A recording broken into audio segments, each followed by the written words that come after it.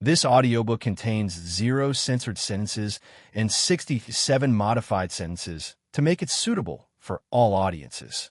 Visit our website to listen to the original version without censorship or modifications. Link in the channel bio. You sent him letters filled with admiration and praise, and he discovered that it was you. Sarord revealed, surprising Balberith. We learned about your noble actions during the Kyoto incident from Sonasitri, and he wanted to acknowledge your dedication. Sarord summoned something and gently placed it on Balberith's chest. When the super devil beheld it, he was struck with shock. It was the coveted Ape Dragon Doron Yukai clear version, the figurine he had longed for since the Kyoto incident. Gene sends his regards. He recognizes your potential, your heart, and your strength to become an influential figure in the future, Sarord stated, his smile sincere and heartfelt. Tears welled up in Balberith's eyes as he embraced the figurine, and the floodgates of emotion opened. In the distance, Zeno watched this touching scene unfold, tears streaming down his face, overwhelmed with relief that Balberith had not met a tragic end. The Managawa sisters, huh? It's been a while, Natsum. I trust you're doing well? Augusta inquired.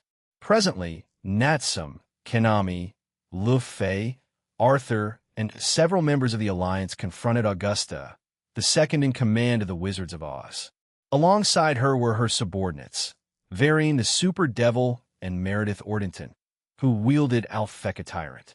Natsum retorted with a hint of venom in her voice. Augusta, you're alive? I didn't expect you to be stupid enough to come here. Augusta cut a striking figure, donning a grand white hat adorned with a white feather and gold star. Her long, flowing white hair framed her pale blue eyes. She wore a black sleeveless dress that extended to her thighs, though it was concealed beneath a long white furry coat.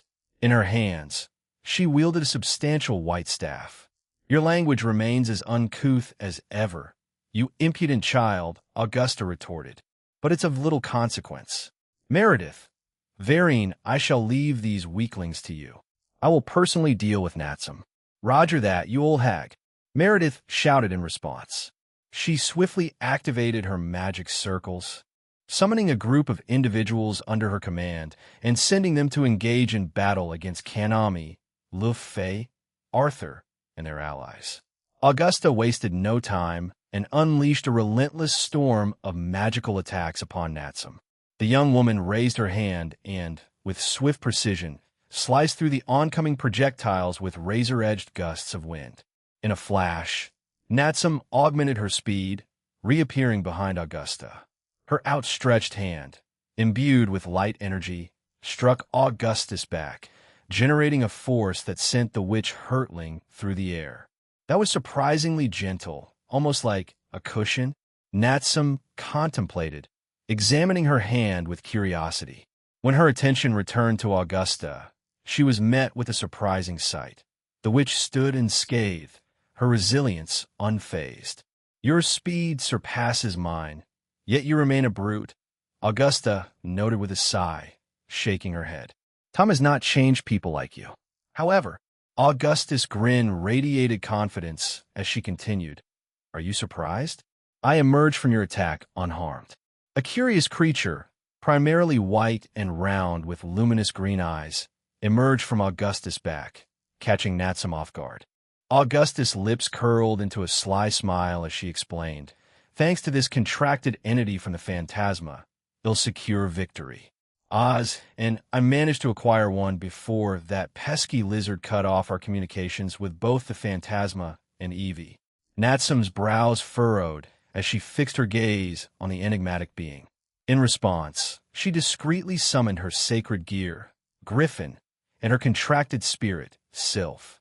She declared, your tricks won't matter. They'll defeat you once more, and so the world won't have to deal with you again. Augusta, undeterred, mused aloud, I never thought I'd see the day when you formed a contract with a spirit, especially a powerful wind spirit. I suppose being one of the middleman's favorites does have its perks. Her words only succeeded in further aggravating Natsum. For a moment, Natsum teetered on the edge of anger, but then a wicked grin spread across her lips. Well, she began with a mischievous glint in her eye. Coming from a nearly 60-year-old virgin who couldn't manage to get laid even once, I might just look like a whore in comparison, don't I? Augustus' brows twitched in annoyance. She didn't bother saying anything else as she began her attacks again, conjuring a myriad of magic circles and launching attacks at Natsum. Natsum, with the help of Griffin and Sylph, was able to destroy all of Augustus' attacks with no trouble. However, what bothered her was the creature, as she didn't know what it did. Then a thought hit her. Natsum brought up her ring and used appraisal on the creature, showing her information about it. Name, none age, 50,000 potential, high-tier God Class EX rank, high-tier God Class EX sex, female race, Ono's Kalba titles, white fluffy thing, Oz and Augusta, power, power absorption, pain nullification, magic amplification, X20. That's a bit concerning, and it seems to be practically stronger than Augusta, Natsum muttered. She had noticed that the Ono's Kalba was 2 tiers above Augustus, who was classified as low-tier God class, while Natsum herself was individually more powerful than both combined. She remained intrigued by the intricacies of the Ono's Kalba abilities.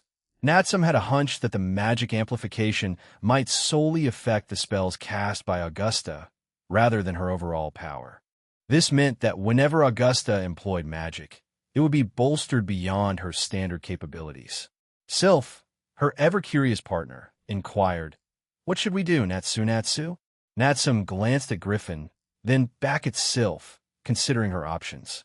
For now, let's proceed cautiously and observe the extent of that entity's abilities. If possible, I'd like to take it from her. It looks so depressed being with her. The Ono's Kalba, worn around Augustus' neck, projected an air of sadness. Its lifeless eyes and subdued movements painted a picture of neglect and maltreatment, reminiscent of an abused animal. Sylph chimed in with a giggle. "You want to rescue it from the Wicked Witch?" Natsum nodded in agreement. "Yes, with that in mind." Griffin, balance break. Xiongqi balance breaker. Griffin's thunderous proclamation reverberated through the area as he bathed in a radiant green light. Within seconds, he transformed into his true form, embodying the upper body of a falcon and the lower body of a lion, akin to the legendary creature known as a griffin. We've battled each other back when you were a novice, inexperienced years ago. It's quite nostalgic, but today I'll be the victor with this creature by my side, Augusta declared. She raised her staff, and the creature's eyes sparkled with magical energy. That might be the magic amplification. You guys get ready. Natsum warned her companions. Let me handle this. You two go after the witch. Sylph chimed in. She twirled gracefully, conjuring enormous swirling spears of wind. Hee, this is for you, Wicked Witch. Sylph's spiraling wind spears streaked toward Augustus' magical attacks, obliterating many of them. Sylph had grown stronger alongside everyone else during their 100 years within Aaron's pocket dimension. This explained her ability to overpower Augustus' attacks, even when amplified 20-fold. Natsum and Griffin surged forward, closing the gap between them and Augusta. With a swift motion, Augusta tapped her staff on the ground, conjuring a multitude of earth spikes that hurtled toward them. Natsum swiftly drew her light gun and unleashed a volley of shots, shattering the spikes into oblivion. Griffin, not to be outdone, let out a piercing screech that summoned massive tornadoes, swirling menacingly around Augusta. These tempests rapidly converged upon her. With her magical powers magnified, Augusta fought back by creating a miniature blizzard that encircled the tornadoes, slowing their relentless onslaught. Although they were slowed, they remained a formidable force, far from stopped. In response to the escalating blizzard's power and speed, Griffin unleashed another ear-piercing screech, further augmenting the might of the tornadoes. They struck Augusta with a tremendous force, shredding some of her garments and inflicting significant damage. As the attacks threatened to cause severe harm, Augusta swiftly teleported out of harm's way, reappearing atop a nearby building. Strangely, she appeared unfazed by her injuries. She nonchalantly tapped her staff on the ground once more, and her wounds vanished as if they had never existed. A confident grin crossed her lips as she addressed Natsum. I am invincible, Natsum. Whether it's minor or grave injuries, my staff will always mend them. It has been infused with a myriad of spells, techniques, and functions that bolster me. I'm nothing like the person I was 5 years ago. Her proclamation echoed with undeniable confidence. We'll see about that, Natsum exclaimed confidently. She called upon her loyal companions, Sylph and Griffin, with a determined look in her eyes. But before they initiated their strategy, Natsum swiftly activated her spirit assimilation, spirit dive, and turned her attention to her two companions as she began to chant. Beckon the Tempest's embrace, O Wind's champion. Griffin and Sylph radiated with a brilliant glow, and as the transformation progressed, Sylph metamorphosed into a massive, swirling sphere of vibrant green energy and wind. Summon the gales and zephyrs, a dance with the tempest's heart. Griffin, too, began to emanate an ethereal glow, his form expanding as he returned to Natsum. A brilliant green pillar of energy ascended toward the heavens, gradually merging with her body. The world's winds converged around the young woman, creating a mesmerizing spectacle. With the essence of Jinn, a tempest's grace, the wind's emissary, Sylph, now transformed into a colossal emerald sphere, ascended into the sky. With a thunderous impact, it crashed down upon Natsum, giving rise to an immense, swirling sphere of vibrant green energy and howling winds. The very air crackled with the immense power of this otherworldly collision. O ye, succumb to the breath of gales, your folly revealed. Fools, misguided by hubris, tremble before the tempest's might. As Natsum concluded her final stanza, the winds and emerald energy swirling around her combined and merged, culminating in a resplendent and colossal pillar of green power. It bore the form of a majestic fusion, resembling a colossal creature, where a griffin and a knight's essence coalesced seamlessly. Natsum remained composed, surrounded by swirling black and green winds. She donned an ornate green and gold mask, and her once brown hair had transformed into a shimmering silver shade, reminiscent of Aaron's own locks. Black and green, energy-like wings gracefully extended from her back. Her armor, predominantly black, featured striking golden and green accents adorning her breastplate, shoulder guards, and leg protectors. The air grew eerily silent as Augusta stood in shocked astonishment, her gaze locked onto the young woman's transformative visage. What is this? Augusta stammered, her voice betraying a mix of awe and apprehension. Natsum, her demeanor unperturbed, offered an explanation. This is my X-side balance breaker. I've been honing this power alongside Griffin and Sylph, striving to create the ultimate form for myself. Originally, I had intended to unveil it during the tournament and across other universes. However, you really annoyed me, so I figured I might as well use it to prove a point, she disclosed with a mischievous giggle. Acquiring a new transformation changes nothing. Augusta shooted defiantly. She raised her arms high, commencing the conjuration of intricate magic circles that encircled their battleground. However, before she could complete her magical workings, Natsum, wielding a silvery green scythe, swiftly closed the distance between them, emerging behind the astounded witch. Augusta turned in surprise, but as she did, a shocking revelation dawned upon her. Both her arms had vanished, severed from her body. In a matter of moments, crimson blood gushed from the stumps, and she watched in horror as the remnants of her arms disintegrated into countless minuscule fragments, spiraling down toward the ground. Ugh! Augusta grimaced, her gaze darting in all directions. Where is? Looking for this? Natsum inquired, a sly grin playing on her lips as she twirled Augusta's staff in her free hand. I have to say it's boring. In comparison to Lavinia's or even Rossweiss's wands, it does come across as, well, somewhat boring in design and powers. Give that back. Augusta's voice quivered with desperation as she struggled to stem the bleeding. You, heal me. You possess other abilities, don't you? She implored the Anos Kalba.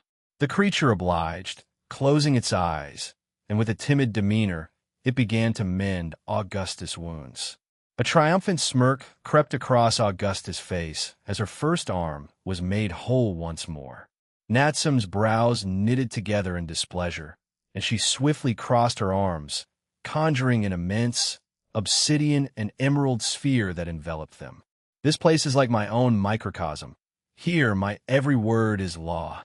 I learned it from Erin during our training days. She divulged to Augusta. With a simple flick of her finger, Natsum turned her attention to Augusta's healed arm, and in that fleeting gesture, the mended limb shattered into a million fragments once again. KHH, heal it. Damn it. Augusta hissed at the creature coiled around her neck, urging it to mend her arm. The creature attempted to comply, but as her injured arm emitted a faint glow, no healing occurred. Augusta's frustration mounted. Why? Why isn't it working? Natsum removed the mask covering her face, exhaling in exasperation.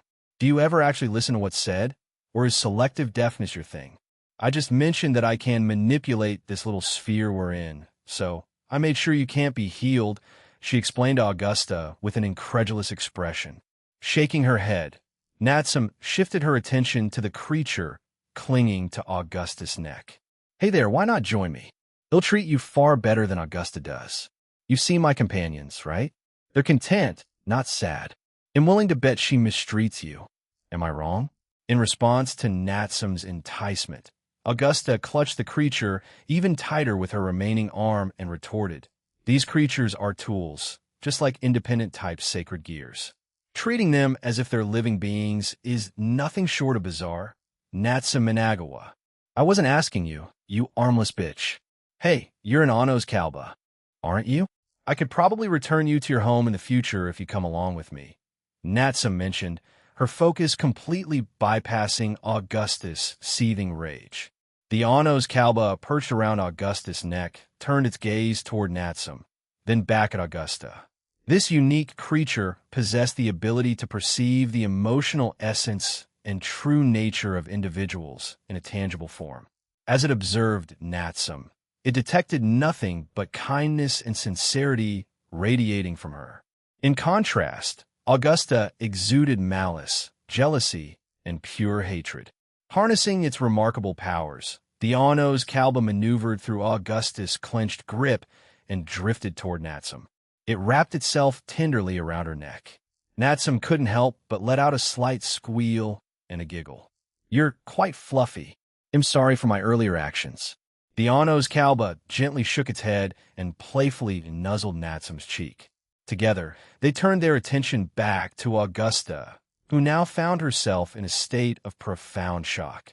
When dealing with creatures like this, you should always handle them with care. If they possess enough intelligence, they might indeed choose a different side. Augusta, Natsum chided. She then delivered her final words with a measure of disdain. Now that she's joined me, our meeting has reached its end. Can't say it was a pleasure seeing you again. Augusta stood bewildered as the situation unfolded before her. Natsum raised her hand before her, fingers gradually closing in. Augusta experienced a strange sensation within her body, a growing unease that something was amiss. Visually, however, there were no immediate changes. The tension in the air heightened as Natsum's hand drew nearer to closure, and Augusta's discomfort intensified. The moment Natsum's hand completed its closure, Augusta sighed in relief, believing the ordeal had ended. But her relief was short-lived. She attempted to speak, but no words escaped her lips. She tried to move her body, only to find herself utterly immobile. When she mustered the strength to look around her, the gruesome reality came into view. Her own body lay in pieces, fragmented by the mysterious force of Natsum's attack. Natsum's attack had initiated an internal disintegration, and by the time she had fully closed her hand, Augusta's body had been reduced to countless minuscule fragments. Her consciousness struggled to catch up with the abrupt, and gruesome demise that had befallen her. "May you never come back to life again," Natsum uttered. She conjured a colossal fireball infused with her magic and hurled it toward Augustus' scattered body parts, ensuring her opponent's complete annihilation. With a resolute expression, Natsum watched as the fire consumed the remnants. Turning to her newfound companion, she suggested, "Now, let's go help the others. We can think of a name for you later, all right?" Anno's Kalba nodded in agreement as they departed from the area. Simultaneously, Natsum dispelled the sphere that had enclosed them. Lu Fei and Meredith soared through the skies of London, their magical exchanges a dazzling display of power. Meredith, wielding her sacred gear, known as Alpheka Tyrant, added yet another layer to their relentless duel with the generation of colossal, nail-like constructs.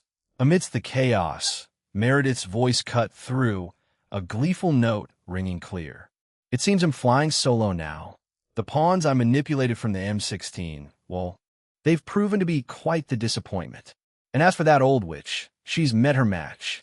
Lu Fei, her agile form gracefully dodging Meredith's relentless barrage, couldn't help but question, "Meredith, why are you doing this?" Meredith's maniacal grin persisted as she responded, "My reasons are various, Lu Fei, but among them is the burning desire to be seen, to have my birth acknowledged, to assert my existence for all to witness." Her enthusiasm, matched only by the intensity of her attacks, was impossible to ignore. Meredith Ordenton, a magician whose lineage boasted connections to England's royal family, had grown up under the care of adoptive parents due to her innate magical gifts. Her father, a royal family-authorized individual, had conceived her with her mother, who had served as his magician bodyguard. Over time, her path had crossed with that of Lu Fei Pendragon, a fellow magician of similar age. However, the revelation of her lineage, coupled with the painful rejection by the royal family, had fueled her anger and resentment. In seeking solace and empowerment, Meredith had turned to the alliance of the evil gods. There, she had acquired the knowledge to harness the full potential of her Longinus, enabling her to dominate sacred gear users whose talents specialized in illusions and manipulations. With her newfound abilities, she had extended her grasp into England's business sector, swiftly consolidating control. The supernatural specialized force of MI6 had made attempts to subdue her, but their efforts had been ruthlessly thwarted, thanks in part to the assistance of Hades' Grim Reapers. As Meredith continued to amass power, her hold on those in possession of sacred gears tightened, sending shockwaves through the remaining M16. To be acknowledged? If you mean by the royal family, then that's probably an unlikely possibility. You're aware that even in ordinary families, illegitimate children are often neglected, right? With powerful and prominent families like those in England, it's probably even more challenging, Lu Fei said, her words laced with an attempt at sensitivity. Meredith laughed and pointed at Lu Fei. "I aim to change that, starting with the royal family. I'll unveil the supernatural to the world before the Alliance can. And I'm doing it right now," she proclaimed, unleashing a torrent of magic circles that spanned across England. "What are those?" Le Fils demeured. "Exactly," Meredith cheered. "I've placed numerous magic circles throughout England and in other regions worldwide where the supernatural is present. Now let's get the show underway." With fervor, Meredith attempted to activate the magic circles, intending to broadcast live footage of the supernatural to the human world. However, a problem arose that didn't respond as expected, leaving Meredith baffled and exasperated. Why isn't it working? I've been setting up these stupid things around the world for months. Why aren't they working? Meredith vented her frustration in anger. Lu Fei regarded Meredith with a hint of sympathy and explained, "We were transported to a fake replica of our planet earlier. During that time, Aaron Sama created a barrier, rendering your magic ineffective within this space, effectively cutting off your connection to the outside. He likely detected the magical circles you created and promptly dismantled them. Even had we opted to remain in that realm, your efforts would have been in vain." Meredith's response was a fiery blend of astonishment and frustration. She exclaimed, "What kind of bullshit is this? God fucking damn it. That shitty lizard. It feels like nothing ever goes my way." Without further ado, Meredith redirected her attention to Lu Fei and unleashed an onslaught of sizable nails. Quick to react, Lu Fei summoned a variety of spears, each imbued with different elemental properties, to counter Meredith's offensive. When their respective attacks collided in the skies above London, they produced intense explosions, akin to a dazzling fireworks display. Meredith's frustration grew. Unable to comprehend how mere magic could thwart her nails, which had been hailed as a new Longinus by Aaron and the Grigori organization. In her eyes, Longinus stood above magic, and the sheer absurdity of this situation baffled her. Determined to overcome this unexpected challenge, Meredith unleashed her own magic, conjuring thousands of spells and elemental attacks. Simultaneously, she continued to employ the powers of her nails in an effort to strike Lu Fei.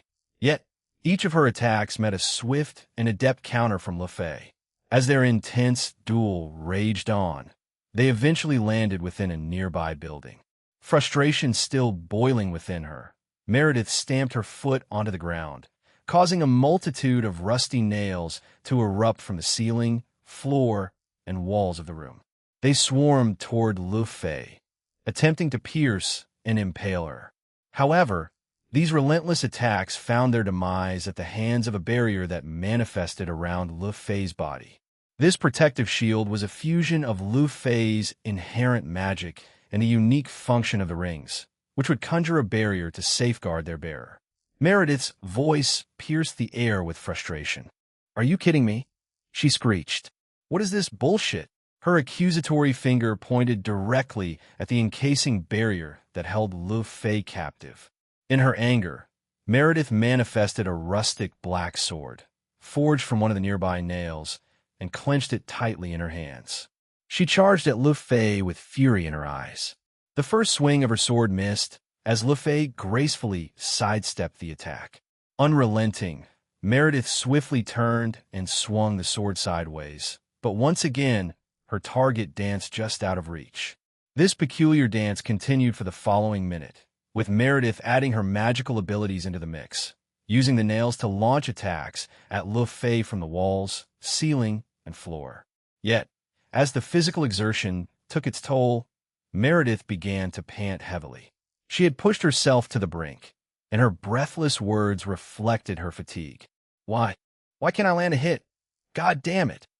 Her voice was laced with exhaustion. Lu Fei's words held a certain straightforwardness.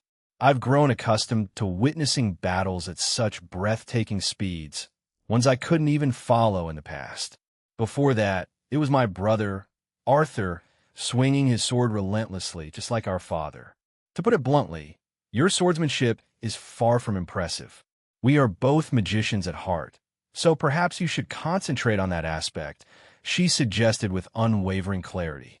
Meredith was left in a state of stunned surprise, her gaze locked onto Lu Fei.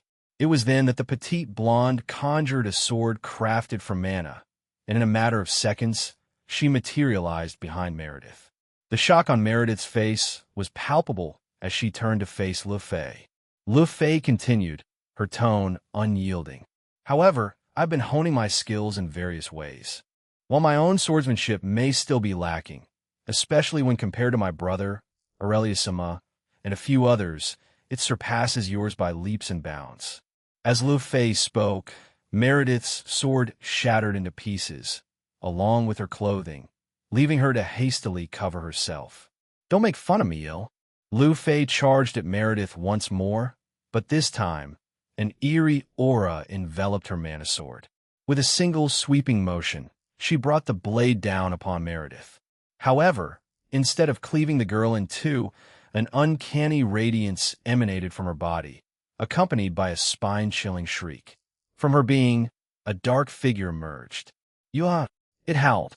This was one of the deities from Zoroastrianism, Akka, Mana, the god responsible for manipulating Meredith, driving her thoughts into darkness and coercing her into committing wicked acts. Meredith may have harbored such malevolent thoughts, but in reality, she would never act upon them. However, her desperate plea for aid from the alliance of evil gods took a sinister turn. Once she learned how they could assist her, she wanted to retract her request, but it was too late, for Akamana had already seized control. Akamana's anguished cry echoed through his being as searing pain coursed through him. "What did you do?" he bellowed. Lu Fei raised her mana sword for him to see, its glow vanishing, along with the mana that enveloped it. Staring at the sword's true form, he stammered, "Tits." The blade Lu Fei held was an exact replica of the legendary true Excalibur, once wielded by the original king Arthur Pendragon. Before the operation commenced, the responsibility of this powerful weapon had been entrusted to Lu Fei. Aaron had foreseen that she might confront Meredith during the operation, and he believed the sword would prove invaluable. Lu Fei was well aware of the turmoil Meredith had sown, and she understood the emotions that had driven her actions. Memories of Meredith's sly remarks about her current and biological family, dating back years, still lingered in her mind. Back when she was ignorant of her true lineage, Lu Fei had received these comments from her friend. It wasn't until later, after departing from their shared past, that she discovered her actual family ties. With the truth unveiled, she yearned to reconnect with Meredith, but by that time, it seemed that Meredith Ordenton had vanished from her life. "I have to flee." Akamana's desperate cry filled the air as he attempted to escape through the gaping hole, a remnant of the earlier clash between Lu Fei and Meredith. However, Lu Fei, with swift and precise magic, conjured ropes that ensnared the god, bringing his desperate flight to a sudden halt. With determination in her eyes, Lu Fei intensified the holy aura radiating from her sword, forcing Akamana to raise a protective barrier. The god found himself on the defensive, struggling to withstand the onslaught. Simultaneously, she reached into a small ring on her finger, retrieving an object thoughtfully given to her by Aaron. Given Akamana's unique nature, touching him was near impossible for ordinary individuals.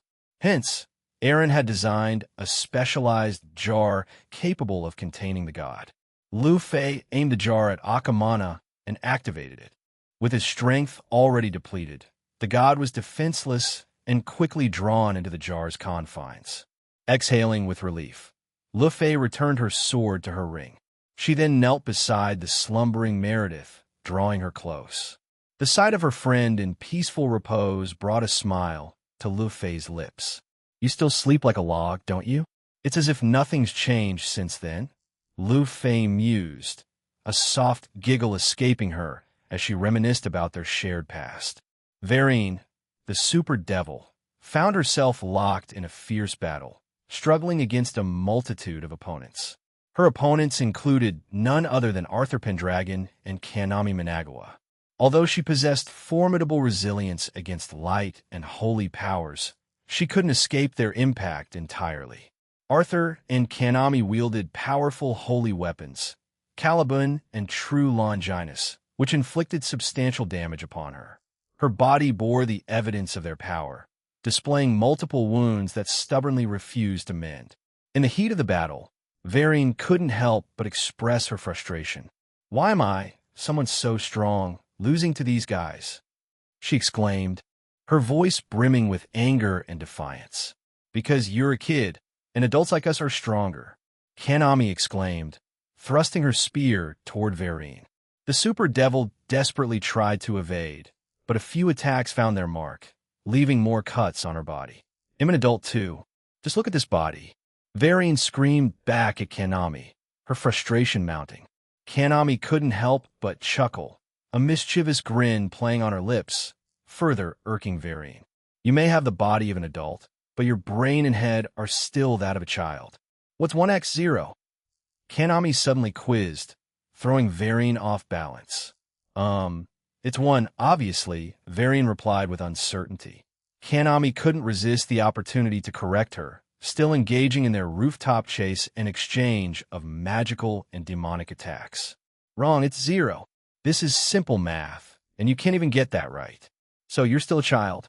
Kanami shouted with a triumphant grin, their battle continuing. Arthur, who was accompanying them, ran with them in stunned silence. Kanami's crude and somewhat absurd way of asserting that Vereen still had a child's mindset left him lost for words. Feeling embarrassment and a growing fury, Vereen unleashed a barrage of fiery, green, demonic attacks aimed at Kanami and Arthur. The two warriors swung their holy weapons, dispelling the incoming flames. Arthur, agile as ever, leaped from his rooftop, bringing his sword down in a swift arc toward Vereen. In response, Vereen conjured an emerald sword, a product of her demonic powers. As the clash unfolded, it became apparent that her emerald blade was faltering. Cracks spread across its surface, unable to withstand the might of the legendary Caliban.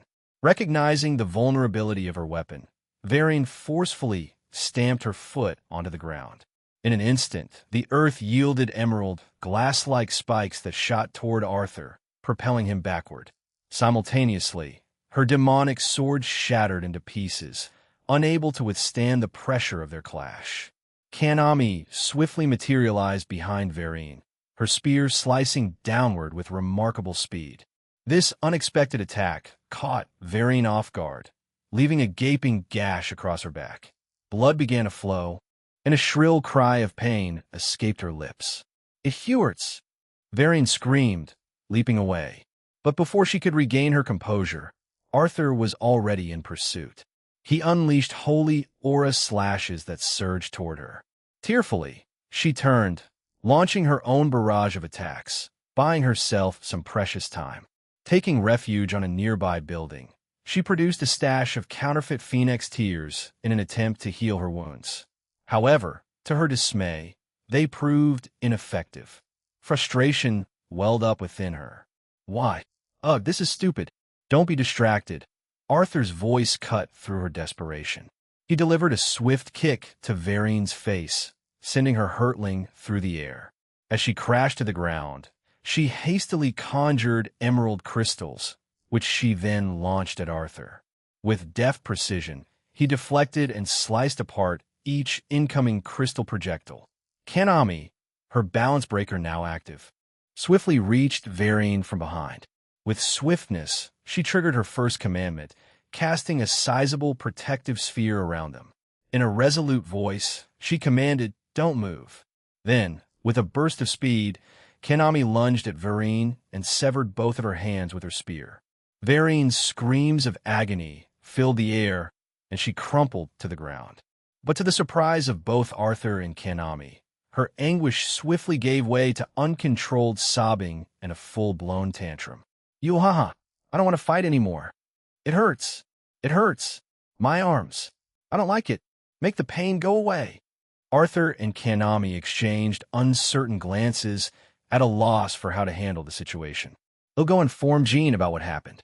"Give me a moment," Arthur said as he stepped away, speaking into his transceiver. Kanami knelt beside Vereen, who continued to wail, her heart torn between concern and confusion. She deactivated her balance breaker, keeping her spear within reach. "Why did you do this?" she inquired, her voice a mix of empathy and curiosity.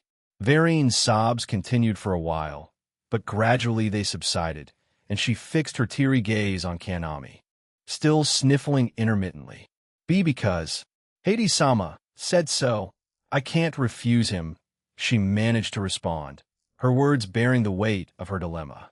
"Do you want to keep fighting for him?" Kanami asked gently, probing for the truth buried within Vereen's conflicted heart. Several minutes passed before Vereen gave a hesitant shake of her head. "No, he's mean. He always shouts at me and Balberith, even when we don't do anything. I don't get it." Her voice carried the innocence of someone caught in the confusing clutches of obedience and fear. Kanami nodded in agreement and began to say, "Okay, I'll do my best to," but her words were abruptly interrupted. "Please, don't hurt Balberith. He's like a little brother to me. I don't care what happens to me," Vereen pleaded, her voice quivering. Kanami gazed at Vereen, her thoughts racing. In a fleeting moment, she saw herself standing in Vereen's shoes, contemplating how she would react and what she would say if she were facing the same situation. Her mind drifted to her own younger sister, Natsum, and a deep sigh escaped her lips. Leave it to me. I can't guarantee the influence it'll have with the Alliance leaders, but I'll give it my best effort, Kanami assured Vereen, offering a reassuring smile. Just then, Arthur rejoined them. It appears her outburst has subsided. Nonetheless, we'll proceed toward the rest of the Slash Dog team and join forces to confront the remaining members of the Wizards of Oz. Their individual battles may also be reaching their conclusions. Let's get moving. As for Vereen, the other Alliance members will escort her to the teleportation site, Arthur explained. Please, be cooperative, all right? I assure you, it'll address this situation. If you follow along, there might be some benefits for you within the Alliance, Kanami gently urged Vereen. Vereen responded with a timid nod as she observed their departure. Soon after, more Alliance members arrived, administered a slime pill to her, and restrained her with anti-magic handcuffs. Tobio Accuse and Sae Tuju, joined by their sacred gears Jin and Natsu, engaged in a fierce battle against two formidable foes from the Wizards of Oz, the first Witch of the West, Mombai, and the second Witch of the West, Andri Baba. Accompanying the witches were their apprentices, Jahalo and Andriila. Mombai, the first Witch of the West, addressed Tobio and Se with a touch of nostalgia, remarking, "It's been a while since we last crossed paths," accused Tobio to Se. "You two have grown even more powerful since our previous encounter." Mombai, a striking figure with long gray hair and piercing purple eyes, donned a large black and purple witch's hat that added to her mystique. Her attire included black shoulder pads, a billowy white top accentuated by a brown corset, and a sweeping black skirt. Draped behind her was a regal black and purple cape, while her feet were clad in black boots. In her hands, she wielded an ancient wooden brown staff, and perched atop, it was her loyal black crow familiar.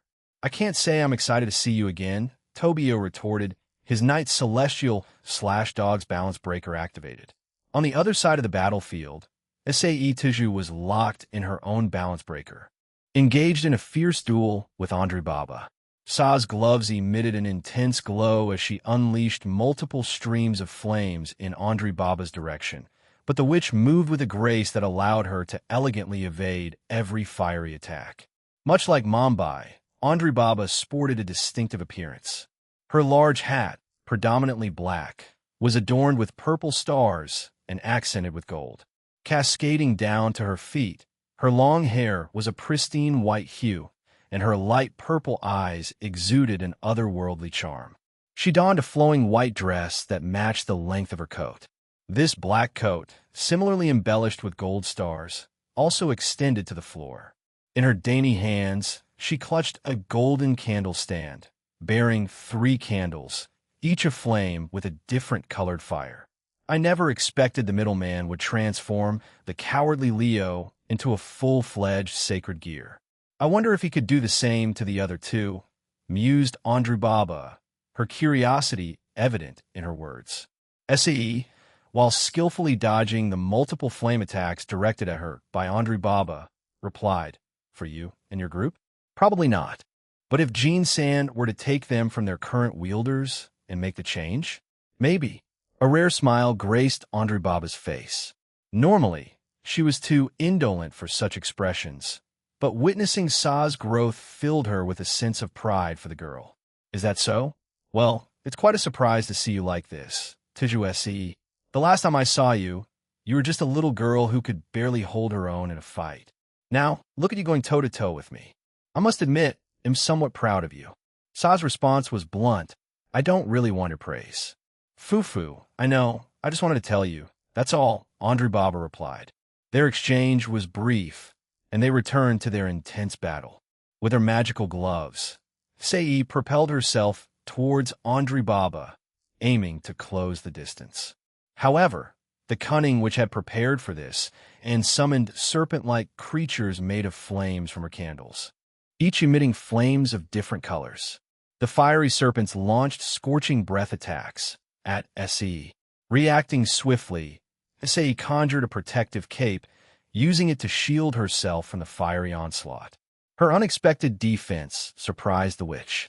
Seizing the opportunity, Sae unleashed her full speed, further fueled by her flames. She closed the gap between them in an instant, appearing right behind Andri Baba. At point-blank range, she released a concentrated X-burner attack, which not only sent the witch tumbling, but also burned away the clothing on her back and seared her skin. Andri Baba crashed into the ground, but she was not one to stay down for long. With the assistance of her vibrant flames, she rose to her feet and snapped her fingers. Dozens of magic circles materialized, each adorned with symbols from various pantheons. In unison, they released a barrage of magic attacks directed at S.E.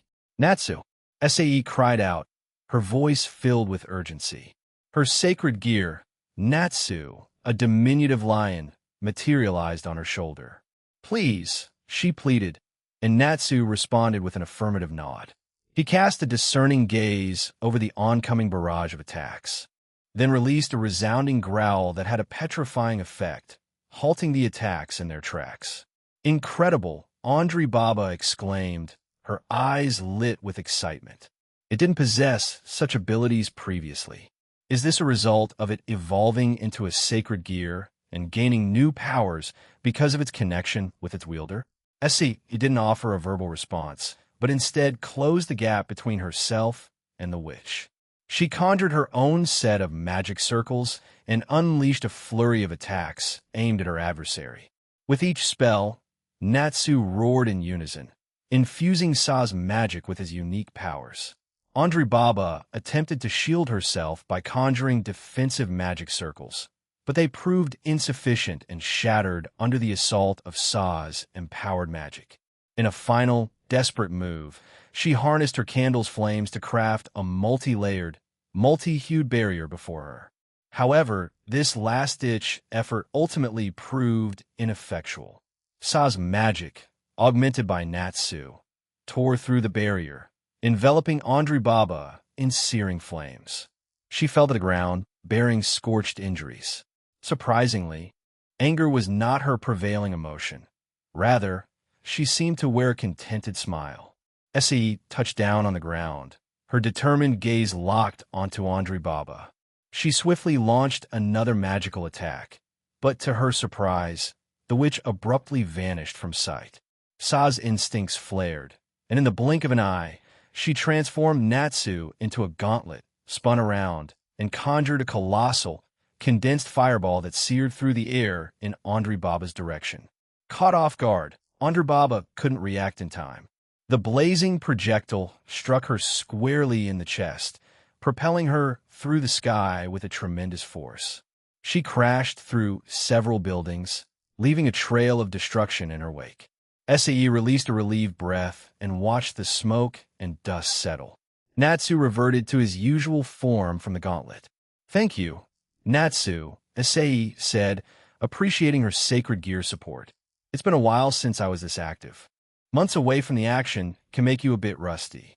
Natsu responded with an affectionate nuzzle, rubbing his nose against Sa's cheek. After their brief connection, they soared over to Andri Baba, who lay motionless on the ground. The witch had flipped over, lying on her back, her gaze fixed on the vast expanse of the sky. "I wonder where I took the wrong path in life," she mused, a soft chuckle escaping her lips. "Well, it hardly matters now. Please, Tijusi," ended swiftly. "I long to reunite with my parents. We were separated just last year, and we were cherishing our time together." Andri Baba closed her eyes, bracing for the inevitable. In her heart, she carried memories of a contented childhood spent with her loving parents before the supernatural world intruded. Theirs was a tranquil life, much like any other, until the day when their existence intersected with the occult, a day that would forever alter their fates. Tragically, it marked the end of her parents' lives. At a tender age of 12, Andri Baba embarked on a journey of learning, immersing herself in the intricacies of magic. However, the supernatural was not finished with her. It was during this tumultuous period that Oz discovered her and extended an invitation to a different path. Driven by an all-consuming hatred for supernatural entities, Andri Baba wholeheartedly embraced the cause of eradicating them, aided by Oz. But their fervent quest met with a sudden halt, thwarted by the formidable Slash Dog team 5 years ago. After her demise, Andri Baba found herself in an unexpected place, heaven. Her astonishment stemmed from her anticipation of a less favorable destination, considering her myriad misdeeds. In the afterlife, she was reunited with her beloved parents, and together they awaited the cycle of reincarnation. Yet, just last year, she received a summons back to the world of the living, and she begrudgingly rejoined her fellow revenants in the enactment of their plans. In truth, Andri Baba yearned for her former existence. The return to life was an unwelcome burden, and she harbored no desire to continue her evil pursuits. Her actions were marked by a pervasive listlessness and aloofness, concealing the seething rage and hatred that smoldered beneath her impassive facade. This inadvertent apathy masked her true intentions and played to her advantage in the wake of her resurrection. Se knelt beside Andri Baba and gently laid her hand over the witch's heart. "May you find peace," she whispered, her voice heavy with sorrow. With a heavy heart, Se brought an end to the witch's life, using her powers to char the heart and petrify the rest of Andri Baba's body, granting her a final, solemn rest. "You become even more powerful, Slash Dog. Who would have expected that?" Mombai inquired, her gaze fixed on Tobio Accuse. Her body bore the marks of their intense battle, covered in cuts and bruises from the relentless onslaught Tobio had unleashed upon her. Tobio's response was an icy, unyielding stare directed at Mombai. He remained silent, choosing not to engage in conversation with the defeated witch. "No words, huh?" Mombai taunted, a wry grin playing on her battered lips. "I can't blame you, really. After all, I did attempt to end Tuju Sa's life multiple times 5 years ago. I came quite close when I implanted that inside the cowardly Leo," she admitted, her tone tinged with dark amusement. Tobio's eyes widened in surprise, and he questioned, "What do you mean?" He brought his scythe closer to her neck, a clear threat in his stance. The battle between Tobio and Mombai had reached its conclusion. The witch was incapacitated, her magical reserves exhausted.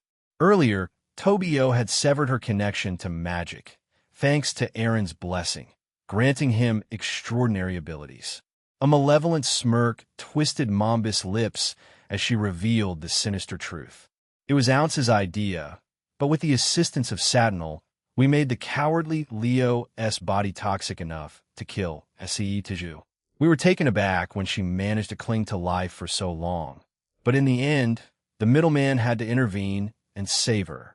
We did plan on doing the same thing to her again, but in a different way. Unfortunately, we could never get to Grigori. We even had plans on doing it to your daughter. She's quite a cute little girl, isn't she?"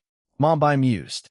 Tobio's silent rage erupted, and he swiftly seized the witch's throat, hoisting her into the air. His grip was vice-like, causing her to gasp for breath while blood trickled from her neck. In a desperate attempt to free herself, Mombai scratched at Tobio's hands and arms, but his darkness shielded him. Slowly but steadily, Tobio began to crush her windpipe. "It's one thing to threaten me. Honestly, I wouldn't care," he spoke through clenched teeth, further tightening his grip, depriving her of air. "But threaten my family, and I'll throw away my morals to keep them safe." Tobio Accused despised taking human life. He went at great lengths to avoid it, even when faced with humans who posed threats to humanity. Breaking that promise had become a regrettable part of his history, especially when his anger consumed him. Yet, he continued to strive to uphold that commitment, no matter how challenging it became. Today, however, he could not keep that promise. With an audible and final snap, Mombai, the first witch of the West, met her demise once again. Mombai was a terrible woman, a cruel streak that had run through her since childhood, only intensifying as she entered adulthood. Her sadistic nature drove her to use people for her own entertainment, and this behavior worsened when she became entangled in the supernatural world purely by chance. Once immersed in the realm of the supernatural, Mombus' cruelty knew no bounds. She engaged in human experimentation and committed other horrendous acts as if they were everyday occurrences. Her affiliation with the Wizards of Oz, after being recruited by Oz himself, only amplified her wickedness, granting her access to more tools and resources for her malevolent pursuits.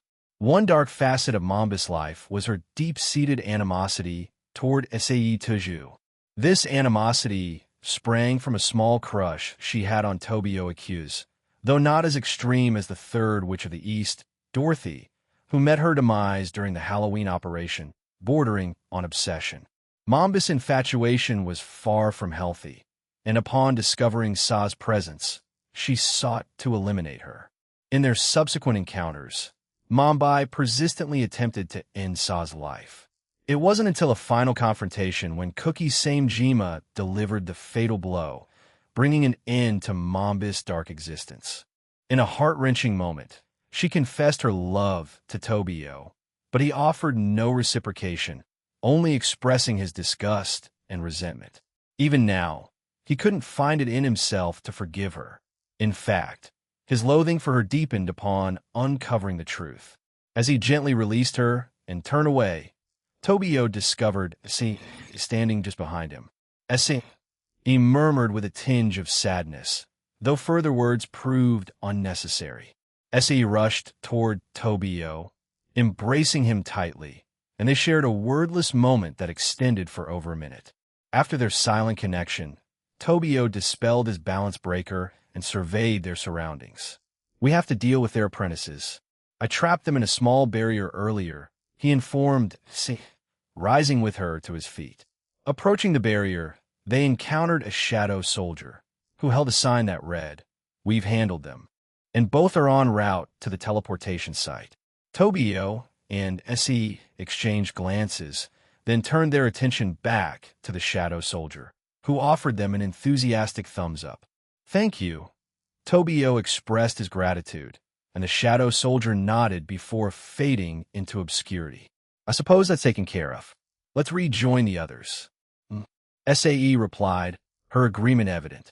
Sonadia, the first Witch of the East, and Kalinya, the second Witch of the South, stood on one side, facing off against their opponents, Calawarna, Middled, Cookie, and Maroom. With a mischievous grin, Sonadia broke the ice. "It's been a while, Cookie. Looks like you've moved on from your little women trouble, Fufu." Cookie, not keen on revisiting his past, replied curtly, "Shut up." Calawarna is top-tier hardworking, responsible, great figure, and exceptionally SK before he could finish. Calawarna silenced him with a swift slap to his mouth. Her face flushed with embarrassment as she admonished him, "Stop oversharing, Cookie." He nodded rapidly, acknowledging his mistake. Sonadia couldn't help but tease Cookie further. "Fufu, it seems you're completely smitten by her, huh? The delinquent and rude Cookie Samejima is no more, isn't he?"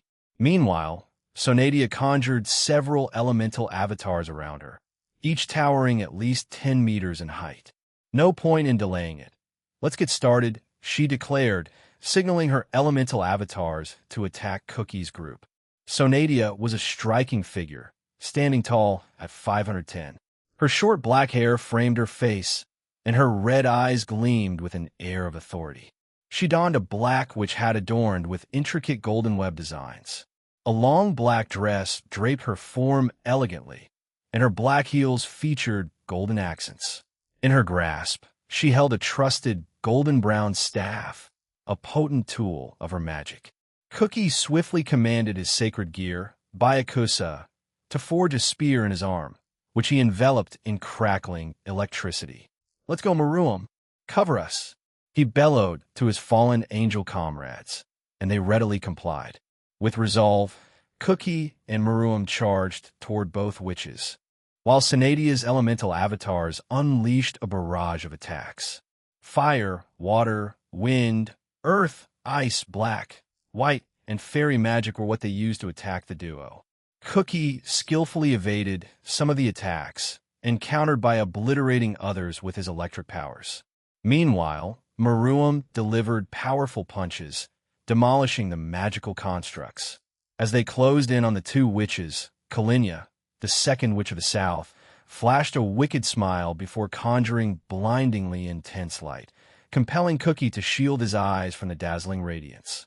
Meruem remained undaunted and pressed on. He closed the distance between him and Kalinya swiftly, aiming a powerful punch directly at her. Kalinya reacted swiftly, evading the attack. However, in the process, she lost a substantial chunk of her shoulder, causing her to wince in pain. Kalinya possessed distinct features that set her apart. Her long, white hair framed her face, with uneven bangs adding a unique touch.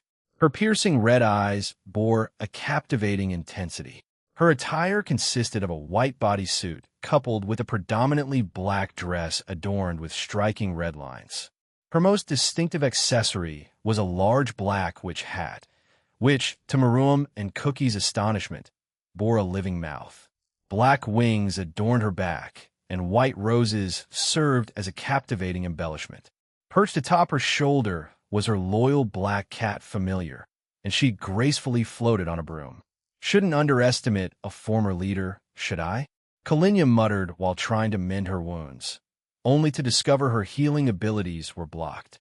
Frustrated, she halted her attempts. "Damn you and your powers," she hissed, though Meruem remained unperturbed.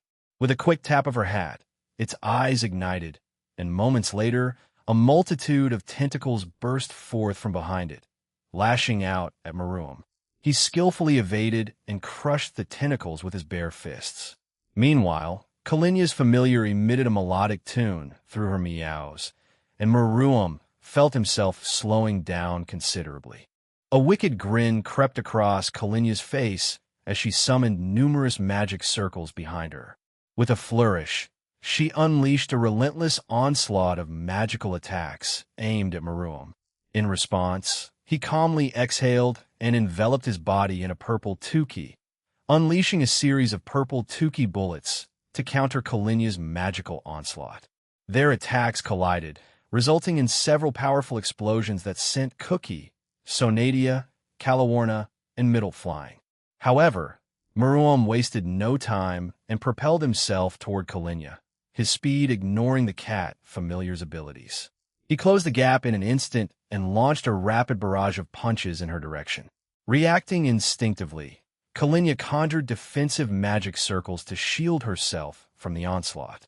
Yet, Meruem's sheer strength quickly shattered these protective barriers. Kalinya's Familiar attempted to create a shield using its tail, while her hat extended its tentacles in a desperate attempt to block Meruem's fists. Unfortunately, all of these defenses crumbled in the face of his overwhelming power. The cat Familiar hissed in pain as its once protective tail was now in tatters. Meanwhile, the hat continued to assail Meruem with its remaining tentacles, but his dense Tuki, a manifestation of his incredible inner strength, rendered these attacks futile, preventing them from even reaching him. Kalinya swiftly teleported to a safe distance, her mind racing as she conjured a barrage of powerful light spears and white flames. With precision, she launched this dazzling array of projectiles at the charging Meruem. The formidable foe, undeterred, pivoted gracefully and surged towards her. He harnessed his Tuki, channeling it into his right arm, before thrusting it forward, creating a colossal purple aura that took the form of an immense phoenix. The purple phoenix, a manifestation of his inner energy, shredded through Kalinya's magic attacks. She had no choice but to teleport away once more, hoping to escape its relentless pursuit. Yet, her heart sank as she observed the phoenix change its course, accelerating with astonishing speed. In an instant, it materialized right in front of her. "Fuck!" Kalinya's exclamation was abruptly cut short as the devastating impact of the purple phoenix engulfed her, unleashing an enormous explosion that sent shockwaves through the surrounding buildings. Meruem didn't stop there. He raised both of his arms, conjuring a massive ball of purple Tuki, and flung it toward the precise location where Kalinya stood. Middle, Meruem's girlfriend, couldn't help but express her exasperation at his choice. "Isn't that a bit of an overkill, Maruam?" Maruam's response was laced with a hint of his upbringing. "Father once said, 'Kill them dead, until they are definitely dead,' or something along those lines."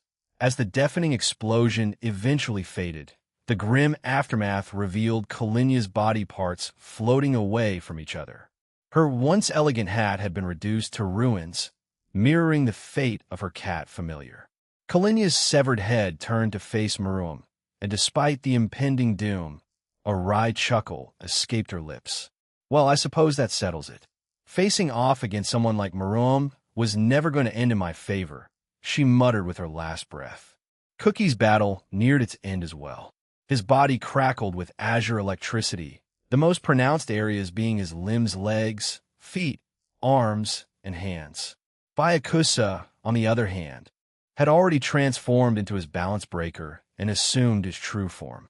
He now resembled an immense, saber-toothed tiger, adorned with multiple tails and enveloped in a shroud of crackling electricity. As for Sonadia, she bore visible wounds. One of her eyes was missing, and her body displayed the scars and bruises of a grueling battle. Her breaths came in ragged gasps.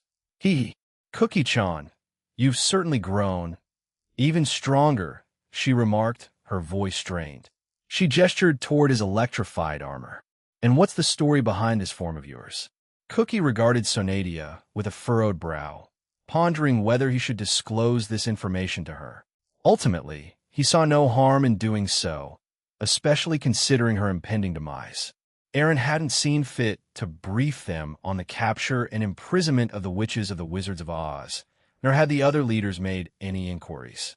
Consequently, they assumed they had the freedom to eliminate them. "I trained with Byakusa and got some help from Bro, and that's how I made this," Cookie explained, gesturing to his new armor. He went on, "I opted for this rather than a full-body armor form. My defense might not be the strongest, but I prioritized increasing my speed and power." Sonadia nodded in understanding. "I see. Well, I might as well make a grand exit. Oz is the only one remaining to carry out our second plan if the rest of us fail," she remarked. Cookie's curiosity was piqued. "Second plan?" he asked, seeking clarification. Sonadia, however, playfully waved a finger at him and winked. No, I won't spill the beans on that one. Naughty children don't get the privilege," she teased, punctuating her words with a soft chuckle. In spite of the dire circumstances, she maintained her sense of humor, and Cookie found himself respecting that, even if they were enemies. Behind her, a legion of flaming pumpkin heads materialized, and Sonadia raised her staff high. With a graceful twirl, she conjured a horde of headless horsemen, and then, in a climactic display, she summoned a barrage of elemental attacks. This was the culmination of her powers, a final stand against her opponent. She couldn't help but share one last cheeky wink with Cookie, a gesture that irked Calawarna. With a burst of energy, Sonadia unleashed her devastating attacks, aiming them squarely at Cookie. Byakusa swiftly sprang into action, using his electric tails to intercept and neutralize many of the fiery projectiles launched by Sonadia. As for Calawarna and Middlet, they prepared to confront the remaining threats. Meanwhile, Cookie closed the distance between him and Sonadia at lightning speed. Though his clothes suffered minor damage, he remained unscathed. With impeccable precision, he delivered a lightning-fast punch to her face, catching her off guard. Sonadia, lacking expertise in hand-to-hand combat, had no time to react to the sudden strike. Sonadia's vision dimmed momentarily, but Cookie didn't cease his onslaught. He unleashed a relentless flurry of punches, each landing in a different spot on Sonadia's body. One struck her ribs, another targeted her chest. The next found her remaining eye, and the final blow landed on an already bruised area. The first punch jolted her back to reality, prompting a scream, but the subsequent strikes left her unable to defend herself. As Cookie's assault came to an end, he swiftly spun around and delivered a powerful kick to Sonadia's face, sending her hurtling through several buildings. He then turned his attention to his partner, Byakusa, and noticed that he, along with Calawarna and Middlet, had managed to fend off the attack Sonadia had launched at them. Cookie nodded in approval. Byakusa joined him, and both of their bodies crackled with vibrant blue electricity. "Are you ready, partner?" Cookie called out loudly. In response, Byakusa let out a resounding roar, and together, they charged toward the location where Sonadia had crashed. Sonadia, still reeling from the effects of the brutal beating, struggled to regain her vision and spatial awareness. However, her efforts proved futile. What she saw was a colossal, transparent, blue electric tiger charging at her. "Ah, the supernatural is truly marvelous," she muttered, her satisfaction evident, even in the face of her impending demise.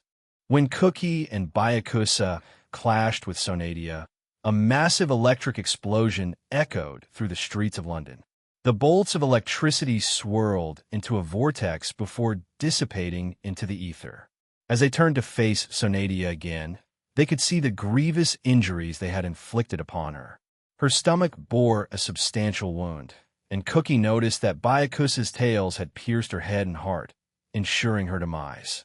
Cookie affectionately patted Byakusa on the head, and the sacred gear obediently retracted its tails, allowing Sonadia's lifeless body to fall to the ground.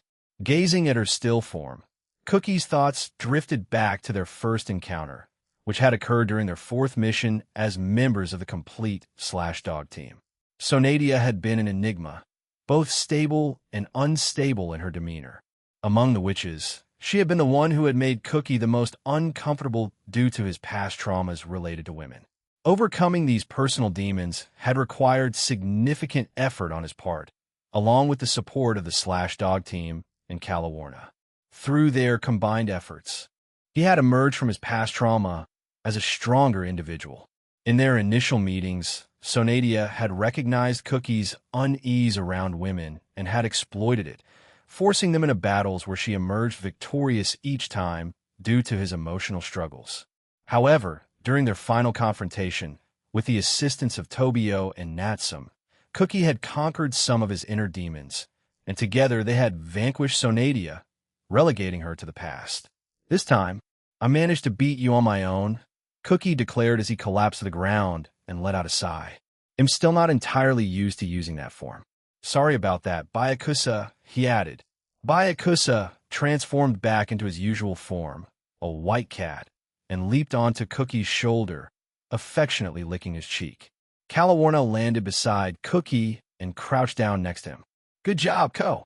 You did an excellent job." Cookie chuckled. "It's a bit strange to hear you praise me, but I could get used to it." He half expected a playful hit from her, but to his surprise, she planted a kiss on his cheek. "Wah." Calawarna blushed and giggled at his reaction. "I can be affectionate in public if I want to be, Co." Cookie mumbled something under his breath, but then shook his head. "Thanks, but we can't linger here. There's still more enemies to deal with. Let's go." He swiftly got back on his feet and took to the skies with Calawarna to join back with Middlet and Maruam. In the shadow of the partially destroyed London Bridge, a fierce battle raged between the two witches of the north, Gaelt and Locasta, and their opponents, Fuzi, Shigyun, and Ajamu of the /dog team. As the confrontation continued, the bridge had suffered severe damage, and the water below it had been transformed into billowing steam. Shigyun and Ajamu found themselves locked in combat with Locasta, who hovered in the air on her broom, hurling molten magma rocks and unleashing waves of scorching lava. Locasta possessed a natural-born talent for conjuring these fiery elements, which she had honed over the years, often employing them as tools of torment. Ajamu struggled against the relentless onslaught as the heat of the molten magma consumed his wooden constructs and plants. The one able to engage Locasta directly was Shigyun, supported by her trusty sacred gear, the three Muscapos. Together, they faced the formidable witch and her scorching powers head-on. Po, Pooh, and Pawn dashed around, hungrily devouring anything Locasta hurled their way. This further infuriated the witch. Yet, the attacks they missed, Shigyun herself swiftly dispatched, while Ajamu stood ready to obliterate any remnants. Locasta sported a large black which had adorned with an F at its forefront. Her long, platinum blonde hair cascaded down, and her crimson eyes blazed with intensity. She wore a dark dress with vibrant orange and red accents that contrasted sharply. Around her neck hung a necklace with a captivating red pendant, and she held a unique sky lantern created through her innate powers. "Your team has grown," Locasta muttered in her characteristic brevity. She was not one to engage in lengthy conversations. "Yes, it has," replied Shigeon while gracefully slicing apart molten rocks hurled at her with her trusty whip. "Although Lavinia-san left, we've gained many new members since then." The Wizards of Oz had an array of members, each with their own motivations for joining. Some had their personal agendas, but they were willing to align with Oz to further their goals. Over the years, witches had come and gone, but they were often replaced. However, when the Slash Dog team began pursuing them, they faced a challenge. The relentless pursuit gave them little time to replace their fallen members, and even when they attempted to do so, the newcomers were swiftly dealt with. In this group, Locasta held the title of second-generation Witch of the North, while Gaelt was the first generation. Their interactions were rather infrequent, with other witches having varying degrees of contact based on their personalities and objectives. Most of these witches only crossed paths when Oz or Augusta summoned them to assemble in the Emerald City. Nevertheless, Locasta and Gaelt, in their own words, managed to get along, despite their inherently opposing abilities. In a sudden burst of movement, Shigeon leaped toward Locasta, her whip strikes raining down like a relentless storm. Locasta, skilled and agile, dodged some of the blows and retaliated with a barrage of magma rocks. However, Shigeon's power surpassed her, easily dismantling the molten projectiles. In a surprising turn of events, Shigeon materialized next to Locasta, taking her off guard. With swiftness, Shigeon's hands burst into brilliant golden flames, and she delivered a powerful blow to Locasta's face. The impact not only sent Locasta hurtling away, but also wreaked havoc upon the surrounding structures, reducing several buildings to rubble. In the wake of this fiery attack, Shigeon was joined by her companions, Po, Pon, Pooh, and Ajamu. Ajamu, however, found himself trailing slightly behind the others as they pursued their foe. Shigeon and her companions touched down on top of a sturdy building, their eyes locked on Locasta as she emerged from the debris below. Locasta's arm dangled at an odd angle, but she shot a venomous glare at Shigeon. "Surrendering might be a wiser choice, Locasta-san," Shigeon stated, her gaze icy as she peered down at the woman. Locasta's response was a sardonic smile. "Not happening, unfortunately," she retorted before leaping onto her broom, hovering in the air. "The only end for us is death." With a swift motion, she conjured lava spears and unleashed a horde of fiery creatures, directing them at Shigeon and her group. Shigeon barely had time to react when Ajamu sprang into action. "Ajamu-san," she exclaimed, taken aback by his sudden move. Wordlessly, Ajamu wielded his sword, Gallatin, and infused it with the power of wind and lightning, stunning Shigeon. As a member of the Kushihashi clan, even though he was considered an illegitimate child, Ajamu had access to wood and plant manipulation. However, the next clan's head, Saryu Kushihashi, possessed a unique combination of powers, including wood plant, wind, and lightning manipulation. The rest of the clan members were limited to wood and plant control. Ajamu had always felt like the weakest link in the new Slash-Dog team, even before Middlet and Calawarna joined. He watched his comrades grow stronger with each passing day, but it seemed like he kept hitting a plateau in his own abilities. Frustrated, he turned to Eren for guidance, just as Atsudara Himejima had done. He requested that Eren unlock his hidden potential, and Eren did just that. He granted Ajamu increased power and mastery over his clan's unique abilities while also bestowing upon him the gift of wind and lightning manipulation, akin to Sirius capabilities. Ajamu quickly swung his sword through the air, slicing the oncoming lava spears in half. The lightning energy on his blade crackled and leaped toward the remaining lava spears and the molten creatures conjured by Locasta, obliterating them. With his newfound control over wind manipulation, he propelled himself toward Locasta, who responded by summoning magic circles and unleashing another relentless volley of magical attacks in his direction. Just as the magical attacks was about to reach Ajamu, Pawn, the goat-like creature, launched himself into the path of the spells, devouring their destructive power. Locasta, annoyed by this interference, attempted to repeat her attacks, only to find that Po and Pooh, the other goat-like creatures, once again intervened, consuming the incoming magical attacks. Ajamu extended his hand, and a swirling vortex of wind began to form. A deafening roar echoed from above, and a massive vortex descended upon Locasta. She attempted to teleport away to safety, but Ajamu and Shigeon coordinated their efforts.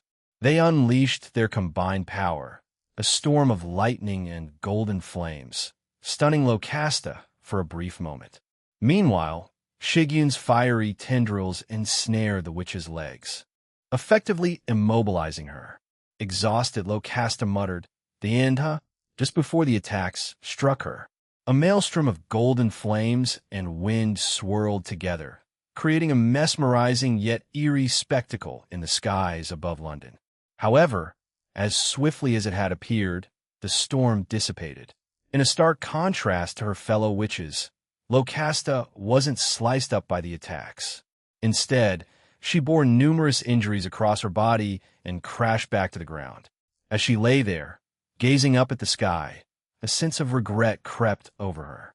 Unlike her first death, where she had silently cursed the Slash Dog team, this time around, she had time to reflect.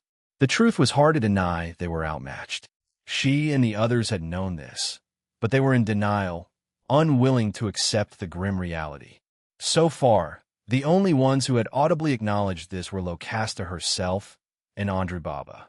Ajamu stood before Locasta, his sword poised at her throat, his vigilance evident in his eyes.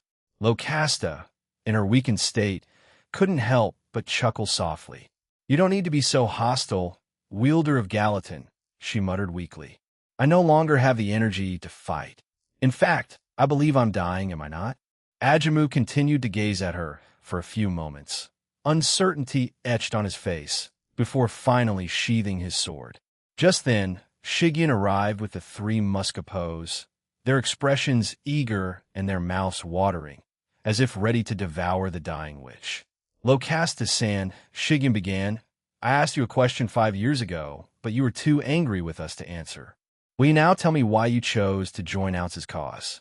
Locasta sighed weakly, her remaining strength fading. "The reason I aligned with Ounce's cause?" She echoed Shigeon's question. Shigeon nodded in anticipation, waiting for the long-awaited answer. "Because I was forced to," Locasta said with a hint of sadness in her voice. "Forced to?" Shigeon inquired, her curiosity piqued. Locasta continued, her voice heavy with the weight of her past. "I came from a normal home. We had no knowledge of the supernatural, at least until my powers manifested. As we sought help from different people, we eventually encountered Oz and Glinda. After they witnessed my powers, they promised my parents they could cure me and took me into their care." Ajamu interjected with empathy, "They deceived your parents, didn't they?" Locasta smiled at his understanding. "Yes. A few days after my parents entrusted me to them, they killed my parents by setting our home ablaze. They sealed all exits with magic, leaving no way to escape. I only discovered the truth after my own death when I met my parents in Limbo, and they revealed the horrifying reality." Shigeon pressed further, "If you knew the truth, why didn't you oppose the Wizards of Oz or the Cow's Order? Lilith-san managed to escape and join our side." Locasta chuckled, her voice tinged with regret. "I often wonder the same. I believe I was brainwashed to an extent where my old and new body rejected the idea of rebellion. Even back then, I accepted the explanation they gave me that fallen angels were responsible for my parents' deaths, and I harbored a deep hatred for them. It's possible that Oz was aware of this after my resurrection and deliberately fashioned a body for me to ensure my loyalty. Similar things have happened to others who were brought back to life. A woman's voice pierced the tense atmosphere. All heads turned to find Morgan Le Fay, her face twisted into a cruel smile. She spoke with a cold determination. Whether you regret your actions now or after your first death, it doesn't matter. Regardless of your reasons, you committed horrible acts, and that's punishable by death. Morgan Le Fay advanced toward them, her staff piercing into Locasta's stomach, leaving Shigyun and Ajamu in shock. What are you? Shigyun began to ask, but her words were cut short as Morgan Le Fay summoned a dagger and ruthlessly thrust it into Locasta's heart. The macabre process repeated itself, over and over, until the life in Locasta's eyes faded. Shigyun rushed to Locasta's side and checked for a pulse, but it was no use. The Witch of the North, Locasta, had once again met her demise. Why? We could have extracted more information from her, maybe even convinced her to change sides. Shigyun lamented bitterly. It doesn't matter. Morgan Le Fay declared with a wicked smile. I will do the same thing to the rest of the Wizards of Oz. Fortunately, your teammates have already taken care of the ones they faced so far. The only ones left are Gel to the north, Evanora, the advisor of Oz, Oz herself, and Theodora, who was captured back during Halloween. I will eliminate them all, and it'll convince the Alliance to hand Theodora over to me. With that ominous proclamation, she vanished into thin air, leaving an unsettling aura behind. Ajamu's voice was urgent as he spoke. We need to go join Fusey. She might before he could finish his sentence.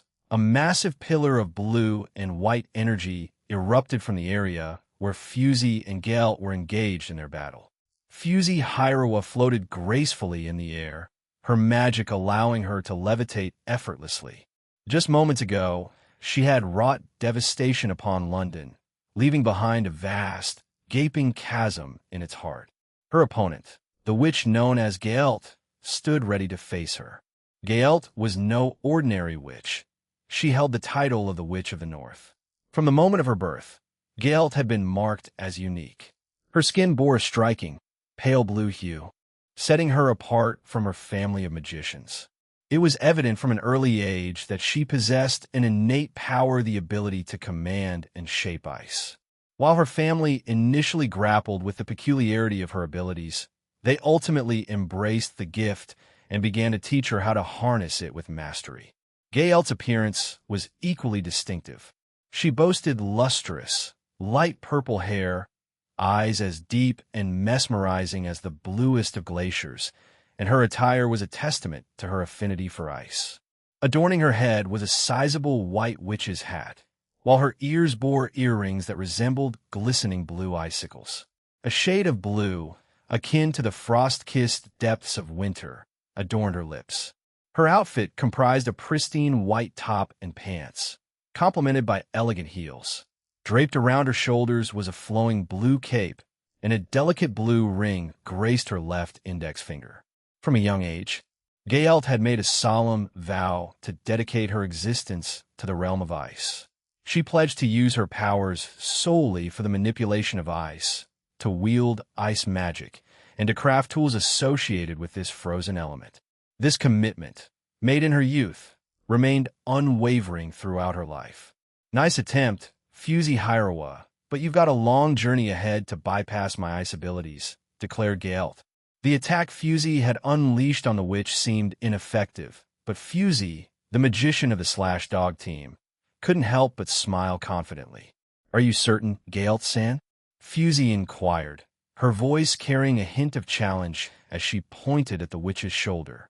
Gaelt turned her gaze to her right shoulder and was taken aback by what she saw. Her ice, known for its impenetrability among the wizards, witches, and magicians of the Wizards of Oz, had been breached, and her shoulder bled profusely. It was a surprising sight, and Gaelt found herself momentarily at a loss for words. Fusey continued to press her advantage, her tone taunting but undeniably confident. The realized princess, or Ice Queen, Lavinia Rennie's ice isn't so easily destroyed, you know, she remarked with a grin in an attempt to taunt the woman. Frustration etched across Gaelt's face, her teeth grinding together in irritation. She opted for silence, her actions speaking louder than words. With a swift motion, she encased her wound in ice, forming a protective barrier around it. In an instant, a colossal ice dragon materialized at her command, a majestic manifestation of her powers. Concurrently, she summoned a multitude of magic circles, their numbers seeming endless. These magic attacks sprang to life, unleashing a volley of ice-based attacks upon her opponent. Fusey raised her ring, whispering incantations into it, and within moments, a colossal silver lotus flower sprang forth from the ground beneath her. A warm smile graced her lips as her creation took form, and from the heart of the lotus, a myriad of figures emerged, ready to confront Gelt's relentless attacks. These silver figures represented a small spell that Aaron and Fusey had meticulously developed during their visit to her family's home. Fusey had desired to infuse her ring with these spells, eliminating the need for intricate hand gestures to conjure her magic. Her ring harbored a collection of abilities, each reminiscent of certain sacred gears. The figure she had summoned now mirrored the original balance breaker of the Blade Blacksmith, known as Blade Knight Mass. The Silver Knights effortlessly sliced through the spells Gelt hurled at Fusey. Witnessing this, the witch conjured more ice creatures, directing them to attack Fusey alongside her knights. Each of these icy entities lunged towards Fusey's knights, but much to Gelt's astonishment, the knights swiftly dispatched her creations. A single attack from each knight was all it took to shatter the ice creatures, leaving the witch completely taken aback. Surprising, isn't it? Fusey's voice emerged from behind. Gelt turned, her shock evident as she hadn't detected Fusey's movements at all. Before she could voice her query, Fusey enveloped her hand in a silvery blue aura and delivered a resounding slap, sending Gelt hurtling through several buildings until she crashed into a park. The witch swiftly regained her footing, though a touch disoriented, and scanned her surroundings. As her gaze swept the area, Fusey materialized before her once more. Gelt's lips parted, perhaps in preparation to shout, but before a sound could escape, Fusey's hands closed around her head. "Frankly, I don't have any connections to any of you, Gelt-san," Fusey began, her grip unyielding. "However, since I'm part of DXD, I seek a world of peace to further my magical pursuits without the nuisance of troublesome individuals like you. I support my lover's goals," she explained to the captive witch. Gelt's initial response was to claw at Fusey's unyielding grasp, but a glance at the silvery blue aura enveloping Fusey's arms signaled that any such attempt would prove futile. She ceased her futile struggle. Fusey's voice, tinged with a touch of curiosity, broke the silence. "You were spoiled, weren't you?" No reply came from the captive witch. "Well, it doesn't matter. Aaron didn't instruct us to capture or kill you, and, as far as I know, the rest of my team has ended the lives of the other witches. I shall do the same to you. Do you have any last words? Do you consider yourselves the champions of righteousness, Hove liberated this universe?" Gelt's words dripped with venom. "Do you see yourselves as the heroes Hove bestowed peace upon us all? Well, I regret to shatter your illusions, but such notions are mere fantasies. The tranquil world you yearn for is a vision harbored solely by the middleman. That lizard," she continued, a tinge of condescension in her voice. "In truth, many among us have no desire for such a world. The status quo suits them just fine, and our efforts are solely aimed at preserving it.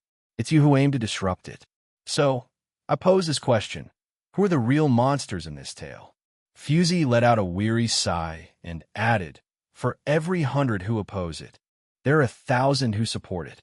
When the opposition swells to 100,000, 1,000,000 stand in favor. Peace is a far more desirable state compared to the chaotic and uncertain landscape that currently plagues the supernatural world. Remember, before the Alliance, the three great powers teetered on the brink of war, a repeat of the Great War from years past. Can anyone genuinely desire a repeat of that catastrophe?" She shook her head, her frustration evident. "Of course not. In times of war, there are no victors. The citizens of every faction, every pantheon, and every nation are the ones who suffer most, caught in the crossfire. Reflect on the war of the previous year. 2 billion human lives were lost, and both populations dwindled to a mere 5 or 10 of their original numbers. How can anyone in their right mind support such a calamity? Fusey's tone held a touch of anger, underscoring the gravity of the situation.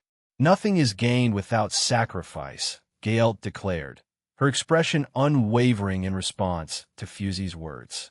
We are prepared to sacrifice those billions to preserve the status quo.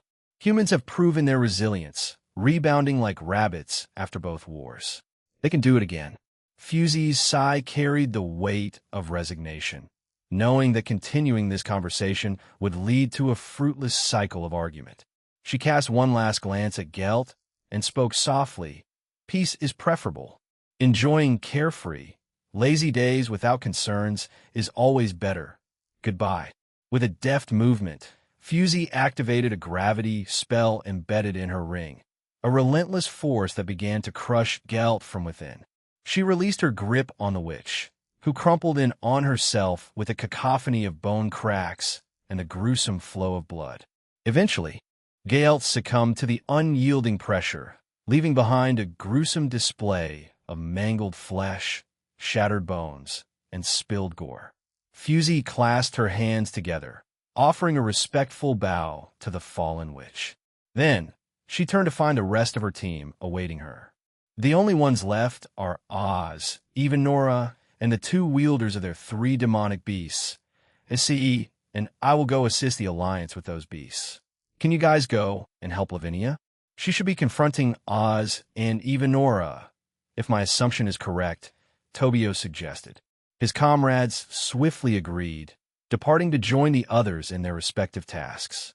In a different corner of London, Evanora, Ounce's trusted advisor, found herself trapped within the icy grip of Lavinia Rennie's chilling magic. She struggled in vain, frozen in place, unable to budge. Oz, for all her power, couldn't find a way to thaw the icy prison. After her initial, futile attempt, she decided it was best to cease her efforts. Lavinia, her gaze fixed with unwavering intensity, broke the silence. Os, I've longed for this moment to confront you once more after all these years. Since your resurrection, you've committed countless crimes. I shall return you to the grave from whence you came. Oz responded with a disdainful tone, her words laden with condescension. Humph. Brave words from the orphan princess, she retorted, further fueling Lavinia's frigid demeanor. Without hesitation, Lavinia harnessed her formidable powers, invoking one of her most potent summons while in her balance breaker state. A colossal, ominous shadow cast its vast silhouette over the earth. The creature she had summoned dwarfed the planet, a terrifying manifestation of her sacred gear's abilities. Oz gazed upwards, her expression transformed into one of pure horror. What is that? She cried out in sheer terror. Chapter 15, Part 6, Empowering Heart's third-person point of view. Chao found himself locked in a fierce battle with the last Malbrach. The sudden appearance of this opponent had taken him by surprise, and her relentless pursuit focused solely on him. To her, his teammates seemed uninteresting, making him the sole target of her attention. Alicino, the Harlequin, shouted, I'd like to fight the middleman, but he's with that skeleton right now. Unfortunately, he'll settle for you, the former wielder of the Holy Spear. Chao, while skillfully dodging several strikes from the frenzied woman, questioned, and why's that? An unsettling feeling had settled upon him since her appearance. It seemed to him that she wasn't using her powers, but rather imitating those she had observed. That spear of yours, it was gifted to you by the middleman, correct? And from what you described in your match against Seror Bale, it possesses abilities from all sorts of sacred gears, making it the ultimate Longinus. And I want to fight that. Chao remarked, his gaze fixed on the woman before him. We were told by Jean that you were meant to be composed and level-headed. So what's going on with you? In response to Chao Chao's question, The wild expression on the woman's face suddenly dissipated, and her relentless pursuit came to an abrupt halt.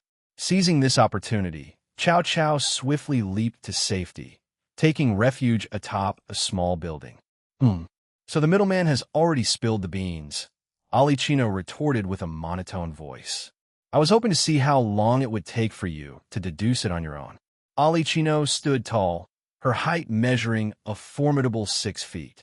She sported a black hat reminiscent of a law officer's, adorned with golden wings at the front and a striking red X. Her long, snow-white hair cascaded to the middle of her back, framing her piercing red eyes. She was clad in a predominantly black military uniform, complemented by a black skirt and thigh-high boots that added to her imposing presence. Chow Chow's brow furrowed, and he patiently awaited Alakino's next move. However, to his surprise, Ali Chino swiftly raised her right hand and snapped her fingers. Chow Chow's instincts kicked into overdrive as he leaped away from his current position just in the nick of time. In an instant, the building beneath him was engulfed in a colossal and devastating explosion. Alakino's voice remained remarkably composed, even laced with a smile. Not bad instincts either, you'll do just fine, wielder of that spear. Please entertain me as the last of my group, she remarked calmly. Ali Chino lifted her hand, and a breathtaking array of weapons materialized behind her. There were cannons, guns, catapults, mortars, bows and arrows, crossbows, ballistae, and various other colossal weapons from across the annals of time. They stood poised and ready to unleash their fury on Chow Chow, taking him slightly aback.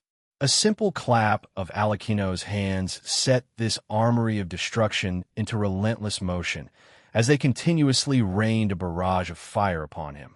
Chow Chow skillfully parried several of the oncoming attacks with his spear, deftly dodging the rest as they rained down upon him. Swiftly, he closed the distance between himself and the mysterious woman who had been relentlessly pursuing him. With a determined swing, he brought his spear down towards her, but to his astonishment, she vanished into thin air. However, Chow Chow's reflexes were razor-sharp, and he immediately pivoted, launching his spear toward a specific spot. Ali Chino, the mastermind behind an earlier illusion of the woman, had slipped away unnoticed. Sensing imminent danger, she leaped away from the spot where Chow Chow's spear had struck, the impact shattering a section of the building into a cloud of debris. In an instant, she teleported to a vantage point atop another nearby building. Gao Gao's spear, guided by his supernatural abilities, returned to his hand. Without hesitation, he charged towards the remaining assailant weapons, all still firing in on him. With a single powerful diagonal swing of his spear, he obliterated each of them, their shattered fragments scattering in every direction. In an instant, Chow Chow's attention shifted to Ali Chino, and with a single, swift leap, he materialized behind her. To his surprise, Ali Chino greeted him not with shock, but with a knowing smile, her hands conjuring a mysterious sword that gleamed with otherworldly energy. She swung it at him with deliberate grace. Chow Chow, ever the adept warrior, managed to block the incoming strike, but the impact carried a peculiar force. Even though it hadn't been a particularly forceful blow, it sent him hurtling through the air, smashing through the walls of several buildings. Desperation gave way to resolve as he impaled his spear into one building, finally bringing himself to a halt. Dusting himself off, Chow Chow couldn't help but ponder the strange properties of Alakino's sword. What a strange weapon, he mused aloud. Despite its seemingly weak strike, it pushed me such a distance. Does that blade have its own unique abilities? With newfound curiosity, he launched himself back into action, closing the distance once more with Ali Chino. As Chow Chow closed the distance to the woman before him, he unleashed a rapid succession of thrusts with his spear. Ali Chino skillfully parried some of the strikes and expertly blocked the others. It became evident to Chow Chow that she could effortlessly match his current speed, even though he operated at only 70 of his full potential. However, in the next instant, Ali Chino swung her mysterious sword toward him, and he countered with a swift spear swing. When their weapons clashed, a sudden and baffling turn of events unfolded. Cao Cao found himself not only repelled, but also thrown back with even greater force than he had anticipated, leaving him in a state of perplexity. What's the secret of that sword? He mused aloud, voicing his confusion after he had halted himself by thrusting his spear into a nearby building. It's not simply an amplification of her strength at the point of impact. It must be something unique to the sword, but what kind of power does it have? He directed his gaze at the spear in his grasp and uttered a command. Analyze it and provide me with its nature. The spear responded with a faint, silent glow. Cao Cao once again closed the distance, launching himself toward Alicino. He resumed his relentless assault, navigating the dance of attacks and counters with his spear. His every move was calculated to evade her sword, ensuring he wouldn't fall victim to its mysterious power until a silent notification from his spear altered the course of the battle. In a swift, synchronized motion, their weapons collided, unleashing a potent force that propelled Cao Cao once more. This time he was prepared. In midair, he swiftly conjured several platforms to land on, allowing him to gracefully ascend to the rooftop of a nearby building. With a calm yet inquisitive tone, he inquired, "What have you discovered?" Within seconds, the requested information was relayed to him. "I see. It possesses the ability to repel me. Depending on the extent of that repulsion, she could potentially launch me across the entire globe with a mere touch of her sword." How intriguing, he pondered aloud, his fascination with the mysterious power of Alicino's weapon. Taking a brief moment to contemplate, Cao Cao nodded to himself. "He'll give it a try," he mused, determination in his eyes, before he launched himself once more at Alicino. She responded calmly, "This again? ITLL, lead to the same result, Cao Cao." "I'm curious," he replied as he resumed his relentless spear swings. In no time, Alicino swung her sword in his direction, forcing him to counter it with a spear. Yet when their weapons clashed, Cao Cao shouted, "Reflect." This time, a powerful explosion sent both Alicino and Cao Cao hurtling away. The Malebranche was caught off guard, crashing violently through several buildings before regaining her composure and coming to a stop. On the other hand, Cao Cao had been prepared. He expertly rebounded off the platforms he had created and now stood atop a nearby building. "Reflect, an ability from Divine Dividing, huh?" Alicino mused, her tone tinged with amusement, as she leaped toward another building. "You are certainly inventive, using a move like that to counter my sword abilities. How intriguing. But that's not all," Alicino declared, lifting her sword toward Cao Cao. In an instant, he felt a strong force pulling him towards her. Thinking quickly, Cao Cao raised his free hand and swept it downward while exclaiming, "Half dimension." The space around Alicino and her sword began to shrink, causing the woman to halt her attack and leap away. However, Cao Cao wasted no time in pursuit. With a mighty swing of his spear, a tremendous force was unleashed, creating a powerful shockwave that crashed into Alicino, severing her right arm. Though she grunted in pain, not a scream escaped her lips. Instead, she retrieved her severed limb and employed demonic fire to reattach it to herself. Alicino, her reattached arm fully functional, clicked her fingers repeatedly in Cao Cao's direction. However, his response was swift, and he sliced through the impending explosion, unperturbed. Undeterred, Alicino conjured yet another array of weapons and commanded them to attack him. But Cao Cao skillfully dispatched them one by one. Choosing a different tactic, Alicino gracefully soared toward another building, landing gracefully upon its rooftop. With a simple gesture, she summoned a miniature spaceship into existence above her.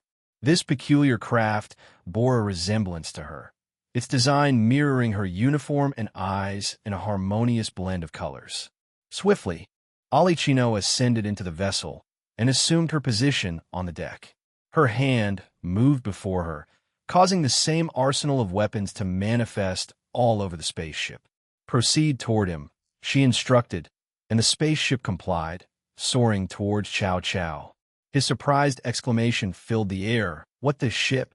With a swift application of his magic, he lifted himself into the air and tried to evade, but Ali Chino pursued him relentlessly. Her weapons came to life, unleashing a relentless barrage of projectiles. Chow Chow, in turn, was compelled to deflect and sever the incoming threats aimed at him. "Screw it, balance break. True Longinus." Chow Chow's voice resounded with determination as he issued the command.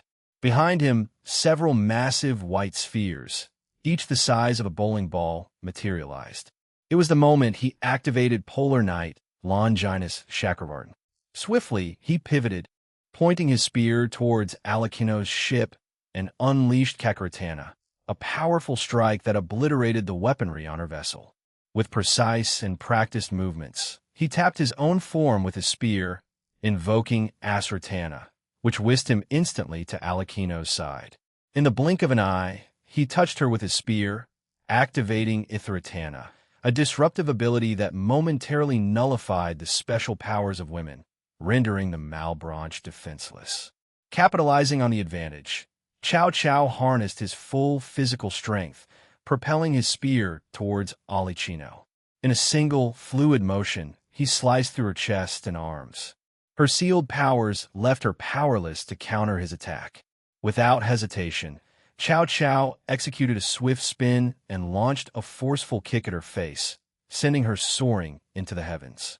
Next, he used Gahapataratana, creating warriors resembling Blade Blacksmith's original balance breaker, commanding them to attack Alicino.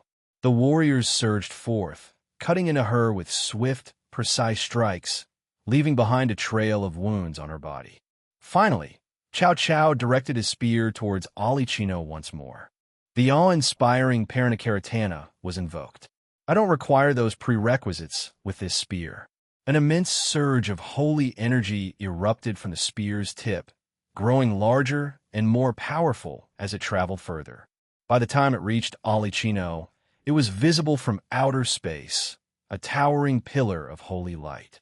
Even members of DXD and the Cow's Order glimpsed it, and to Chow Chow's surprise, a figure above the earth intervened, causing his blast to dissipate just before reaching the sun. Chow Chow's voice was a mere murmur as he fixed his gaze on the mysterious figure hovering above the earth. "What is that?" he wondered aloud. "It's not Aaron, so who could it be?" However, his contemplation was abruptly interrupted when the spaceship beneath him began to crumble and dissolve. With a swift leap, Chow Chow propelled himself into the air, heading toward the exact location where Alicino had crash-landed. Upon reaching the impact site, he observed the woman who lay there, her vitality ebbing away. "Can you hear me?" he inquired, but Alicino remained silent, her condition precarious. Nodding in acknowledgement of the absence of response, Chow Chow used a sleeping spell, rendering her unconscious. He then administered a slime pill, a potent curative to mend her injuries. As the woman's wounds were healed and her severed arms reattached, Chow Chow proceeded to restrain her using anti-magic handcuffs. He hoisted her onto his back, akin to a rucksack, and pondered his next move. Where was that drop-off point again? He murmured to himself, deliberating his course of action. With that thought, he leaped into motion, carrying the unconscious woman. Valis' attention was drawn skyward by the imposing figure of a dragon. He pondered aloud, That dragon? How unexpected. He then joined Biko, Calantha, Fenrir, and Jinbu in their battle against Ahura Mazd, the wise lord, creator god, and god of the sky. Unexpectedly, Biko spoke up, telling Valley, you should leave. We've got this. The descendant of Lucifer was taken aback by this sudden suggestion. The others are currently engaged with Zervn, Vayu, Varshtar, and Tar. Arthur contacted us a few minutes ago, letting us know that he and Lufei are on their way here, having completed their fights in London. Calantha chimed in, providing further context. Sha Wujing, Zhu Baiji, and Salamander Tomita are taking on Vayu. Kuroka-san, who's joined us, is facing Varshtar. When the Pendragon siblings arrive, they'll confront Tar. That leaves Zervn, the god of time. Can you fight him for us, Valley? Vala considered their request, and, after a moment's contemplation, he agreed. With swift motion, he took flight. However, before departing, he dispatched a few wyverns toward Calantha. In a matter of moments, the wyverns weaved a protective armor around her, similar to the way Aaron employed his divine dividing scale mail to give power to the women he cherished. Upon pinpointing Zervan's divine aura, Valley wasted no time in making his way toward the god of time. Zervan floated there, seemingly in anticipation of his impending opponent. When Valley arrived, Zervan opened his eyes, fixing a solemn gaze upon him. "Welcome, Valley Lucifer. I've been waiting for you," Zervan greeted. "You know what must transpire. So, shall we proceed?" Vala nodded in agreement, but then posed a query. "Before we fight, could you indulge my curiosity? I have a few questions." Raising an inquisitive eyebrow, Zervan concurred and waited for Valley to proceed with his inquiries. "You are the father of Ungra Manu and Ahura Mazd," Vala began. "Why did you align with your sons in joining the Cow's Order? What were their aspirations? Are they in alignment with Hades' goals?" In a measured tone, Zervan responded, "Truth be told, I don't endorse the actions of Hades or my sons. However, I feel a sense of obligation as their creator and parent to stand by them. You might not comprehend this sentiment now, but it might become clearer if you choose to have children with your beloved in the future." He continued, "Both my sons shared Hades' perspective. They aim to safeguard our universe, our world, and to achieve that, they seek to eliminate DXD, the Alliance, the middleman, and the Heaven System. They perceive the new generation and the wielders of sacred gears as potential threats to our world." Zerv nodded, his expression somber, as he conveyed this information to Valley. Vala's voice held a serious tone as he spoke. "If they're fully aware of what lies beyond our world, they should understand the odds stacked against them. Aniki once warned us that even if the strongest beings in our realm united to defend it, would be defenseless when entities from other universes get wind of us and decide to invade." Zervan responded with a sigh. "Some do know, but their own pride blinds them. Others simply deny the existence of threats beyond our universe, believing that we are the mightiest. Yet, in the face of the DXD Alliance, they've found their limitations." Then, Zervan looked back to Valley, his resolve evident. "Is that all?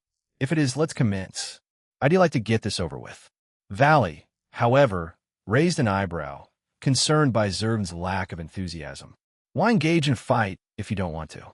While I'm eager for it, your lack of excitement dampens the anticipation." Zervan pondered Vala's words for a moment, then nodded. "We can have a light sparring session. I lack a reason to fight, but if you wish to test your strength against me, I wouldn't mind. However, let's agree to stop once both of us are content," Zerv suggested, offering a compromise.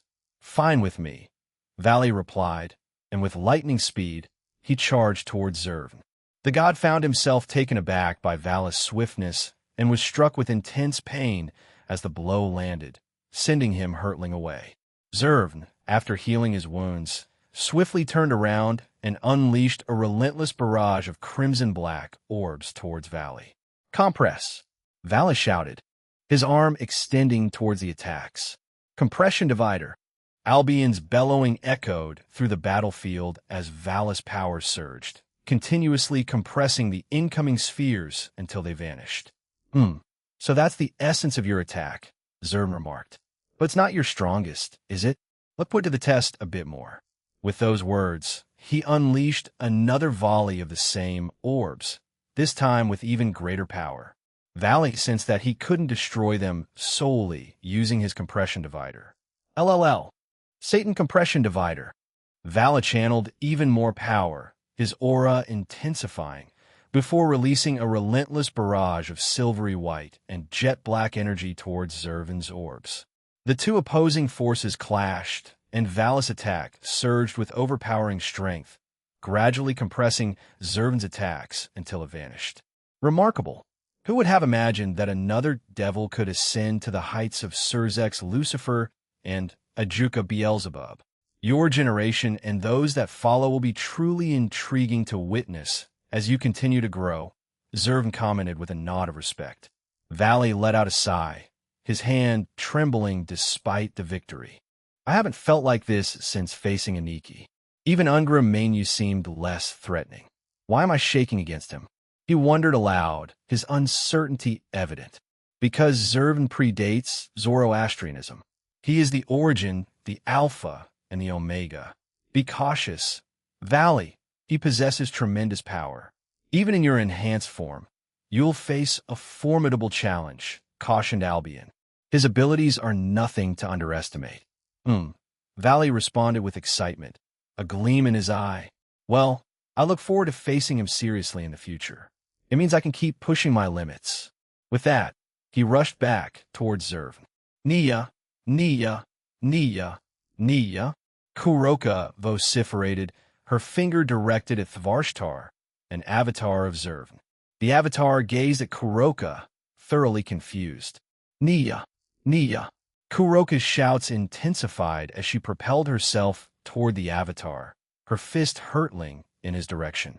Thvarshtar, seemingly unimpressed by the Nekashu, appeared to catch her punch. However, mere seconds later, a foot landed behind his head with a forceful impact, sending him sprawling. The Kuroka who had stood before him seemed to dissolve into a dissipating puff of smoke. Niahaha, that's what you get. I hadn't expected to be joining Valley and his team again today, but here we are. Kuroka exclaimed triumphantly. In a clever maneuver, she had earlier swapped positions with a clone, using it to sneak up behind the avatar before launching her attack. In her own mind, her strategy was nothing short of ingenious. Thvarshtar narrowed his eyes, fixing his gaze upon Kuroka. With an almost instant burst of speed, he materialized behind her, aiming to grab her arm. But to his astonishment, she executed a graceful dodge, promptly responding with a Tuki-infused punch that struck his face and sent him hurtling away. Kuroka wasted no time, releasing a relentless barrage of Tuki bullets that ruthlessly pounded Thvarshtar's body. The avatar crashed into the scarred and ruined landscape below, his astonishment evident in his gaze. Confusion knitted Thvarshtar's brows. Why is this being stronger than me? I am an avatar of Zervan. I should be superior, he pondered. With annoyance on his face, he rose to his feet. As he did, Kuroka descended and appeared right in front of him. Without any warning, he closed the gap between them in an instant.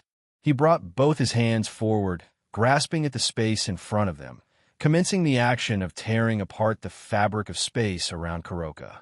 But as he neared the completion of his actions, Kuroka's fist landed a forceful blow on his face, knocking him away once more. What was happening here? Thvarshtar inquired, bewildered after coming to a halt. How can you bypass space and time? Huh? Space and time? Is that what you were trying to mess with? Kuroka responded, a genuine sense of confusion in her voice. I just thought you were being a pervert trying to touch me. Thvarshtar stood there, a mixture of astonishment and disbelief etched across his face, leaving him momentarily speechless.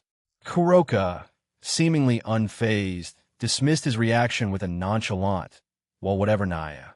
You're just an avatar, so I don't need to worry about killing a god, Naya. She stretched her lithe body, exuding a sense of confidence. You really think you can take on a god like Zervan? Thvarshtar inquired, his brows furrowing in skepticism. Tilting her head, Kuroka nodded with a self-assured expression. I've managed it a few times already. Why do you ask? Lies. Thvarshtar erupted, his doubt transforming into anger. He charged back at Kuroka, summoning multiple swirling black and white spheres, hurling them toward her. As these projectiles hurtled through the air, they left chaos in their wake, distorting space and time. Should they make contact with Kuroka, the consequences would be severe. Kuroka couldn't help but taunt, her laughter ringing in the air. Nyahaha, why the sour face? She utilized her yujitsu, conjuring fiery orbs that danced with fierce heat. Wrapping them in a layer of Tuki, she sent them hurtling towards Thvarshtar's attacks. Before Thvarshtar could voice his disdain, their attacks collided, giving birth to a tremendous explosion. The sheer force of it propelled Thvarshtar backward, leaving him astonished. How? How could such weak fireballs destroy my attacks? Kuroka's retort was sharp and unapologetic. Seems like you've got a stick in your ass. We're different. Deal with it. You idiot, she taunted, playfully sticking her tongue out at the bewildered avatar. With a swiftness that matched her fiery spirit, Kuroka closed the distance to Tharshtar. As she neared him, her form vanished, and mystical chains erupted from the ground, snaking towards the perplexed avatar. What in the world are these? Gleipnir? Tharshtar stammered in disbelief.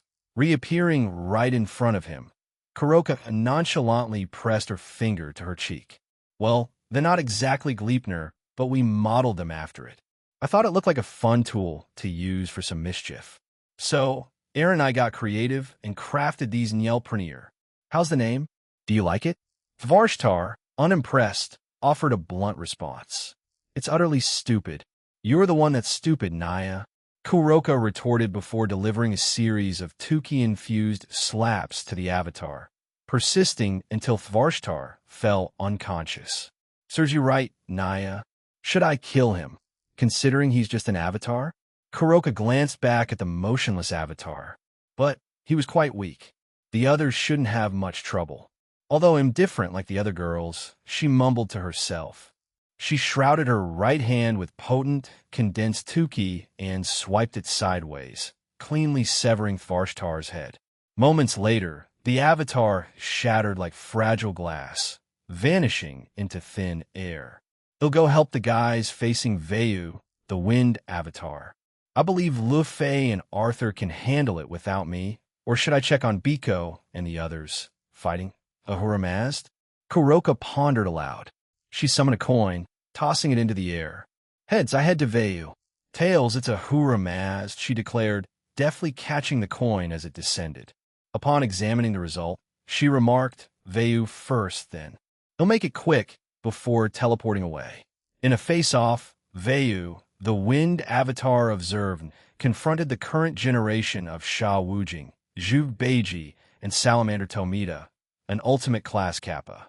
Vayu efficiently deflected all incoming projectile attacks using the protective wind barrier that enveloped his form, leaving Valis team members increasingly frustrated.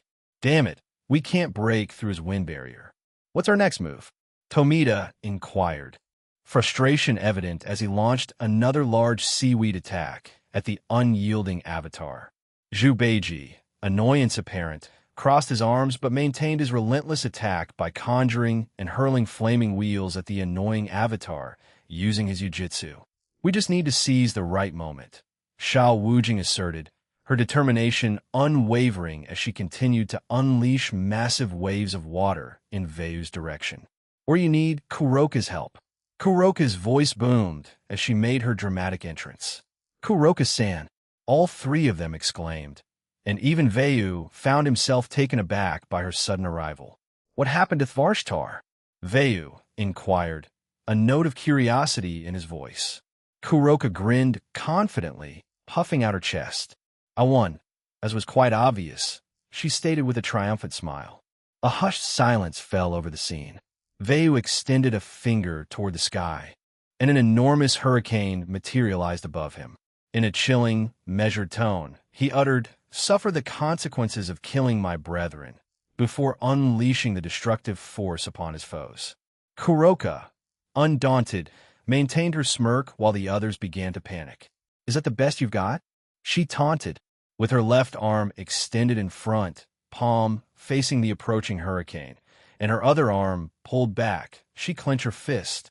In the blink of an eye, Kuroka channeled her physical strength, amplifying it to at least 50 of her full power. With a swift thrust of her right arm, her attack sent the fake Earth recoiling several feet, only to be met and halted by the colossal dragon looming over the planet. The shockwave generated by Kuroka's punch surged directly toward the hurricane, obliterating it, but then it encountered the massive ice dragon guarding the planet. Everyone in the vicinity was sent sprawling, their collective force flattening even more countries due to the shockwave's devastating impact. Nya, I didn't mean to destroy so many places, Kuroka exclaimed, her mortification evident. Her intention had been solely to neutralize Veyu's attack, and the unintended consequences left her horrified. Kuroka vehemently shook her head, dispelling her doubts. She sprinted towards the still-stunned Veyu, enveloping herself in 10k, and hurled both her legs in his direction. In the process, her powerful strike shattered his wind barrier, capturing his attention. Before he could muster a response, Kuroka's attack landed, propelling Veyu away and robbing him of his breath. Without a moment's hesitation, Kuroka continued her attacks. She conjured large water chains and blazing spears using her yujitsu, then formed her own unique magic circles. These ethereal symbols unleashed a relentless barrage of magical attacks in rapid succession. Veyu found himself engulfed by the overwhelming torrent of attacks, leading to another colossal explosion. The cataclysmic event further devastated the already war-torn surroundings, leaving behind a vast crater in the country of Iran. But Kuroka was far from finished. She leaped forward, her left leg poised and shrouded with dense 10k. She executed a series of spinning movements before bringing her leg down where Veyu had crashed, annihilating everything in its path. The rest of her teammates observed this astonishing display in sheer amazement, their mouths agape, unable to utter a single word in the face of such a relentless and devastating attacks. To Kuroka's astonishment, Veyu displayed a surprising ability to continue moving. When the avatar made a hostile move toward her, she swiftly lifted her foot and delivered a forceful slam to his face. This dance of evasion and counterattack had to be repeated several times before the persistent avatar finally ceased its movements. With a sigh of relief, Kuroka couldn't help but mutter, "Phew, that takes care of that." A fleeting concern crossed her mind as she contemplated, "He didn't catch a glimpse of my panties, did he? I did raise my leg quite high there." Her contemplation lingered as she gazed at the unconscious avatar. Ultimately, Kuroka shrugged nonchalantly before applying more pressure with her foot, ruthlessly obliterating Veyu's head. Just as Thavarshtar's body had disintegrated into countless fragments, Veyu's form followed the same fate, shattering into a million pieces before vanishing into the void. Kuroka turned her attention back to her teammates, flashing them a peace sign. 2 down, only 1 avatar left to deal with. They'll leave that to Luffy and Arthur. I'm heading toward Ahuamatst. What's the plan for you guys? She inquired. Silence hung in the air as none of them offered an immediate response. Kuroka, with a grave expression, spoke earnestly. We're heading to the Phantasma soon, and if Kita is any indication, the challenges there will be daunting. Even if Eren assists us in growing stronger, there are no guarantees about the extent of our progress. So, for your own safety and that of others, I ask you to consider this seriously. You must become capable of handling such threats without relying on our aid. But didn't we defeat the first generations? Sha Wujing interjected, a tinge of disappointment in his voice. Kuroka acknowledged, "You did, that's true. However, those geezers are old now. If you couldn't beat them back then, I'm sorry to say that your tournament journey should have ended there." Her words left the 3 others accompanying her without a retort. In any case, Kuroka concluded, "I need to be on my way. Best of luck." With that, she vanished, leaving her words to linger as they contemplated their path forward. "Are we really this powerless?" Salamander Tomita inquired, his voice tinged with evident frustration.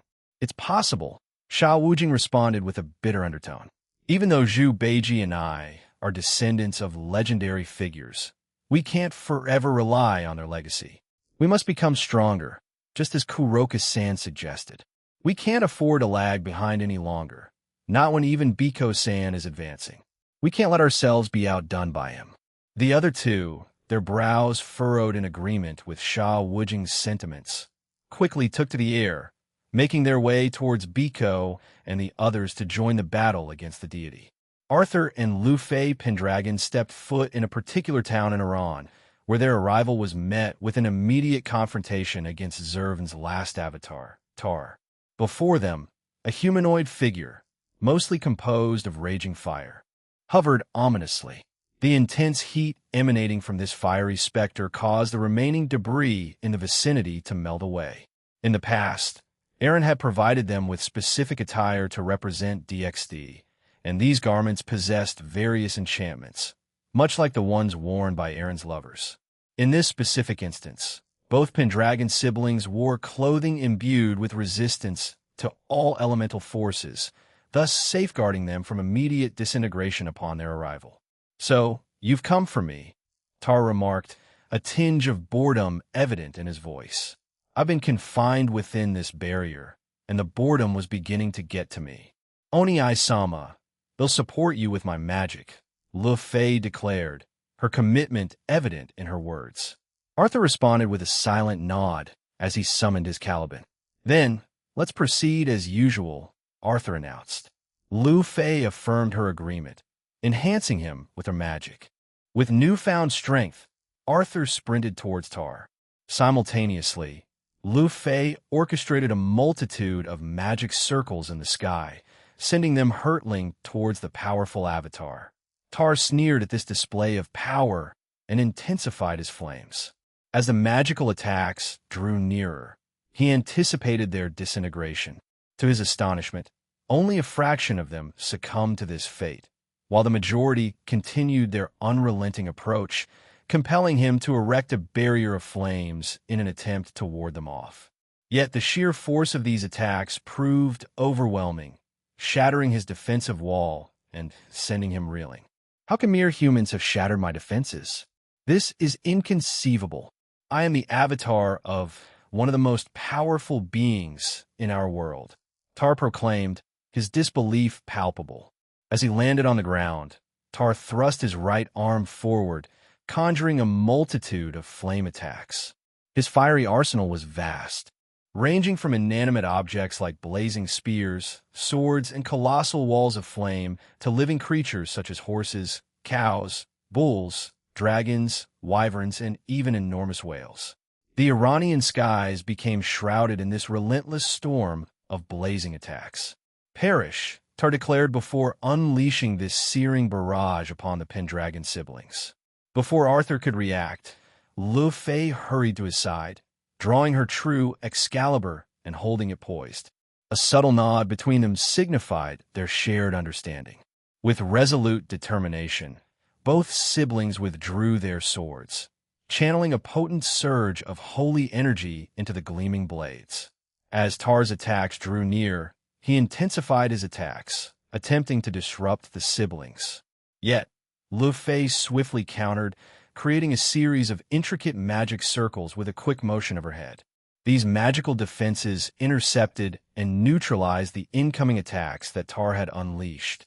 Once the Pendragon siblings had fully charged their attacks with their swords, they wordlessly swung their weapons toward the fiery onslaught. Two colossal, radiant slashes composed of holy aura surged from their blades and raced toward the sea of fire attacks. With a swift and decisive motion, they made contact, cleaving through the fiery onslaught before erupting into a dazzling, circular explosion of holy energy, vanquishing the remaining flames. "Oof, you can't keep doing that forever." Tar's voice carried a hint of frustration as he reformed the same onslaught of attacks. His smirk was directed at the Pendragon siblings, but a quick glance back revealed Arthur's absence. Within seconds, Arthur materialized right before him, thrusting his sword forward. Tar had to leap back to evade the impending strike. Simultaneously, Lu Fei harnessed her magic, conjuring magic circles to swiftly dispel Tar's attacks once more. Her focus then shifted back to the avatar as she created small, whirling magic circles surrounding Arthur. These circles incessantly launched elemental attacks, pressuring the avatar to fend off attacks from two different angles. A sudden grin crossed Tar's lips as he promptly closed his mouth and unleashed a point-blank fire breath attack toward Arthur. However, Arthur had anticipated this move and nimbly sidestepped the fiery attack. Without missing a beat, he delivered a powerful headbutt to the avatar, momentarily stunning him. In a swift follow-up, Arthur landed a devastating punch, sending Tar hurtling backward. Lu Fei harnessed her magical prowess to craft a colossal spear of radiant light, which she hurled with precision at Tar. The Avatar instinctively thrust his hands forward, but before he could defend himself, Arthur sprang into action, dashing toward him. In one fluid, sweeping motion of his blade, he cleaved both of Tar's arms from his form. Tar let out a pained grunt, but he managed to conjure a defensive magic circle before him. Despite his efforts, Lu Fei's attack proved relentless, shattering the protective barrier and impaling him in the stomach. Moments later, the piercing light exploded once more, sending both Pendragon siblings hurtling away. After the dust settled from the explosion, Tar stood upright, and the wound on his stomach miraculously vanished. However, the flames composing his being seemed noticeably dimmer, indicating that he had suffered damage. The Pendragon siblings exchanged a silent, knowing glance, acknowledging the weakened state of their opponent without the need for words. With their unspoken communication, they continued their relentless assault on the humanoid creature. Arthur rejoined the fray, launching a barrage of aura slashes at Tar. In response, the Avatar swung his arms wildly, conjuring flaming slashes that countered Arthur's attacks and culminated in yet another miniature explosion. Arthur continued his descent, his blade cutting through the air as it swung toward Tar. In response, the Avatar conjured a blazing blade of its own, intercepting Arthur's attack with a clash of fiery steel. "You're nothing but an Avatar, aren't you?" Arthur goaded, attempting to provoke the Avatar. His words found their mark. "Don't overestimate yourself, human. I have no need for unique abilities. My flames alone could reduce this town, this entire country, to ashes." Tar retorted, his voice laden with anger, and Arthur couldn't help but smirk. "Yet, you lack creativity with your flames. How unoriginal." Arthur taunted in a tone that didn't quite match his usual self.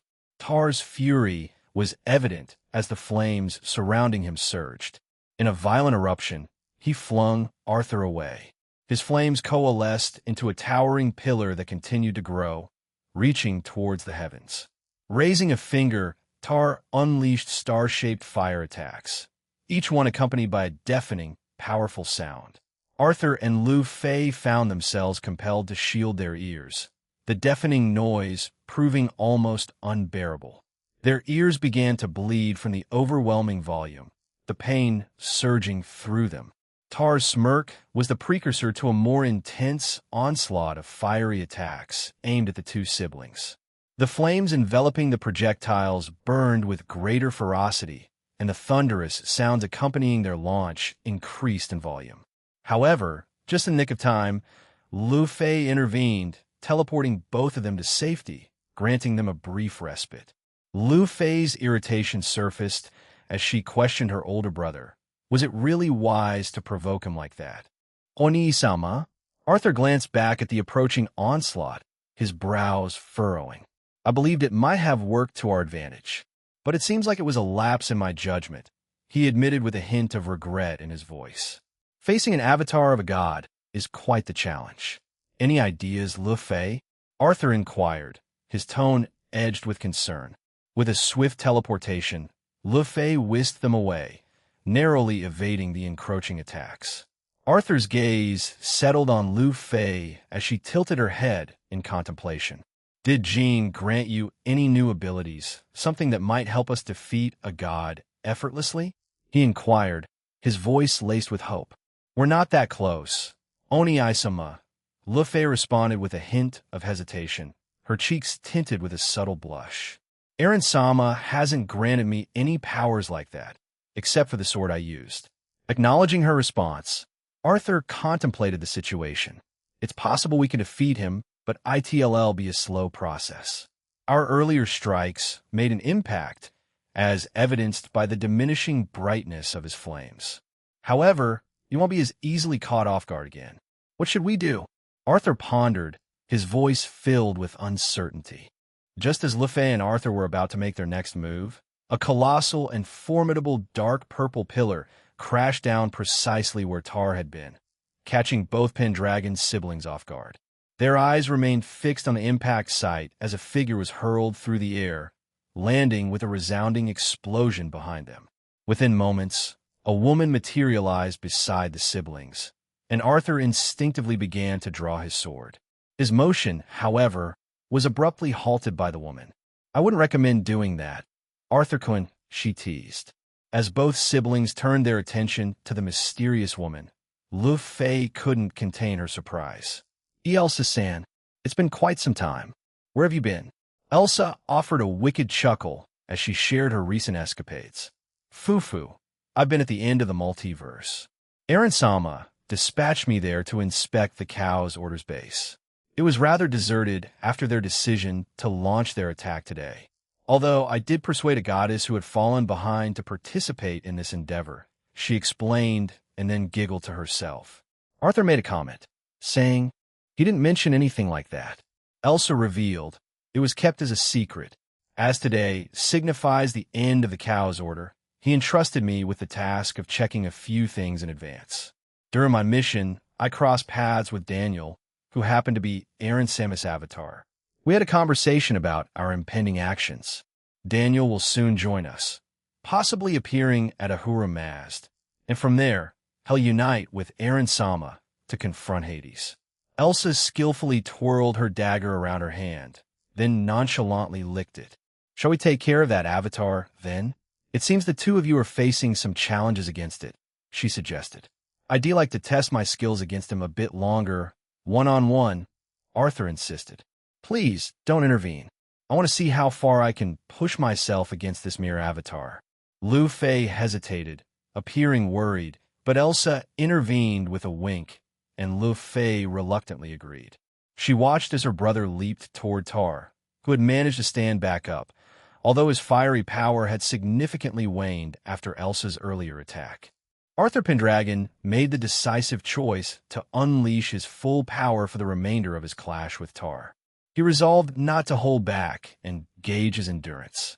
As he landed gracefully on the ground, right in front of the avatar, he promptly vanished, catching Tar off guard once again. Tar, in response, regenerated the limbs he had lost earlier. However, Arthur reappeared behind him in a flash and sliced both of them into thousands of fragments. Despite Tar's swift recovery, he resorted to conjuring the star-shaped attacks as he had done before. Yet, with a single unassuming motion of his blade, Arthur shattered the flames, leaving Tar further bewildered. In a blink of an eye, Arthur bridged the distance between them with a swift dash, launching a relentless flurry of blade strikes toward Tar. The avatar strained to evade these attacks, but it was evident that some blows landed, leaving multiple cuts across his body. In a last-second effort to protect vital areas, Tar shielded them, showing the toll Arthur's assault was taking. "How are you doing this? You were weaker than me earlier," Tar exclaimed in surprise. Arthur replied with a cool tone, "I was merely holding back, assessing your strength. To be honest, it bored me. But don't expect me to wait for you to power up. Your life ends here and now." With swift and supersonic thrusts of his sword, he punctured Tar's body multiple times. Tar had never felt so insulted in his life. He couldn't bear to be defeated in this manner, especially by a woman. With determination, he summoned gigantic flaming creatures, each wielding a different weapon: a sword, a spear, and an axe. All three swung their weapons down toward Arthur. The young Pendragon, Arthur, drew his sword back, preparing for the impending strike. With a single, swift arc, he sliced apart the fiery weapons wielded by his opponents. Then, propelled by his agility, he leaped towards them while using gravity magic to immobilize Tar, making it impossible for him to move. Arthur, with another precise sweep of Caliban, effortlessly killed the fiery creatures. Once his confrontation with those creatures had concluded, Arthur redirected his attention to Tar. He launched streams of water towards the avatar, although his command of magic didn't quite match his sister's expertise. Unfortunately, the water streams evaporated under Tar's intense heat. Nonetheless, this minor setback didn't deter Arthur, who resolutely charged back at the avatar. Landing in front of his opponent, he raised his sword high, prompting a brilliant, holy aura to burst forth. With a calculated build-up, Arthur whispered, "Checkmate," before delivering a powerful downward slash. The holy aura enveloped the surroundings, leaving in its wake a scene of destruction. As the attack subsided, Tar remained, bearing several injuries. His left eye was missing, his right arm severed, and his fiery essence had dwindled even further. Arthur released a deep breath, his stamina and power drained after an intense bout, yet his determination to continue the fight remained unwavering. However, Elsa materialized before him and simultaneously restrained Tar. "Fufu, a spectacular performance." "Arthur," Elsa commented, addressing him affectionately. "Leave the rest to Wani-san." As she turned to face Tar, who had no knowledge of the woman, he prepared to shout at her. Before he could utter a word, Elsa wordlessly and silently appeared beside him, lightly poking his cheek with her dagger. In a matter of seconds, Tar disintegrated into countless fleshy fragments. With Tar's demise, his remaining fleshy remnants shattered like glass, causing Arthur to collapse onto the ground, utterly spent. Elsa and Lu Fei approached him, and Elsa lightly tapped his body with the handle of her dagger, a gentle act of healing. "You might not have noticed, but your lungs were slowly being seared by his intense heat," she teased. "Had you continued that fight any longer, you would have faced severe consequences. Aren't you glad I came to your rescue?" Arthur rolled his eyes and fell onto his back, spreading his arms wide. "I'm still far from strong enough. I need to become more powerful." "I believe the Vala team would concur," he admitted, his weariness evident in his voice. Lu Fei crouched beside Arthur and reassured him, saying, "We just need to put in the work, Oni-sama. Eren-sama will surely lend us a hand." With a distant look in his eyes, Arthur replied. His thoughts wandered to his beloved, waiting for him back in the real city of London. "Are you sure we should just watch them for now, Naya?" Kuroka inquired of the person next to her. It happened to be none other than Daniel, one of Eren's avatars. Daniel offered a confirming nod. "Yes, indeed. They seem to be holding their own at the moment. Considering they're pitted against a creator god, their performance is commendable," he remarked. In the distance, Biko, Calantha, Jinbu, Fenrir, Zhu Beiji, Sha Wujing, and Salamander Tomita confronted Ahura Mazd Wise Lord, a creator god and the god of the sky. It was evident to both Daniel and Kuroka that the current Team Valley was struggling in a grueling battle with the deity. Many of them bore injuries but displayed unwavering resolve, refusing to succumb. Kuroka idly fiddled with her phone and inquired, "So, when do we step in to help them?" Daniel observed her with a sigh and gently took the phone from her grasp. "Not too long from now. Please keep an eye on them and don't get lost in your phone," he advised, a hint of reprimand in his voice. In response, Kuroka promptly retrieved her phone, huffed in protest, but refocused her attention on their former teammates. Meanwhile, Sha Wujing, Salamander Tomita, and Jinbu orchestrated a synchronized combo attack, harnessing their skills in water manipulation and Jiu-Jitsu. The combined surge of water merged into a formidable wave that surged toward the god. Ahura Mazd remained unperturbed, effortlessly using his powers to block the advancing wave, bringing it to a halt. With a casual gesture, he summoned a colossal lightning bolt into his hands before flicking it toward the trio responsible for the attack. Jinbu gave a command, instructing her enormous black tortoise to intercept the incoming attack. The creature swiftly manifested a projection of its massive shell in front of them in an attempt to shield them. However, the lightning bolt rapidly demolished the protective barrier. Sha Wujing and Tomita tried to invoke defensive magic circles, but their efforts were in vain. Ahura Mazd's attack struck all three of them, causing a simultaneous, agonized cry to escape their lips before they plummeted to the ground below, unable to move. "Damn it!" Biko exclaimed in frustration. He aimed his staff at the god, shouting, "Grow!" Bang!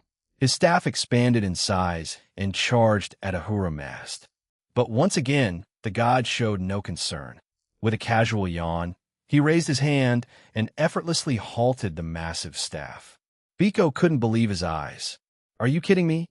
Ahura Mazda shifted his gaze to the Vala team and remarked, "It seems you've been somewhat deluded. Just because you made it to the tournament's main stage and bested Sun Wukong's team, you think you stand a chance against me?" The god chuckled and shattered Baika's staff with a single kick, leaving the monkey Yukai dumbfounded. In an instant, Ahura Mazda materialized in front of Biko, who hastily cloaked himself in 2k and raised his arms to shield against the impending attack. Ahura Mazda grinned at Baika's futile efforts and delivered a crushing blow, shattering his arms and driving him into the ground. "You're all too weak. Only a god of equal stature could ever hope to challenge me," Ahura Mazda declared with resolute assurance, breaking into laughter. Calantha, her anger intensifying, unleashed a barrage of thousands of magical attacks at Ahura Mazda. However, the god effortlessly deflected each attack with a casual flick and couldn't help but smirk at the pure-blooded vampire's attempts at injuring him. Then, in an instant, he closed the gap between them, leaving Calantha utterly stunned. With a smirk playing on his lips, Ahura Mazda made a peculiar proposition. "You're quite attractive. How about becoming a part of my concubine?" Calantha's response was immediate.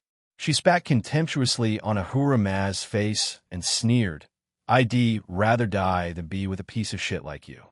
Unfazed by her defiance, Ahura Mazda wiped the spittle from his face and spoke with chilling indifference. "Very well, then die." He raised his hand, enveloping it in a potent divine aura, and swung it down at her.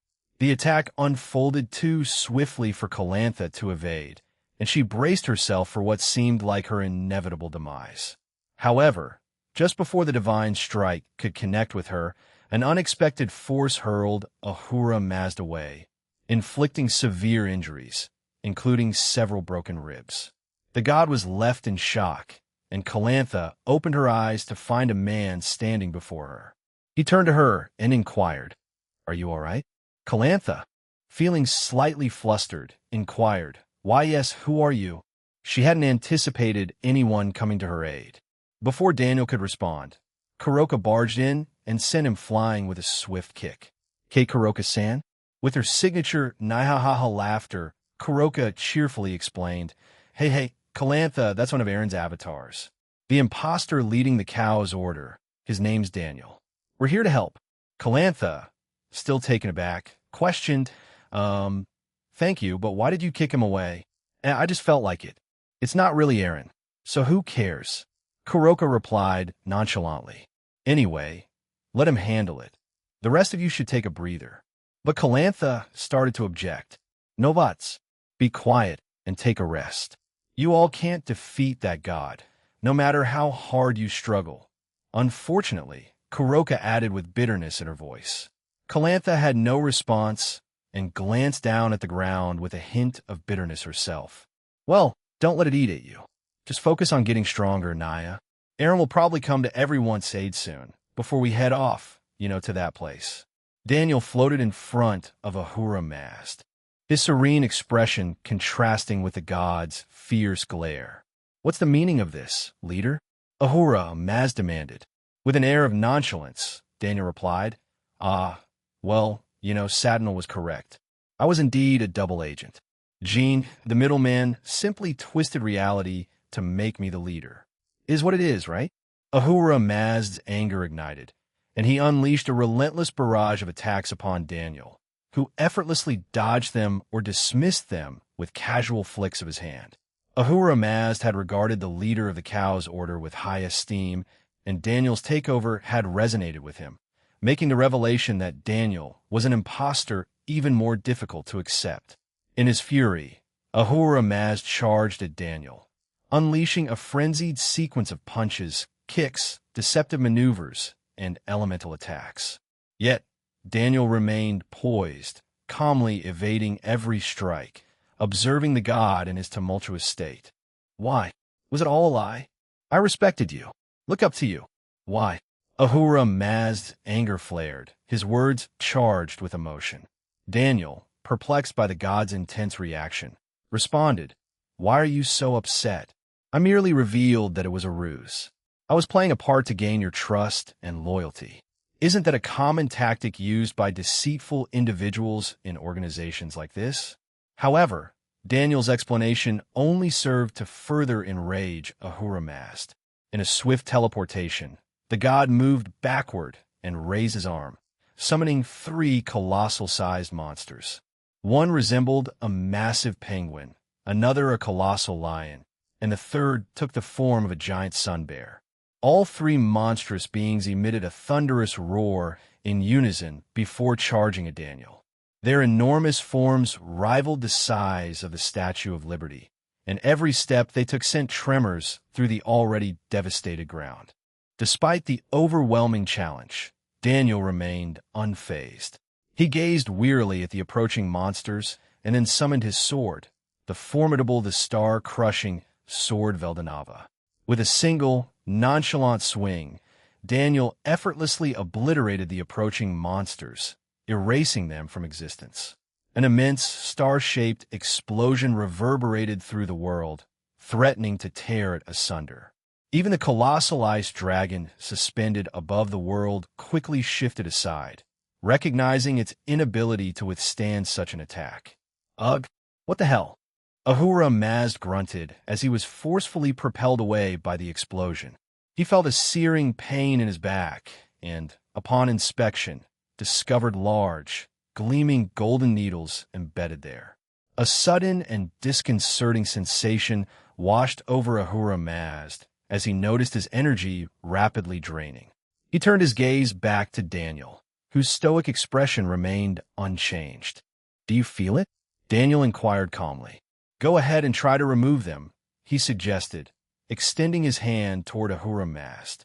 Without hesitation, Ahura Mazda attempted to pull the golden needles from his back, but as soon as his fingers made contact, they disintegrated into golden dust, leaving him utterly bewildered. In a frantic effort to heal his disintegrated hands, he tried to use his regenerative abilities, but to his dismay, they failed to respond. No matter how many times he attempted to heal himself, his arms refused to reappear, plunging him into a state of mounting panic. In the midst of their confrontation, Ahura Mazda's rage boiled over, and he demanded, "What did you do?" Daniel, with a sly smile, responded, "I didn't do a thing," he said, still smiling. "You brought this upon yourself, you see, but I won't keep you in suspense any longer. You don't have to die, you get to live. Ahura Mazda, that's the will of my master and the Alliance." Then, in a sudden turn of events, a potent and intense dark green aura, accented with white, erupted from Daniel's very being. It bore a striking resemblance to the attack he had previously unleashed, forming a star-like pattern. He gazed coldly at Ahura Mazda, who felt an unsettling shudder running down his spine, much to his surprise. The god thought in disbelief, shivering. "Me? Ahura Mazda? How could a mere human?" His own aura, in response, erupted from him as well. With defiance in his voice, Ahura Mazda shouted, "Just because you are our fake leader means nothing. I am the son of Zervn. I possess formidable strength and can best 90 of the gods in this world." His proclamation resounded as he charged fiercely toward Daniel. Countless magic circles filled the sky, a mesmerizing spectacle of divine conjurations by Ahura Mazda. Each circle was made from different pantheons and factions, each pulsating with unique magical signatures. Ahura Mazda crafted a weapon from his own divine aura, wielding it with the full force of his godly might as he aimed it at Daniel. The very earth quaked, not just in Iran, but across the entire world, as Ahura Mazda channeled his unbridled fury. Yet, Daniel displayed a remarkable composure amidst the chaos. "I didn't expect to anger a god today, but life's full of surprises," he muttered to himself. Daniel lifted his sword, its blade enveloped in a radiant golden aura, and charged toward Ahura Mazda. With a casual swing of his sword, he released a single, shining slash of golden and dark green aura that rapidly multiplied into millions. This dazzling array annihilated the magical onslaught that Ahura Mazda had hurled at Daniel. Swiftly, Daniel pivoted, deftly dodging an attack from Ahura Mazda's divine weapon. closing the gap between them. You need to control your emotions, dude, Daniel advised, his voice calm yet firm. He swung his sword horizontally, the blade connecting with Ahura Mazd. When he looked behind him, he saw that Ahura Mazd had ceased moving, and his divine weapon had vanished. Daniel put his weapon aside and began to drift slowly toward Ahura Mazd. Once he reached the side of the deity, he found that the god was in a frozen state. He couldn't help but remark casually, "I didn't expect that attacking your soul like that would render you immobile. It was my first time trying it, and I guess it worked." He shrugged his shoulders nonchalantly. Out of nowhere, Kuroka materialized alongside Calantha and the other members of the Vala team. She promptly smacked Daniel on the head, leaving him bewildered. "What did I do?" Daniel questioned, swatting away Kuroka's hands. Kuroka's voice rose with a blend of frustration and concern as she admonished him. "Did you forget we exist? Did you forget that we might be caught in the crossfire of your attacks? I had to grab everyone else and run away to keep them from being hurt, or they might have been killed. Do you understand why I'm slightly angry?" With a sigh, Daniel nodded his head, acknowledging his oversight. "Yeah, I get it. My mistake," he replied, turning his head away. "In any case, I'm going to join Vala Lucifer." It seems he's just about before Daniel could finish his sentence. Kuroka smacked him again, interrupting him once more. He looked back at Kuroka, a troubled expression on his face. Daniel and any other avatars or clones created by Aaron were hard-coded to avoid causing harm to his loved ones and friends. However, he couldn't determine whether the actions being taken against him fell under the category of harm. Ultimately, he shook his head and disappeared to rejoin Valley and Zervn. Daniel reached the designated spot and spotted Vala Lucifer and Zervn, both sprawled on the ground with their arms extended, engrossed in a conversation. Without wasting time, he hastened to join them. "It looks like you've both finished," Daniel remarked. Valley and Zervn shifted their attention from the sky to acknowledge him. "Daniel, is it? An avatar of Aniki? Huh? Does that mean this operation is nearing its conclusion?" Valley inquired, still fatigued from their fight. "Avatars, huh?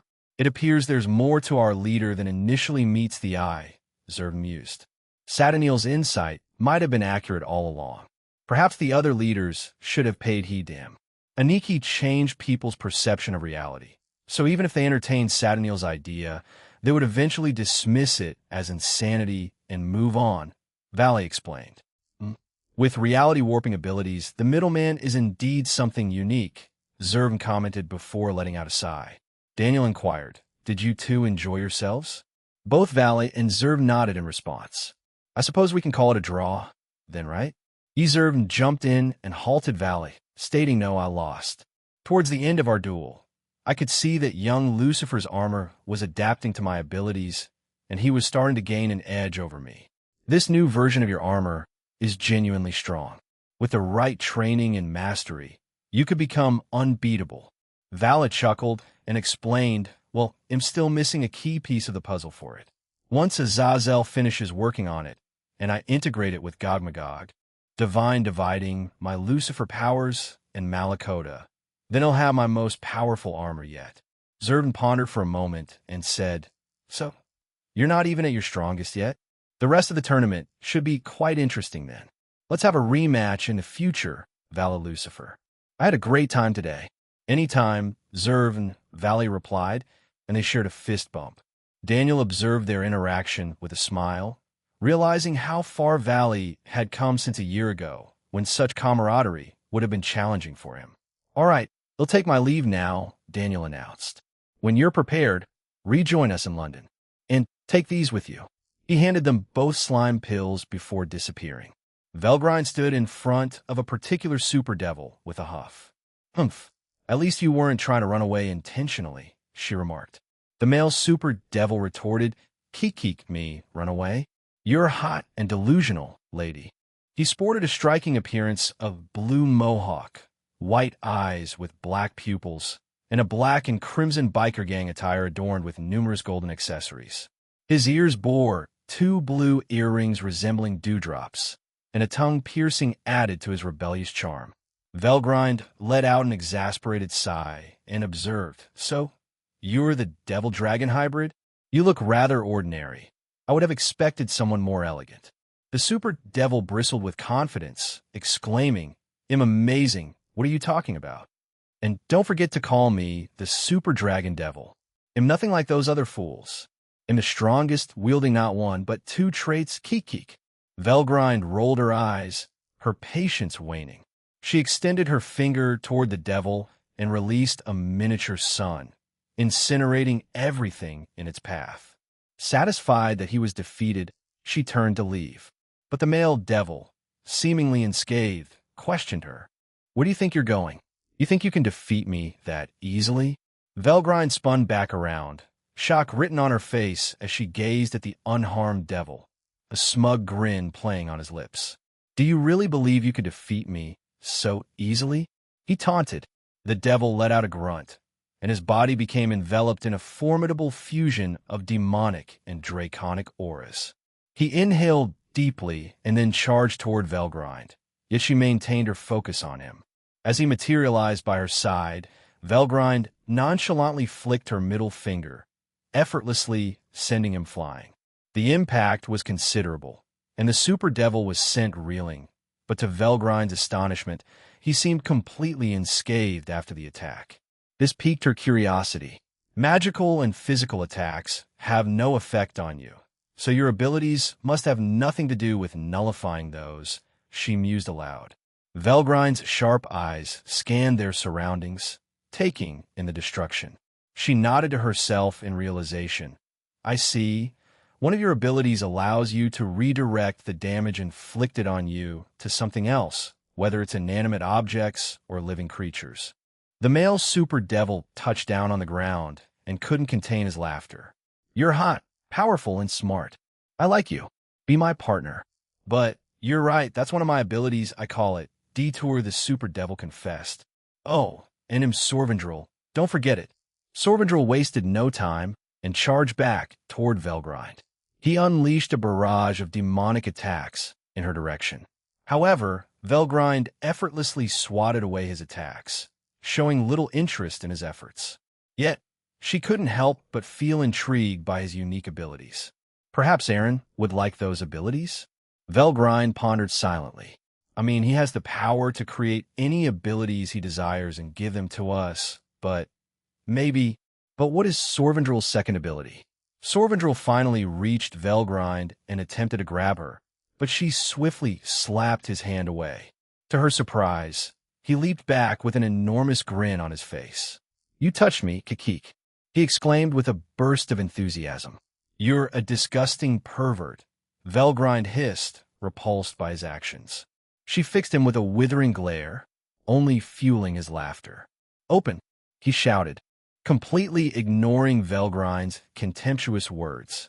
To her astonishment, she felt as though her heart was being wrenched from her chest, and tears welled up in her eyes, a bewildering reaction she hadn't anticipated. "Kekaka ha ha ha. It worked even on you.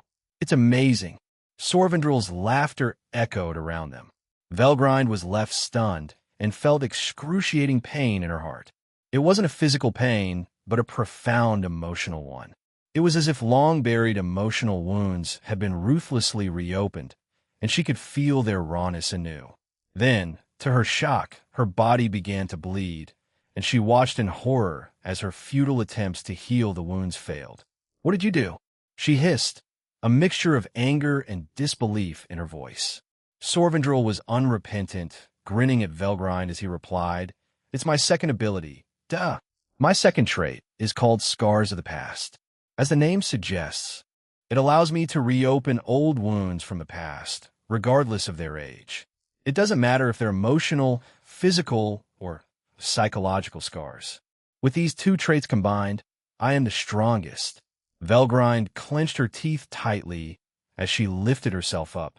Her eyes blazed with an eerie light, and in a matter of moments, her entire form dissolved into thin air, only to reappear at Sorvendrel's side.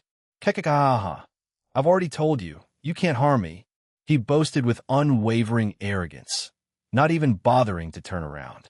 Velgrind brought her arm up and executed a blindingly fast downward swing.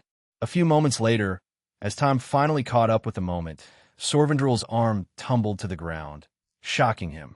It took a few seconds for him to register the pain and loss, and he leaped back, gasping in astonishment. What the hell? How did you? He began to exclaim, but before he could complete his sentence, Velgrind reappeared in front of him. She drove her heel into his face, the impact crushing his eye, leaving him blind in his left eye. Sorvendrel let out a pained cry, clutching his face as blood streamed from his left eye socket. You bit once more. Velgrind closed the distance between them with astonishing speed. She brought her heel down upon Sorvendrel's head, impaling him. From her foot, she kindled a blazing inferno, steadily increasing its power and intensity. The very ground beneath her began to liquefy, and simultaneously, the super devil suffered a slow, agonizing death, his screams echoing from beneath her, but she showed no mercy. Velgrind pressed on relentlessly until this section of the underground base of Hades and his minions had been wholly dissolved and obliterated. A cold, unwavering expression adorned her face as she gazed upon the super devil, now lifeless. Piece of garbage. I never wanted to relive that feeling. Do you have any idea how hard I try to forget it? She hissed quietly, her anger still simmering beneath the surface. The day Velgrind lost Rudra replayed in her mind, along with the excruciating pain of searching for his scattered fragments across the multiverse. She remembered how everything she had collected vanished, leaving only a single piece. These memories of her struggles resurfaced vividly when Sorvendrel used his ability on her earlier. Finally, Velgrind extended her arm toward the spot where Sorvendrel once stood and extracted the two abilities he possessed. With a mix of emotions, she muttered, "Even for a piece of shit like you, your abilities still hold value. I'll give them to Aaron." With those words, Velgrind turned and walked away, leaving the destroyed environment. A female super devil couldn't contain her taunts, yelling, "What's the matter, Valkyrie? Is that the best you've got?" Standing by her side, a female Grim Reaper brandished her scythe, and the two of them attacked Rosweiss with perfect coordination, avoiding any interference with each other. However, Rosweiss effortlessly evaded all their attempts to harm her. None of their attacks landed, and the Super Devil's special trait, known as Tenfold Rush, which boosted her speed and strength by 10 times, proved equally futile. Why don't you try asking yourself that question? Rosweiss retorted, her expression displaying a hint of annoyance. The Super Devil's name was Ayakasha, chosen as a response to the majority of DXD members being stationed in Japan. She believed it was a mockery, although in reality, it wasn't. As for the Grim Reaper, Kyomu, she was named so due to her Grim Reaper parents' deep admiration for Japanese culture, which led her to receive a Japanese name. Rosweiss gracefully evaded yet another strike from the Grim Reaper. With swift retaliation, she delivered a powerful punch to Kyomu's abdomen, sending her hurtling through the air, crashing through walls like a wrecking ball. An enraged Ayakasha exclaimed, "Damn you!" She accelerated her attacks, moving at a pace that would appear as a blur to the average onlooker. Yet, for Rosweiss, the world seemed to slow down. Rosweiss couldn't help but think, this is so slow. Training with Ultra Instinct has accustomed me to much faster attacks. This feels like child's play, almost like everything is in slow motion. She nimbly avoided yet another barrage of punches. With a graceful spin, Rosweiss avoided another strike and then delivered a precise knee strike to Ayakasha's midsection, launching her backward. Following that, she unleashed a series of potent magic attacks on the Super Devil. The impact of her spells created a miniature explosion that reverberated throughout the London Underground. Ayakasha reemerged suddenly behind Rosweiss, her expression marred by an odd mixture of frustration and pain. She coughed up blood and, with determination, shaped her hands into a spear-like form. She lunged toward Rosweiss, aiming to thrust it at her. However, the Valkyrie evaded the attack nimbly, stepping aside and maintaining her calm demeanor while facing the Super Devil. "Fuck," muttered Ayakasha, her curses silenced as Rossweiss's boot connected with her stomach, launching her upward and causing a substantial section of the ceiling to crumble under the impact. Ayakasha plummeted back to the ground. But before she hit the floor, Rossweiss infused her fist with a 10k and drove it forcefully into the Super Devil's face. With Ayakasha hurled away, Rossweiss sidestepped skillfully, narrowly evading a potentially life-threatening strike from Kyoma's scythe. The mere touch of a death scythe had the power to diminish a person's lifespan significantly. Even though Rossweiss was immortal, she preferred to err on the side of caution, avoiding such a dangerous blow. Kyoma launched a relentless assault on Rossweiss with her scythe, but no matter how swiftly, accurately, or forcefully she wielded her weapon, it failed to find its mark. This only added to her growing frustration. Rossweiss skillfully evaded yet another of Kyoma's strikes before retaliating with a point-blank magical attack, blasting the young female Grim Reaper away. Kyoma's affiliation with Hades' progressive faction starkly contrasted with her parents' allegiance to Orcus' conservative faction among the Grim Reapers. Her parents still cared for her, but they strongly disapproved of her views. Initially, Kyoma had embraced Hades' ideas, but gradually her stance had shifted, and now she found herself too deeply entrenched to switch sides. As she was blown away, a wave of doubt swept over Kyoma. Her parents flashed in her mind, and she pondered, where did I go wrong? Wishing that she wouldn't face retribution should their side be defeated, she crashed onto the ground. Determination welled up within her, and she pushed herself back to her feet. As she gazed up at the underground ceiling, she couldn't help but sigh, her thoughts filled with uncertainty. Why are you aligning with Hades-sama? Rossweiss inquired of Kyoma. I don't even know anymore, Kyoma responded. But what I do know is this isn't what I wanted. Raising her scythe, she added, but I can't simply switch sides without facing consequences. So, they'll continue to fight until you defeat me. Rossweiss let out a sigh and nodded in understanding. Kyoma prepared herself for the impending battle, but her vision suddenly plunged into darkness, and she collapsed to the ground, unconscious. Rossweiss had moved with such incredible speed that Kyoma couldn't even follow her. In a moment of her fist connecting with Kyoma's stomach, she had accelerated to a degree that guaranteed a one-hit knockout. Swiftly, she caught the young Grim Reaper before gently placing her on the ground. Turning around, she intercepted a blow from Ayakasha, who had managed to recover some energy.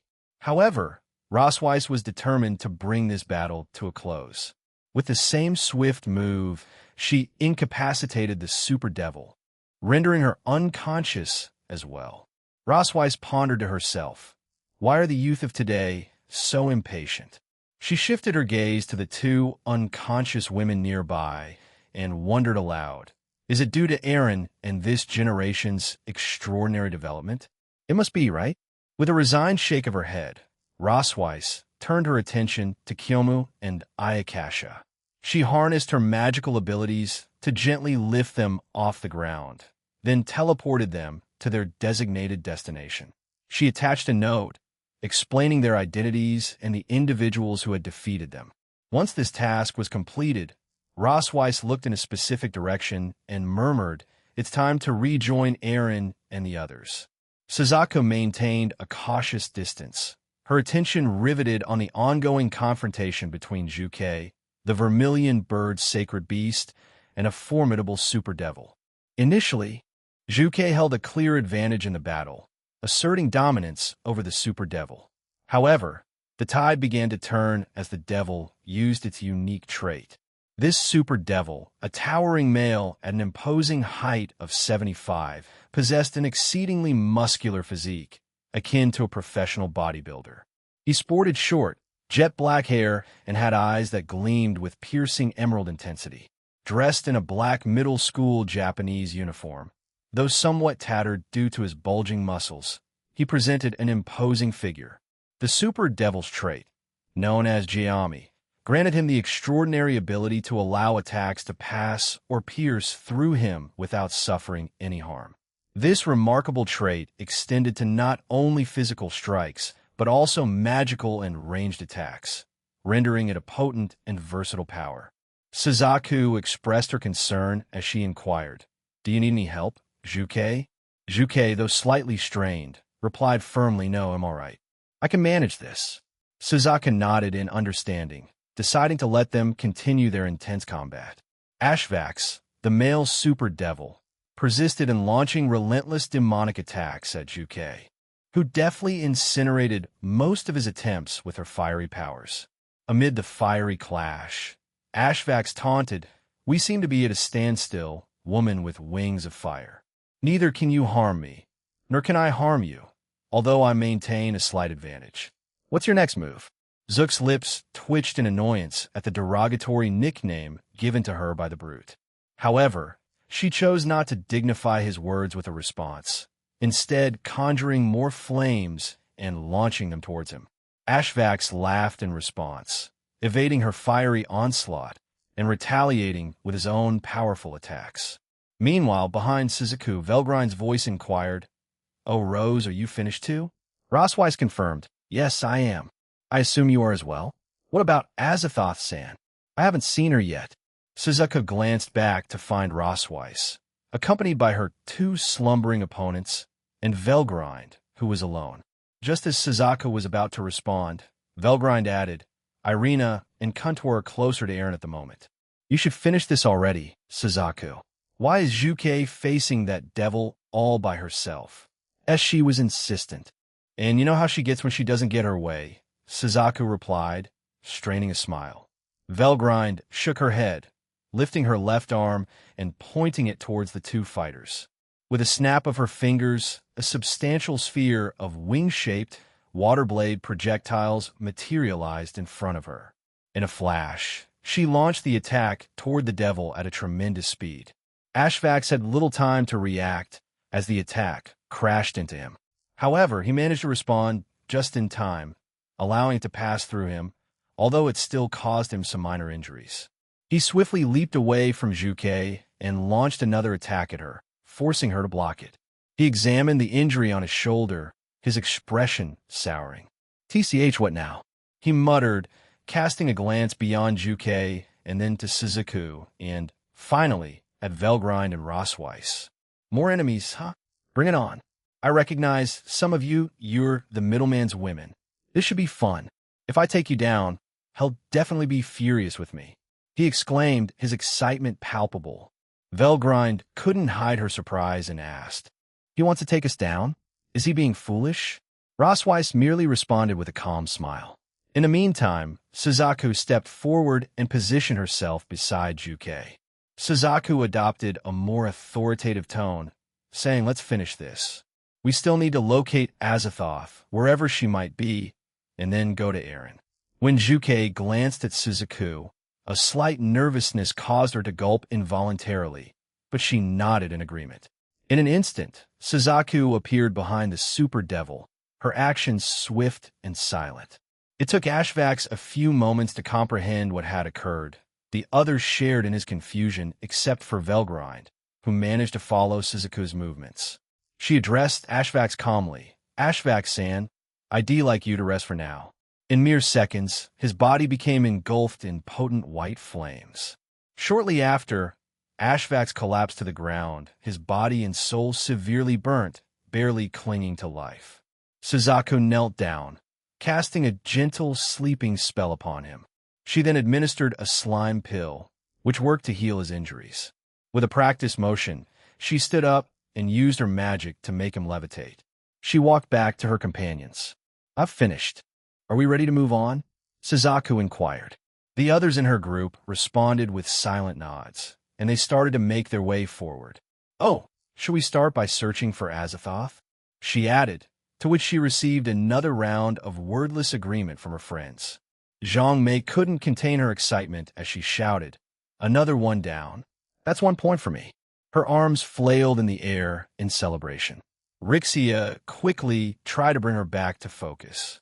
"Please, we're not done yet," she cautioned, her eyes narrowing as she glanced at her companions. Before Zhang Mei could respond, all the members of the 8 divas turned their attention to a particular direction in London. Their eyes locked on another figure approaching them. Without a moment to react, this figure zipped through their group, causing the destruction of most of their weapons, except for those belonging to Zhang Mei, Rixia, Liang Meiying, and Quan Xinyue. I didn't expect to cross paths with you guys here, the figure remarked, turning to face them. I guess it was worth cooperating with that foolish organization and being brought back to life. Huh? Rixia, her voice quaking with anger, yelled you. But just then, two more figures appeared beside her. The woman spoke with a hint of arrogance. Hi there, I was the one behind this, Fufu. She had long lime green hair, light purple eyes, and wore a black robe. I'm a super apprentice of Oz, and I'm doing quite well. Os, you mean the leader of the Wizards of Oz? Weren't we informed that she doesn't take on apprentices? Sure, Jean questioned her teammates, who all nodded in agreement, clearly taken aback by the unexpected turn of events. Well, any Oz can be, let's say, eccentric, cuckoo, she remarked with a sly grin. And do you recognize this fellow? She gestured toward the man by their side. Allow me to reintroduce you to the newly revived former instructor of your team, Yun Yongli. Yun Yongli, a tall figure at about 62 with an athletic build, stood beside the witch. He donned a male qipao primarily in black and crimson. A large blade hung at his side, and distinctive horns adorned his head. Rixia's disbelief lingered as she asked, Yun Yongli, why are you on their side? Before the man could respond, the witch interjected, let me tell you, the great Metadila. To be blunt, he's not pleased with how DXD has been conducting things. Moreover, he's ashamed of you all for joining it. So he's taking it upon himself to deal with you personally. Don't like it? Weren't you preaching about peace and unity all the time? Zhang Mei inquired, her confusion evident. She shifted her gaze to the woman in a purple dress. Actually, who's that? She pointed at the mysterious figure. Oh, her? Metadila replied with a playful grin. She's Eris, the goddess of strife and discord. I encountered her, and she decided to join us. It seems like you're in quite a predicament. Huh? Metadila's laughter filled the air after her ominous proclamation. Yangji expressed his unease, saying, fighting a goddess? That's something we've never done before. Wu Song, filled with determination, replied, it's going to be a tough battle, but with Jean supporting us, we can give it our all. Rixia took charge, raising her arm to the side. She instructed, Wu Song and I will handle Yun Yongli. Zhang Mei and Liang Meiying, you deal with the witch. As for the rest of you, give it your all against the goddess. In unison, the group acknowledged with a resounding Roger, before they all charged forward to engage their respective adversaries. Yun Yongli, Wu Song, and Rixia Mao swiftly darted away as Yun Yongli unsheathed his sword and swung it toward the two women. His blade unleashed a flurry of aura slashes, creating a shimmering wave of energy. Wu Song, her fists ablaze with flames, unleashed a rapid succession of fiery punches, sending a barrage of flaming fists hurtling toward the oncoming onslaught. The impact of these attacks resulted in a small explosion, which took Yun Yongli by surprise. Why the surprise? Wu Song asked. It's been a few years since your supposed demise. That means we've grown stronger while you haven't. You're even resorting to your wyvern side, aren't you? She glanced at the horns protruding from Yun Yongli's head. Yun Yongli was originally a human, but had absorbed the spirit of a wyvern during his brief lifetime. This transformation had bestowed upon him enhanced strength, a more robust physique, regenerative abilities, wings, and horns, among other benefits. With time, he had managed to gain some degree of control over his newfound powers. Yet, his life had been cut short for mysterious reasons. One day, he had vanished, and the only trace left behind was his severed left hand. After an exhaustive 2-month search, they had presumed him dead. But on this particular day, he reappeared, aligning himself with the terrorist organization. Rixia drew her sword and swung it towards Yun Yongli, who managed to block it but found himself pushed back, leaving him astonished. Rixia questioned him, where have you been all this time? Why have you joined them? Are you under some form of control? If that's the case, we can ask Jean to remove it once this operation concludes. Yun Yongli responded, I was resurrected only a few months ago, and I've been reacquainting myself with my abilities. I'm genuinely impressed with the progress all of you have made. However, let's not forget that I was the one who guided you during your formative years. He made an attempt to push Rixia away, but failed in the endeavor. With a sudden release of his wings, he generated a powerful shockwave, sending both women tumbling backward. He continued, "Nonetheless, I am not under the control of anyone. In fact, I am in control of my own actions. I simply listened to some of the things the cow's order said and found myself agreeing with many of their ideals." Yin Yongli fixed a stern gaze upon Wu Song and Rixia Mao, his words carrying a weight of disappointment. This entire peace initiative came into being because of one self-centered boy, and the entire supernatural world depended on him to take action rather than addressing the issues themselves? Frankly, it appears rather pathetic. Wu Song couldn't help but respond. Her eyes locked in a glaring challenge as she addressed Yin Yongli. "You must understand there were other factors at play holding them back." Yin Yongli, however, maintained his stance, his voice unwavering as he explained his perspective, saying, "These leaders oversee powerful factions and pantheons. Their powers surpass that of their citizens, and should any troublesome group emerge, they possess the ability to suppress them with their extraordinary powers. If they choose not to, what I aim to achieve is the same result, but I don't align with the middleman's approach. I prefer a more forceful method. As long as peace is attained, the means and methods used do not concern me." A surge of power coursed through Yin Yongli's body, and his physical form underwent a startling transformation. His ears elongated, his horns grew more prominent, his pupils sharpened, scales covered his body, and claws emerged from his hand and feet. In this altered state, he stood an imposing height of at least 82. "He's gone through a transformation," Wu Song observed, and Rixia agreed with a nod. Both women enveloped themselves in flames and tuki, preparing for the battle ahead. Yin Yongli, exuding confidence, declared, "I will defeat both of you, and then join forces with Hades' group to create a world where genuine peace can flourish." With unwavering determination, he charged towards his opponents. Chapter 15, Part 7. To those who create miracles, third-person point of view, Yin Yongli summoned mighty gusts of wind with the flapping of his wings. However, neither Rixia nor Wu Song seemed perturbed by the powerful display, so he ceased that particular effort. Instead, he made a commanding gesture with his right hand, conjuring several sharp blades of wind that he then launched toward the two ladies. Quick to react, Rixia dashed toward the oncoming attack, enveloping her weapon in her own tuki. She swung her weapon at the incoming blades, skillfully deflecting them to the sides. Undeterred, Yin Yongli continued his relentless assault against her. Wu Song, determined not to be left out, leaped into the air and unleashed a flurry of fiery punches aimed at Yin Yongli. The fierce flames blazed through the air, targeting their airborne attacks. In response, Yin Yongli conjured multiple defensive magic circles in the sky, attempting to shield himself from the fiery onslaught. While he managed to block some of the punches, a few others broke through, forcing him to leap away to avoid damage. Yin Yongli twirled his blade in his hands, setting it in motion to release a series of aura slashes aimed at Wu Song. She skillfully dodged the oncoming attacks, her agility keeping her out of harm's way. In the next moment, Yin Yongli soared towards Rixia, their blades clashing with a resounding clash. In his transformed state, Yin Yongli held the upper hand, though Rixia displayed remarkable strength by resisting his forceful pushback. What's behind this newfound strength? Did the middleman help you?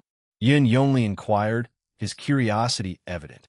After a brief separation, they both dashed forward and swung their weapons at each other. Rixia responded cryptically, "He may have. Why do you ask?" Yin Yongli scoffed, his tone dismissive. "It's remarkable that it took someone younger than you to help you become stronger. This is the issue with the supernatural world. They no longer take things seriously, relying on third parties to handle their affairs." Rixia's frustration flared, and she lashed out with a kick aimed at Yin Yongli. In response, He swiftly lifted his tail from behind him to intercept the attack.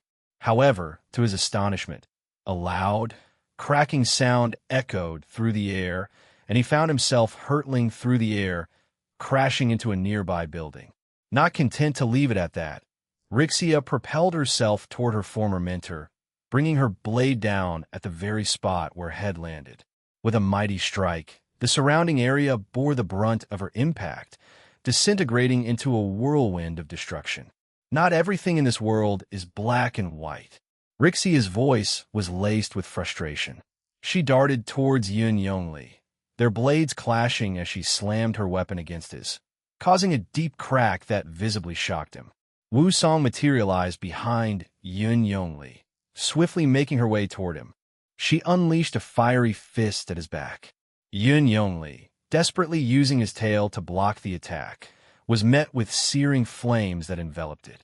He couldn't help but cry out in agony. "Leader is right," Wu Song declared as she continued her attack. "You've always believed it's just good versus evil. But have you ever considered that there might be more at play? Not everything is as clear on the surface. Sometimes, the public is given a watered-down version to avoid a bad reaction." A sudden surge of energy erupted from Yun Yongli's body, sending Rixia and Wu Song tumbling back. He glared at them with anger in his eyes and shouted, "I'm well aware of that. But that's how I intend to shape this world, to make it straightforward, devoid of unnecessary complications. Who needs things to be overly convoluted? It's always a waste of time. Searching for complex solutions only delays progress." In a split second, Yun Yongli appeared behind Wu Song and swung his blade toward her. However, she swiftly rotated and delivered a powerful kick directed at the blade. Flames enveloped her leg, effectively blocking the attack. The world is better in black and white, where simplicity reigns, Yun Yongli shouted, exerting even more force. To his surprise, Wu Song stood her ground, unmoved by his strength. With a furious expression, Wu Song's fiery aura blazed even brighter, her power and anger growing more intense. "Life is complex," she spoke with conviction, "and that complexity is what makes our world both beautiful and cruel. I believe people would prefer this diversity over a world of just black and white." Before Yun Yongli could respond, Rixia returned with swift vengeance, delivering a forceful kick to his face that sent him hurtling away. As he soared through the air, Rixia gracefully touched down on the ground, weapon poised, ready for the impending strike. "We appreciate the knowledge you've shared to us over the years," Rixia said, her sword enveloped in an even thicker veil of 10k. "However, it seems the time has come for you to go back to your grave. The world is evolving, and if you choose to remain stagnant, it's best to leave the past behind." Wu Song pulled back her arm, flames swirling around it, gradually taking the form of a fiery creature. "We are not alone in our aspirations, Yun Yongli. Many in the supernatural realm share our desire. If you obstruct us, we will not hesitate to remove you." In perfect harmony, Rixia swung her blade towards Yun Yongli, releasing a powerful aura slash. Simultaneously, Wu Song thrust her flame-covered arm toward him, summoning a colossal fiery tiger that roared and charged relentlessly in his direction. The two attacks swiftly closed in on Yun Yongli, leaving him with no option but to try and block them. He concentrated his energy, extending both his arms to intercept the impending attacks. However, as expected by everyone present, his efforts were in vain. The razor-sharp slash cleaved through both his arms before cutting his body in half. Following this, the fiery tiger collided with him, erupting into a spiraling blaze upon impact. "I wasn't mistaken. It's this world that's wrong," were Yun Yongli's final thoughts before he died once more. After the fiery spiral dissipated, both Rixia and Wu Song paid a quick tribute with folded hands before turning to one another. "Let's lend a hand to our comrades battling the goddess," Rixia proposed, and Wu Song silently concurred. They departed towards their teammates, determined to assist in the ongoing battles. Liang Meiying and Zhang Mei raced through the streets of London, locked in a heated battle against Metadila, Ounce's apprentice. Metadila summoned multiple magic circles and released a relentless barrage of attacks. To their astonishment, these magical attacks seemed to appear right in front of Liang Meiying and Zhang Mei, making dodging or blocking them a challenging endeavor. The two women did their best to evade the attacks or to defend themselves with their weapons. However, they couldn't help but be taken aback by Metadila's remarkable mastery of magic, considering her youthful appearance. "What's the matter? Can't catch up to me?" Metadila taunted, her laughter mocking Liang Meiying and Zhang Mei. She then launched another wave of magical attacks at them. In her frustration, Zhang Mei exclaimed, "I'm going to kick your ass." Zhang Mei activated her eyes and charged toward Metadila, unleashing a barrage of thousands of slashes in a single mighty swing. Metadila, taken aback by these attacks, swiftly conjured a massive, soft, white cloud in front of her. The cloud absorbed the torrent of attacks that Zhang Mei had unleashed. "What the? So soft. Wait, no." Zhang Mei exclaimed as a mouth suddenly formed on the cloud, revealing razor-sharp teeth that aimed to bite her. But she flew back in time to not get bitten. "What the hell is that thing?" she questioned, her finger pointing at the menacing creation. Metadila couldn't help but laugh at Zhang Mei's astonishment. "It's my innate ability," she explained with a mischievous grin. "I can create clouds and shape them to mimic the functions of any object or living being. This one here is a replication of a creature crafted by Annie Oz in the past." Metadila conjured another cloud, meticulously molding it into the image of Zhang Mei. These replicas might not perfectly emulate living beings, especially their unique abilities, but that's all right, Metadila instructed, a hint of amusement in her voice. "Go on, sweetie, attack her." The cloud made Zhang Mei charged at the original, and their blades clashed in a battle of strength and skill. To Zhang Mei's surprise, the cloud version exhibited remarkable physical strength, pushing her back. Though it may have matched her in raw power, Zhang Mei had the upper hand in experience and finesse. She thought to herself, "It may have similar physical strength, but I have skill and experience on my side." With swift agility, Zhang Mei deftly dodged a strike from the Cloud Zhang Mei, or Si Zhang Mei for short. Then, she unleashed a rapid series of thrusts, and while Si Zhang Mei managed to deflect some of the attacks, it couldn't escape the rest. Holes appeared all over the clone's form, but it quickly repaired itself. "What? That's not fair. You can't just regenerate like that," Zhang Mei exclaimed in annoyance, causing Metadila to laugh. Metadila explained with a mocking tone, "Fu, don't worry too much. It can only regenerate a set number of times. After that, it will be obliterated. But you see, I can always make more. So, who's the real winner here?" "Me," Zhang Mei shouted. She swiftly slashed her sword through the cloud clone once more before darting toward Metadila. In a display of her magical prowess, she duplicated her sword and began to wield both, surrounding them with 10k. With a graceful finesse, she unleashed multiple aura slash attacks, each aimed at the witch. Meanwhile, Liang Ming engaged in her own battle, fending off a multitude of cloud creatures and her own clone. Much like Zhang Mei, she dispatched the cloud creatures with ease, one by one, reserving her clone as the final challenge. Liang Mei spun her spear expertly around her hands before pointing it at her clone. She declared confidently, "It's just the two of us now. If you're truly a clone of mine, you should be able to keep up." A confident smile adorned her face as she readied herself for the ensuing duel. Liang Mei soared toward her clone, and the clone version of her, Si Liang Ming, mirrored her movements. Their spears clashed, igniting sparks and producing a small shockwave. Both the original and the clone exchanged grins before Si Liang Mei used her cloud-like powers to form several tentacle-like appendages. She hurled them toward Liang Mei. Liang Mei skillfully blocked and parried most of the attacks, though a few managed to graze her. To her clone's surprise, the wounds she sustained disappeared within seconds, as if they had never existed. This confounded her clone, but it didn't deter her from launching continuous attacks on Liang Mei.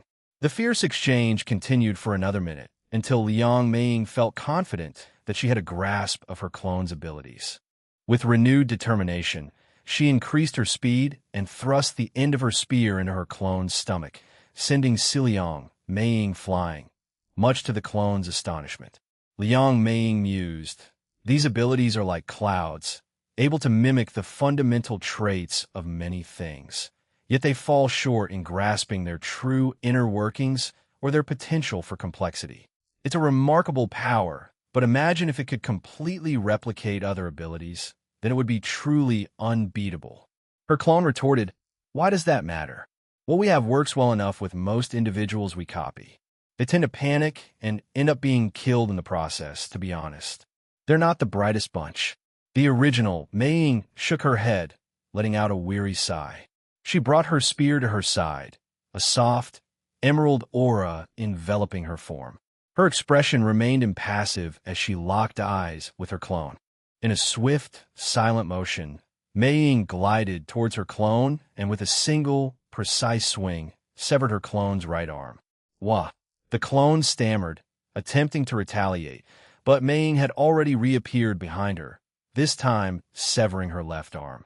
Without a moment's hesitation, Meiying thrust her spear into her clone's head, swiftly ending her clone's life. Just as Metadila had foretold, another one of her clones emerged. To their surprise, Meiying herself charged at Metadila, who was already trying to evade Zhang Mai's onslaught. Together, they succeeded in overwhelming Metadila, causing the witch to sigh in frustration. In response, Metadila unleashed a powerful gust of wind magic, sending both Meiying and Zhang Mei tumbling backward. "Did you manage to hit her?" Zhang Mei inquired, her gaze shifting to Liang Meiying. "Yes. Should we bring this to a close then?" Meiying proposed, and Mei nodded in agreement. "Very well. They'll begin. Please make sure they stay alive, all right? Although I can always target."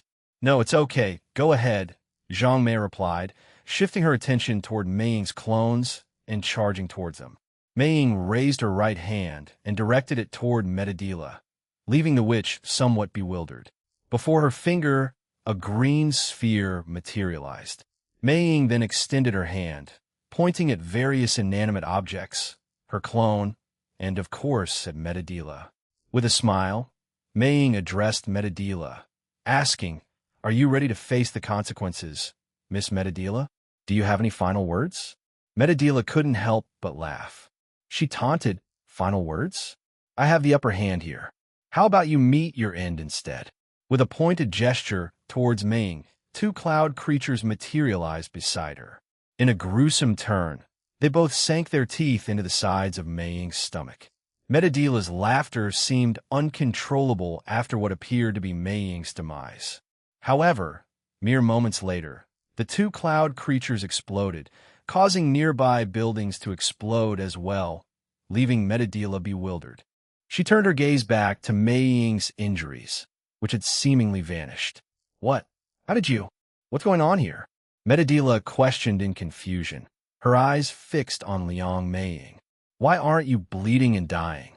Meiying remained silent, her spear aimed at Metadila, further deepening her confusion. Then, unexpectedly, Meiying stabbed herself in the side, shocking Metadila. However, her shock quickly turned to a frown as she felt a searing pain in her own side. She glanced down and discovered that she was bleeding. Confusion washed over her as she blinked a few times, struggling to process what had just occurred.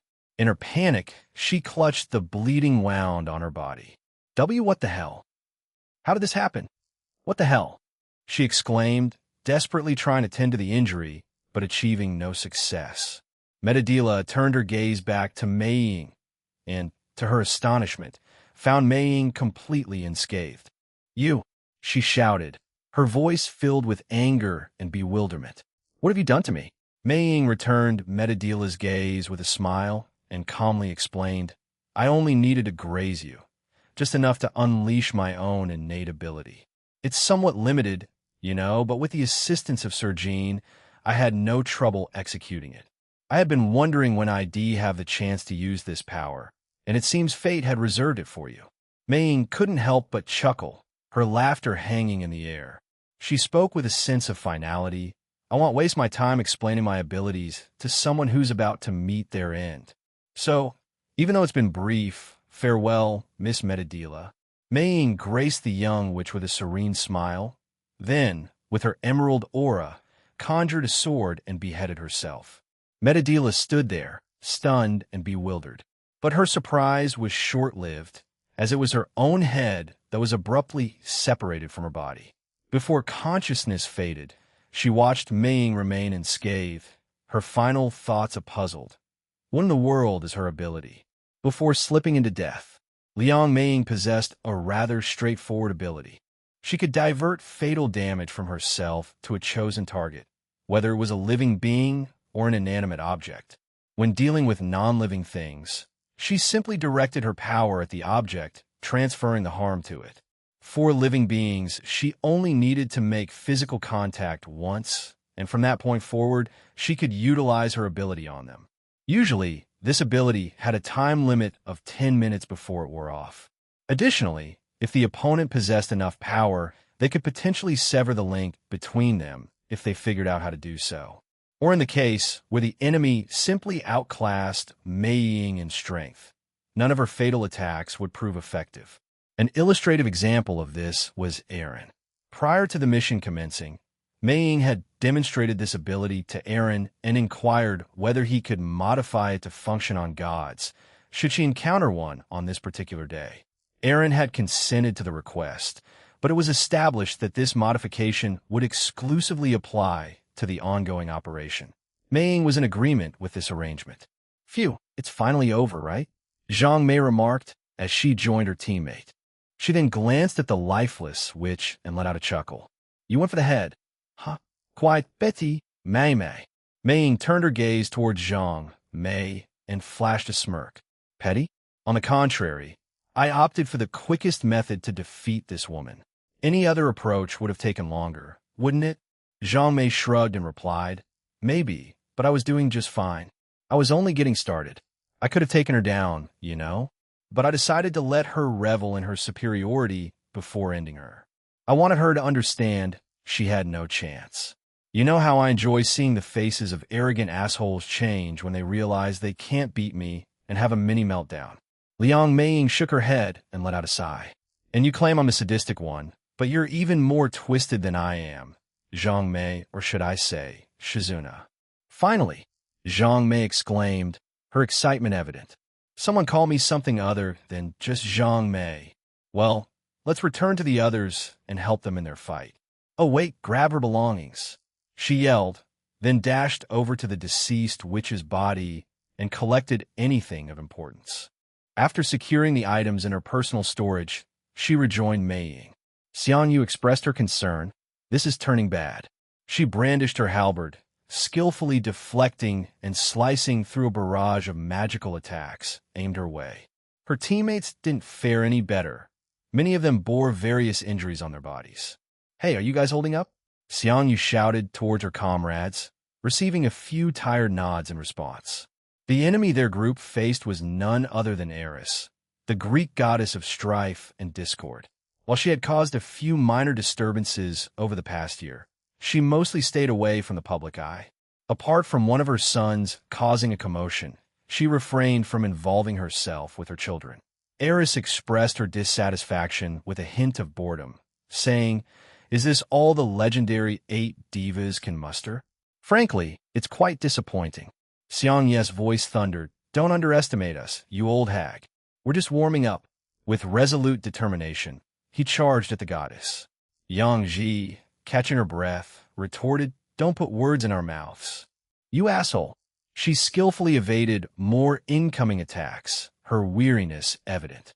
Ling Chong swiftly joined Xiang Yu, enveloping her body with Tuki.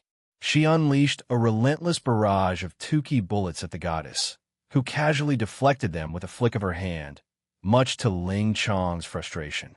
In response, Ling Chong summoned her spear, leaping forward in tandem with Xiang Yu. Both women swung their weapons downward, aiming to strike the goddess. Eris raised her hand, creating a shield of darkness that protected her. She then gestured with her other hand, sending a powerful gust of wind that blasted Xiangyu and Ling Chong away. Eris raised her arm further up, conjuring millions of spears made of both light and darkness, surrounding them. You just had to annoy her even more. Huh? Sure, Jean screamed, rising to her feet. Before the goddess could unleash her next wave of attacks, a streak of silver light tore through the battlefield, and 3 more figures arrived. Boss! Wu Song! Xin Jin exclaimed with relief. Rixia chimed in. It appears everyone is facing their own challenges here.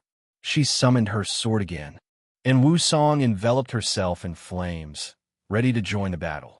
Zhang Mei took charge of thwarting the incoming attacks, her agile flight pattern allowing her to swiftly neutralize them.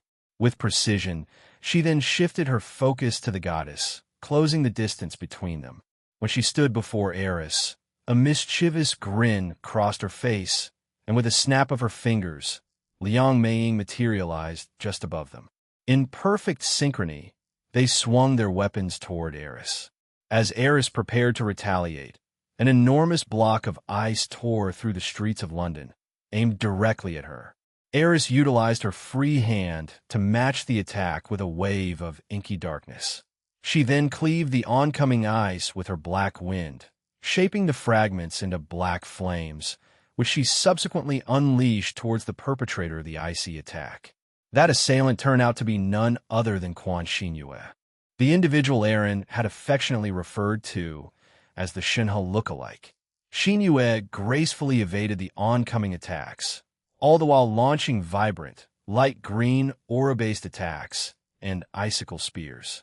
When the two opposing forces clashed, a miniature explosion resulted from their collision.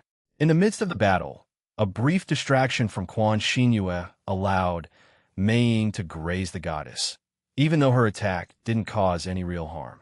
On the other side, Zhang Mei's attack was blocked. However, after seeing Ming's successful move, both of them swiftly leaped away from the goddess, piquing Eris' curiosity. What did you do? Eris questioned as she examined their attempts to harm her. Zhang Mei, standing alongside her team, gave Eris a peace sign and nonchalantly replied, "Who knows? And who cares? We're going to take you down. Wait. We can't kill her, right?" Meiying smiled and assured, "Don't worry, I won't. I know where to strike." Then, she turned to Quan Xinyue, asking with concern, "How about you? Are you okay? You know that mistress won't be pleased if you get injured." Xinyue met Meiying's gaze and nodded. "I'm fine. I'm mostly unharmed," she admitted, although the reality was that her clothes were in tatters, with a few cuts across her body. She had been fighting alongside the rest of the 8 divas against Eris for several minutes. Eris scoffed at the idea, saying, "Kill me? Please, don't be so arrogant, human. Only gods have that privilege." With a mischievous grin, she pointed a finger at them. She tried to employ her Discord manipulation, but to her surprise, it had no effect on the 8 divas. She attempted it once more, yet the outcome remained unchanged. Annoyance crept over her. TCH, that meddling dragon must be behind this. Eris deduced that Aaron Toole had somehow made them immune to one of her signature powers, which irritated her. She shook her head and remarked, "No matter. I have other means to deal with them." With a forceful stomp of her foot, she forced them to enter a vast shadow realm. As they found themselves within its eerie confines, Eris couldn't help but smile, knowing that they had no way of escaping unless she willed it. As Eris prepared to speak, Meiying abruptly took action, driving her spear into her own thigh. A jolt of excruciating pain surged through Eris' thigh simultaneously. Her gaze dropped to her own leg, revealing a gaping wound that oozed blood. Confusion clouded her mind as she glanced back at the 8 divas, only to find Meiying smiling, twirling her spear with skill. Eris watched as the young woman directed the spear's tip to her other thigh, driving it in, and once again, the goddess felt the searing pain mirroring the injury. She realized that Meiying had done something to her, although the precise nature of her abilities remained a mystery. Refusing to tolerate this affront, Eris retaliated by summoning enormous, shadowy tendrils that lashed out toward the group, with Meiying as the primary target. Scatter!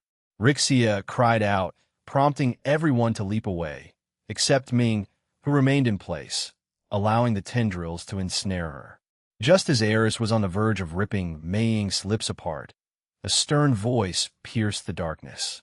Think long and hard about what you're about to do, Lady Eris.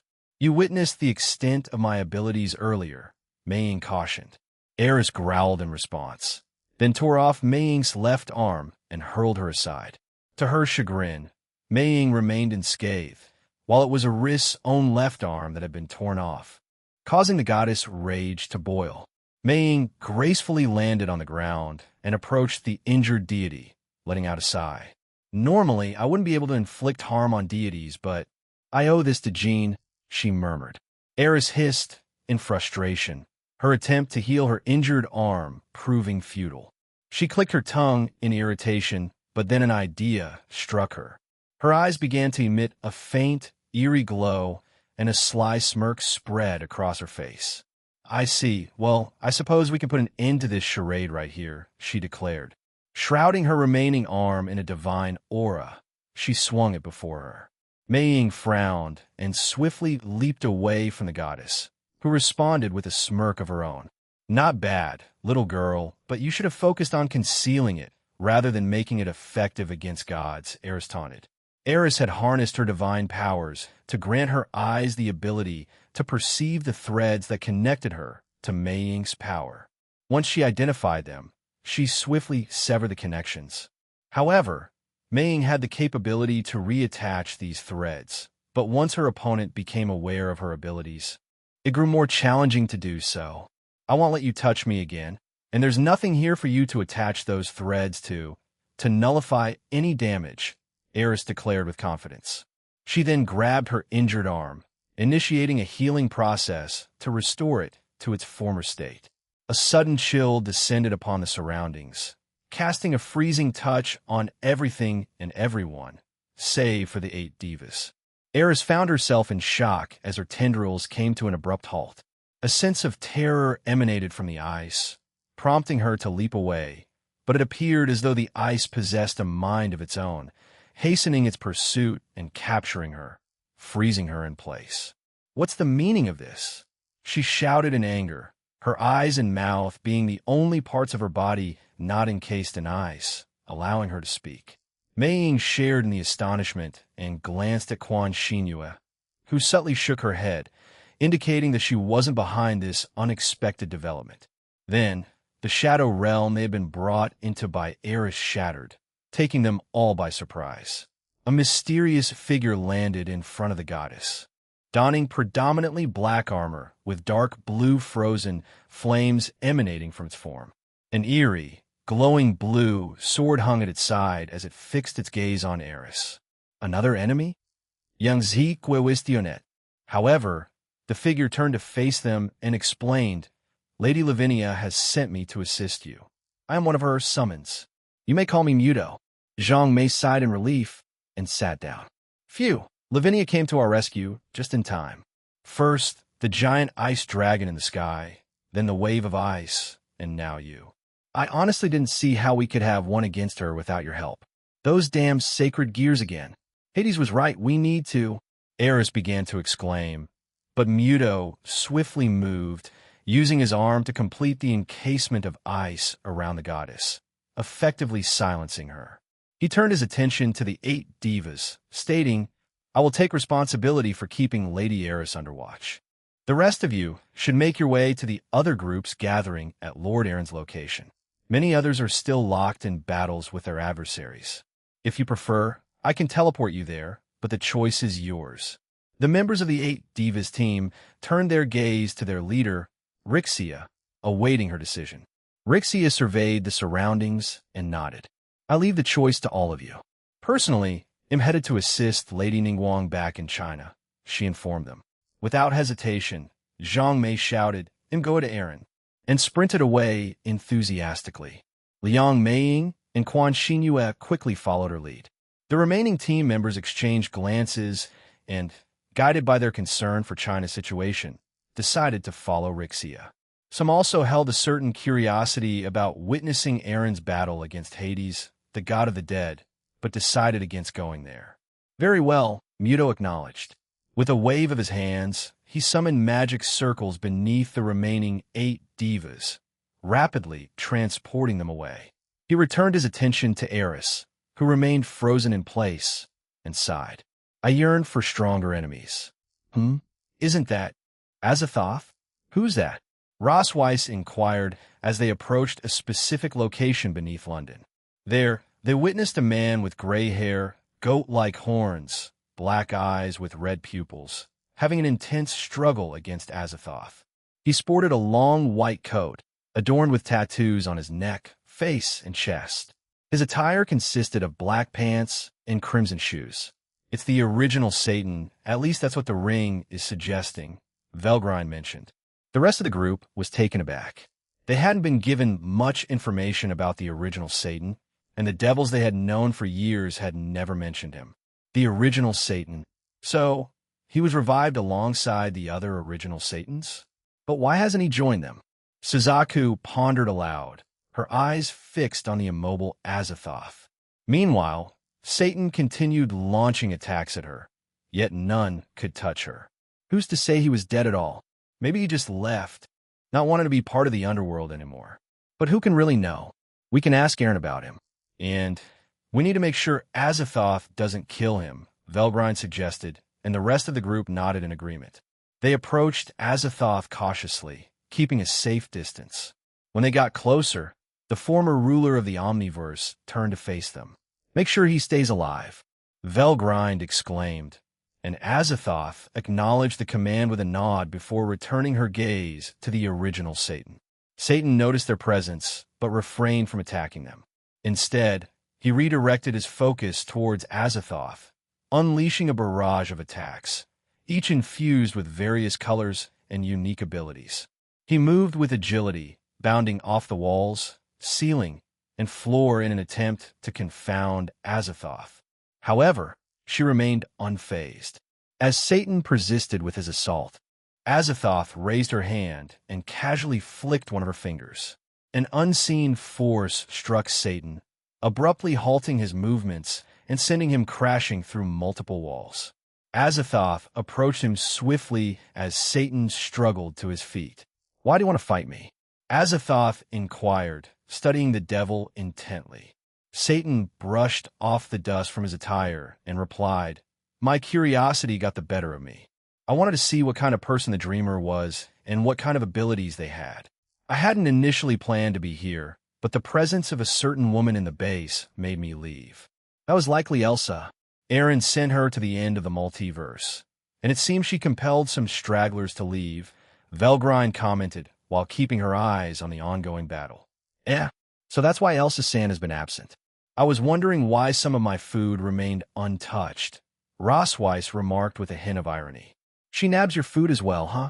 I've told her to stop a few times, and she does for a couple of days, but then she's back at it. We really should inform Aaron about this, Velgrind responded, clearly annoyed. Satan charged at Azathoth, conjuring massive water dragons and serpents before launching them in her direction. He then formed a glowing crimson ball in his hand and hurled it at Azathoth. Isn't that the sea serpent of the end and power of destruction? Suzaku inquired, her surprise evident as she witnessed Satan using these powers. Velgrind pondered, I guess it's not too surprising that he can use them. I mean, he's the original devil, right? She turned to her companions for their thoughts. Suzaku provided some insight, saying it's a bit more complex than that, at least for what I've read. According to human beliefs, they are often regarded as the same person. Lucifer was supposed to be the angel who fell from heaven, while Satan represented evil. Over time, certain books and authors blurred the lines, referring to them as one entity or distinct figures, which has led to confusion. Juke contemplated this, asking, so, reality might be different? I've never really delved into it. We always referred to them as the original Satans, not just Satan. But where did he go after his creation? And what has he been up to? Ross Weiss offered a practical perspective, saying, We can only speculate or seek answers from Aaron, Azathoth, or even have Satan himself share his story with us. Azathoth conjured a small, shadowy sphere before her and launched it toward the incoming attacks. The sphere swiftly split into two, obliterating the dragons and serpents initially, and the second half eradicated the impending ball of destruction. Satan wore a grin and commented, "That's what I'd expect from you. Although, it's quite surprising that you managed to annihilate the power of destruction." Azathoth's response left Satan puzzled. "It's not true destruction, though it comes close," she explained, just as the devil was about to inquire further. Azathoth vanished, reappearing by his side. She playfully poked his arm, and in an instant, Satan's arm twisted at an unnatural angle before being forcefully blasted away. Unfazed, Satan halted himself by digging his legs into the ground, arresting his momentum. He examined his injured arm, touched it, and a white, demonic light materialized, mending the damage. Those Lucifers, they don't grasp the full extent of this power. No, that's not quite right. They haven't unlocked its genuine potential. This ability offers numerous possibilities and is exclusive to devils. One of its applications includes self-healing. If Rizavim had been aware of this during his encounter with the middleman, he might have been able to mend himself, or the same goes for the original Lucifer, Satan explained. He chuckled and turned his gaze to Velgrind's group. Although you could inform Lucifer's descendant about it after today, and perhaps he'll decide to train in it. It doesn't concern me one bit, to be honest. What would it take for you to stop? Azathoth inquired. Stop? You mean stop attacking you? Probably nothing. You'd have to kill me or knock me out. I just want to fight you. I rarely engage in this kind of thing. To be honest, I didn't care about joining the Cows Order. They sort of found me and recruited me. I had nothing better to do, so I went along. Even if you defeat me and bring me to the underworld, I won't be too cooperative. If they toss me in a cell and let me rot there, that's fine by me, Lucifer explained. Azathoth's brow furrowed slightly as she asked, Are you tired of the world? Maybe even suicidal? This question elicited a laugh from Satan, who shook his head. Bored? Absolutely. I've seen many things in my lifetime after leaving the underworld. I've explored nearly everything in the human and supernatural realms. The simple conclusion I've reached is that it's all meaningless. Those who were listening to Satan were taken aback by his words, but they continued to listen, refraining from interrupting him. Everything here is artificial, be it human emotions, the bonds we form, or anything else. It's all fabricated, and nothing in this world is authentic, he remarked, directing his gaze at Suzaku and Rosweiss. Both of you are in a romantic relationship with the middleman, correct? He inquired. The two women hesitantly nodded in response. Are you certain that what you feel for him is real and genuine? Are his feelings for you authentic? A man with such a vast harem, and he claims to love each of you equally? That's hard to believe. What drew you to him, and vice versa? Was there anything at all? Why stay with him when he has so many women? Satan posed these questions in an even-toned manner. His intention was not to be malicious. He was genuinely curious. After living for so long, he had come to view everything in the world as artificial. He had difficulty believing that anyone's actions were genuinely motivated.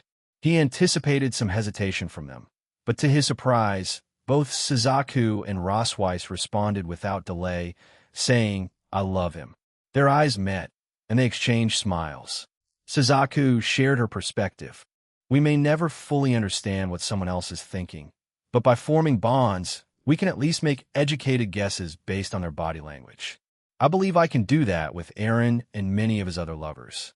Suzaku added, perhaps Azathoth or even Aaron himself has the answers to your questions, though they might not be the answers you hope for. In reality, our best course is to try our hardest and treat one another with kindness. You are the first devil, right?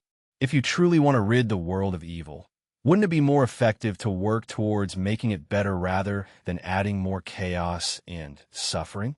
Satan raised an eyebrow, seeming skeptical. You're suggesting that I, of all beings, should do good? He almost scoffed, though I must admit The new devils are attempting to do just that. But to ask me, the true Satan, the original devil, to embrace goodness? Well, you certainly have boldness, young lady. Suzaku let out a light-hearted chuckle and added, the decision is ultimately yours. I was merely offering a suggestion. Her gaze then shifted to Rosweiss, who found herself blushing at the topic. I agree with Suzuka-san's point, stammered Rosweiss, but am certain about my feelings for Aaron. His actions towards me and everyone else prove his sincerity. You're familiar with the saying, actions speak louder than words. So, I genuinely believe he's being authentic. Words are one thing, but translating them into actions is another, and Aaron typically takes action rather than just talking, to a certain extent, of course. Satan nodded thoughtfully. I'm well acquainted with that saying. After all, I initiated it. I do agree with your perspective. To some extent, he acknowledged. Then, he turned his attention back to Azathoth and heaved a sigh. Let's carry on. They'll simply consult the middleman about this. He appears to have a deeper emotional connection than the dreamer. Satan didn't bother waiting for a reply. He swiftly sprinted toward Azathoth and unleashed a barrage of attacks representing various clans. However, Azathoth dismissed them with a simple snap of her fingers. In the blink of an eye, she materialized above him and thrust her palm downward, generating a powerful shockwave that sent Satan crashing to the ground. He made an effort to rise, but a surprise awaited him. When Azathoth had struck him with her palm attack, she had also added an extra dose of gravity, pinning Satan's body to the ground. Despite the immense pressure, the gravity wasn't intended to end his life. Rest for now, Satan. I'll ensure you have a conversation with Aaron later, Azathoth declared as she put him into slumber. She then faced her companions and announced, I'm done. They came closer, and Veldrind inquired, You're going to let him speak with Aaron? Azathoth responded with a silent nod, and then added, If he's eager to find out, I won't interfere. But he'll have to bear the consequences of what he learns, and none of us will be held accountable. He could have thought the indiscriminate Ice Princess would become so powerful, Oz remarked, a smirk playing on her lips as she directed her gaze at Lavinia Rennie. I still remember the day when Glinda brought you in and taught you everything you knew. You were so naively ignorant back then. Lavinia Rennie maintained her composure, her expression unchanging as she silently glared at Oz. She despised any mention of her past, particularly anything related to Glinda, whom she could never forgive for her betrayal. What's the matter, Lavinia? Cat got your tongue? Why won't you respond? Ostormteeth. Oz, a woman with black hair neatly tied in a bun and gray eyes, had a silver crown adorning her head. She wore a predominantly black dress that flowed down to the ground, with several blue ribbons on her side and wing-like attachments behind her. Normally, she carried a blue fan, but it now lay at her side, alongside her body. Lavinia, inquisitive, held a small azure ball in front of her and directed her question at Oz. What was the purpose of this, Oz? You seemed quite agitated earlier when Shai-chan took it from you. Oz, wearing a smug expression, opted to remain silent in response. Lavinia, persistent in her curiosity, continued her probing. What if I were to destroy it? Perhaps freezing it or stowing it away? Surely, such actions would trigger some sort of effect, wouldn't they? You're renowned for your meticulous scheming in pursuit of your self-interest, even if your grand plans ultimately end in failure. Oz couldn't contain her amusement and broke into laughter. If you were to destroy that ball, it would only bring suffering to the world, Ice Princess.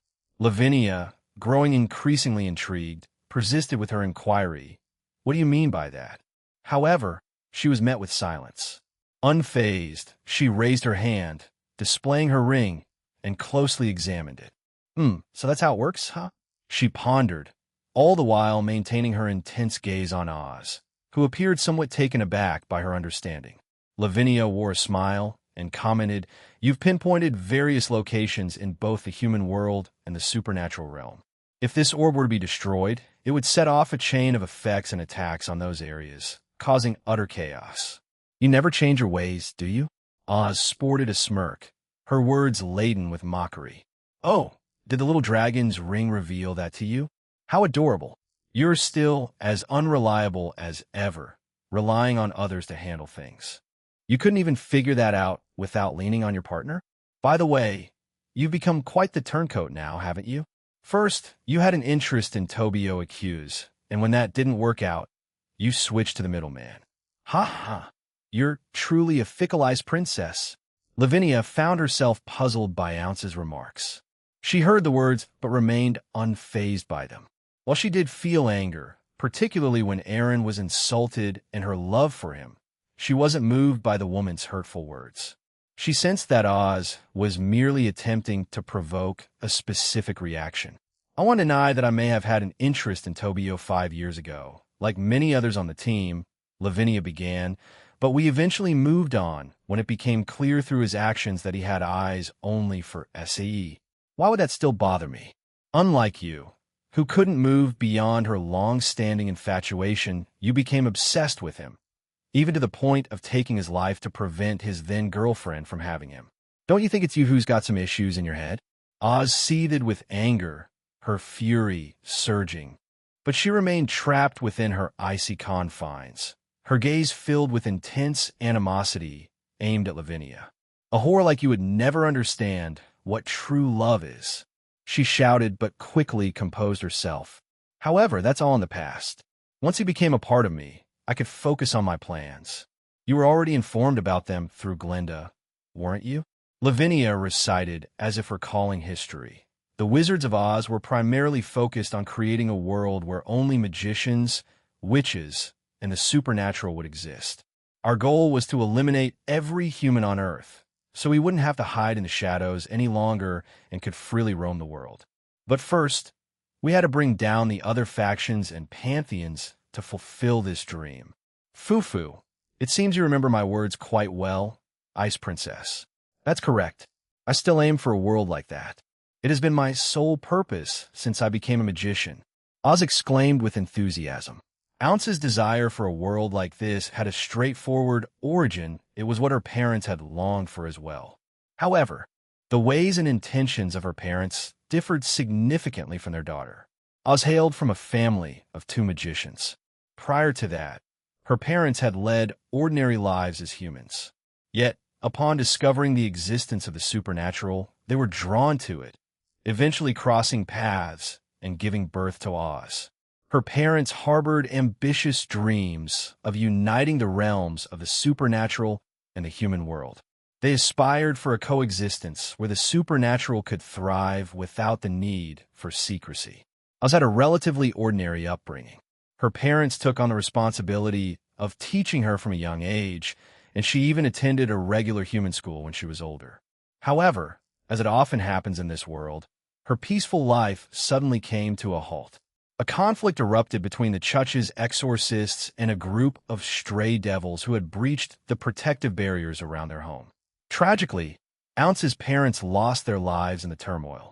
Oz herself faced a near-death experience until a certain man intervened, saving her from a fatal fate.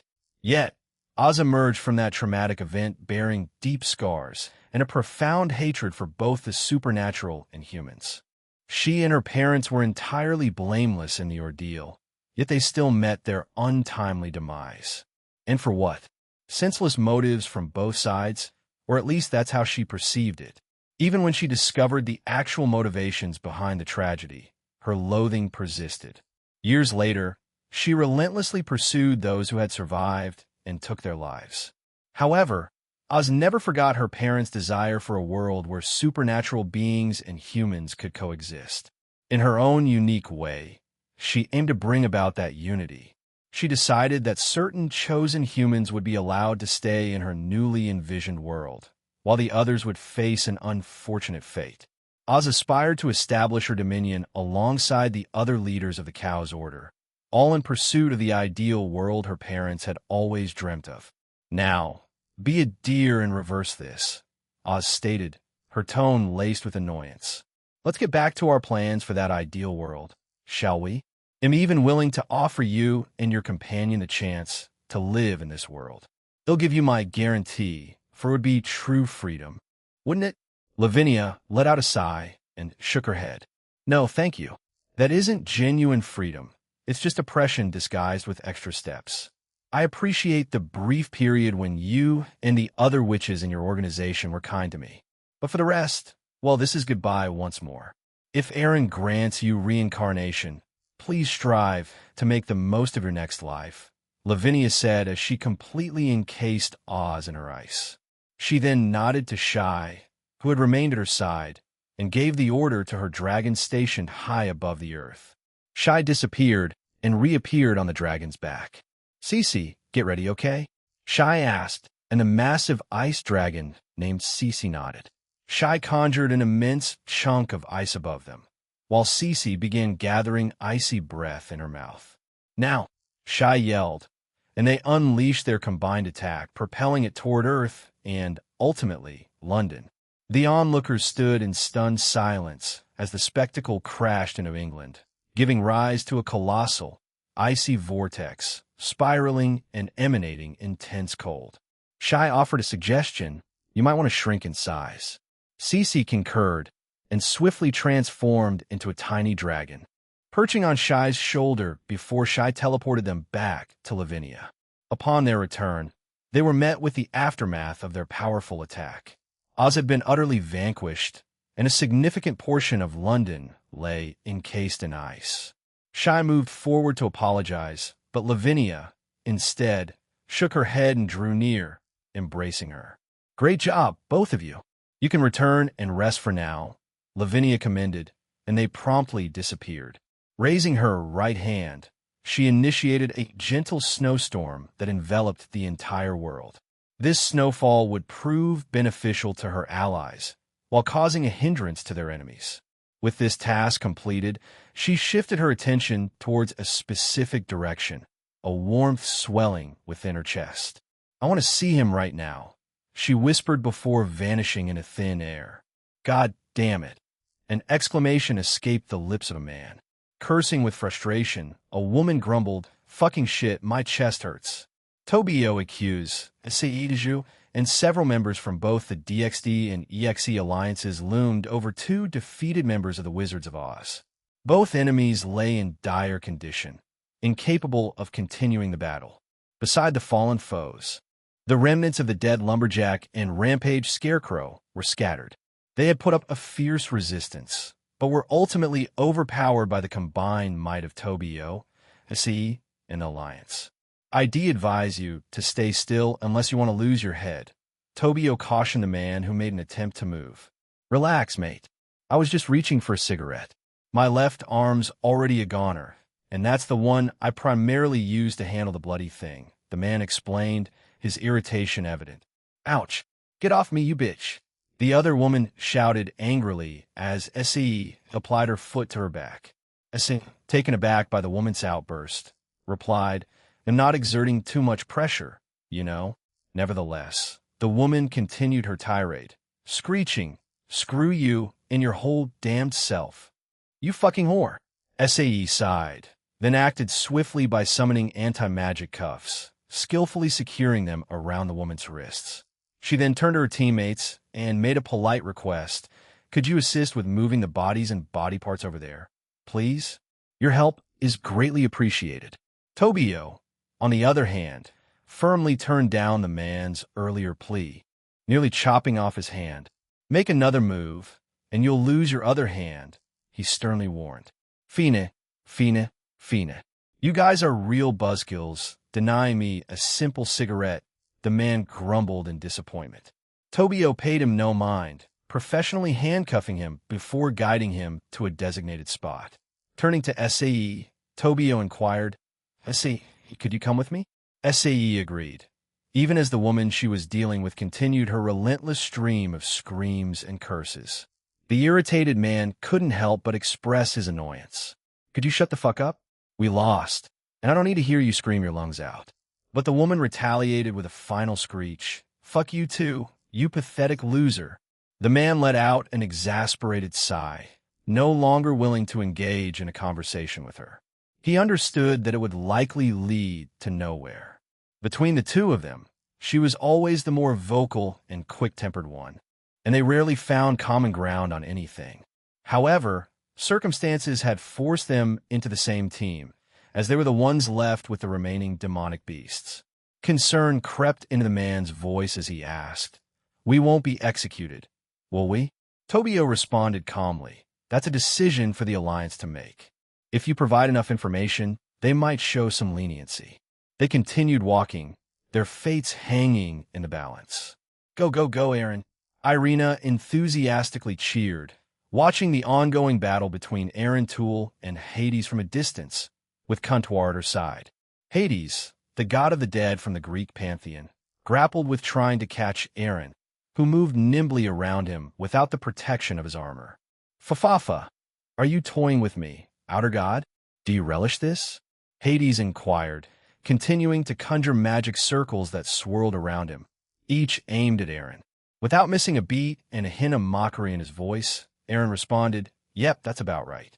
I'm simply waiting for everyone else to finish their battles. You'll be the last one we defeat today, bringing an end to the Chaos Order in our universe." "Are you saying my allies are already defeated?" the god inquired. "More or less," Eren responded. Hades had been part of the top 10 strongest in the world list prior to Eren's arrival in their universe. With the numerous changes Eren had introduced, he and many of his companions now occupied those coveted spots. However, some older gods and beings like Surzex and Ajuka still held their positions, even though there wasn't a physical list to refer to. Anyone lacking significant power would typically be defeated by Hades with ease. Nevertheless, today, the god of skeletons had encountered a formidable opponent. In a sudden blur, Eren vanished, and Hades swiftly erected a defensive magic circle in front of him. He also readied his own skeleton staff to counter the impending attack. Within moments, the magic circle shattered, and a powerful fist struck his staff, causing it to crack and sending Hades hurtling backward. Hades swiftly regained his composure and drove his staff into the ground. In response, millions of razor-sharp bones and spikes shot toward Eren, accompanied by a barrage of magical attacks. Eren raised his hand and snapped his fingers. Instantly, he vanished, accompanied by a powerful shockwave that radiated from his former location, obliterating the bones, spikes, and magical attacks. Then the whole area echoed with a resounding crack. In the blink of an eye, Eren reappeared directly in front of Hades, delivering a crushing blow to the god's face. Hades' visage cracked from impact as he was propelled away once more. As the god was sent hurtling, Eren placed his hand over his chest and began to chant, "The outer dragon god dwelling within me. Awaken from your dominance, the crimson heavenly dragon I possess within me. Rise up to become a king and roar, the jet-black god of infinity, the glorious god of dreams, watch over the true, forbidden existence. We shall become that transcends the boundaries. Thou shalt dance within our perfected radiant inferno." Didi. Didi. Didi. Didi. Didi. Do do do do do do do. Do do do do do do do do do do. Do do do do do do do do do do do do do do. D D D do do do do do do do do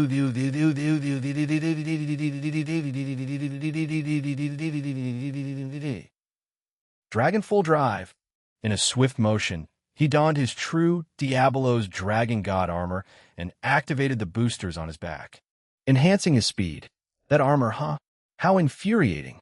Hades roared as his body was engulfed in a sinister divine aura. He extended his hand, summoning millions of restless souls and skeletons of varying sizes. With a commanding gesture, he directed them to assail Eren. DD, DD, DD, DD, DD, DD, DD, DD, DD, DD, DD, DD.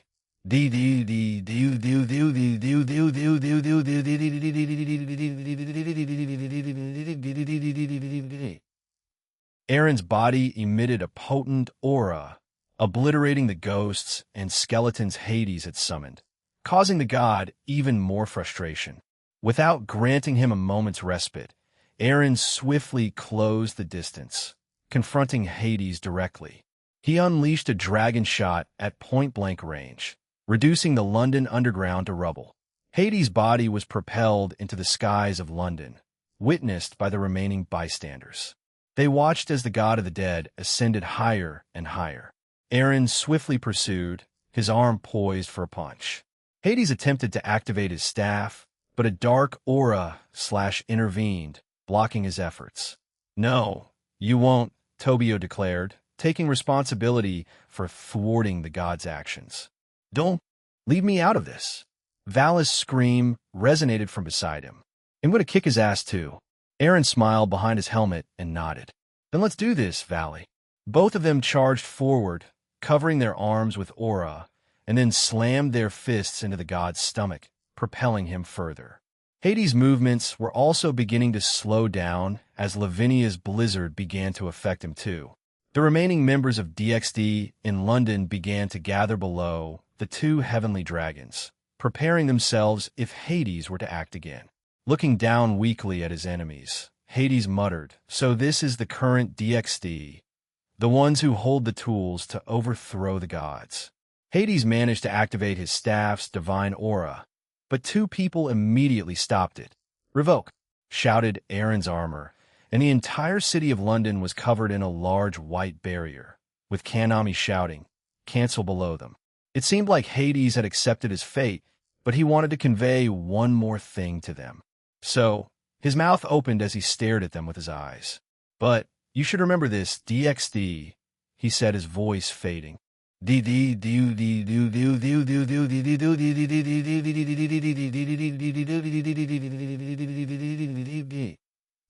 LL Lucifer. Aaron and Valley readied their cannons, summoning these power weapons from their armors and taking aim at Hades while charging them up. Hades posed a question. Even miracles have limits, and when that time comes, what will you do? Aaron met the challenge with unyielding determination. Then we'll create brand new ones. His helmet retracted, revealing his face. It's time for the older generation to make way, Hades, and let the new generation take charge. No one in this omnivoice, including you, can overcome us, Aaron declared with unwavering self-assurance. Blaster, Satan, Lucifer, Smasher. At long last, Aaron and Vala's cannons released their potent attacks. A cascade of diverse auras surged from their weapons, converging midway as they headed towards Hades. As their combined attack connected with the god, something extraordinary occurred. Hades found himself deluged by a peculiar sensation. Vivid memories of the lives, trials, and triumphs of both Valley and Aaron streamed through his mind. He witnessed their struggles, their most joyous moments, and their dreams for the future. This influx of memories painted a subtle smirk on Hades' face. Aaron Toole and Vala Lucifer. Huh? He contemplated. "Am not entirely convinced even with this, but will remain vigilant, wherever I may be, for the remarkable feats and adventures you'll undertake in the days to come." A powerful explosion erupted in the skies above London, unleashing shockwaves with the force to devastate England and its neighboring countries. When the cataclysmic blast finally subsided, Hades' injured body descended back to the earth. Valley observed Hades fall without moving, but with swift precision, Aaron intercepted the god, cradling him gently as he landed. Using his powers, Aaron sealed Hades' divine abilities and used a sleeping spell, ensuring the god's unconscious state. After stepping out of his armor, Aaron carefully placed Hades on the ground. "Aaron," Lavinia's voice resounded through the aftermath, and she hurried to embrace Aaron. Though they had been apart for a significant part of the day, he greeted her with a warm smile. Aaron asked, "Is there something bothering you, Nia?" She nestled her head against his chest and shook it, offering a soft reply. "Nothing, it's just I just missed you." A warm smile graced Aaron's lips as he surveyed their surroundings and patted her head. He noticed their allies slowly converging upon the scene. "Battles are still raging within the dimension I've created. Let's go and lend our strength to bring an end to this operation," he declared, met with a resounding chorus of agreement from those assembled.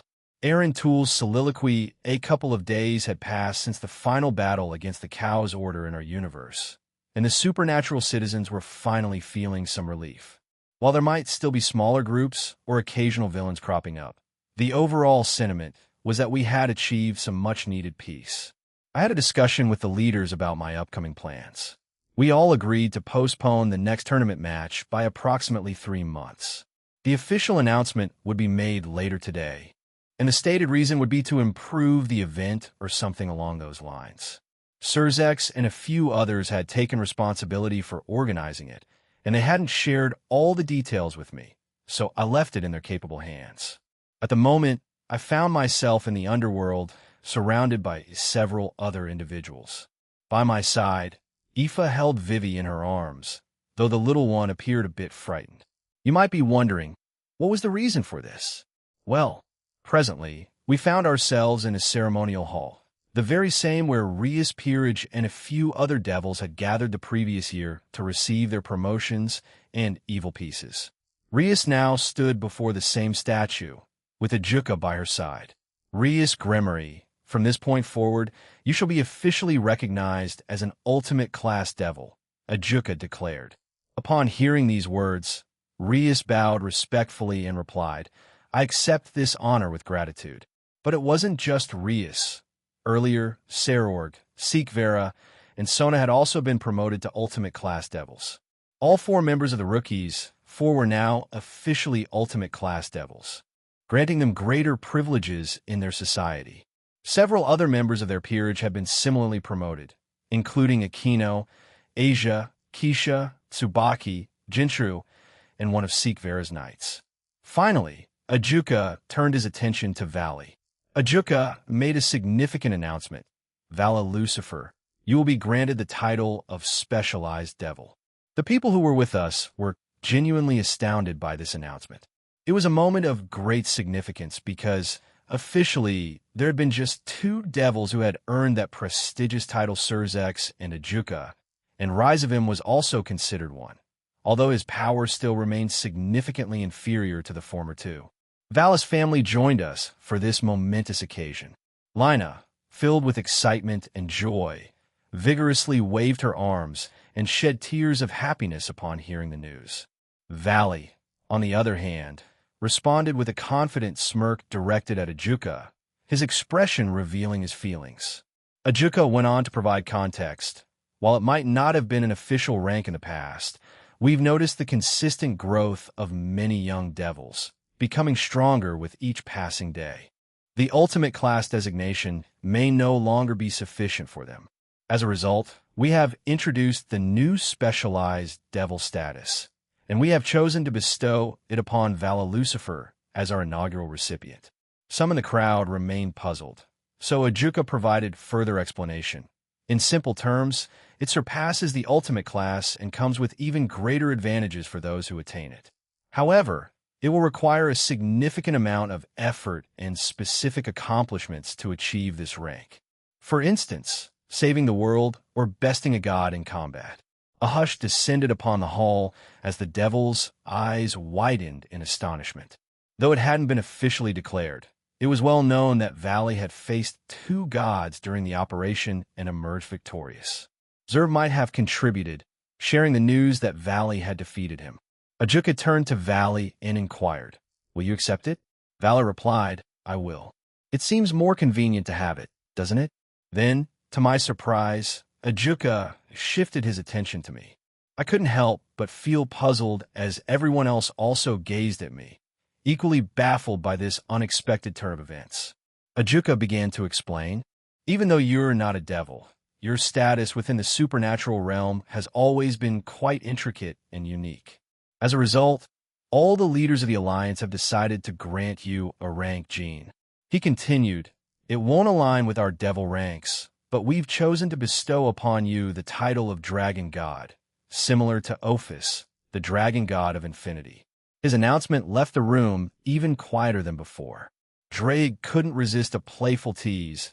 Look at you, partner, getting a higher ranking status than us. Yufufu Ajuka, with a faint grin, asked me, will you accept it?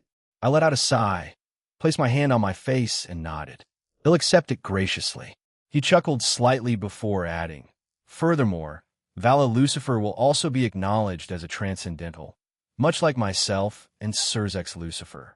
With those words, the hall burst into jubilant cheers. After some time, we made our way back home to continue the festivities at the after-party. I apologize for the delay in this celebration, as we had a lot to handle in the past few days, but great job, everyone, I exclaimed, lifting my drink. The room resounded with cheers, marking the beginning of the party. As I mentioned, our gathering to celebrate our universe's liberation from the Cow's Order had been postponed due to various obligations. We had to transport the captured individuals to the Alliance's prisons. I had numerous meetings to attend to discuss future plans, and everyone was generally fatigued with other responsibilities. However, today, following the ceremony, we finally decided to hold our celebration, and everyone was enjoying themselves, feasting and sipping their drinks. I went around, engaging in conversations with various people on a wide range of topics, sharing laughter and stories. The atmosphere was notably relaxed, and it seemed like there were fewer concerns to fret over in our universe. Even though we still had 2 universes to visit and a tournament to conclude, things felt relatively stable in our own universe. At one point, Tobio approached me and asked, "Gene, can we have a talk?" I agreed, recalling that before the previous mission, he had approached me about staying in our universe instead of venturing to the Phantasma. It seemed like he was finally ready to share his decision. We moved to the backyard, where a few people were enjoying themselves, and some were even taking a dip in the pool. We observed this scene in silence before Tobio began to speak. I made my choice. I'd like to stay here. I can't be away from SAE and Hannah for too long. I heard that ITLL take a month in both the Phantasma and Eevee, it told universes, right? But why the extra month? Are you planning to go somewhere else? Yeah, it's a bit complex and it'll be away for quite some time. It involves Velgrind, and you're aware of that, right? I explained to him, and he acknowledged with a nod. I want to dig into it then. It sounds complicated, but thanks for understanding my choice, he replied and raised his fist. I chuckled and bumped my fist with his. Hey, I'm concerned too, you know. I'm going to leave my own mother here with Vivi and Cindy because I'd worry too much about them if they came with me. If I had my own children and wives, I'd definitely reconsider too, I confided. And speaking of that, Sa's expecting again, so that's an added concern, right? I inquired, and he nodded. Just make sure she's not pregnant again in a year's time, you horn dog, I teased, giving his shoulder a light punch. Tobio's face reddened as he stammered. It was just a coincidence. I reassured him, yeah, I'm not saying you shouldn't. But relax a bit, Tobio. Some people's bodies can't handle having children constantly, you know? I understand that we're part of the supernatural world, and our bodies are more robust, but still. I explained, and he furrowed his brows, appearing uneasy. I noticed why, he mumbled, avoiding saying it outright. I nodded in understanding. They were now taking precautions. Either his ability to be careful wasn't good, or, well, he had a different preference, which was unexpected from him. Tobio, Sa's voice called out from behind. We spun around to find Hannah, wanting to be picked up by him. He gave my shoulder a reassuring pat before heading over. A family, huh? Maybe I should start thinking about that as well. I quietly muttered to myself. Although, there will be many who want to start families with me. They'll contemplate it further after our mission in the Phantasma. Just as I was about to depart, Cookie hurried over, with Middlet, Maruam, and Calaorna following behind him.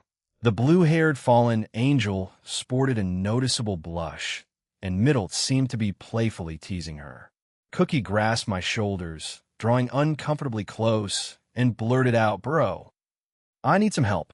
I pulled my face away slightly and inquired, "What's going on?" "Calaorna she's..." Cookie began to explain. I promptly finished his sentence. "Pregnant?" He nodded as his group gathered around us. "Firstly, congratulations if you intend to keep it. Second, what kind of help do you need?" Cookie launched into a frenzy of explanations, and I quickly stopped him. Wouldn't it be smarter to ask for help from Shuri, Barrakiel, CE, and Tobio? They've all experienced parenthood. I'm just taking care of Vivi, who's over 10. I have no knowledge about younger ages. Right, he exclaimed before rushing away, with Calawarna in tow. I offered Calawarna some parting words. If you require anything like the protection I provided for Hannah-chan, feel free to reach out. She gave me a grateful nod and a warm smile before departing. Turning to Middlet and Murom, I said, "This is about the house, isn't it? Let's head to my office for more privacy." Several hours had passed, yet the party was still in full swing, and everyone continued to relish their time here. A few guests were feeling a little tipsy from the drinks I had provided, but they weren't in danger of getting too drunk, so it was all good. Our merry gathering had relocated to the backyard, where laughter and enjoyment filled the air.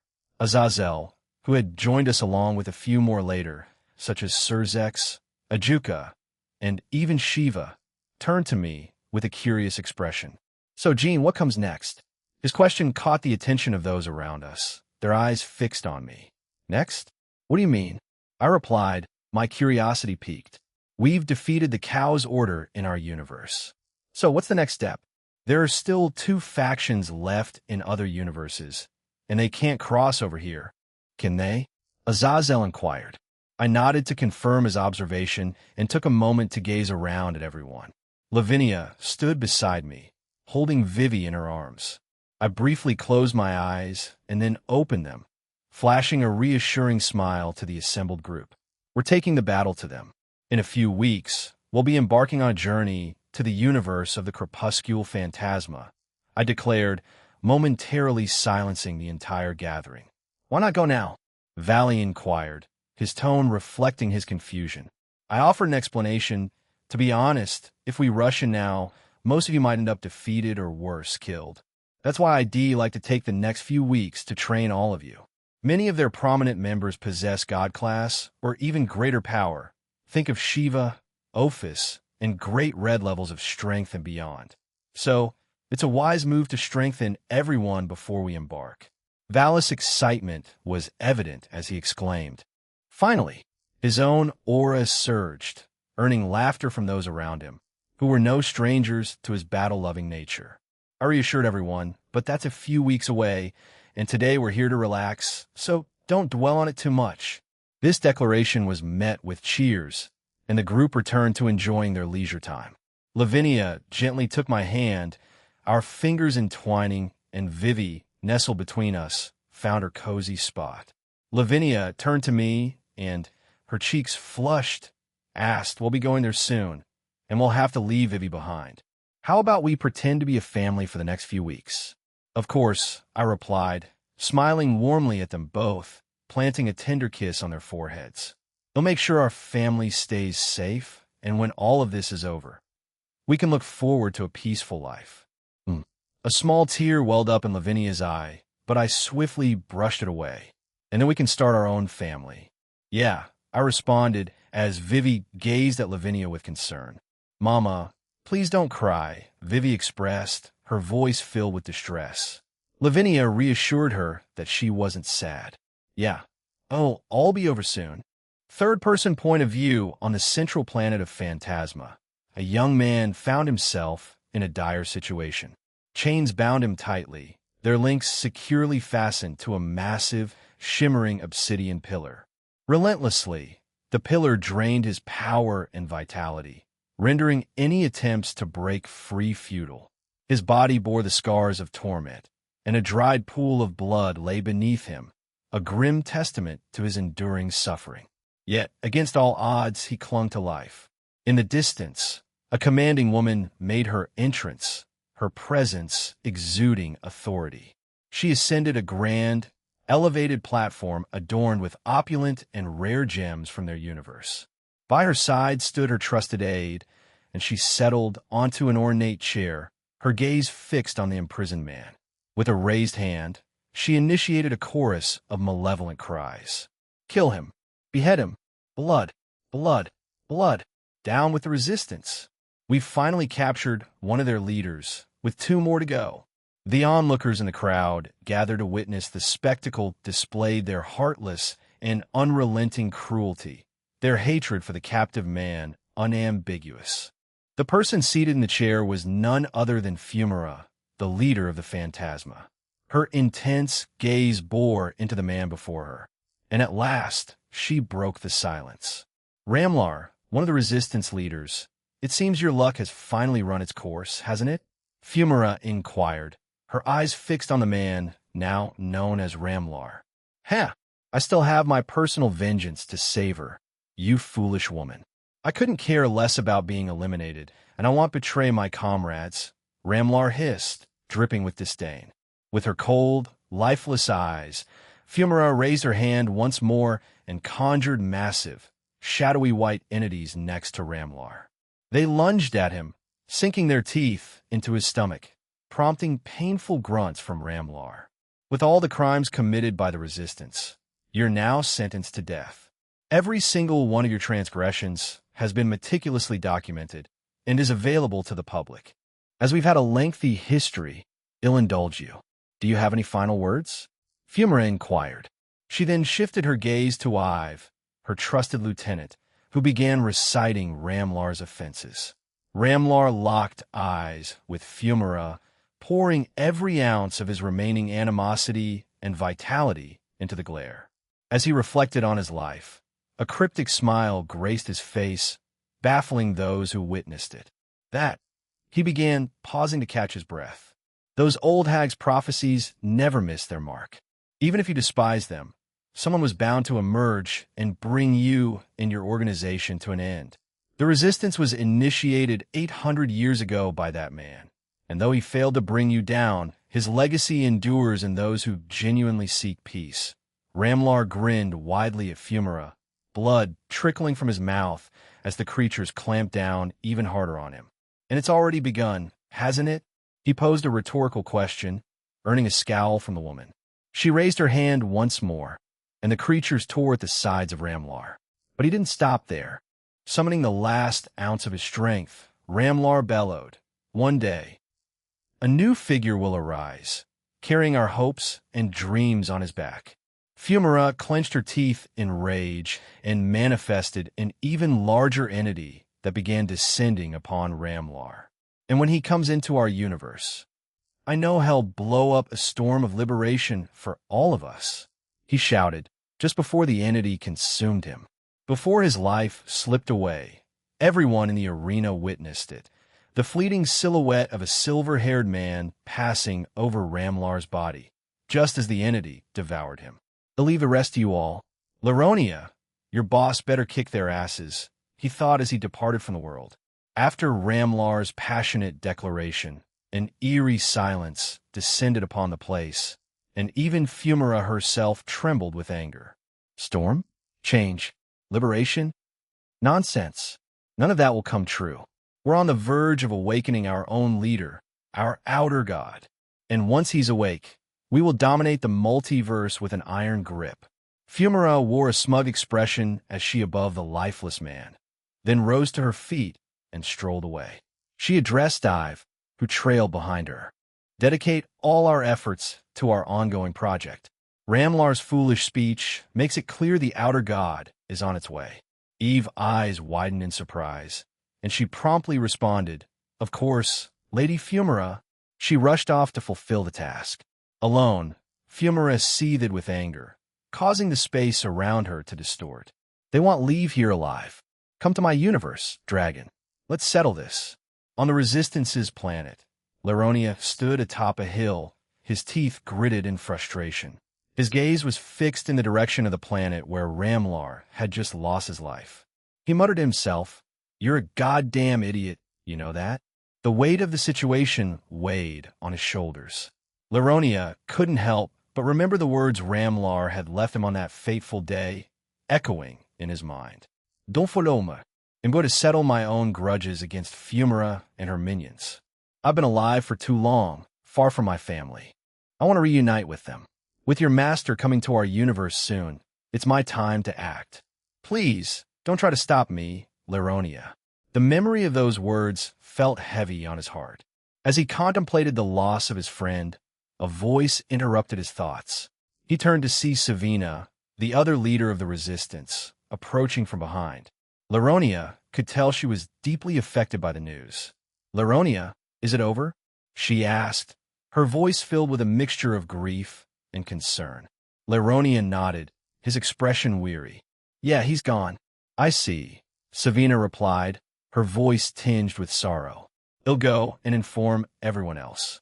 Thank you for letting me know. With that, she turned and walked away, leaving Laronia alone with his thoughts.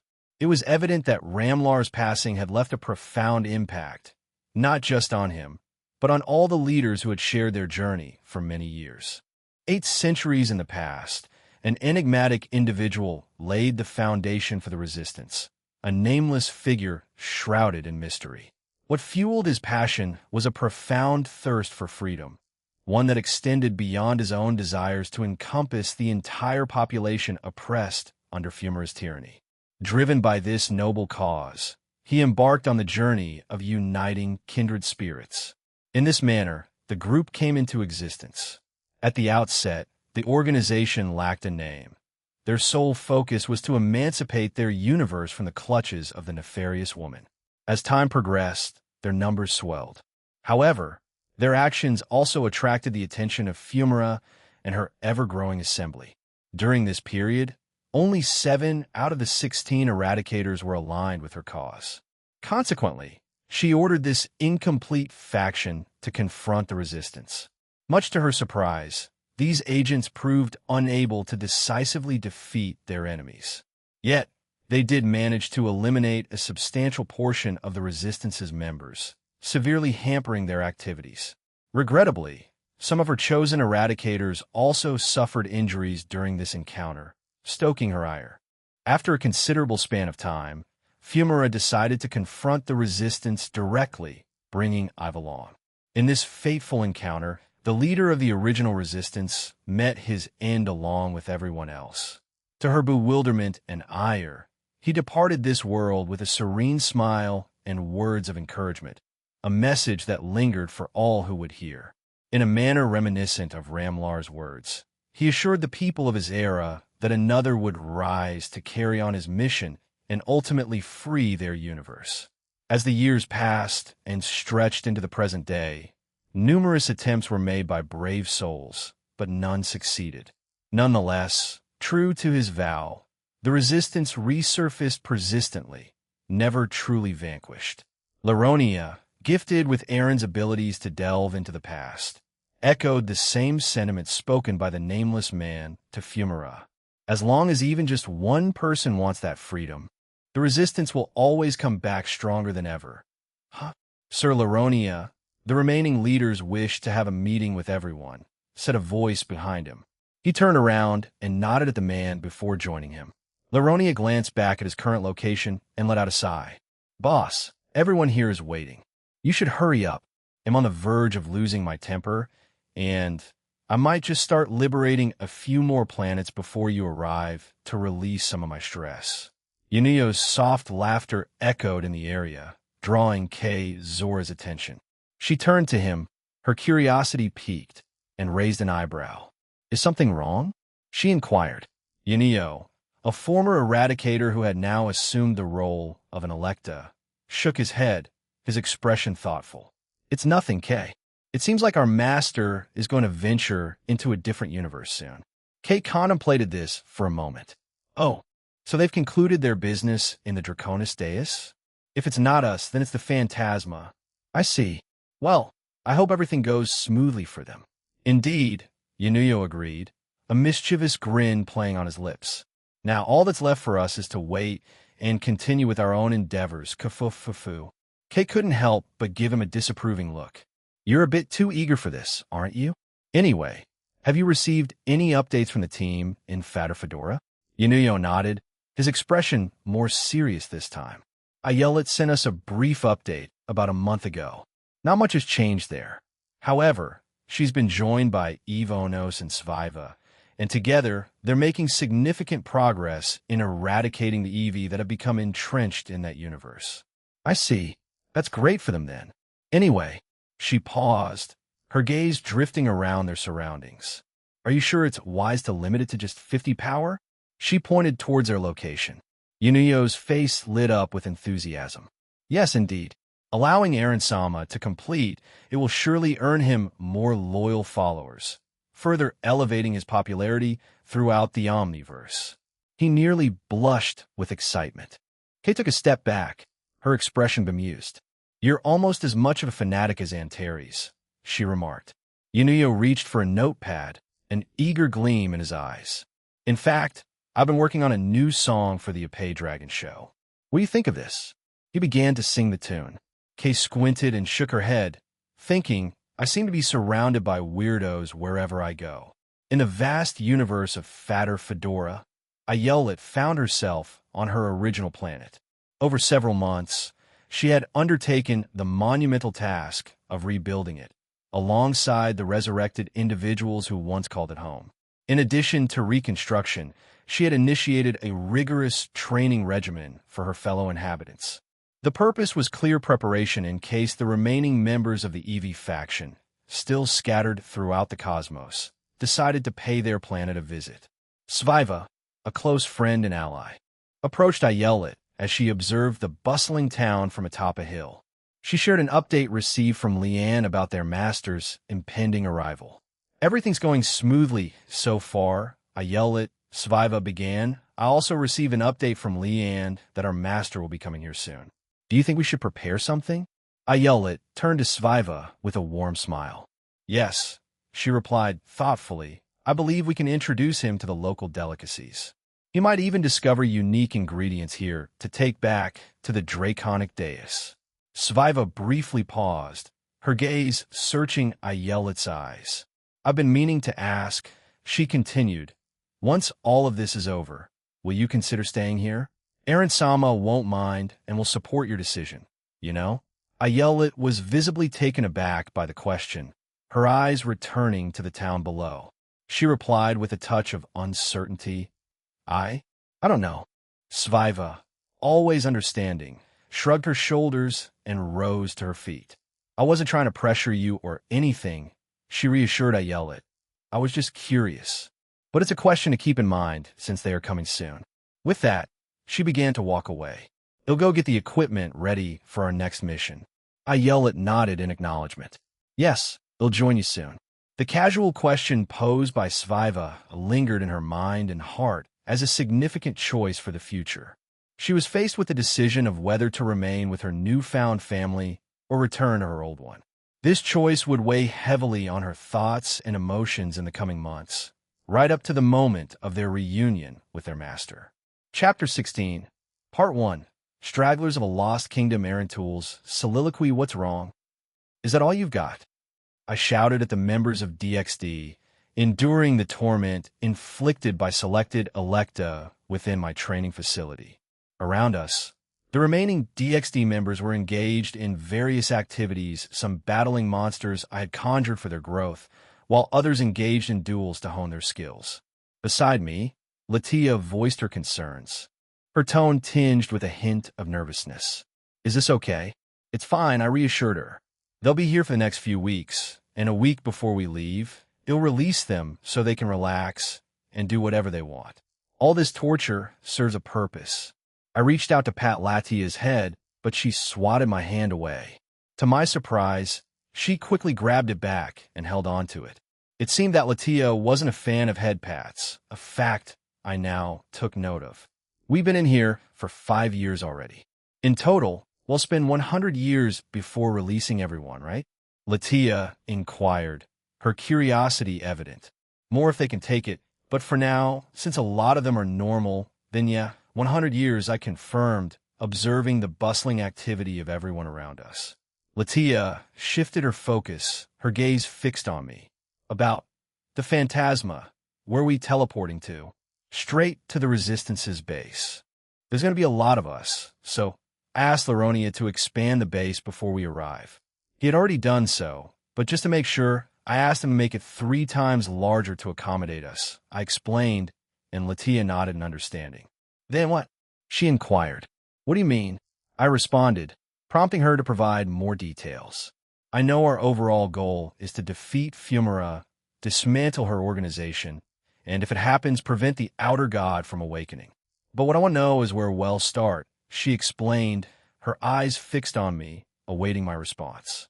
Rank 7. Sakudia served as a spy for the Resistance. I believe he has been gradually persuading Rank 10, Radelia. I briefly encountered her before, and she, along with a few others, has a high likelihood of joining our side. That's why I chose not to eliminate them. Additionally, Kita, Laronia, and the rest of the Resistance will serve as our guides. Personally, I haven't delved into the history or future of that universe yet, I clarified. Are you going in blind, just like the rest of us? She inquired. Yeah, more or less. Although, if necessary, they'll use my future sight to give us an advantage. Otherwise, they'll do what I did here. Speaking of which, shouldn't you join in? I want to ensure everyone's up to scratch before we go over there, I responded. She regarded me with suspicion, and I averted my gaze. You lied, didn't you? You said two contradictory things. On one hand, you warned us that they're stronger than us and encouraged us to train so we won't get killed. On the other hand, you're now claiming you don't know anything, so we should train hard? I'm just basing it off Kita. She herself is at the level of Ophis and Irene before they became even stronger.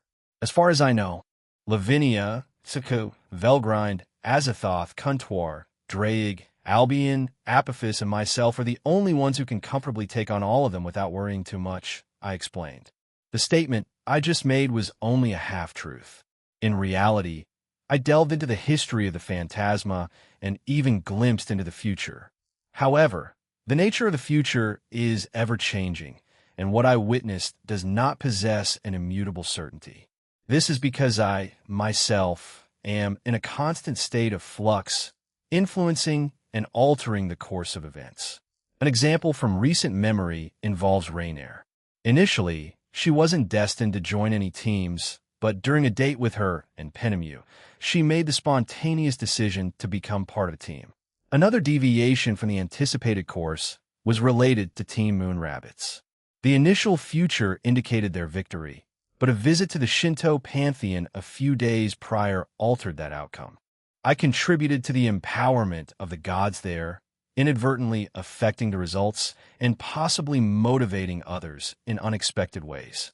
The Omniverse is a dynamic entity, subject to perpetual change where absolutes are rare. Although I possess the ability to impose absolutes, it contradicts my usual approach.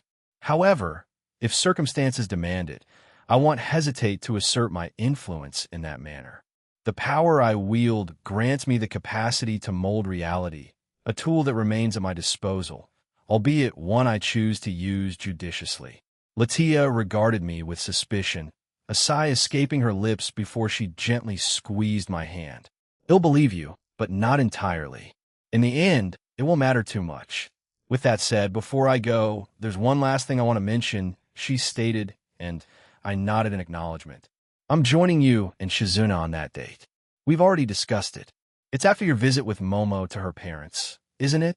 A double date then? Sure thing, I don't mind, I replied. We're just heading to the tiles of Dog City's base for it, after all.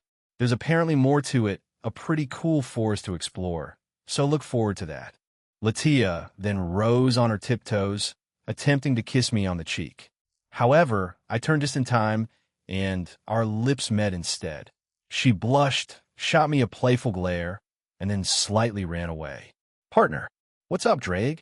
I inquired, and a vibrant green ball emerged from my chest, transforming into Draig's human form beside me. To my surprise, he was donned in a crimson tuxedo, a departure from his usual attire. Nice threads. What's the special occasion? I asked, genuinely curious. I'm heading out on a date. Won't be back until later. So, yeah, bye, he announced, then promptly disappeared. I stood there, still processing the unexpected revelation. He's going on a date? I mused aloud. Indeed, Albion's voice resonated in my mind. This, that, and the other, he's been discreetly meeting a dragon in the underworld.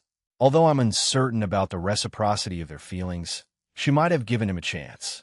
A grin spread across my face as I chuckled at the unexpected revelation. Dre going on a date and possibly finding love? That's a twist I didn't see coming. I mused, the idea amusing me more than I anticipated. Albion chimed in with his own observation. He was probably influenced by you. I grinned at Albion. Speaking of being influenced, I'll bet you're slyly involved with someone too, but I won't dig too deep. Good luck, Albie, I teased, smirking knowingly. He attempted to protest, but I brushed it off, choosing to leave his secrets untouched. As I descended to the first floor of my residence via the elevator, the warm sight of Sona and Rhea caught my attention. Intrigued, I approached them, posing a simple inquiry. Are you two heading somewhere?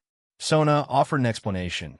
Yes, we're off to the underworld to join Tsubaki for a meet and greet event for a recently published novel.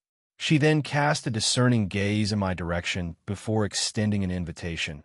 Would you like to come along with us? Sure, and may I come? Me too. The unexpected voices of Reiko and Ine chimed in from behind us. I see no problem with that. Tsubaki will be delighted to see you all, assured Sona. Swiftly, we readied ourselves, and before long, we found ourselves en route to Lilith. Upon our arrival in Lilith, we proceeded towards the bookshop. I found myself positioned between Sona and Reiko, with Rhea and Ine following closely behind. I heard from Danu and Ain that you defeated a god during the last operation. Good job, I congratulated Sona, reaching over to pat her on the head. Sona let out a sigh and replied, it was necessary for me to confront him, as I had instructed Rugal, Momo, and the others to focus on their assigned tasks. However, it worked in my favor because he wasn't the type of god with extensive battle experience. Furrowing her brow, she continued, if we were to win against Dulio-san and his team and face Indrasama, I doubt facing him alone would be easy. I would require Saji's assistance, given that he possesses a sacred gear. After all, I am a devil, and a god is my natural enemy. Reiko spoke. That would have been the case last year, Sona. However, you need to keep in mind that you're not a normal devil anymore, and you eclipse the vast majority of gods in strength. Sona considered this, responding, that may be the case, but combat-oriented gods like Indrasama have a vast array of skills and abilities. When Aaron and he fought, I believe he wasn't taking it too seriously. I think he just wanted to fight someone strong to have fun. Acknowledging her point, I chimed in, that's true. He may have used his god armor and tools, but he wasn't utilizing everything in his arsenal. Even so, we fought and had fun, and he was fine with that outcome. However, I think he'll put everything he has into his upcoming matches since he has a chance for a rematch with me. But if he loses, he'll still entertain a rematch with him. Ine's question lingered in the air as we walked, her curiosity evident in the tone of her voice. So, you're still going to fight him even if he gets knocked out of the tournament? I nodded, sharing my reasoning. Yeah, I'd rather keep him engaged in controlled sparring sessions. It's better than having him potentially spark a conflict with Shiva or someone else. Dealing with that would be quite annoying. I'm used to people challenging me to fights, especially Valley, so adding one more god to the list won't bother me too much, I explained, eliciting a laugh from Ine. Our conversation flowed as we strolled, and eventually, we arrived at the bookshop. To my surprise, a substantial line of people awaited their turn to enter. The anticipation hung in the air as readers eagerly waited outside. It's not surprising, remarked Sona, our guide in this literary venture. Tsubaki is a talented writer, catering to a specific demographic that resonated with her first book. Your support with funds and advertising played a significant role, but the reviews were overwhelmingly positive. With Sona's assurance, we approached the front of the line. She presented some form of identification, allowing us entry as she informed the staff that we were with her. As we stepped into the venue, a lively atmosphere enveloped us. The sight of enthusiastic fans flocking to Tsubaki's table near the front was impossible to miss.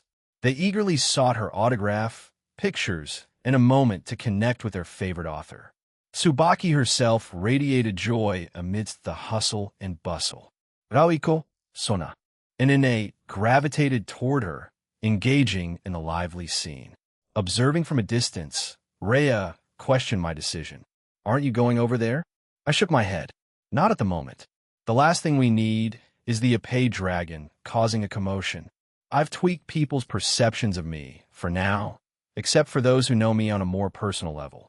Right now, I'm just another girl with you guys, so to speak. Upon our arrival, I swiftly activated my ability to alter people's perception. I wanted to avoid attracting unnecessary attention. Sona was already a notable figure heiress of the Citri clan, a member of the Rookies 4, part of the DXD team, a God Slayer, and recently promoted to Ultimate Class Devil. Our presence drew eyes, with some discreetly capturing the moment through their cameras. Rhea and I stood at a corner of the store, watching everything happen. She stood by my side, subtly intertwining her fingers with mine. Glances from Sona's group, including Tsubaki, acknowledged our presence, and with a wave, I conveyed our intention to catch up with them shortly. They nodded in understanding and proceeded with the ongoing event. Shall we explore the shop in the meantime? I suggested to Rhea. She agreed, and together we turned right, entering a different area. The shelves were filled with an array of books, and Rhea, in particular, showed interest, selecting a few to purchase. "No, I'll take care of this myself. Thank you very much," she asserted before I could offer to pay for them. "We make enough money on our own, Aaron, and your generous allowance covers us well. I've been saving a portion and sharing some with family members to support them," she added, shedding light on her thoughtful financial approach. "Well, I kind of expected something like that from you guys. Except for a few," I replied casually, my mind briefly recalling Valerie, Kuroka, and Ingvild as the more extravagant spenders, excluding Rias, who had toned down her purchases lately. "What's that supposed to mean?" she asked, pouting cutely.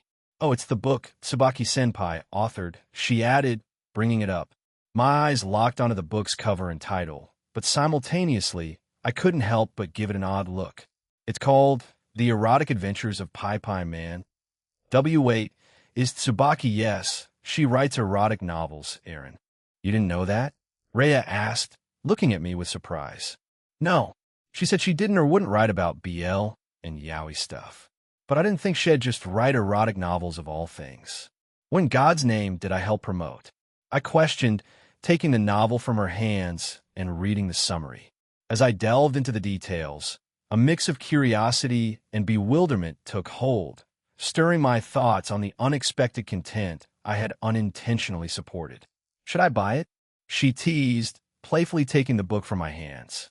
Maybe I should." Rhea added it to her growing pile before sticking her tongue out at me and reconsidering. "We already have it in our library, so we don't need to buy it again. The other girls in our home have started to read it too. They say it resembles some of the things you do." I swiftly reclaimed the book and speed read through it. To my utter horror, some of the more lewd things I've done with the other girls were vividly written within its pages. Names, places, and certain actions were altered, but the familiarity was unmistakable. "Why you look nervous, Aaron? Is something wrong?" Rhea asked, picking up on my unease. "No," I replied, setting the book down. "You'll need to speak to Tsubaki about this later," I added, my tone carrying a hint of mortification. As I contemplated the situation, a thought crossed my mind. Who was responsible for divulging these intimate details? Akino? Kuroka? Perhaps both? Or was it someone else entirely? Tsubaki shouldn't have been able to compile this information without someone discreetly feeding her details. The need for a conversation with Tsubaki weighed on me, seeking clarity on how such personal moments ended up in her writing. As we strolled through the bookstore, a contemplative pause lingered between us. Come on, let's explore the rest of the store. The event with Tsubaki should take a bit longer," I suggested, guiding her away. We swiftly approached the cash register, procured her chosen books, and ascended to the third floor, where a cozy cafe awaited. After acquiring some delectable treats and beverages, we settled at a nearby table. Reiko and Ine soon joined us, having concluded their attendance at the event. "Phew, so many people here. I didn't think Tsubaki could write all of that," exclaimed Ine, a playful grin lighting up her face. "Sounds a lot like the things you do, Aaron. Both Sona and Reiko noticed them too, right?" she inquired, stealing a glance at Reiko, who sported a modest blush. Reiko took a tentative sip of her drink, her gaze shifting between the liquid in her glass and me. I don't know anything about that," she replied, her voice carrying a shy undertone. I turned to Ine, determined to unravel the mystery. Ine, I called out, prompting her attention. We'll go on our second date if you tell me who spilled the beans to Tsubaki Akino and Ingvild. Ine blurted out, not waiting for me to complete my sentence. The revelation caught me off guard. Akino's involvement wasn't entirely surprising, given her close relationship with Tsubaki, but Ingvild's name was unexpected. Who would have thought that she would disclose such information? Oh, and Gabriel. But she's sort of innocent about it, right? So Tsubaki probably used that to her advantage. Maybe something about learning it for your benefit or something. You and her did do it recently. Ine explained, shedding light on the situation with her characteristic frankness. I appreciate you sharing that, Ine. Let's head back to the Shinto pantheon in the future for our date. I'd like to meet your parents again, I said to her, and a gleam appeared in her eyes at my suggestion. Her blush deepened, and she nodded so vigorously that the table trembled. It was evident she understood the implication behind my words. Reiko and Rhea exchanged smiles, akin to witnessing a child receiving a cherished gift. As our conversation continued for the next few minutes, our peaceful moment was abruptly shattered by a loud crash downstairs, accompanied by multiple voices shouting. Our eyes met, and we decided to investigate. I dispelled my perception-altering ability, garnering a few curious glances, which I chose to disregard. Upon descending the stairs, a scene of chaos unfolded. A stack of Tsubaki's books lay scattered, and an individual with a comically absurd mask stood in the center, accompanied by 3 other devils. It appeared to be a trite and cliched attempt at robbery. Sona and Tsubaki directed stern glares at the robbers, while the remaining patrons in the store scattered, some cowering, others hiding, and a few choosing to make a hurried exit. Put your hands, the would-be robber was cut off before he could utter the cliché demand. I leaped from my position and descended onto his head, sending him crumpling to the ground. With a swift motion of my right arm toward his accomplices, I snapped my fingers, casting them into a deep slumber. Summoning a magic circle, I established a connection with the underworld police, relaying the incident details promptly. They mobilized swiftly in response to my report.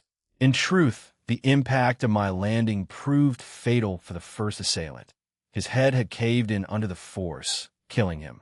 To rectify the unintended fatality, I utilized my abilities to resurrect him, ensuring he was handed over to the authorities intact. After completing everything, I swiftly cloaked myself in invisibility. Employing this tactic, I created the illusion of appearing on the scene spontaneously, like a hero, and promptly teleported away. My intention was to keep the focus on Tsubaki, avoiding any undesired attention directed towards me. I allowed the commotion to unfold, letting them marvel at the recent turn of events, and ascended to the restaurant while reactivating my perception ability. Upon returning to our seats, I remarked, that felt like something out of a cartoon or a crime show, don't you think? Ine agreed. Yeah, it was pretty cliché. Well, if we don't include you killing the bad guys and bringing them back to life, followed by laughter. Rhea inquired, you didn't want to take the spotlight away from Tsubaki-senpai? I nodded in response. Yeah, it's her event, not mine. I kind of just showed up, did that, and left, so it's fine. The chaos below has already started to wane, I explained. During the remaining duration, we settled into our seats, engaged in conversation while patiently awaiting the conclusion of Tsubaki's small event, anticipating the moment when they would finally join us. Great job! I commended them when Tsubaki and Sona eventually arrived. I had detected their presence earlier and took the liberty of ordering some food and drinks for them. Thank you, and thanks for joining us, Aaron, expressed Tsubaki as she settled beside me. Ine, having stood up, offered her seat to Tsubaki with a smug grin directed at me. On a somewhat unrelated note, having viled Gabriel and Akino shared with you the details of our intimate times in the bedroom, reading the book, I noticed a lot of it felt oddly familiar, I inquired, narrowing my eyes suspiciously at her. Tsubaki's face flushed crimson, and she began to stammer, catching Sona off guard. The queen gazed at her friend with a mixture of surprise and curiosity. Sully. Akino and Ingvile provided a lot of detail, but I tried not to copy it word for word, Tsubaki stammered. G. Gabriel-sama just told me that she felt a lot of love from it, and she wanted to cuddle with you more. She didn't go into detail about it. She explained, her embarrassment evident. Ingvile? That's quite a surprise. I didn't expect her of all people to tell you such things. Did you bribe them, Tsubaki? Sona questioned, fixing her friend with an inquisitive gaze. Tsubaki, somewhat reluctantly, nodded in confirmation. She had indeed bribed them, but the nature of the bribe remained a mystery. What could Tsubaki possibly offer to sway Akino and Ingvile, and why did they share such intimate details? Reiko raised an inquisitive eyebrow and asked, "What did you bribe them with?" Tsubaki, her face still flushed with embarrassment, stammered, "I promised them access to my drafts and offered them a chance to be my beta readers. They seemed to find the proposition enticing." Reiko, seeming intrigued, pressed further, "Is your second book nearly finished?" Her tone held a hint of hesitation, and when I looked at her, she avoided making direct eye contact, her face turning crimson. "I'm just asking," she quickly added, looking away from me as if trying to downplay her curiosity. Tsubaki stammered, "Well, I'm halfway finished with it. And I've already shared my..." She proceeded to enlighten us about the forthcoming second book, detailing what readers could anticipate. The atmosphere was charged with curiosity as everyone present seemed to be engrossed in the ongoing narrative. Despite my lack of personal interest, I continued to lend my support. And so, the remainder of our time there unfolded as a relatively tranquil and enjoyable day. The following day dawned, bringing with it a cloud of melancholy that hung over the red dragon of domination. He found himself stood up on his date, and worse yet, when he went in search of his intended companion, he discovered her entwined with another dragon in a romantic embrace. Despite our attempts to lift his spirits, Drake remained unresponsive. However, we assured him of our unwavering support whenever he felt ready to share his feelings. For the time being, we decided to allow him some space to grapple with his emotions. Albion, on the other hand, informed us that he spent most of his time within his sacred gear, indulging in films, anime, and games. While he appeared to be coping relatively well, the revelation must have been a profound blow to witness.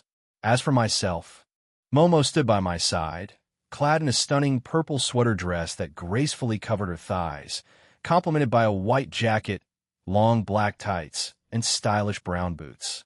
Adorning her neck was a small blue pendant, a token of affection I had gifted her just the night before. "Are you ready?" I inquired, gently holding her hand. "I am. I've informed my parents that we started on our journey last night, so they should be expecting us around noon. It's close to that now, so teleporting is a viable option," explained Momo. True to her nature as a former student council president candidate, she had diligently prepared for our departure. "Momo, you're always on top of things," I grinned in response. "If I didn't do this, what would you have done?" she asked, tilting her head curiously. Changing there, she interrupted me by placing her finger on my lips. "I expected that, so let's just go G's," she said, puffing her cheeks slightly. With that, we embarked on our journey to her home, where I would have the opportunity to meet her parents. Nikko served as Momo's hometown, and the fortuitous timing allowed her parents to return for a few days, aligning all of our schedules perfectly. This charming city, nestled north of Tokyo in Tachijai Prefecture, holds its prominence with Toshogu, an impressive Shinto shrine and the final resting place of Shogun Tokugawa Ieyasu. As the founder of the Tokugawa shogunate, which governed Japan for centuries, his mausoleum stands as a testament to history. Additionally, the Fudoraisen Shrine, with a rich history spanning over 1,200 years, adds to the cultural allure of Nikko. Beyond its historical landmarks, Nikko boasts the breathtaking Nikko National Park, offering panoramic views of the surrounding mountains, natural hot springs, and a kaleidoscope of seasonal colors. Particularly during the vibrant autumn months, this city provides an ideal setting for a brief escape from the bustling Tokyo life, featuring numerous traditional ryokans and rejuvenating hot spring resorts. Today, our presence in this place had a particular purpose. After we reached our destination, Momo took the lead, guiding us through the winding streets. True to her vibrant personality, she was swiftly recognized by the locals. "Momo-chan, are you back home for a visit?" inquired an elderly man with a face adorned with wrinkles, sporting a straw hat on his head. "Yes, just a day visit, hopefully. It's also lovely to see you, Ojiyuma-san," Momo greeted warmly. "Ho ho, a day trip, is it?" Ojiyuma-san chuckled and then turned his attention to me. "And who might this young man be?" He noticed our intertwined hands. "Oh, your boyfriend, perhaps?" he teased, grinning at us. "I'm Gene Skyward. Nice to meet you." "Ojiyuma-san, and yes, I'm Momo's boyfriend," I introduced myself, extending my hand for a handshake. Ojiyuma shook my hand with a firm grip. "Treat her right, okay? Otherwise, the other younger men in our little town will be after your head," he exclaimed in a jovial tone, patting my side before walking away, still chuckling. Momo apologized with a blush. "I'm sorry about him. He's like a local legend since he did a lot of things in his youth." I chuckled in response, shaking my head. "It's fine. He's still chipper for a man his age. Anyway, let's go and not keep your parents waiting." She agreed, and we quickly left the area, walking up a long flight of rocky stairs until we arrived at a modern yet traditionally styled Japanese home. Golden statues of what normal humans perceive to be Amaterasu, Hachiman, and Fujin adorned the surroundings. Seeing them, I couldn't help but smirk. They made the deities look somewhat, well, ugly. Despite that, the craftsmanship was commendable, a skill worth boasting about. Before us stood a three-story home, adorned with a black-tiled roof, predominantly white walls, a serene pond to the left, a flourishing garden to the right, and a pair of cars parked on the left side of the house. "Your home is interesting. It's a blend of normal and, well, that," I remarked, gesturing towards the conspicuous golden statues. "It's just Dad. He knows the supernatural is real, but I didn't see the other two before, so maybe it's Mom?" I did tell her beforehand about it, and according to Dad, she freaked out but eventually came to accept it, Momo explained. Out of nowhere, a red dot appeared on my head, and a man's voice echoed, followed by the launch of a red pellet directly at me. Reacting swiftly, I caught it, feeling a bit bewildered, while Momo hid her face in embarrassment. Soon after, a woman's voice joined the chaotic scene, and a barrage of yellow pellets rained down upon us. Again, I managed to catch every single one. Glancing at Momo for some guidance, I found her avoiding eye contact, so I decided to shrug it off and press on with our walk. However, the relentless shower of pellets persisted, pushing Momo to her breaking point. In a burst of anger, she couldn't hold back any longer. "At least try to act normal on your days off, too," she roared, her frustration echoing through the air. Miraculously, the onslaught of pellets ceased, replaced by the laughter of two unidentified individuals. A man and a woman, dressed in very casual clothes, emerged. The older gentleman had short gray hair, blue-green eyes, a crimson Hawaiian shirt, short brown shorts, sandals, and black sunglasses. The other person, a woman with long white hair, blue-green eyes, and a yellow sundress, stood beside him. They both held plastic guns and were laughing heartily. "So I can assume that these are your parents?" I inquired, observing the unique couple. Momo face-palmed in embarrassment. Yes, they are," she admitted. "They seem like a fun bunch," I remarked, to which she shook her head and let out a tired sigh. "Please don't encourage them," she pleaded before striding over to her eccentric parents. "I told you I was bringing Gene with me. Why are you two like this?" she asked, sounding more exasperated than angry. "We wanted to test him," exclaimed her father. Yes, we wanted to see the middleman's reaction time. These are the best ones we own, after all," added her mother, gesturing proudly to their plastic BB guns. I wore a smirk as I approached them, extending my hand in a friendly greeting. "I'm Gene Skyward, or Aaron Toole. Please call me whatever you prefer. It's a pleasure to meet you both." Momo's dad reciprocated with a smirk of his own, attempting to crush my hand in a firm handshake. However, his efforts proved futile, as the force exerted was inconsequential to me. "Momo, sharp as ever, caught onto the play. I tightened my grip in response, and his expression quickly shifted from arrogance to surprise and pain. Ow! Whoa! What a grip! He exclaimed, and I couldn't help but burst into laughter. Our amusement, however, was short-lived as Momo swiftly intervened, smacking both of us on the head and shooting a stern glare our way, demanding an end to our antics. I released his hand, and Momo's dad burst into laughter, playfully shaking his hand around. I pointed my finger at him and mended his hand. I hadn't gripped it hard enough to crush it, but it was sufficient to elicit his yelp. I'm Renjiro Hanakai, by the way. It's nice to meet you, Gene Toole or Aaron Skyward. He asked, grinning at me. Yes, it's a pleasure to meet you, Renjiro, I replied, then shifted my gaze to Momo's mom. She smiled warmly and introduced herself. I'm Sarika Hanakai. It's a pleasure to meet you, Gene Cohen. Now then, let's come inside, okay?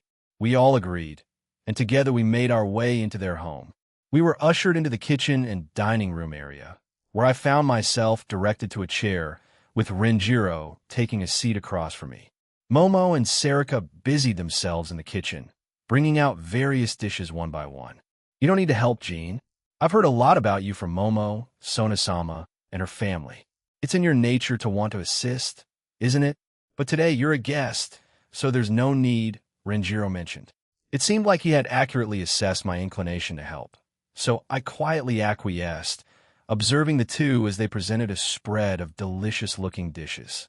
Even the aroma wafting from the food was enticing.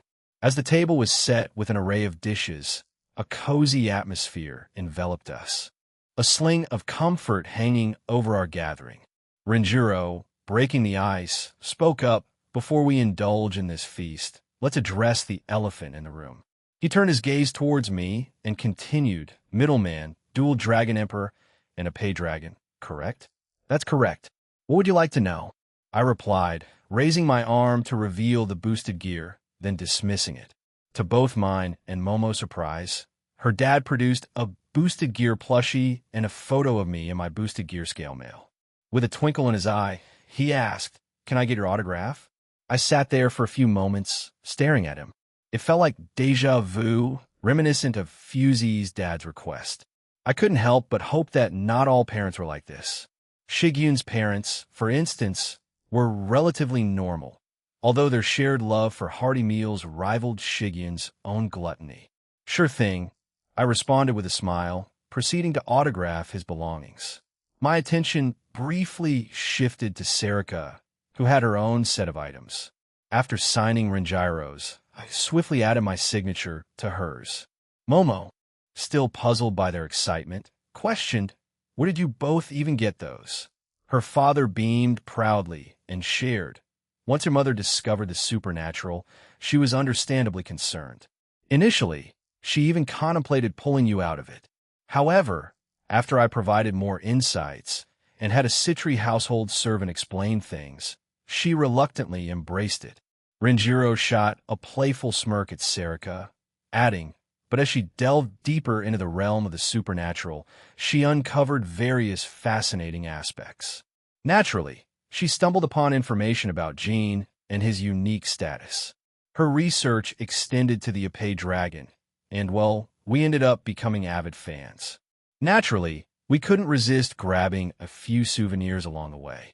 Momo placed her hands on her forehead, displaying clear signs of fatigue, even though we had just arrived. She then gazed back up at me, and I responded with a reassuring smile.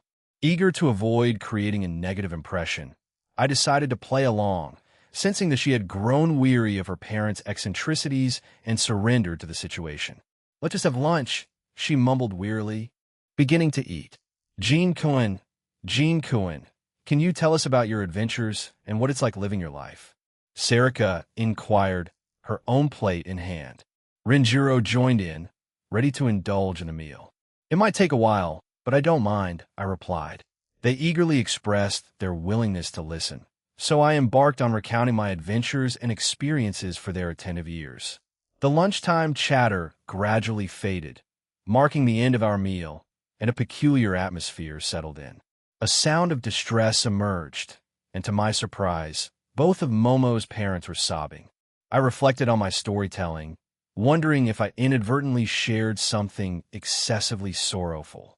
Recounting my life's journey, I omitted certain details, especially the part about my reincarnation, deeming it unnecessary for the moment. I did mention the demise of my parents, presenting the choice I faced in reviving them. However, I disclosed the complexities of my father's character, leading me to opt for the revival of my mother, maid, and the last person I was romantically involved with before delving into the supernatural.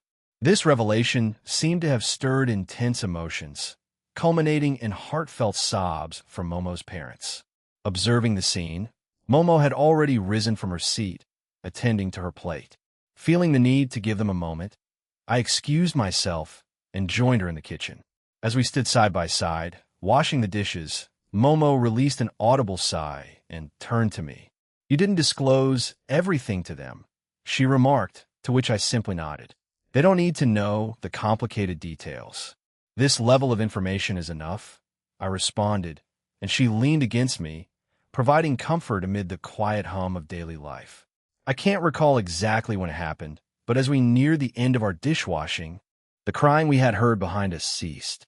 Upon turning around, both of Momo's parents were nowhere to be found, replaced only by a note. Moving closer, we read the hastily scribbled words, "We'll tackle the cleaning later. Don't touch anything. We just stepped out to the city for a bit. We'll be back in 30 minutes. Momo reassured me, "They have this habit, nothing to worry about. They'll return, but always add an extra 30 minutes or an hour to their estimated time." With Momo's explanation, I felt more at ease as we resumed cleaning the plates in the sink, swiftly completing the task at hand. After finishing the dishwashing task, we wandered into the living room, situated just across from the dining area and kitchen. However, Momo caught hold of my shirt sleeve, her face blushing, and hesitantly inquired, "Did you want to come up to my bedroom?" I paused for a moment, then silently agreed. In the ensuing quietude, we ascended to her bedroom. Momo directed me to her bed, a space that seemed quite ordinary. Bookshelves adorned with various books, a desk housing a laptop, dressers, scattered magazines, and a charming bed defined the room's ambience. The atmosphere held a subtle tension, as if the room itself was privy to the unspoken exchanges between us. Momo slid off her white jacket, her expression taking on a seductive yet dreamy quality. Acting on impulse, I pulled her closer, a smirk playing on my lips. "Today was meant to be a meet your parents' day, but it seems they've vanished, leaving us in the dust. What's our plan of action?"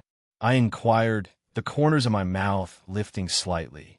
The atmosphere between us shifted, caught between the initial intention of family introduction and the unexpected turn of events. As we stood there, the sun casting a warm glow around us, the question lingered in the air, prompting us to decide how to navigate this unexpected twist in our day. Lemon Start Momo didn't offer a verbal response, but her actions spoke volumes. She expressed her feelings through a tender kiss, enveloping me in her embrace. In return, I reciprocated the kiss, my hands finding their place on her, adding a tender touch to the moment. As we descended onto her bed, our connection deepened, our lips meeting in a dance of desire. Exploring further, my left hand ventured to her shoulder, gently caressing it while enjoying the warmth of the moment together. Breaking the kiss, we pulled back slightly. My attention shifted to her attire, and I admired her cute bra peeking out from her sweater dress.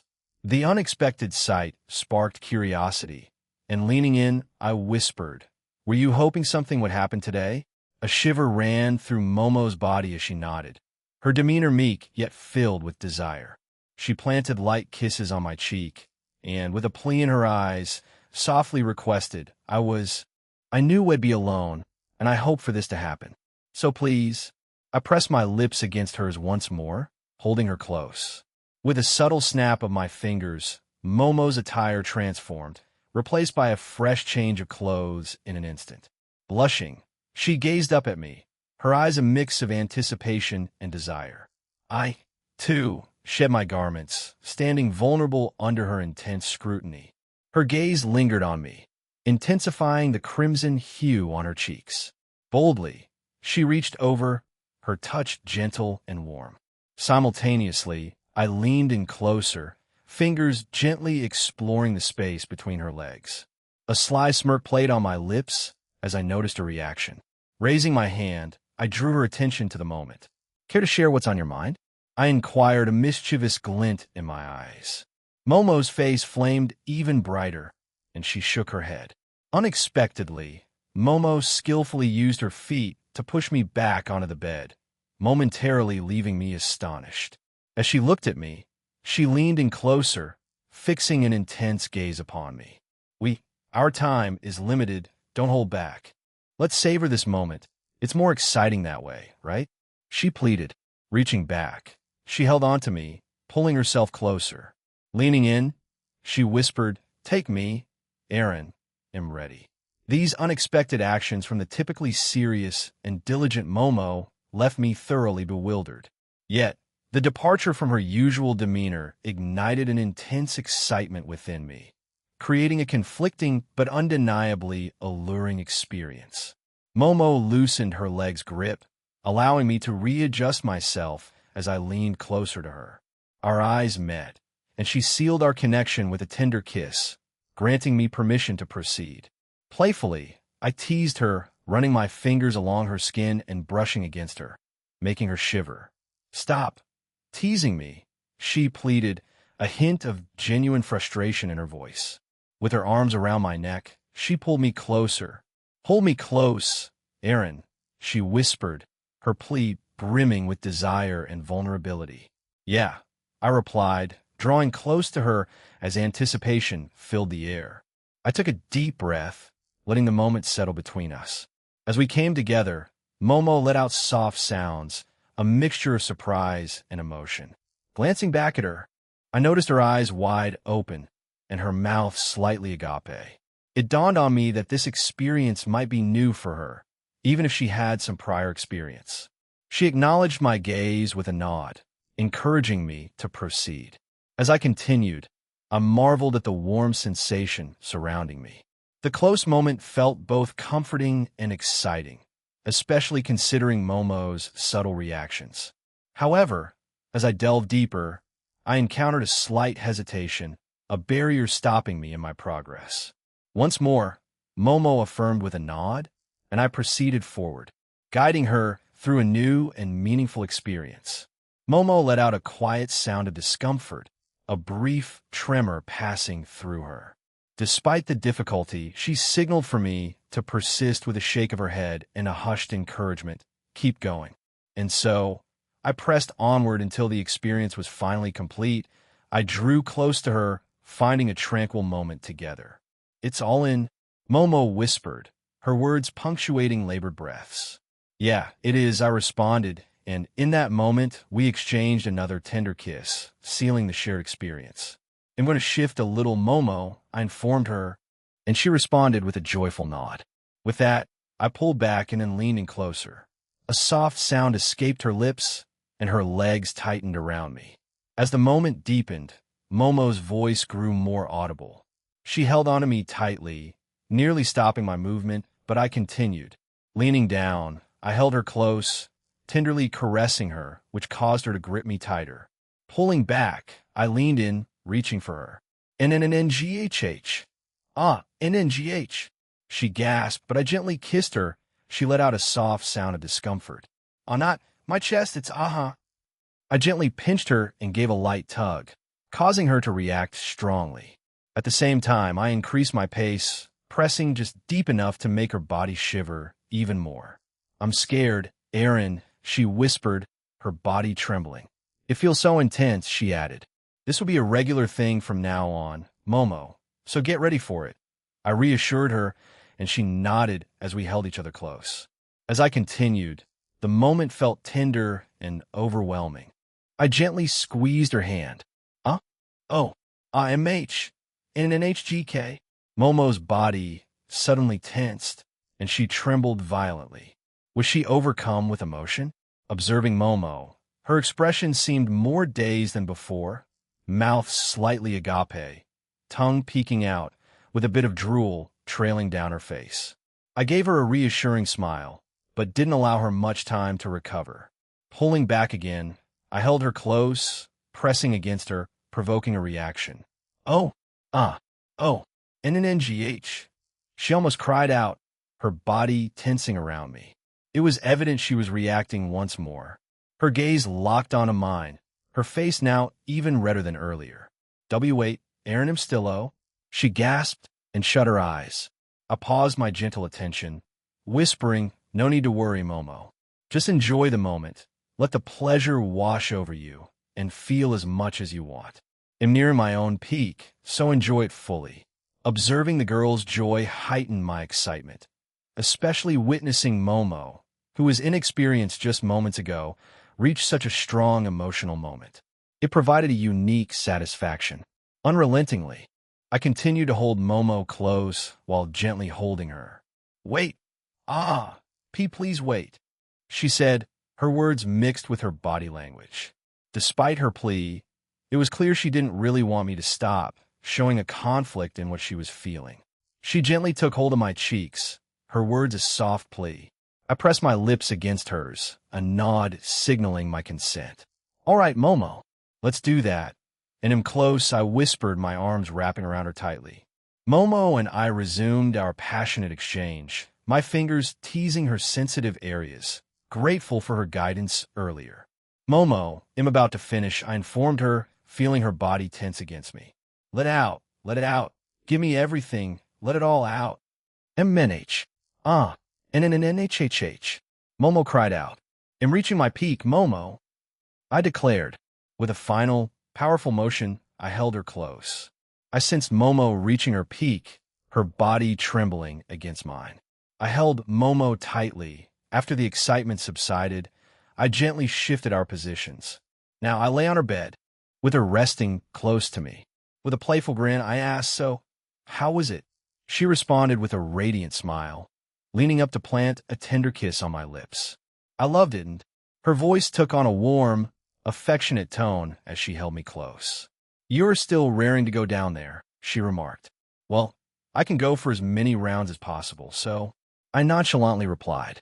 Let's keep going for a bit longer. They won't be home for another hour, she suggested, and we indulged in that moment. Our connection deepened that day, an unexpected turn of events from meeting her parents. Lemon, and approximately an hour and 15 minutes later, her parents returned, and we warmly welcomed them in the living room. Welcome back, Mom, Dad. Where did you two go? Momo inquired as she sat beside me on the couch. By then, we had switched on their TV and were engrossed in a random show that Momo enjoyed. We went out to grab some snacks and cake. Would you stay the night, sweetie? Her mom invited. Momo glanced at me, and I nodded. After all, it was Saturday, so there were no pressing concerns. Great. Come over. Let's have a bit more to eat. All that moving around got me hungry, too. Laughter filled the air as we joined them in the dining room, relishing a hearty meal. They urged us to share tales of our supernatural adventures, with Serica oscillating between excitement and horror at the encounters and challenges we faced. On the whole, the remainder of the day unfolded smoothly. Though I had a desire to explore the area, we opted to spend it in their cozy home, a choice that, in itself, wasn't undesirable. The following day arrived, and Momo and I shared the night together, taking things slowly and safely. Presently, we found ourselves outside of her home. We decided to go home now, realizing that we had extended our stay longer than initially planned. Make sure to visit again, all right?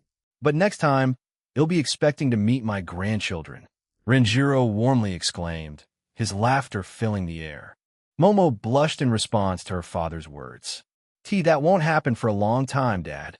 Seriously, what's gotten into you? Momo protested, playfully hitting him as she approached. Ha ha ha. I was just kidding, Momo.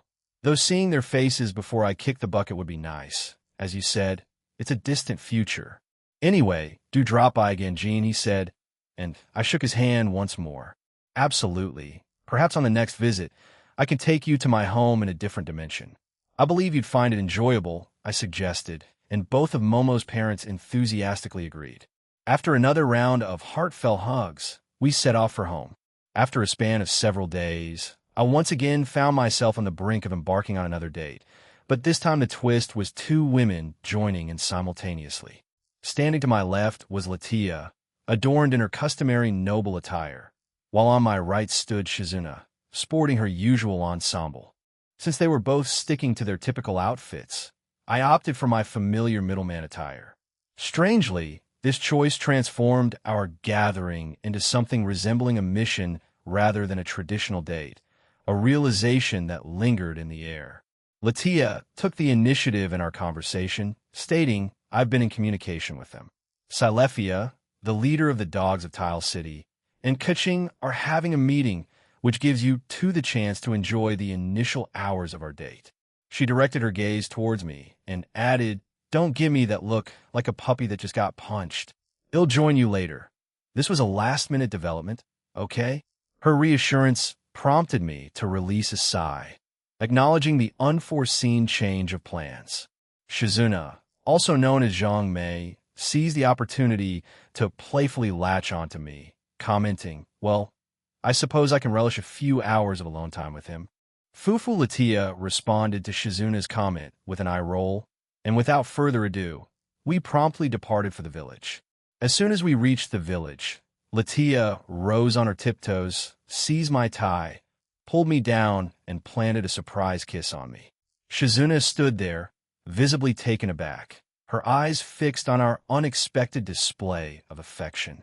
With a mischievous grin, Latia taunted, "I hope this will keep you from succumbing to loneliness in my absence." She followed it up with another kiss and added, "They'll be back soon. They'll get in touch. So, in the meantime, explore the place with Shizuna. Save the forest for last, all right? I'm curious to see that spot too." Without giving me a chance to respond, Latia sauntered away. However, in her path, she encountered Ganyu, who, I surmised, had accompanied Kuching here. Latia and Ganyu exchanged a few words, with Latia gesturing towards us. Ganyu glanced our way, nodded in acknowledgement, and made her way over to join us. "Ah, a third wheel perhaps?"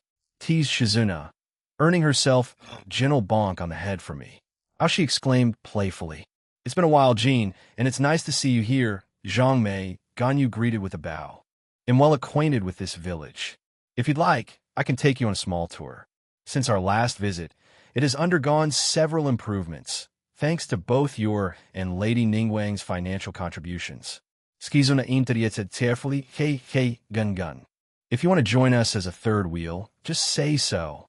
Her enthusiasm prompted me to lightly karate chop the top of her head once again. Ganyu seemed perplexed by Shizuna's remark, and I took the opportunity to clarify, causing her to blush. "Oh, I didn't mean to if you don't mind. Would appreciate that." Ganyu, I informed her, eliciting an even deeper blush from her. "Oh, okay. Is there any specific place you want to see?" She stammered, her cheeks still tinted with a blush. "I'll leave it up to you, since you know more about this place," I responded, and she nodded, taking the lead. As we moved along, Shizuna enveloped my left arm, her curiosity evident as she inquired, "When did you donate money to this place?" We discussed it when we first came here, and it was during when Alta fought off the opposing faction. In the end, I entrusted Ningguang to handle them, considering you were already part of the alliance. To cut it short, Silefia likely made improvements with the funds from Ningguang and me. I elucidated, and she nodded sagely, seemingly comprehending the intricacies. Ganyu abruptly halted, and we followed suit. She gestured to our left, stating, "This is a new daochong that recently opened, or it's known as a dojo in Japan.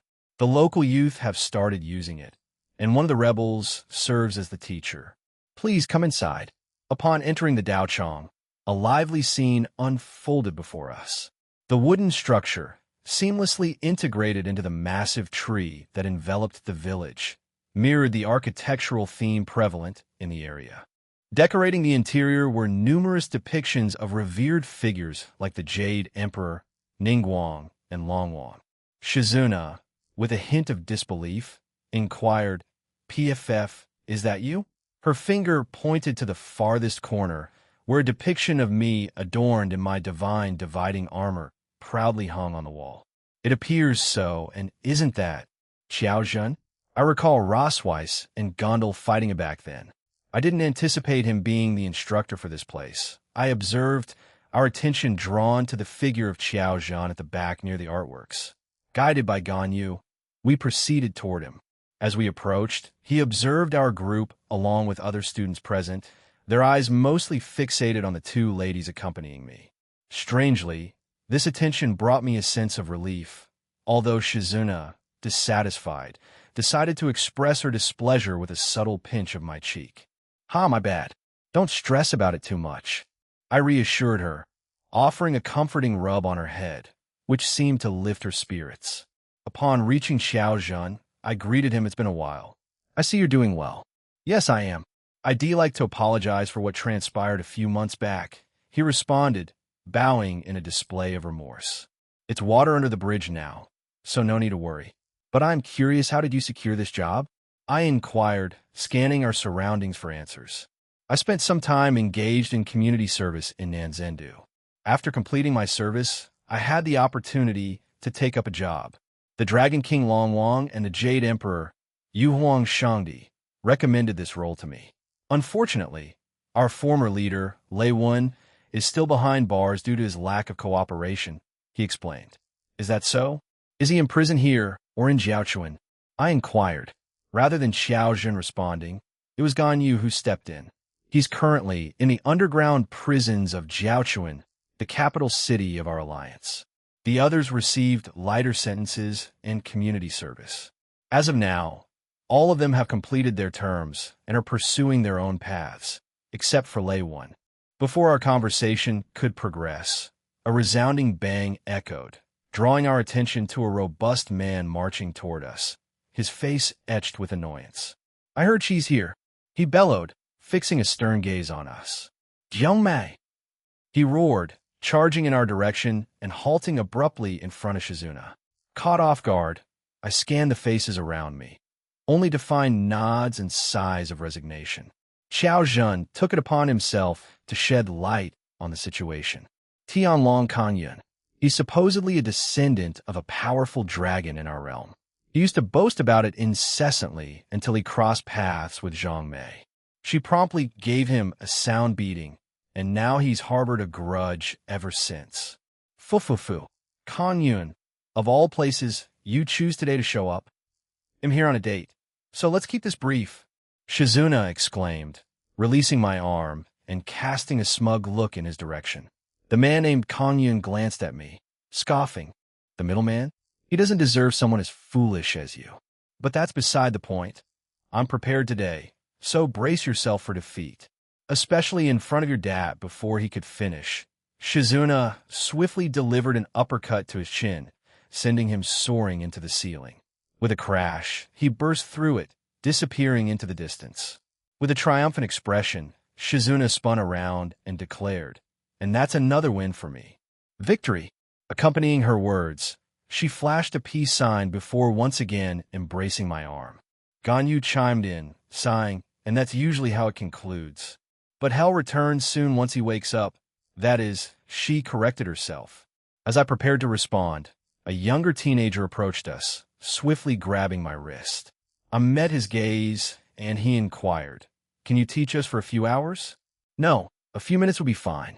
"A few minutes," the others exclaimed in unison behind him. I turned to find them oddly arranged in a lineup, sitting cross-legged.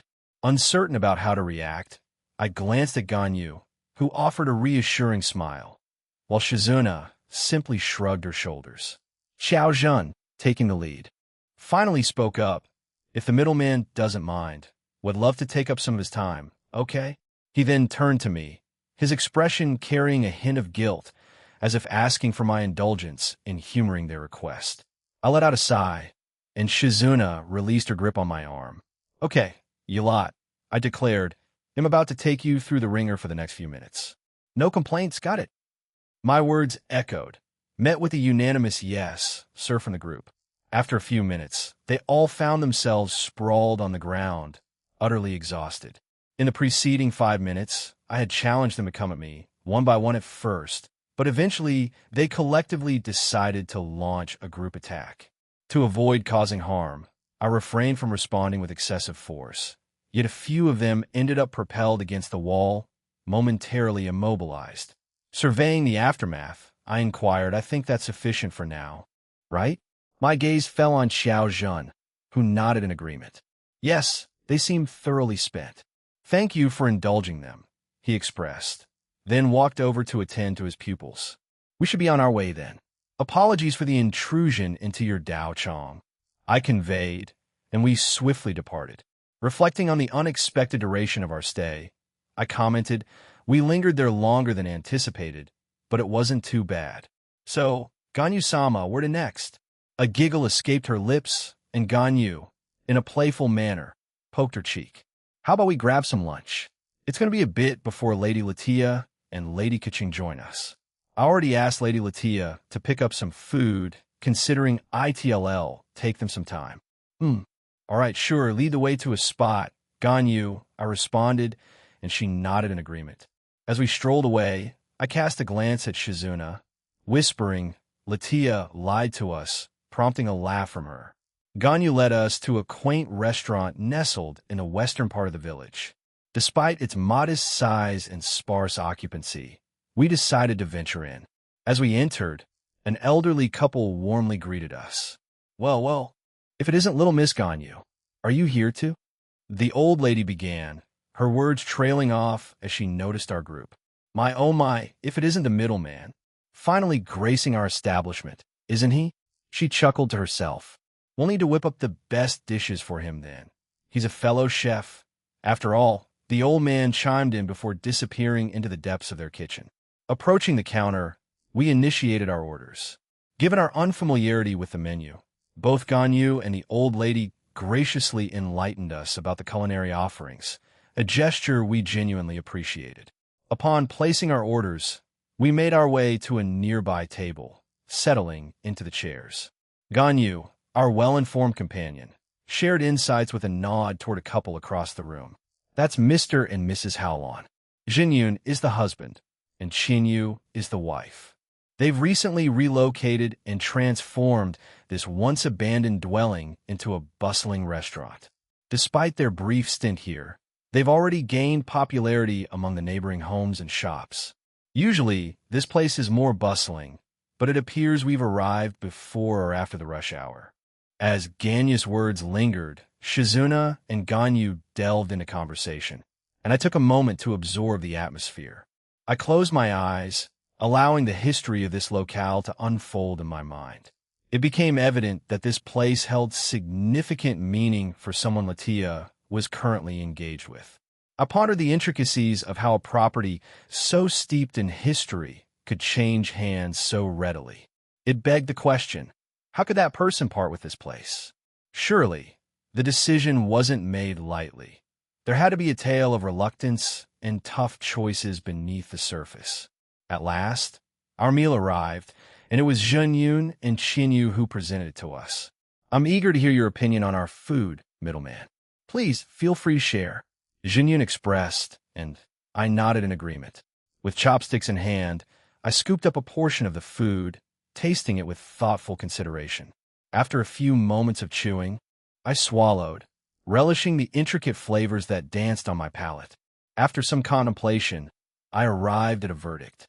Glancing up at Jinyun and Qinyu, I remarked, "It's really delicious. Is this char siu? It seems different from the usual ones found in city restaurants. Is it your unique recipe?" He's well informed too. "Indeed, it's our special recipe for char siu. I'm pleased the middleman appreciates it," Jinyun exclaimed, a hint of laughter accompanying his words. Char siu, a delectable Cantonese roast meat, goes by the name char siu in Cantonese and cha xiao in Mandarin. Crafting this culinary delight involves marinating pork in a luscious sweet barbecue sauce, followed by the transformative process of roasting. Over time, the signature flavor of char siu found in noodle shops and roast meat havens across various Chinatowns globally has evolved into a distinctive sweetness. However, in contemporary culinary landscapes, some establishments tend to cut corners, compromising on the rich tapestry of spices that once defined this dish. A stellar char siu recipe, in its true essence, boasts a nuanced flavor profile, a harmonious interplay of salty and sweet, with a subtle spiciness that complements the pork. This perfect balance allows the dish to shine, whether paired with a humble serving of steamed rice or accompanied by delicately blanched choy sum. While diverse cuts of pork can serve as the canvas for creating char siu, ranging from lean, boneless pork loin to more succulent options, it's the generously marbled cuts like pork shoulder or pork, but that truly elevate the experience of relishing authentic Chinese barbecue pork char siu. I indulge in the array of dishes presented before us: spring rolls, succulent Peking roast duck, and flavorful Kung Pao chicken. Not one to withhold my thoughts, I share my opinions on each, contributing to the ongoing culinary conversation. At their request, I pinpointed areas for improvement, and with a nod, we were granted solitude to savor the remainder of our meal. Amid the dining experience, Shizuna, her mouth brimming with food, remarked, "They're very chipper for their age." Meanwhile, Ganyu, seated across from us, had opted for a more vegetarian selection. A regular patron, she reveled in the couple's familiarity with her preferences, savoring each bite with evident contentment. The conversation veered into the realm of the supernatural as Ganyu enlightened us about the restaurant owner's vibrant past. Yes, they were quite active in the supernatural world before they decided to retire. In terms of the devil's ranking system, they should be at the peak of middle class, which isn't bad for normal humans, right? She inquired, prompting me to express my agreement with a thoughtful nod. Yeah, not bad at all. Were they perhaps mercenaries? I inquired. Ganyu nodded, offering an explanation. Yes, they were, though their focus leaned heavily towards capture and retrieval assignments, avoiding the darker side of their trade. Nevertheless, with the nature of the profession, one can't entirely escape the inevitability, don't you think? More or less, I concurred. There's always the occasional encounter with a rogue group that necessitates defeating or, in some cases, killing, I added as we delved into our meal, the conversation flowing over the next few minutes. Make sure to come back again, all right? Jinyun bellowed, his pat on my back carrying a robust energy. Would love to host you again, little Jean, Chinyu chimed in, gently squeezing my arm with a warm smile. If the opportunity arises, I'll return, perhaps with an even larger group. Thank you for the delightful food and hospitality, I responded, and with that, we bid farewell to the restaurant. As we stepped out, the bustling streets greeted us, but our exit was promptly interrupted. I'm sorry for the wait. Did you just finish having lunch?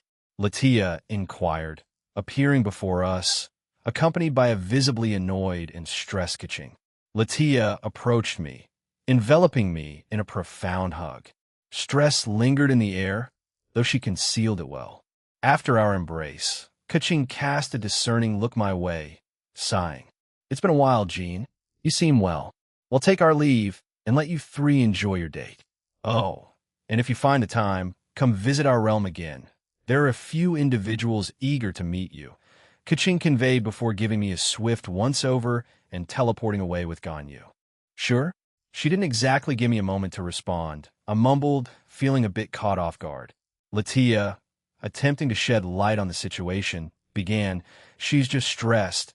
We had a few conflicting opinions about various matters, but in the end, we managed to find a middle ground. However, Kaching will still need to inform Ningguang, and I'll have to pass this along to you later, along with my uncle who will, in turn, inform the rest of the alliance. She explained this while enveloping me in another reassuring hug, joined by Shizuna from behind. I see, all right then. Let's table that discussion for later, shall we? I suggested. Time for the forest. Shizuna exclaimed enthusiastically from behind, and with that, we embarked on an awkward waddle, still entangled in our peculiar sandwich hug. Embarking on our journey towards the expansive hills nestled at the rear of the village, our eyes beheld familiar scenes, punctuated by intriguing new additions. It was evident that the village was gradually rejuvenating, manifesting signs of life through the emergence of fresh establishments. Our path unfolded with glimpses of stores and even a quaint park, contributing to the overall revival. Shizuna shared a revelation. I've only returned to this place a few times, and I haven't explored those areas Ganyu took us to earlier. So, this is all quite new to me. Latia, walking alongside us, directed a query at Shizuna. You didn't delve much into this place? As we strolled through a substantial gate demarcating the village from the surrounding forest, the imposing hills above formed a natural canopy, shielding us from the sun and potential rainfall. No, I was mainly assigned to keep an eye on their leaders and oversee matters concerning the prisons and things like that. I'm not the sharpest tool in the shed, so they didn't burden me with anything too complicated, Shizuna confessed, punctuating her admission with a self-deprecating chuckle. As we arrived at the entrance of the forest, a palpable sense of peculiarity lingered in the air, catching our attention. Latia and Shizuna turned their gazes toward me, awaiting an explanation. I gestured towards the rear of the woodland. Over there, you'll find some sort of pond with 2 figures by it. That's our intended destination, I clarified, piquing their curiosity. Salefia and Kaching mentioned that there used to be a house in that area, but it was abandoned just a month before they assumed control of this place, Latia added, sharing a tidbit of information about the history of the mysterious locale. Shizuna narrowed her eyes, methodically surveying our surroundings. I don't sense anything else that's threatening, just a few supernatural animals here and there. Mostly harmless to us, she remarked, and I nodded in concurrence. Yeah, you're right. I'd also like to mention that there are other smaller points of interest we can explore before reaching our final destination. Let's take advantage of that opportunity, I suggested, and they all nodded in agreement. However, Latia, with a soft chuckle, injected an unexpected twist into the conversation, leaving us puzzled. I've heard from others that your dates can be either normal or strange. I believe ours falls on the stranger side, doesn't it? Latia inquired, edging closer to me. She gently took hold of my hand, intertwining our fingers. Don't leave me out from this lovey-dovey act, Shizuna exclaimed, enveloping my other arm in a warm hug while clasping my hand. Let's go. And with that spirited declaration, we ventured into the forest, our excitement palpable as we anticipated the hidden mysteries that awaited us. After an uninterrupted stroll and lively conversation lasting a good 5 minutes, we stumbled upon what could only be deemed our first landmark. And what greeted us took a peculiar form. Shizuna, perplexed, tilted her head in confusion. A fountain? Of a deer peeing? She squinted her eyes at the oddity and shook her head in disbelief. I don't get it. This place was supposed to be a farming village grappling with poverty. How did this weird thing end up here? Her confusion deepened.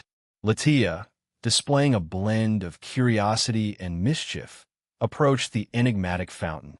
She scrutinized it for a few seconds before deciding to take matters into her own hands, quite literally. With a swift punch to the deer statue's nether regions, Shizuna's confusion escalated into utter bewilderment.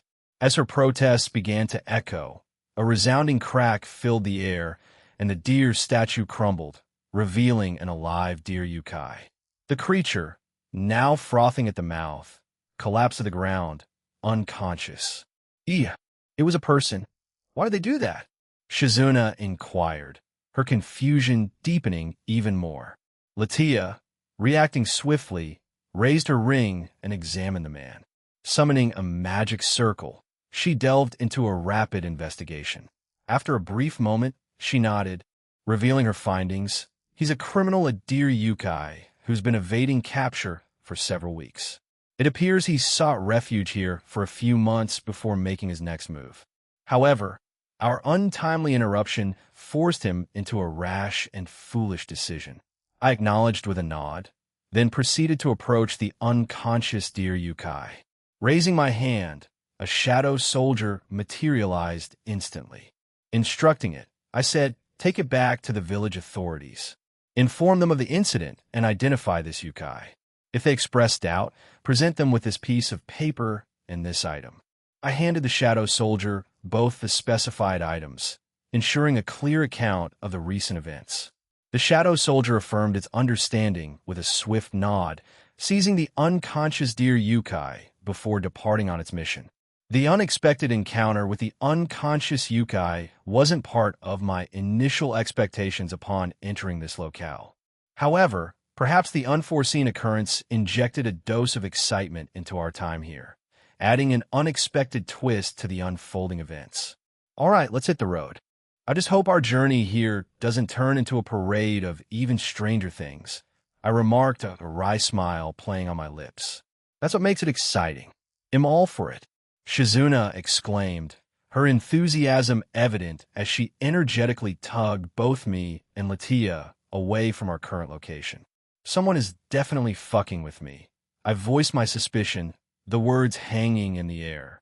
Ajuka raised his hand, standing alongside Miliani's, engrossed in examining the ancient ruins scattered across the forest.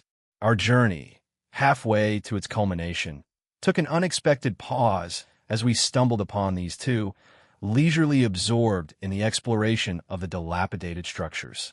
"Uncle, what brings you here?" Latia queried, mirroring my bewilderment. "Fufu, we plan to investigate a certain pond in this vicinity today. Rumors circulated through our connections hinting at ancient secrets concealed within." Ajuka elucidated as he approached us. "So, is this the chosen locale for your date, Jean?" I responded with a shrug, injecting a touch of nonchalance. Well, what can I say? I strive to keep things interesting. My words elicited laughter from both Ajuka and me, creating a moment of shared amusement amidst the mysterious surroundings. "So, did you discover anything?" I inquired as we rendezvoused with Miliani's and him amidst the ancient ruins.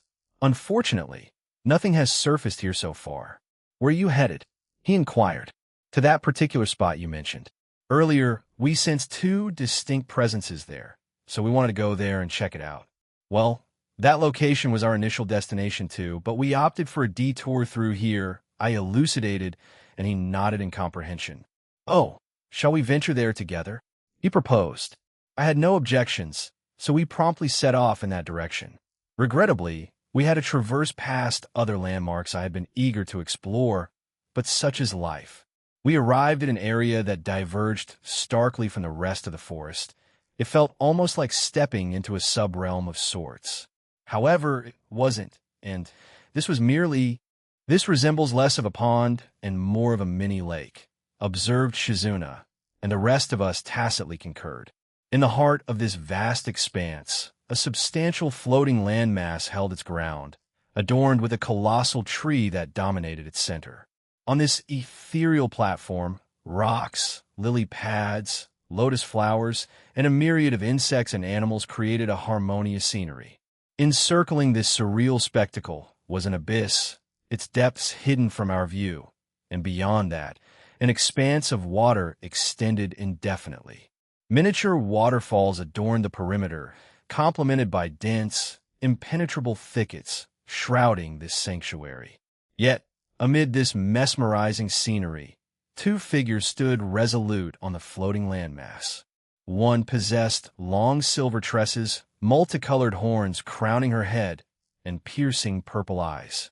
Cloaked in a pristine white dress and barefoot, she emanated a familiar aura. Beside her stood another figure. "Faith, what brings you to this place? Wasn't your post in the dimensional gap helping Antares?" I inquired, recognizing the other figure as Faith, the dragon forged by Antares. Memories flashed back to our encounter during the date at the North Pole with Rias. "And is that the Azure Dragon, Qinglong?" I added. "Yes, she reached out to powerful dragons," using Faith began to explain when Qinglong suddenly materialized in front of me. Extending her hands, she gently cradled my cheeks, a gesture laden with affection. "Thank you for aiding the Kushahashi clan and Sairyu." "No problem, but can you let go of my face?" I queried, and she promptly released her hold, giving my head a pat before gracefully touching down on the ground and taking a step back. Faith also joined our gathering. "So, what's the reason for reaching out to you? I assume something dragon-related was used to contact you?" I inquired, seeking clarification on the mysterious summons. In reality, her intention was to reach out to you, but fate led her to me instead. She attempted to inquire with Sairyu, but alas, Contacting him proved futile. It appears he's on the verge of assuming leadership in the clan, elucidated Faith. I understand. So, the wheels are set in motion now, 5 years down the line. Even though this isn't precisely the original universe anymore. What brings you to this place, Aaron Sama? Faith inquired, her gaze encompassing me and my companions. I proceeded to share the purpose of our visit and the presence of a Juka, posing the question, is there some ancient contraption hidden within these surroundings? Faith directed her gaze towards Qinglong, and to our astonishment, she signaled agreement with a nod. Qinglong, in response, clarified, it's nothing groundbreaking if that's what you're anticipating. She went on to elucidate, thousands of years ago, the rulers of this specific land acknowledged the existence of the supernatural. However, despite their awareness, they were comparatively weak. Rather than honing their skills through training, they chose a different path. They crafted devices designed to combat the supernatural, akin to sacred gears. With a contemplative glance back at the suspended platform, Qinglong continued, but alas, it proved futile as these creations were insufficient to overcome the supernatural forces. They incorporated Falu, Taoist seals, intertwining these ancient symbols with their contraptions to forge the weapons. Regrettably, the Falu they utilized were relatively weak, undermining the effectiveness of these tools. If you were to use the platform in the center to access the miniature realm they created for this specific purpose, you might uncover what you seek. Upon hearing her revelation, I instinctively lifted my right arm, snapping my fingers to dispel the subtle illusion magic that concealed the heart of the pond. It was a charming scene, adorned with lily pads, lotus flowers, rocks, and bamboos. But with the click of my fingers, the enchantment dissolved, revealing a floating platform in its place. Is that what you were standing on earlier? I inquired of Qinglong, who affirmed with a nod. Glancing at my companions, we swiftly traversed the distance, now accompanied by Qinglong and Faith. Once the entirety of our group stood upon the platform, a peculiar sensation enveloped us, and in an instant, we found ourselves transported to a new location. Latia Astaroth's soliloquy, the location we found ourselves in after the teleportation, caught me off guard. It was remarkably bright, far brighter than I ever imagined an underground base could be. Right before me stood an enormous triple-floor lotus flower, radiant in golden hues with its apex shining brilliantly. The surrounding area boasted towering walls and additional structures gracing the metallic petals of this colossal blossom. The path ahead was adorned with pink metallic lotus flowers and their leaves, alongside a flowing stream of silver metallic liquid, resembling an ordinary river. Despite the serene appearance, distant figures caught my attention. As I tried to reach out to them, an inexplicable sensation enveloped our group. A shiver ran down my spine, and to my amazement, everyone else, except Aaron, took an instinctive step back, a collective shiver of terror coursing through us. In a protective stance, Aaron boldly stepped forward, shielding us with his right arm. An invisible barrier materialized, deflecting an unseen pink force, relentlessly assaulting it. Aaron's steadfast defense stood as our only protection against the invisible menace. Gene, what is this? My uncle Ajuka inquired, a hint of uncertainty lacing his words. Aaron remained silent, his eyes briefly illuminating before he narrowed his eyes, scrutinizing everything before us. Finally, he sighed and spoke. Maybe I became too complacent after sealing off universal travel following my evolution. I didn't thoroughly inspect everything around our world, but these individuals are affiliated with the Phantasma. The revelation left us stunned. The Phantasma? This group? Weren't they supposed to be the human base for crafting those items? Aaron pressed on, it predates all of that. I can sense traces of Nyarlathotep's influence in this place.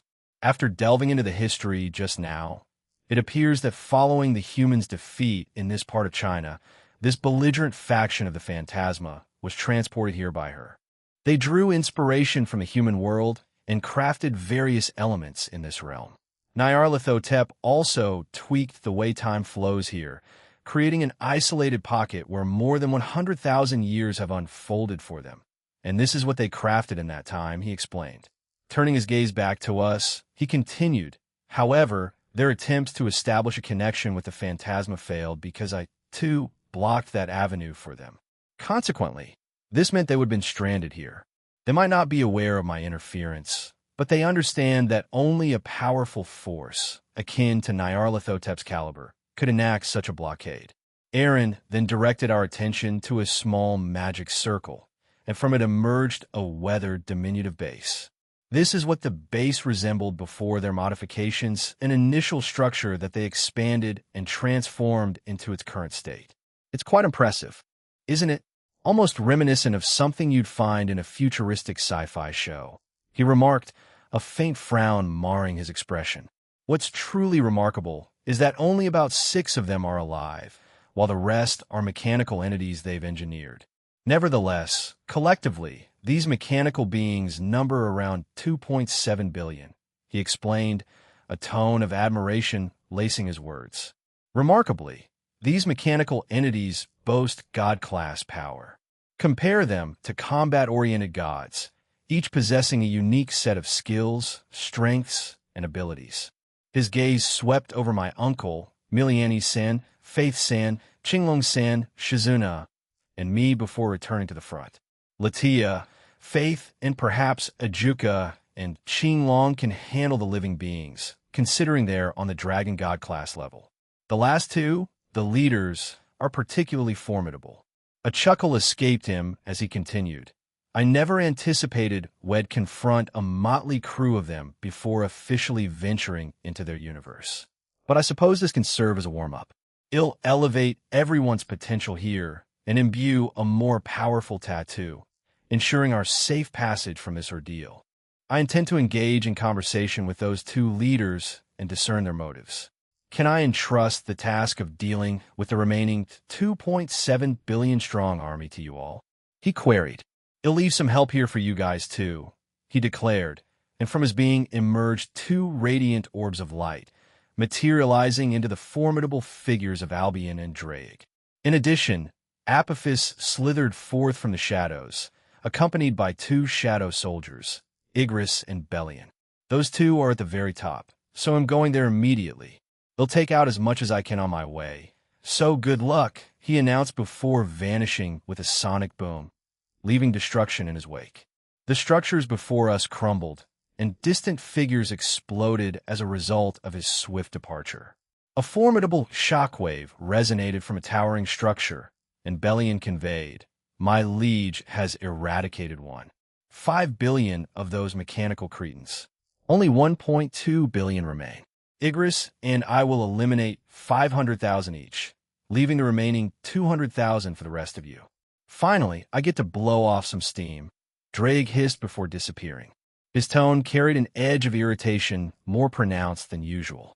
Albion, with a sigh and a shake of his head, followed suit, fading into the unseen. Finally, Igris directed his attention to us and calmly declared, Kuntuar will shortly appear and help you navigate the structure and realm. With that, he vanished alongside Bellion. True to his word, Kuntuar materialized before us, offering a respectful bow. Hello, it's been a while, she greeted, conjuring several floating white screens. I will stay here and help you navigate the structure. Aaron has weakened it, so any fighting inside will inevitably disrupt the surroundings.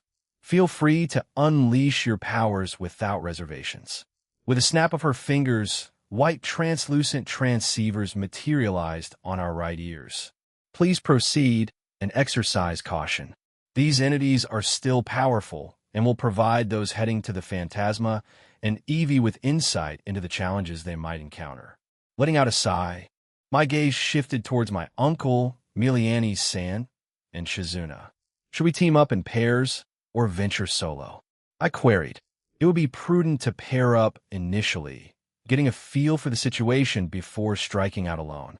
It might take a bit longer, but I believe it's a safer approach, my uncle suggested. No issues with that, Kuntuar?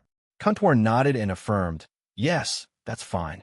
Playing it safe is no problem. My uncle then directed the plan.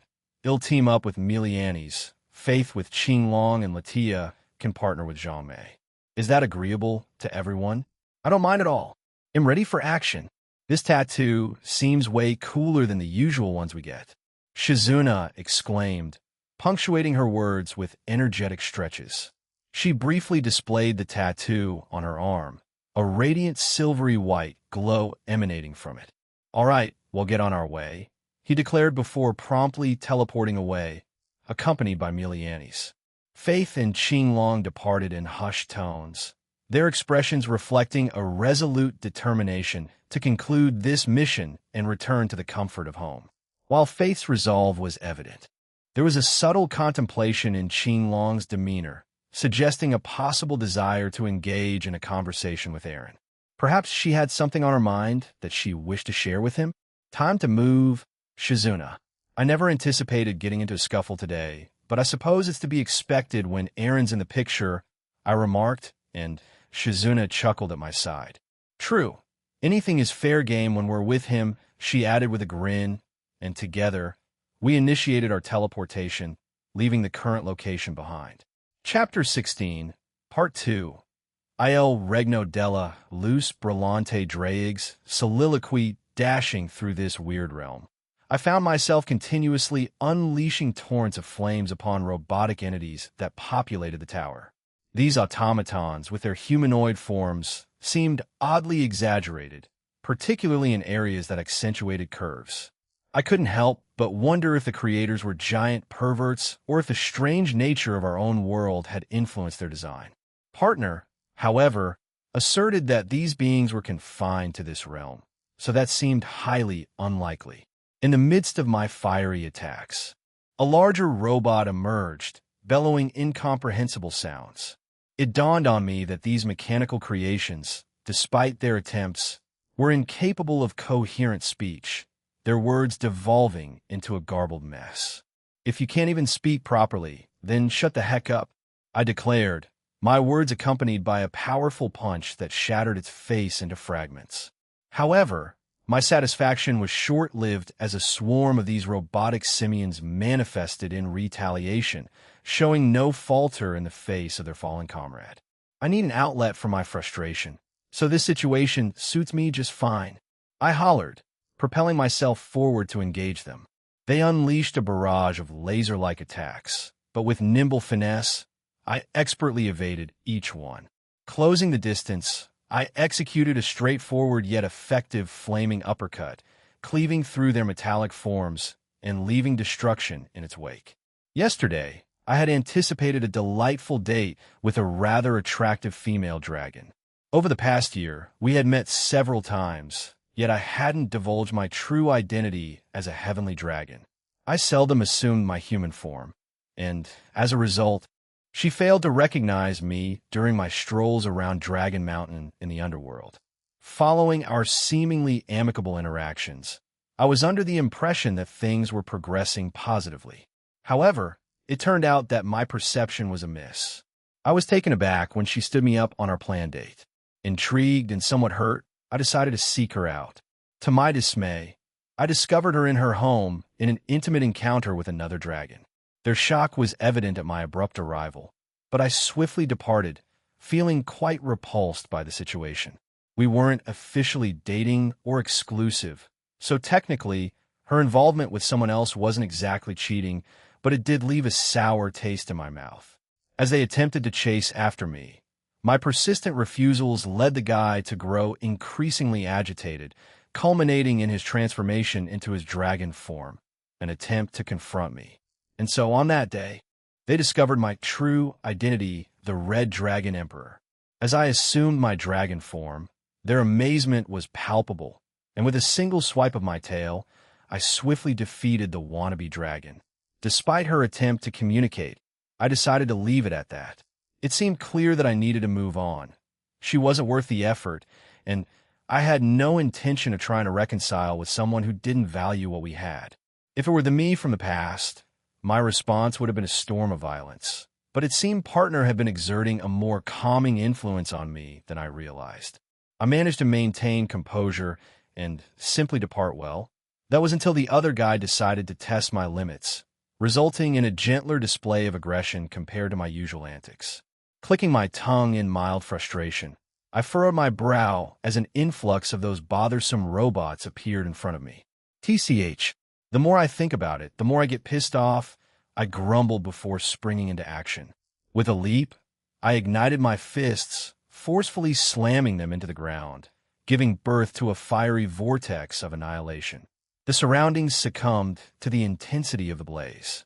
Partner mentioned the structures were made of sturdy material, but my flames proved capable of reducing them to molten shit. In an instant, my instincts went on high alert, prompting me to swiftly leap backward. A colossal greatsword crashed into the ground, causing the entire structure to tremble on this side. Turning my attention to the assailant, I squinted my eyes and noticed she was unlike the others, still very much alive. Cascading down her shoulders was long crimson hair, her eyes vividly green, and her body clad in a sleek black armor.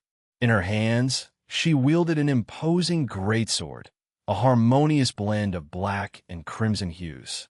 "Who are you?" I queried, flames dancing to life on my clenched fists.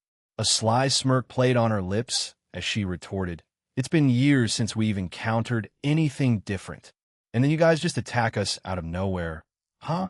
Bring it on, you flaming pile of..." Before she could finish, she propelled herself towards me, greatsword descending with intent. However, I effortlessly intercepted the strike, locking eyes with her. "You're not very bright. Clearly, I outmatch you. Do you have any functioning brain cells up there? I don't care, as long as I get to fight someone strong." She roared, her form engulfed in a mesmerizing blend of crimson and green flames, catching me off guard. Reacting quickly, I delivered a powerful blow to her stomach, sending her sprawling backward. "Huh, I like it. You smell like one of those creatures a dragon. You're that, aren't you?" she exclaimed loudly. It appeared my previous attack hadn't left a mark on her, or perhaps she was merely putting on a facade. "I am what of it?" I retorted. Without giving her a chance to respond, I swiftly closed the distance, materializing by her side. A fiery fist shot toward her face, but to my surprise, she met it with a smile, skillfully blocking the attack with her sword. I had been holding back, curious about her reaction, but it seemed she was cut from the same cloth as Valley, a true battle maniac. I doubted she would offer any significant information willingly. Well, at least not anything crucial. Considering this, I made the decision to put an end to it all, recognizing no value in continuing with that woman. Despite her attempts to communicate, I exerted more force, destroying her greatsword, leaving her visibly stunned. Without giving her a chance to retaliate, my fist connected with her face, propelling her backward, creating a shockwave that reverberated through the surroundings. The realm quivered under the impact as her form hurtled away, prompting me to swiftly pursue. Upon reaching her landing spot, much to my astonishment, she remained conscious. While her visage bore the signs of the powerful punch, she defiantly held onto awareness. "Huh, I love it. I've been searching for a powerful man my whole life, and now I've finally found him," she declared with enthusiasm. Locking eyes with me, she boisterously proclaimed, "Dragon, become my husband." Wait, what? The startling proposition lingered, creating a sense of confusion that swirled in my mind, prompting me to ponder the unfolding scenario. Was this the kind of bewilderment that partner experiences when confronted by those peculiar women who openly declare their love for him? "Now come here," she yelled with sudden urgency. "I want to be with you." My eyes and lips twitched involuntarily. Before I realized it, I stood beside her, and with an instinctual reaction, I swung my fist, connecting with her face, rendering her unconscious. However, as if on autopilot, I retrieved a slime pill and administered it to heal her injuries, all while restraining her with handcuffs. The fact that my body acted on its own, independent of my conscious control, sent a shiver down my spine. Questions raced through my mind like an unbridled torrent. Why did I do that? I pondered, caught in a moment of self-reflection. Shaking my head, a heavy sigh escaped my lips, the weight of my actions settling in. "What the hell?" I mumbled, my gaze returning to the woman. Surprisingly, on closer inspection, she didn't appear as bad as my initial impression suggested. Wait, what? Panic gripped me as a sudden realization dawned. Oh no, oh no, oh no. Albion's gonna make fun of me. I muttered under my breath, the impact of the situation hitting me square in the face. In a strange twist, she had, in a way, emerged victorious. Will my partner consent to my appeal? I pondered this question silently, hoping for a positive response that would align with my wishes. There was a subtle tension in the air, a moment pregnant with anticipation as I awaited the decision that would shape our course of our future. Third-person point of view in the midst of the chaos, Albion dashed with unbridled speed, unleashing a barrage of silvery aura bullets that swiftly dispatched a multitude of enemies. Much like his fellow heavenly dragon Drake, Albion found himself locked in combat against the robotic entities spawned by the powerful group that currently opposed them. Up until this moment, none of his opponents had posed a significant challenge. Turning a corner in the battlefield, Albion encountered a sudden attack, a slashing aura headed directly for him, compelling him to jump backwards to avoid it. Orienting himself towards the source of the attack, he laid eyes on an intriguing figure. Before him stood a man with distinctive wolf-like white ears, accompanied by long, flowing white hair that matched the hue of his tail. The enigmatic individual wielded a pair of gleaming white-blue swords, and his mostly white armor, adorned with accents of blue and gold, created a striking ensemble. A voluminous blue and white cape billowed dramatically behind him, adding an air of mystique to his formidable presence. This is where your journey halts, intruder. I, Arcturus, will be the barrier that stops you. The creature's declaration echoed through the air, a thunderous proclamation of impending confrontation. In a swift motion, Arcturus lunged toward Albion, brandishing his swords in a frenzy of slashes. Albion, however, effortlessly danced around the onslaught, evading each calculated strike. Surprising approach, don't you think? Attacking without even a greeting? Albion quizzically remarked, incredulity coloring his words. I could ask you the same, Dragon. Your group barged in here, launching an immediate assault that obliterated our work and decimated our forces. Why shouldn't we interpret that as a hostile stance? Questioned Arcturus, his tone laced with defiance. Your defense mechanisms were hardly welcoming, attempting to end us the moment we set foot here. And let's not forget, you're a part of the Phantasma, a group known for invading worlds and universes. We're well aware of your intentions, Albion retorted, his words laced with a sense of defiance. However, instead of a serious response, Arcturus erupted into laughter, the sound reverberating through the space. Arcturus laughed uproariously, the mirth manifesting in hearty howls that seemed to shake the very ground. Amidst his amusement, he even emphasized the hilarity by smacking his sides, finding an unexpected humor in Albion's words. Arcturus leveled a fierce gaze at Albion, his pupils narrowing, and an unsettling aura enveloping his form. You're clueless about our struggles and the horrors dwelling in that wretched universe. Mind your place and refrain from discussing matters beyond your understanding, roared Arcturus, his voice echoing with intensity. Albion, taken aback by the force of Arcturus' words, faced the charging wolf creature. Multiple duplicates of Arcturus materialized, each unleashing a torrent of aura/slash attacks with varying sizes and speeds. The onslaught was overwhelming, a storm of energy. Albion, determined, closed his eyes, a blush of concentration on his face. He summoned his own aura, forming a potent pillar around his body that deftly intercepted the incoming attacks. In a moment of swiftness, he vanished, reappearing beside Arcturus. Without hesitation, he discharged a point-blank silvery blue energy shot, sending Arcturus hurtling away from the impact. Arcturus found himself thrust outside, and in hot pursuit, Albion swiftly joined him. As they touched down on the solid ground, Arcturus unleashed a primal howl, a precursor to his transformation. His body expanded, and his armor adjusted seamlessly to his growing form. In a blink, he vanished, leaving a trail of countless afterimages surrounding Albion, a tactic aimed at bewildering his opponent. Undeterred, Albion remained unfooled by the illusion, deftly catching the blades Arcturus swung at him from an unexpected angle. A swift pivot, and Albion efficiently disarmed his opponent, shattering the blades forged from power steel. What? Those were forged from steel that could Arcturus began, his astonishment evident. Before Arcturus could finish, Albion delivered a decisive blow, his fist connecting with Arcturus' face, breaking his nose and sending him hurtling away once more. Unperturbed, Albion nonchalantly remarked, "Not interested.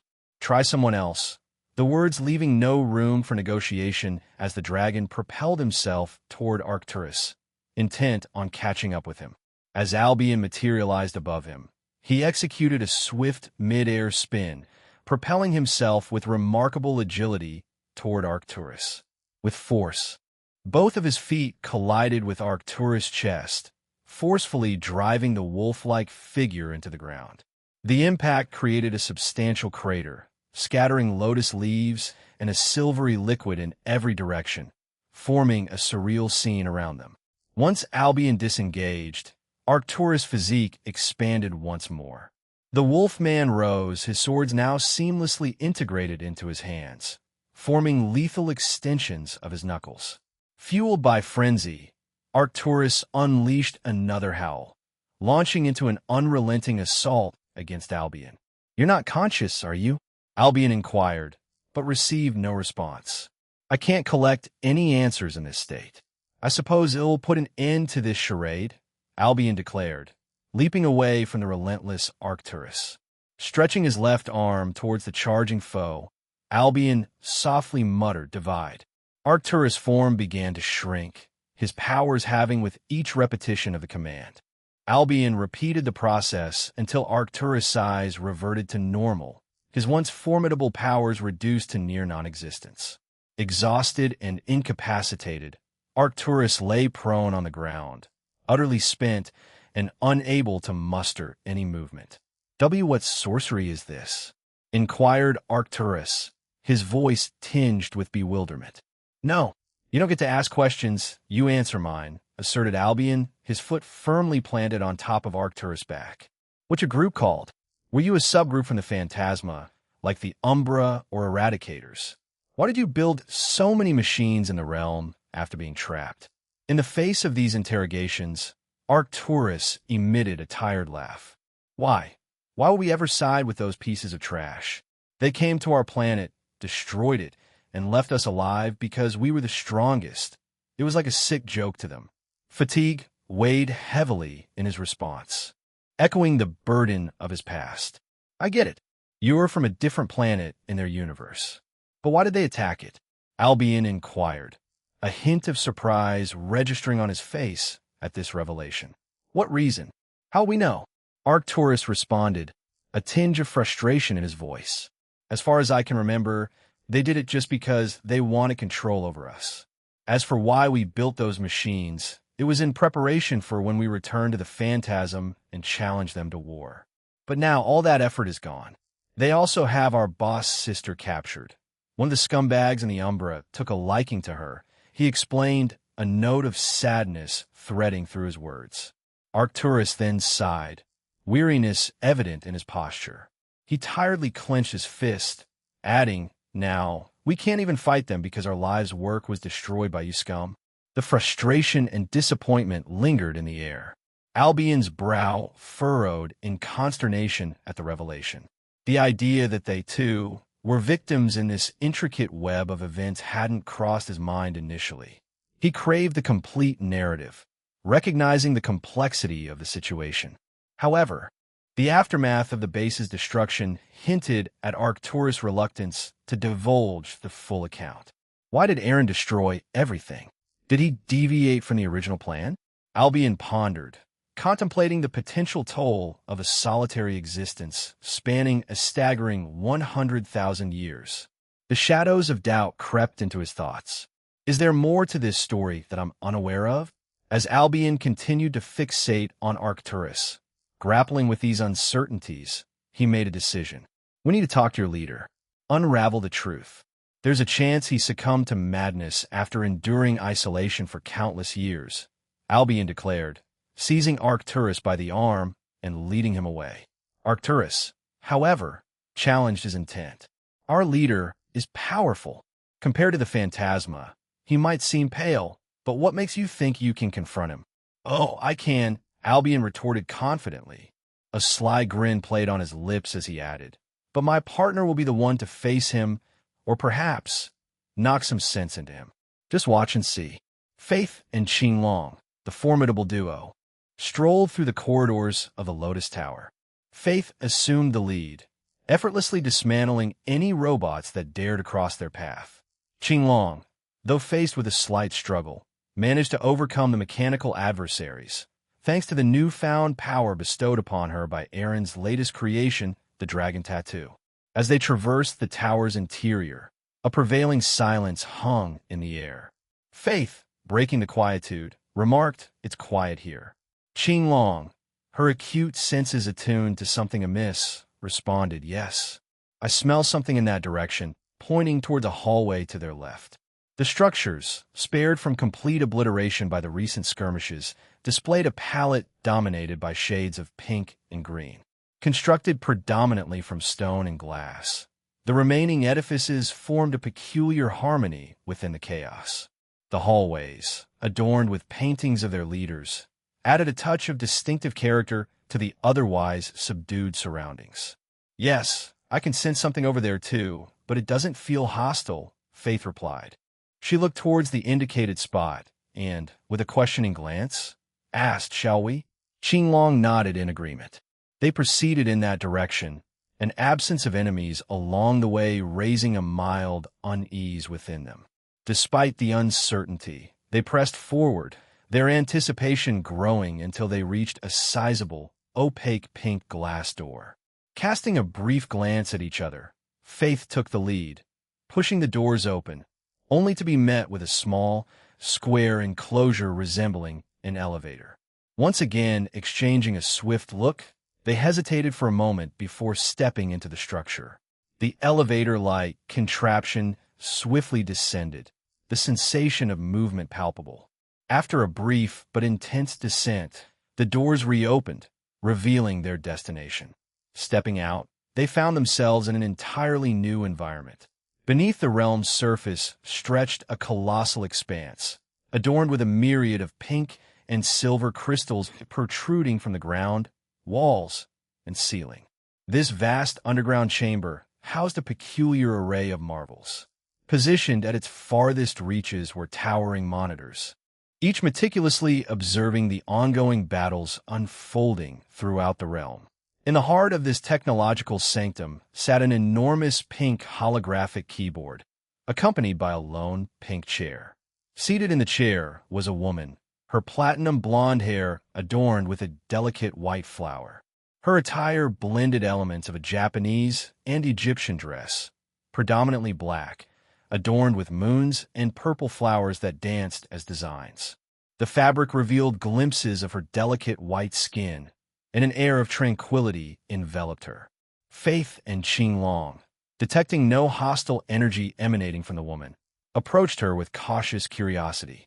As they drew nearer, the surroundings unveiled an assortment of intricate contraptions, presumably the very machinery responsible for the creation of the formidable robots they had encountered earlier. "Welcome. It seems that you discovered our abode. What intentions does your leader harbor for us?" The woman inquired, her voice carrying a mix of curiosity and concern. Faljivma. I go by Elisand. Am not a combatant. My expertise lies in crafting the robots you encountered earlier. Speaking of which, witnessing the destruction was rather disheartening. Now, please enlighten me regarding my initial query. Faith and Qinglong exchanged a glance, a silent communication passing between them. Faith took the lead in responding. "We initially came to investigate the remains of a human factions base, but fate led us to yours. The defensive mechanisms, however, perceived us as threats and upon our master learning of your association with the Phantasma, he opted for a more aggressive approach. Affiliation with the Phantasma, you say? I won't fault him. Their reputation precedes them. Yet, I understand the decision. Our leader, he's desperate. He tasked me with creating that defensive system with the intention of reaching out to any group that could survive it, seeking their aid, elucidated Elisand, providing insight into the circumstances that led to the confrontation. What do you mean by desperate?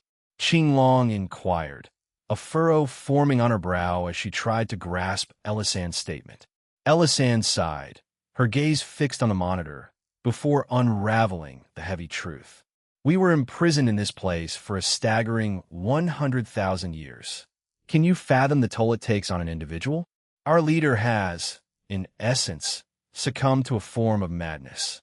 It's not a violent psychosis, but rather a relentless determination to escape, to rescue someone. So, your leader seeks aid from ours? Qinglong sought clarification. Yes, Elisand affirmed. The two leaders are currently in a confrontation. Ours is evaluating the strength of yours, assessing whether he's worthy of this task. The ultimate goal is simple: break free from this confinement and embark on a mission to rescue someone. Faith let out a light laugh before responding. Well, I firmly believe that ours is a cause deserving of consideration. Intrigued, Elisand inquired, Why do you think so? With a subtle grin, Faith unveiled a piece of crucial information. The entity responsible for confining you here was an outer god. Our leader recently vanquished this formidable force, and breaking the constraints holding you becomes a task well within his capabilities. As Faith's explanation unfolded, Elisand's eyes widened in astonished realization. Wait, is he? Elisand started, her voice tinged with a mix of awe and disbelief. Faith simply nodded in confirmation. He's something beyond that, but yes, he shares a connection to such entities. Does that serve as a compelling reason to place your trust in him? Faith inquired, her gaze holding a hint of assurance. Elisand hesitated, grappling with her thoughts, and finally uttered, They've always been. The sentence hung in the air, unfinished. He's not what you think. Trapped here. You probably haven't had the chance to understand who he is and what he's accomplished, so let me show you. Faith spoke, conjuring a magic circle that unveiled glimpses of Aaron's journey. While not comprehensive, she highlighted what she deemed the pivotal moments. As Elisand watched, minutes stretched like elastic, absorbing the essence of Aaron's odyssey. A sigh escaped her lips, accompanied by the subtle act of wiping away a tear, precariously perched on the edge of her eye. Emotions swirled within her, a silent acknowledgement of the profound tale unfolding before her. Then, most likely, join forces as soon as your group DXD enters the Phantasma's universe. We'll be there to guide you, becoming integral parts of the resistance in that realm. It's a mutual benefit we're seeking, she expressed, envisaging a collaborative effort that promised shared success. Indeed. Now that that's settled, could you share with us the identity of the person he's so determined to rescue? Faith inquired, and Elisand nodded in agreement. After our planet was obliterated, only we survived. However, among us was his soul sister. He had made a promise to his parents, vowing to safeguard her after their demise.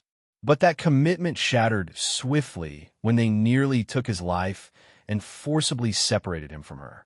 One of the Umbra individuals had developed a peculiar fondness for her, Elisand explained, unraveling the distressing narrative.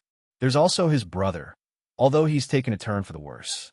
The ones confronting him right now are these two, Elisand added, gesturing toward a monitor in the upper right corner. The screen displayed Latia and Shizuna engaged in an encounter with a predominantly dark blue, shadowy figure.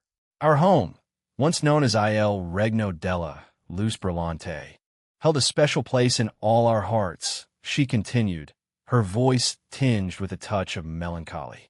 But now it's gone. Doesn't Il Regno della Luz Brillante mean something like the Kingdom of Brilliant Light? Inquired Qinglong, eliciting surprise from Elisand at her grasp of the translation. I'm surprised you know its translation, admitted Elisand. It's a language on this planet. I believe Italian. Anyway, we'll make our way to Aaron and inform him of this, declared Qinglong, turning on her heels. Prompted by the need for a visual aid, Elisand rose from her chair. He'll join you. It will be easier to show him that too. Faith. Call me Faith. And she's Qinglong, interjected Faith, offering clarity. Elisand nodded in acknowledgement. Very well, Faith, Qinglong. I will accompany you too, and let's put an end to this senseless destruction, asserted Elisand. The trio making their way to the elevator with shared determination. Latia, Shizuna, make sure not to end that entity's life. Aaron will handle dispelling his madness, suddenly transmitted Comptoir through their transceivers. We want Comptoir, but how on earth do we manage that? Shizuna exclaimed, deftly evading yet another onslaught of sword strikes from the entity. It'll grant you powers to subdue it without lethal force. Just give me a moment, Comptoir responded. Within seconds, a radiant glow enveloped both Latia and Shizuna. All right, you're good to go. Subdue it, and rendezvous with Aaron on the highest platform. Ajuka and Milianes have halted their battles, and the others too, Comptoir instructed, providing the vital information to ensure a coordinated effort against the encroaching threat. Let's get jiggy with it, Shizuna exclaimed, her voice echoing with determination as she sprinted toward the shadowy entity, her eyes aglow with a silvery intensity. With a swift motion, she raised her sword and brought it down, unleashing a cascade of slashes in a single, powerful swing. However, the entity proved to be a formidable enemy, skillfully parrying at least 90 of the slashes, leaving only a fraction to make contact. Confounded, Shizuna muttered to herself, what the hell? Comptoir, the voice of guidance, chimed in with an explanation, shedding light on the situation. It has a unique ability to predict the next 10 moves you make. When you unleashed so many slashes simultaneously, it granted the entity ample time to anticipate, though it couldn't fully defend against all of them, elucidated Comptoir, offering insight into the shadowy foe's uncanny ability. Shizuna vanished and materialized beside Latia with a swift grace. Let's take down this foe, Latlat, she proposed, a spark of determination in her eyes. Latia, responding with a sigh as she couldn't resist giving Shizuna's cheek a gentle squeeze. Don't call me that, she said, though her agreement to collaborate in defeating their common enemy was clear. But yes, let's work together to defeat it. Soe, Shizuna apologized, her tone carrying a hint of childlike innocence. And yes, she enthusiastically affirmed her commitment. Latia extended her hand, conjuring a sizable, translucent bubble that enveloped them. Within its confines, Latia explained the mechanics of her powers. Okay, I'll leave it to you then. With newfound understanding, Shizuna surged forward, engaging in a spirited duel with the shadowy entity. The clash of their blades echoed, creating a symphony of combat. Meanwhile, Latia, grounded and strategic, stomped her foot into the ground. The impact shattered the terrain, and seizing the disarray, she lifted debris into the air, directing it like a projectile towards Shizuna and the shadowy figure. Follow my lead. You'll catch on to what I'm trying to do, Latia commanded, directing her words to Shizuna, who, amid her ongoing battle with the shadowy figure, affirmed with a nod. In an instant, Shizuna teleported, deftly swapping places with a cluster of small debris. Swiftly, she lunged toward the enigmatic entity, slashing a portion of its shoulder with precision. The entity, momentarily bewildered, attempted to retaliate by slashing at Shizuna. However, she effortlessly vanished, and the sequence repeated. This dance of evasion and counterattack unfolded repeatedly, each maneuver weakening the mysterious foe as Shizuna honed in on the intricacies of their strategy. It's adapting, so let's switch things up a bit, Latia explained. With that, an invisible force seized Shizuna, hurling her into a random space. Yet, in the blink of an eye, a small silvery green portal materialized, engulfing Shizuna and spiriting her away into the unknown. Shizuna's exclamation, "Oh my go," was abruptly cut off as she was hurled into the unknown, momentarily bewildering the enigmatic entity. Yet, in a twist of fate, another portal materialized behind the entity, propelling Shizuna forward with a swift slash that inflicted noticeable injury. The unpredictable dance continued as a fresh portal swallowed Shizuna once again. A cascade of thousands of portals manifested in the vicinity of the entity, creating a chaotic spectacle. Debris swirled around, adding to the tumult. Shizuna seamlessly transitioned between hurtling through portals, reappearing in diverse locations, and launching attacks on the mysterious figure. Alternatively, Latia's strategic interventions introduced an element of confusion, as Shizuna's place was intermittently swapped with stray debris. Oh, yo, to, yaho, yeet. Shizuna's joyous exclamations echoed each time Latia executed a teleportation, her infectious enthusiasm contrasting with the intensity of the battle. With every well-aimed strike on the shadowy figure, it gradually weakened, succumbing to the onslaught until it knelt, utterly battered and drained of strength. After the fight was done, both women loomed over the enigmatic figure. "What kind of powers did you give to us, Kuntuar?" "I meant to ask that earlier," inquired Shizuna. Kuntuar elucidated. "Every time you successfully land a hit with your attacks, it drains the powers and energy of the shadowy figure. Additionally, I've made it difficult for it to perceive you, explaining why it couldn't react in time to your attacks." "That's cool. So what's the plan with this guy now?" Shizuna questioned. "Leave him to me. I will teleport him to the top, so please make your way there. There's still a few enemies remaining, and I trust you to deal with them." "They'll join you up there shortly," responded Kuntuar. "Roger," exclaimed Shizuna. She then turned to Latia, embracing her enthusiastically. "Let's do that again. It was so much fun. Zipping around and teleporting, it's addictive. And imagine doing that for the children in the future."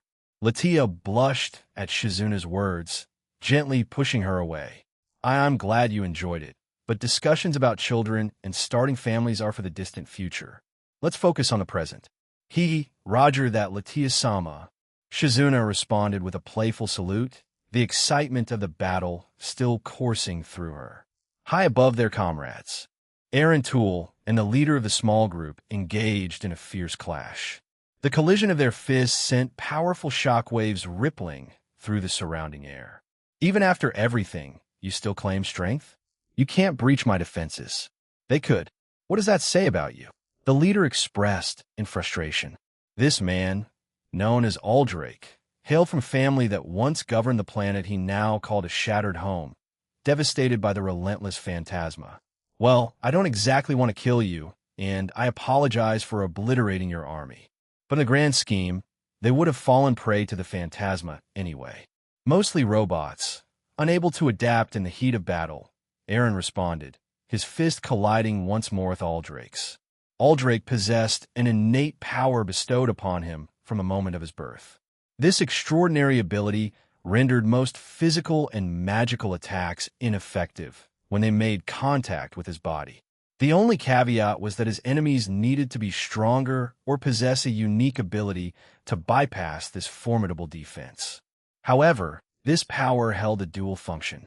It not only nullified attacks, but also bolstered Aldrake's own durability and defenses. He could withstand a barrage of up to 100 hits from any source of damage before succumbing to true harm. This unique quality had proven crucial in his survival during the encounter with one of the Umbra. Aldrake's distinctive appearance matched the uniqueness of his power. He sported long white hair cascading down to his hips, red eyes that betrayed a hidden intensity, and donned a flowing black and golden mail cheapao. As Aldrake prepared to resume his conversation, a sudden influx of additional presences interrupted the moment.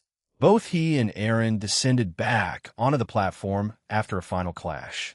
Aldrake's inquisitive gaze scanned the newcomers. "Elisand and even Ryuyent joined you. Who are they? Are they this man's companions? Why are you together?" Aaron acknowledged the arrivals with a casual wave and a greeting. "Good work, Faith, Qinglong." I didn't expect to see you here so fast, Ajuka Emilianis. Well, you see, we had a rather fruitful discussion with Ryu Yent, and we reached a mutual understanding. That's what brought us to this place. It appears that Faith and Qing Long found themselves in similar circumstances. Am I right? Ajuka responded, his gaze shifting towards Ryu Yent, who affirmed with a nod. Absolutely. We arrived at a consensus that promises long-term benefits. Aldrake, we implore you to hear us out, Ryu Yent expressed. Ryu Yent's attire was predominantly swathed in a blend of black and red armor, complemented by a distinctive black hat perched atop his head. A flowing cape, matching the hues of his armor, cascaded down his back. Resting on his back, a black and crimson claymore, a formidable weapon, remained sheathed for the moment. Elisande took a step forward, her voice carrying the weight of urgency as she addressed the tense standoff. That man you're up against, Al, he's something akin to, or perhaps is an outer god. He possesses the ability to release us from this predicament. Instead of confrontation, let's consider a conversation. Perhaps we can establish an alliance or even a partnership with them, especially given their imminent journey to the Phantasma. Aldrake found himself taken aback by Elisande's revelation. He turned to gaze at Aaron, who responded with a weary smile. The silent exchange between them lingered for a moment. Aldrake, still processing the unexpected turn of events, eventually released a sigh. Fine, let's talk, he conceded, the tension in his posture easing. Just then, the group expanded as Latia, Shizuna, Draig, Albion, and Kuntwar joined the gathering. Aaron had orchestrated their rendezvous, and the rest of the team was informed to go to a specific location once they arrived there. Aaron Toole's soliloquy, we reached a specific room located on the south side of their towering structure. Along the way, I took the initiative to mend all the damage, much to their surprise. Gratitude was expressed, a small acknowledgement for my efforts. Upon reaching the room, we found it surprisingly spacious, featuring a round table at its center. As we settled into our seats, a hush settled over the room. I took the opportunity to extend my healing touch to the individual Latia and Shizuna had faced in combat. It turned out to be Aldrake's brother, Dreven. Even in unconsciousness, he bore no resemblance to Aldrake. It wasn't until he dispelled his shadowy armor that the family resemblance became apparent. With black hair and piercing blue eyes, Dreven was nearly a mirror image of Aldrake. So, where do you want to start? I inquired, shifting my gaze to Aldrake. First, tell me why you want to go to the Phantasma, and second, share anything pertinent about this world. We've been trapped in this realm for 100,000 years without the ability to communicate beyond it. All we have are fragments from the past, remnants of things from the humans of this world, and I doubt they hold relevance anymore, Aldrake demanded. I let out a sigh, contemplating the best way to explain the situation. Well, they forged an alliance with a terrorist organization in our universe, and things got more complicated from there. So, with that opening, I divulged the intricate details of our journey, the twists, turns, and the motivations propelling us towards the mysterious realms of the Phantasma, Evie Atold, and Fatter Fedora. Aldrake, visibly taken aback by my revelations, questioned, You want to liberate the Phantasma from Fumara's control? That's insane. It's an impossible feat. They have the backing of an outer god, even if it's dormant. The mere thought and the looming threat are sufficient to deter any attempts. I stood firm, resolute in my conviction. Yet, the resistance persists, doesn't it? Despite the initial setbacks and downfall, they never wavered. They kept re-emerging, and this year, they'll turn their enduring dreams into reality, I declared, leaving Aldrake momentarily speechless, grappling with the audacity of our mission. Are you trying to be a hero or something? He asked, perplexed. My laughter bubbled forth, leaving him even more bewildered. No, not at all. I'm just a bit selfish, that's all. My entire drive stems from that one selfish desire I've always harbored. Somehow, along the way, I ended up becoming a hero to those around me, even if it wasn't something I actively sought. I just yearn for a peaceful life with my family and loved ones. Eliminating those annoyances would certainly make everything simpler for me, don't you think? I explained, a chuckle escaping me once more. True, chimed in Latia. His motivations have always been straightforward. Despite their simplicity, his actions paved the way for a greater role, and he chose to embrace it for the well-being of the people in our world. He's always been transparent about his intentions, and that hasn't changed. Anyway, let's shift the focus away from me for a moment. What are your thoughts on this alliance or partnership? I inquired. I can lift the restriction keeping you here, but bear in mind, universal travel is off limits until we go. I made it exclusive for everyone except myself. Let's take a moment to deliberate, suggested Aldrake, and I nodded in agreement. Well, head around your base and explore, I responded, tossing a small device in his direction. Use that to contact me when you've reached a decision. We'll return to hear your thoughts. Very well. He'll reach out once we've made a decision. However, there are other matters we'd like to discuss afterward, conveyed Aldrake, his gaze shifting between me and Ajuka, hinting at forthcoming conversations. If your concern pertains to remaining here, we can delve into it further. However, bear in mind that the other leaders must be informed, given that I'm not the sole inhabitant or ruler of this planet. I explained to him. But aren't you an outer god? He queried, a hint of bewilderment in his tone. I prefer not to govern with an iron fist. Frankly, I seldom do. But I'm adapting to it, I responded. Anyway, we can discuss that aspect later, I added, and with that, he let us go. As we left the room and arrived outside, I turned to Drake, intending to ask a question. No, not right now. I need to think, partner, he interjected abruptly, cutting off my query. With that, he swiftly returned his sacred gear, a sentiment mirrored by Albion. All right, let's get started, shall we? I motioned with my hand, and we embarked on a brief tour of the base. We strolled around the base for about an hour, during which Igris and Bellion returned, sharing news that the once hostile robots had ceased their aggression and retreated to the safety of my shadow. Apophis, on the other hand, chose to stay vigilant, standing guard despite my assurance that no further visitors were expected. As we turned a corner, Shizuna's eyes lit up at the sight of a peculiar play area. Without hesitation, she darted toward it, her excitement evident. With childlike enthusiasm, she leaped onto a curious contraption that promptly hoisted her into the air, swinging her in dizzying circles. Will she be okay? Milianis voiced her concern. Yeah, probably, I reassured, though the uncertainty lingered. The rest of the group gathered, watching Shizuna's impromptu amusement. Amidst the spectacle, a ringtone came from my ring, demanding attention. I answered the call. Is this how this works? Anyway, Outer God, we've concluded our discussions. If you could return, along with the green-haired devil, would like to commence our talks. Aldrake's voice echoed through the communication device. All right, we'll make our way there, I responded to him, ending the call. Oi, Ajuka and I are heading back to talk to Aldrake. You guys can stay here, all right? I shouted to the group. They turned around, acknowledging our decision with nods. Milianis approached us, inquiring, Do you need me to come along? I glanced at Ajuka, and we exchanged a shrug. The decision was theirs to make. Personally, I didn't mind, and I doubted Aldrake and his group would be too concerned. However, their hesitant glances prompted me to turn away. After a brief moment, Milianis chose to stay with the others, leaving only Ajuka and me to return to the room. As we strolled away, I broached the subject. How long? Just a few months. We were mostly colleagues with a professional relationship, he replied. I see.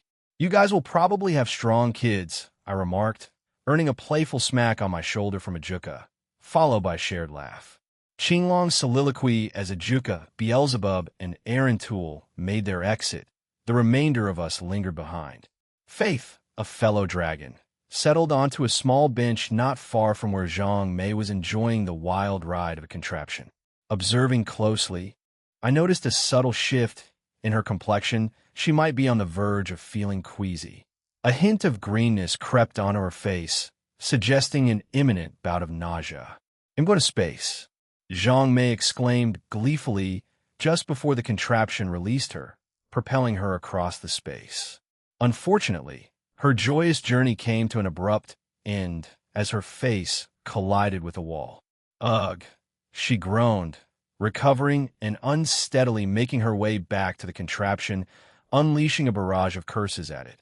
Taking a seat beside Faith on the bench, I noticed the arrival of Milianes, the devil, who joined our little gathering. Meanwhile, Latia remained steadfast by Zhang Mei's side, offering both support and a calming presence, attempting to ease the effects of the dizzying escapade. A sudden sense of uncertainty gnawed at me, and I found myself voicing the question that had been lingering in my mind. What do you think will unfold after today? The recent removal of the cow's order from our universe had brought some relief, but a lingering unease persisted. There remained the other two factions trapped in their universes in a mysterious universe named Fatter Fedora. Faith, exuding calm assurance, responded, "It will be fine. Aaron-sama and DXD will handle it. He's entrusting the protection of our universe to the Electa and members of the EXE.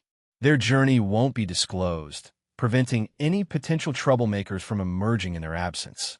My concern, however, persisted. Yet, even within our own ranks, there are those who may oppose his intentions. Leaks are bound to happen. What then? I questioned, the unease still lingering in my words. The EXE, Electa, and other members of DXD choosing to stay here will handle it. You worry too much, Qinglong. As one of the sacred beasts, why are you suddenly so concerned about this? Faith questioned. I don't know, I replied honestly. The truth was, a sense of unease lingered within me, and when it came to the reason, I found myself at a loss for a definitive answer. It started a few days after they were taken down too. As Faith San suggests, Qinglong, any other groups emerging after the cow's order, I personally believe will be much easier to deal with.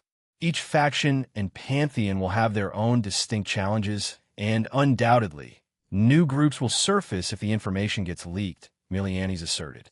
Even before Jean made his appearance and prior to the cow's order's arrival, smaller issues cropped up in the supernatural world, and we all dealt with them. You recall your own experiences involving the Slashdog team, don't you? Milianes added, prompting a nod of confirmation from me. Half a decade ago, I played a pivotal role in assisting the emerging Slashdog team, spearheaded by Tobio Accuse, now renowned as Slashdog. Without a doubt, those shared experiences fueled the growth and strengthened the bonds among that group of humans, mirroring a similar effect on us sacred beasts and some within the 5 principal clans. Yet, as time unfolded, achieving lasting change proved to be a formidable challenge. Despite some lingering modifications, the clans inevitably reverted to their usual ways. One individual yearning for transformation, Suzaku Himejima, silently endured the stagnation, tirelessly experimenting with different approaches. Her final gambit involved a drastic measure, the ruthless elimination of the executives and elders within her clan, a grim necessity for her to seize full control and usher in the desired changes. At least, that's what Sairyu shared with me during our occasional chats. I find solace in knowing that Aaron played a crucial role in helping her navigate these turbulent waters. Consequently, Suzaku appears to have found a renewed sense of happiness, a stark contrast to the tumultuous years she endured before. Maybe, but I'll trust your word on this. He won't let anything happen to this world, I affirmed, nodding my head. However, Milianes interjected with a thought-provoking, but, Milianes began, the people of our world shouldn't become complacent. One day, even if it's in the distant future, Jean will have to step down from his role. He has inevitably become a pillar of peace for our world. When the time comes that he can't act, how will the people of this world react? We can't become too reliant on him, even if he's the type to take responsibility for many things. Latia Astaroth joined our conversation, accompanied by the still-upset Zhang Mei. We've been discussing that recently. Actually, Latia shared. You mean Jean's harem? Milianes inquired, and Latia affirmed with a nod. That's why a few of us have been handling his requests on his behalf. although I believe he's aware of it. He hasn't commented. Latia explained. Sona and Rias have taken up some of the requests from the underworld, along with myself, of course. She settled down with us, and Zhang Mei, still visibly upset, rested on Latia's lap as if seeking solace. Irina, Zenobia, and Asia have been diligently fulfilling some of the requests from heaven, as well as those from the church. She shared, a warm smile gracing her lips. The Slashdog team also lends their hand to various factions, and even members from the DXD team have endeavored to ease his load. Many share his aspiration for peace and understand the significant efforts he puts in behind the scenes, prompting them to contribute in their own small ways. Her gaze lifted toward us, and she continued, Did you know? In private, Gene is the kind of person who tends to downplay his achievements. He's averse to taking credit or standing in the spotlight. This predates his surge in status and popularity. Latia squinted, her eyes narrowing as she remarked, He's excessively humble at times, to the point of annoyance for me and a few in his harem.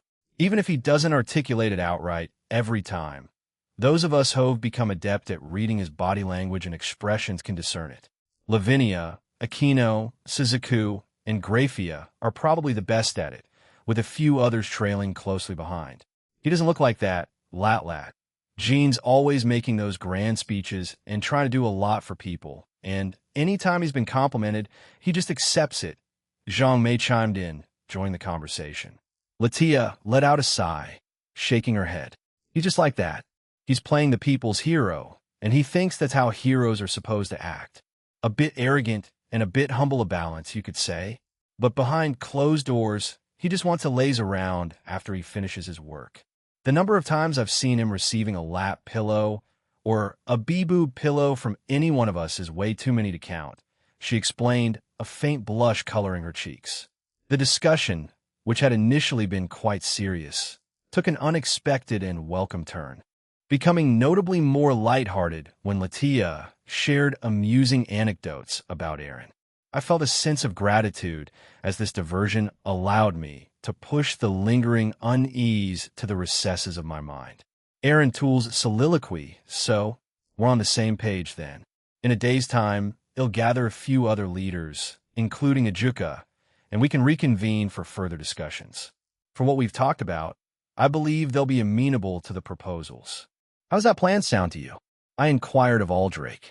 The meeting had been ongoing for a few minutes, during which we delved into several intriguing topics. One notable discussion revolved around the prospect of establishing residency in our world.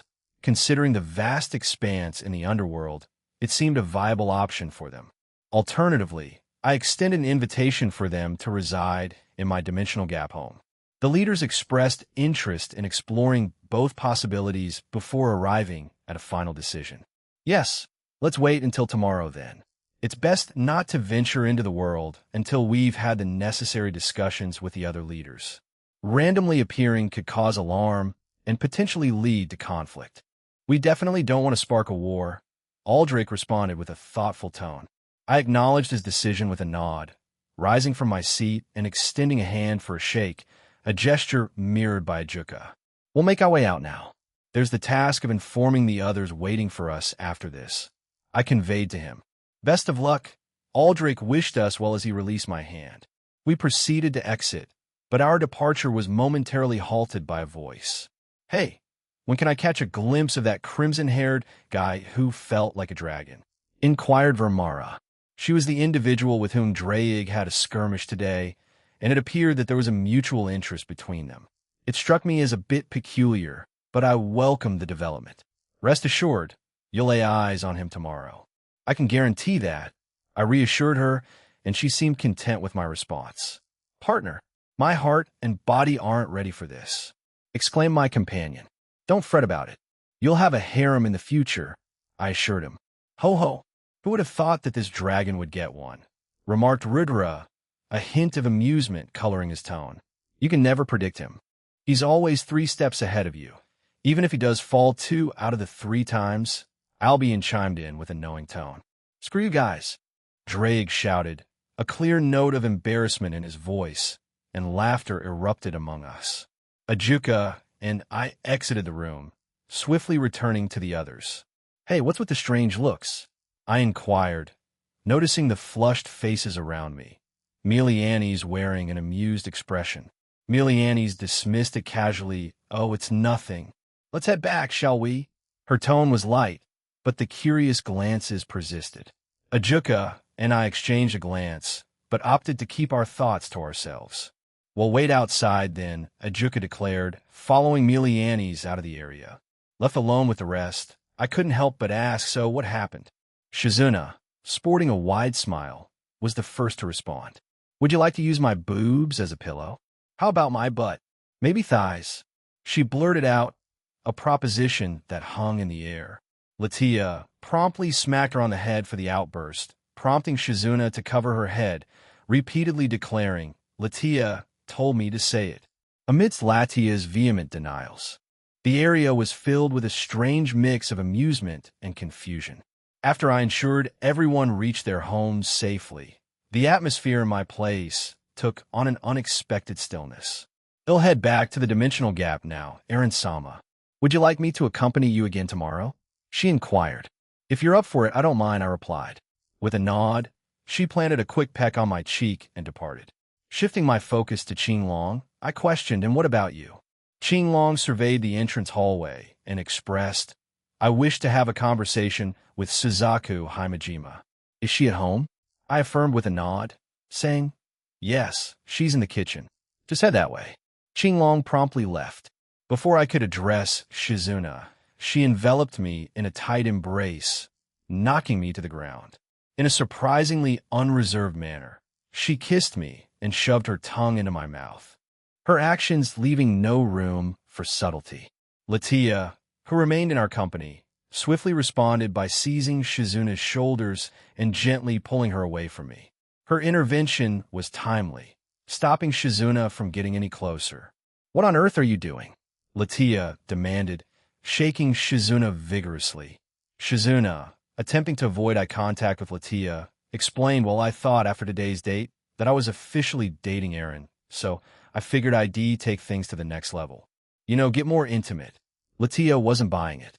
She grabbed Shizuna's cheeks and playfully stretched them, prompting Shizuna to yelp in discomfort. "Ow, ow, ow, ow, ow. I'm sorry, I didn't think it through," Shizuna exclaimed, tears welling up in her eyes. I rose from the ground and approached the duo. They had developed a surprisingly close bond in a short span, catching me off guard. However, I embraced this newfound camaraderie, appreciating their cordial relationship. With a gentle pat on Latia's head, I reassured her, "It's okay, Latia. Forgive her, all right?" Latia's expression soured slightly as she remarked, "You're too lenient at times, both with us and your friends. But fine, I'll let it go for now." She released Shizuna's cheeks, prompting the latter to rub them, attempting to alleviate the lingering pain. "Shizuna," I called her name, capturing her attention before planting a brief peck on her lips. "With that, we're dating. Is that fine with you? Although, let's not rush into things right away," I added, chuckling at the playful suggestion. "Not really into the whole first date then sex scenario." "Huh? Well, I guess I can be patient, but wait. Won't it take longer since we're headed to the Phantasma?" she asked, a hint of panic in her voice. I glanced away, a slightly awkward chuckle escaping me. "Well, we might find some downtime while we're there, so, things might happen," I reassured both of them. Shizuna, brimming with anticipation, raised her arm and spun it around. "Yeah, I'm having such a fun time soon." Latia, in response, shook her head, placed a reassuring hand on Shizuna's shoulder, and swiftly teleported her back to her pantheon. I found myself slightly taken aback and couldn't help but inquire, "Do you even know where to put her?" "I took a chance and also asked Kuntor to help with it," replied Latia. She then seized my arm, a playful glint in her eye, and remarked, "I'd like a bit of alone time with you." Our time together felt less like a date and more like a mini operation, don't you think? Oh my, I never imagined the usually composed Latia Astaroth could harbor such a petty and spoiled side. I teased her, flashing a grin in return. Despite my comment, She chose to remain silent and merely guided me back to my room. The remainder of the day unfolded with a hint of chaos, but that was par for the course in my home. The following day arrived, and once again, I found myself in the same realm as Aldrake's group. The night before, I had shared the news with the other leaders, alongside Ajuka and Milianis. Now, a handful of leaders had joined us in this realm. This time, my companions were different. Graphia, Rose, Reiko, Velgrind, so Faith, and Lavinia accompanied me. There were others eager to join, but I had to limit the numbers. It felt as if my entire household would come along at that rate. So this is it, huh? We can delve deeper into this in the coming days before DxD ventures into the other universe. It's quite astonishing that this place has been concealed for so many years, and none of us were aware of it, remarked Odin before releasing a hearty laugh that echoed in the expansive surroundings. Indeed, it was another outer god who concealed it, so it's logical that we couldn't find it, explained Amaterasu. Indra expressed his discontent with a click of his tongue and inquired, "Can I accompany them? I mean, the next match is on hold until they return. Wouldn't it be more practical for me to join them?" Shiva responded, dismissing the suggestion and risk the possibility of your demise.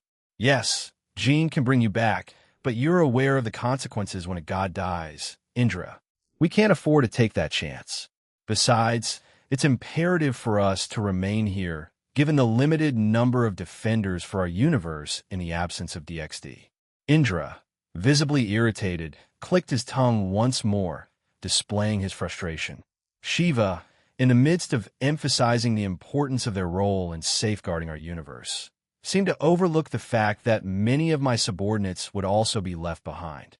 Not to mention the complete 666, a creation of mine from a few months ago, currently residing in the dimensional gap as we speak. With that in mind, Seraphal and I are willing to accompany you to a few uninhabited lands in the underworld. ITLL, give you a chance to see if any of them resonate with you. Aldrake, Surzek proposed. Adding to Surzek's suggestion, I chimed in, and following that, Antares will give you a tour of my base in the dimensional gap. This way, you can explore and decide if anything there appeals to you. Aldrake nodded, acknowledging both our offers. Yes, thank you, he replied graciously, prompting us to delve into more discussions on various topics. As the conversation unfolded, it became apparent that Aldrake harbored a desire to remain in our realm even after we rescued his sister. Despite my offer to restore his planet and its people, I cautioned him about the possibility of their reincarnation. Surprisingly, he declined the restoration offer. He revealed that he had previously discussed this matter with his parents, introducing an unexpected dimension to the situation. According to him, in the event of such circumstances, his parents had expressed a desire to embrace the next phase of existence together, choosing not to return to life. However, despite his youth, he approached me with a heartfelt plea. If rescuing his sister proved too late, he asked for her resurrection. His reasoning was poignant. He believed she had a long life ahead and wished to spare her from an untimely demise. He entrusted me with this solemn request, urging prompt action once we reached the Phantasma's universe. In his quest, he learned that the culprit behind his sister's abduction was a figure named Sagarif. Yunuyo had generously shared a comprehensive list detailing the entirety of the Umbra, Eradicators, and Wayboros last year. Armed with this information, we gained insight into potential enemies we might encounter.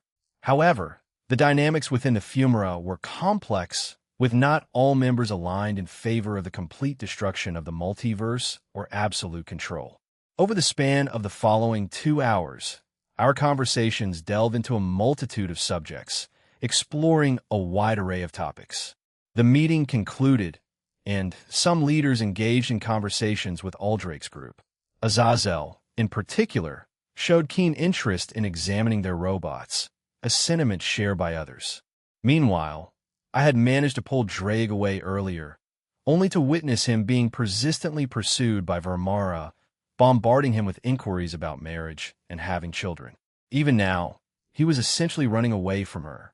Seeking a respite from the commotion, I retreated to a separate room to unwind and take a moment of reprieve.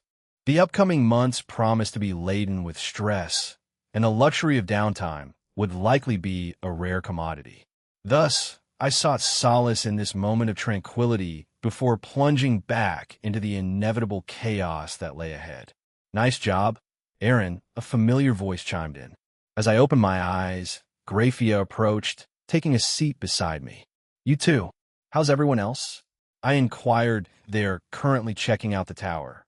Lavinia was a bit on edge earlier, insisting that she needed to be by your side. Her senses were telling her that you needed her, or so she claimed. Graphia explained, a faint smile playing on her lips. "The usual Nia antics? Huh? Well, she wasn't entirely wrong. I was getting a bit worked up thinking about the future and all," I admitted with a sigh. Moving closer, Graphia placed her hand on my thigh, her concern evident. "Would you like some relief then?"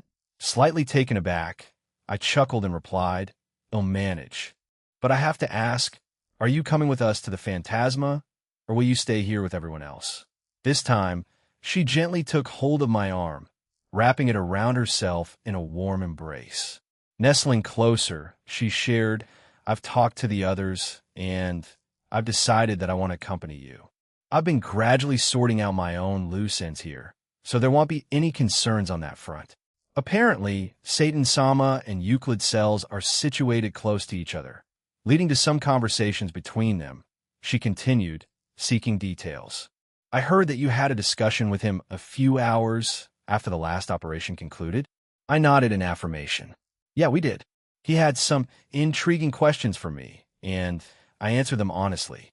He seemed taken aback by a few of my responses, but in the end, he accepted them. I didn't expect the original Satan to be this, I guess, compliant. It also appears that the older devils want him on their side, but he assured me just tell them to fuck off because he wants nothing to do with them," I shared, eliciting a slight chuckle from her. "I see," she responded, and a tranquil silence enveloped us. The quietude lingered comfortably, and we basked in it for a while. Eventually, she gently pulled on my arm, prompting me to face her. Without hesitation, she initiated a passionate kiss. The moment began to intensify when, suddenly, the door to our room swung open and a group of individuals entered. In the blink of an eye, Graphia and I distanced ourselves, returning to our respective roles. She reverted to her serious, maid demeanor, standing beside me with closed eyes. The newcomers, a few leaders, took in a scene of me sitting there with my eyes closed. "Gene boy, why are you here alone?" "Well, not counting your maid," inquired Odin. I opened my eyes and met their gaze. "I was just taking a moment to rest." "What brings all of you here? Were you looking for me?" Azazel, part of the group, flashed a grin in my direction before strolling over. Without much ado, he grabbed my arm, indicating for me to follow. A bit bewildered, I complied, and the rest of the group trailed along. After a brief walk, we found ourselves in a different room, one notably spacious with a lofty ceiling.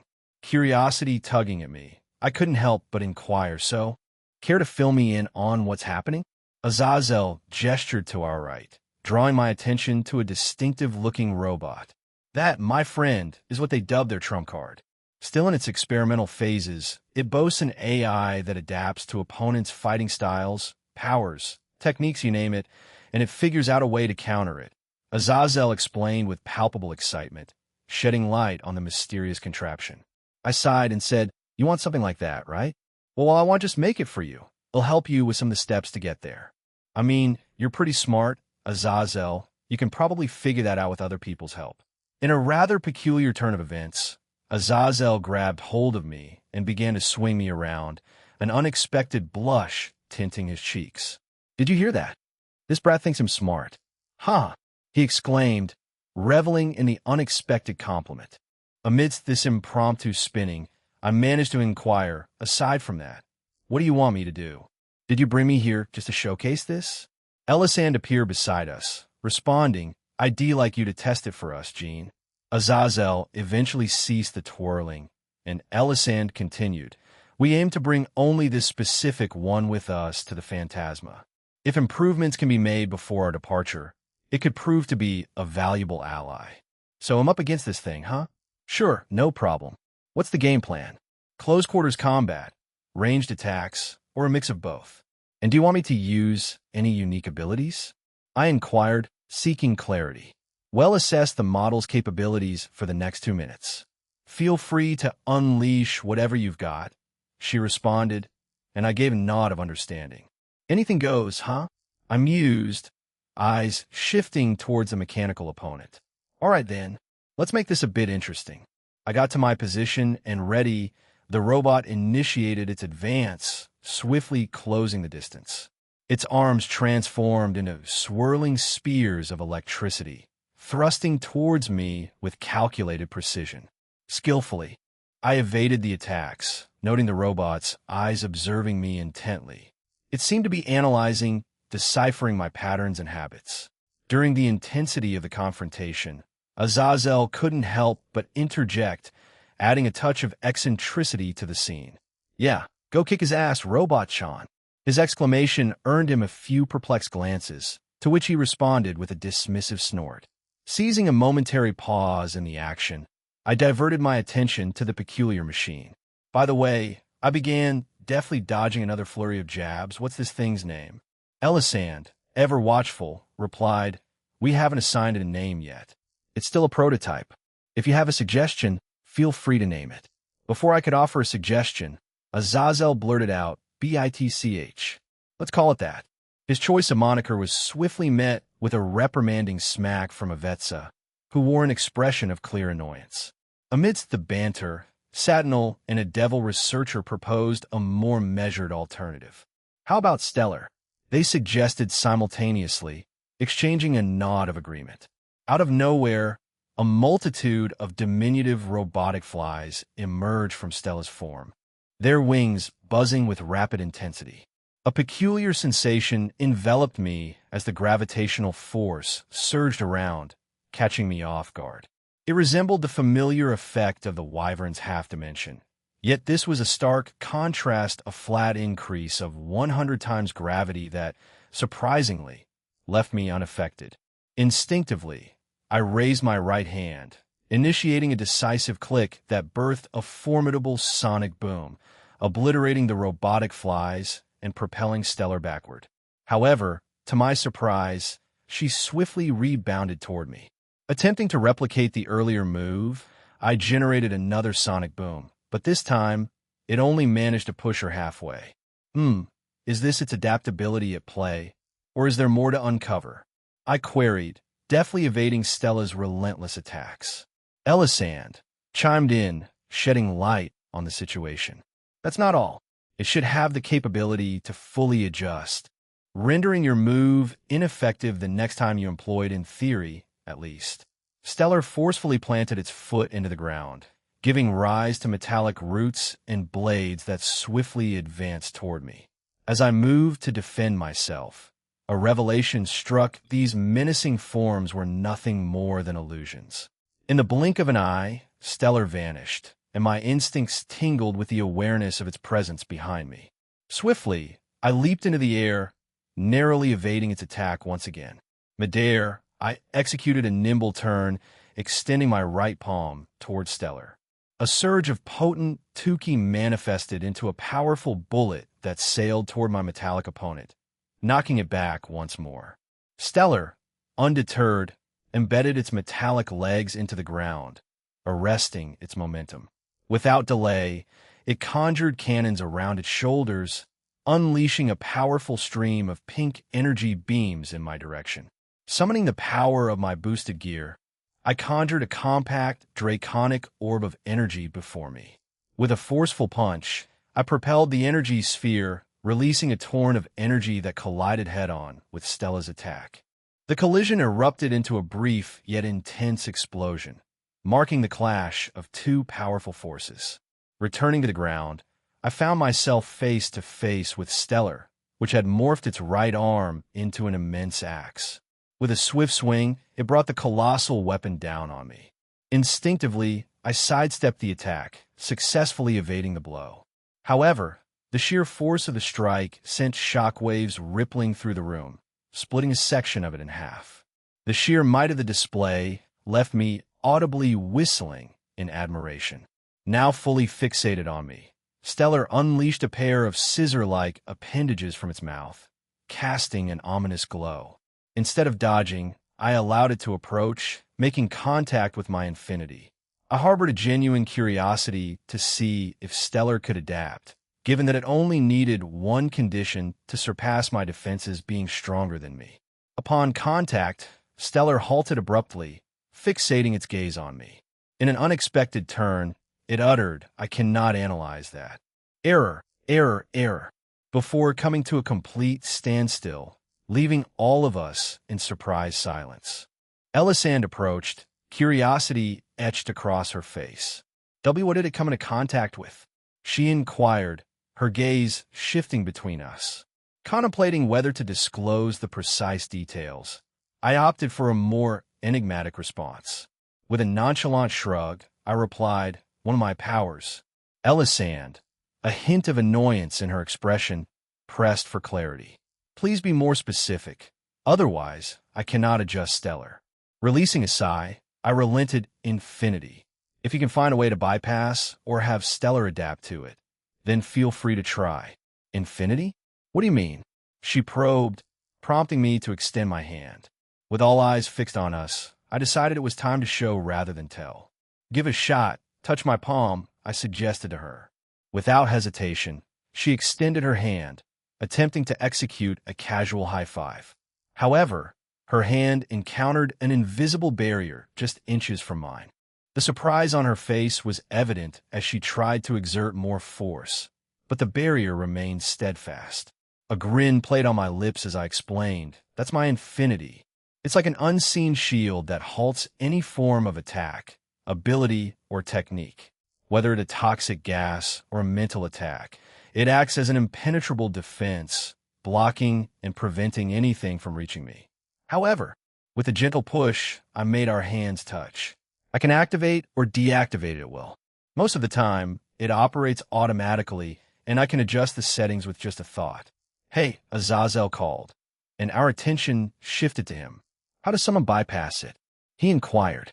I shot him a grin, replying, "Simple, be stronger than me. That's the key. That's impossible."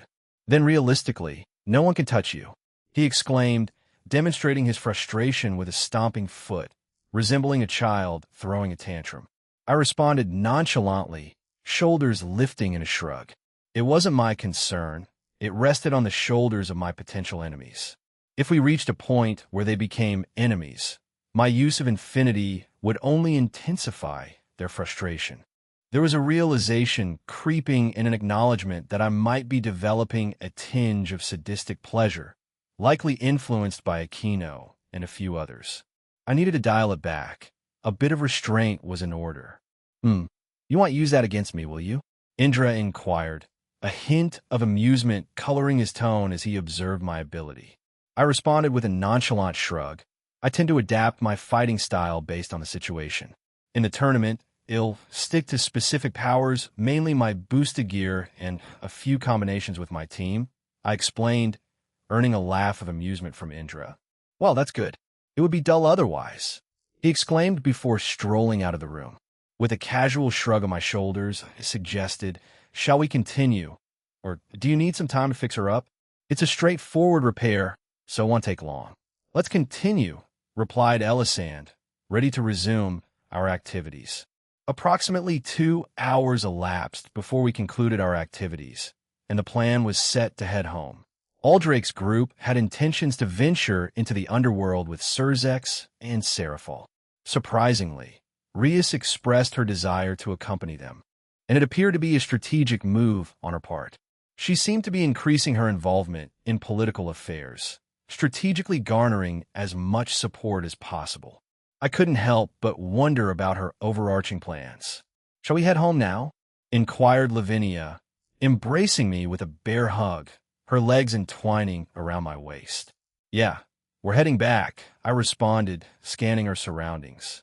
"Though it looks like the others aren't ready yet. More time for me to enjoy being spoiled by you then," she exclaimed, burying her face into my chest and inhaling deeply. "Sure," I replied, affectionately patting her head.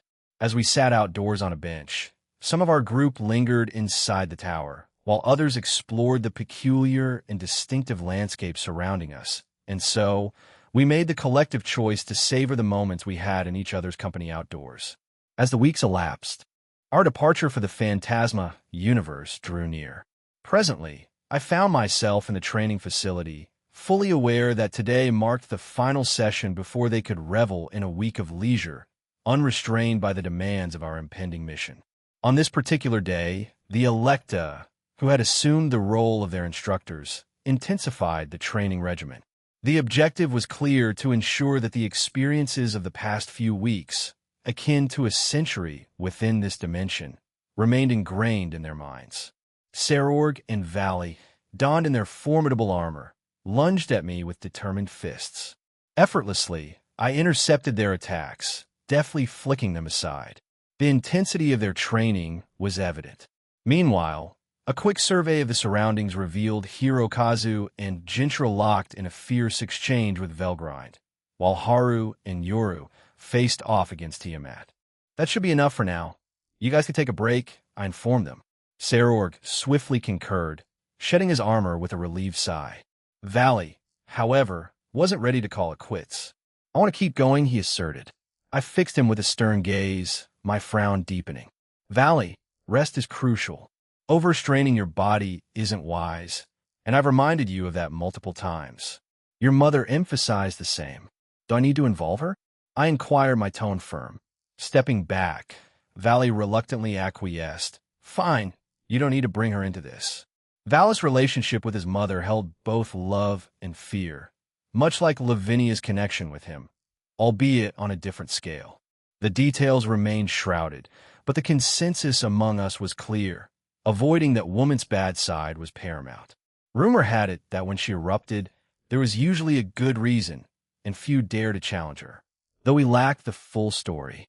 A recent minor altercation had unfolded between them. It centered around Valis' desire to intensify his training and reduce rest periods.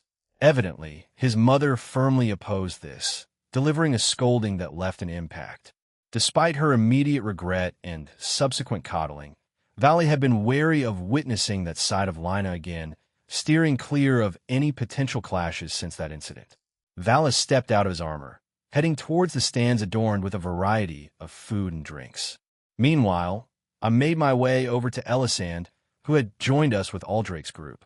She also brought Stellar in tow, now in an upgraded and improved version.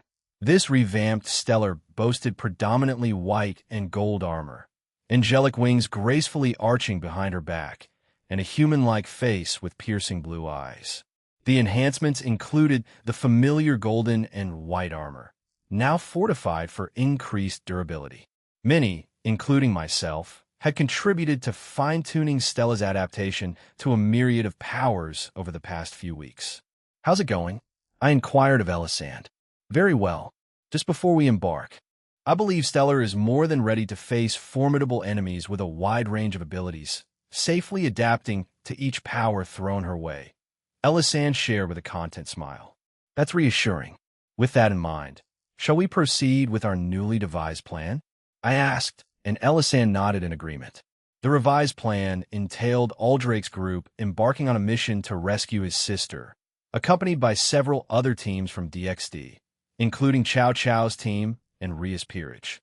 Meanwhile, the rest of us were tasked with the liberation of several planets and the dismantling of factions within Fumara's organization.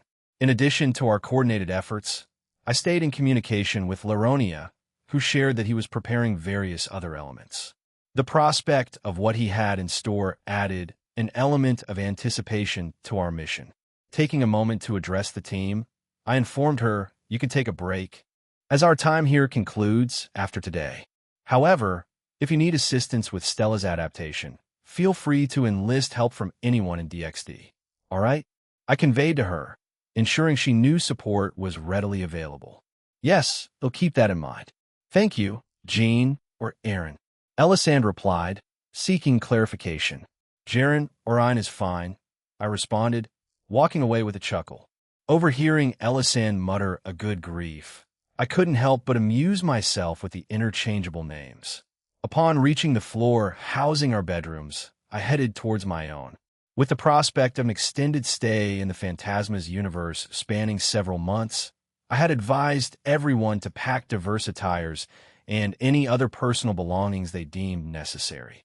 In preparation for our journey, I intended to distribute necklaces to my companions, functioning similarly to the special rings my lovers and I possessed. These accessories would serve as portable storage, allowing them to conveniently store their items. Looking ahead, I envisioned introducing a similar technology to humans once we revealed ourselves, foreseeing potential profit akin to phone storage devices, offering various options to suit individual needs. The storage units I had in mind would boast an initial capacity of 128,000 items, catering to a wide range of storage needs. I envisioned making them affordable, with the introductory costs set at around 30 and subsequent storage upgrades, such as the 256,000 capacity, priced reasonably at 40, and so forth. This innovative solution promised both practicality and accessibility for everyone. As I reached my door, a sense of curiosity tingled within me, sensing the presence of several individuals inside. Stepping in, I was met with an unexpected scene. My bed, usually a solitary space, was now occupied by Ain, Kana, Dinu, Scat-Hack, Aif, Aoife, Cindy, and even my mother, cradling Vivi in her arms. The peculiar twist? All of them adorned in adorable pajamas, a choice of attire that might be considered age-inappropriate. And I dared not mention it, lest I face their collective wrath. Surveying the unusual gathering, I couldn't help but voice my curiosity. This is rather unexpected.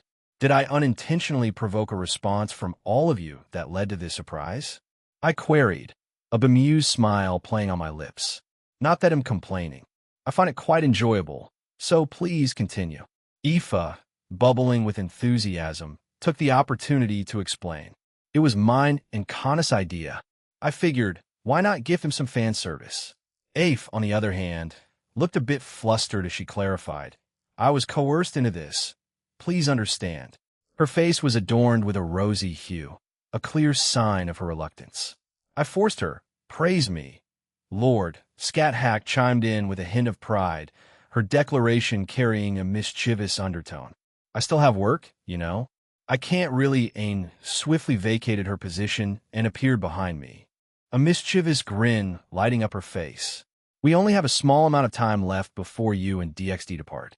Kana and I won't be accompanying you, so spend some time with us. Other goddesses won't be going either, so make the most of your time with them too, she urged.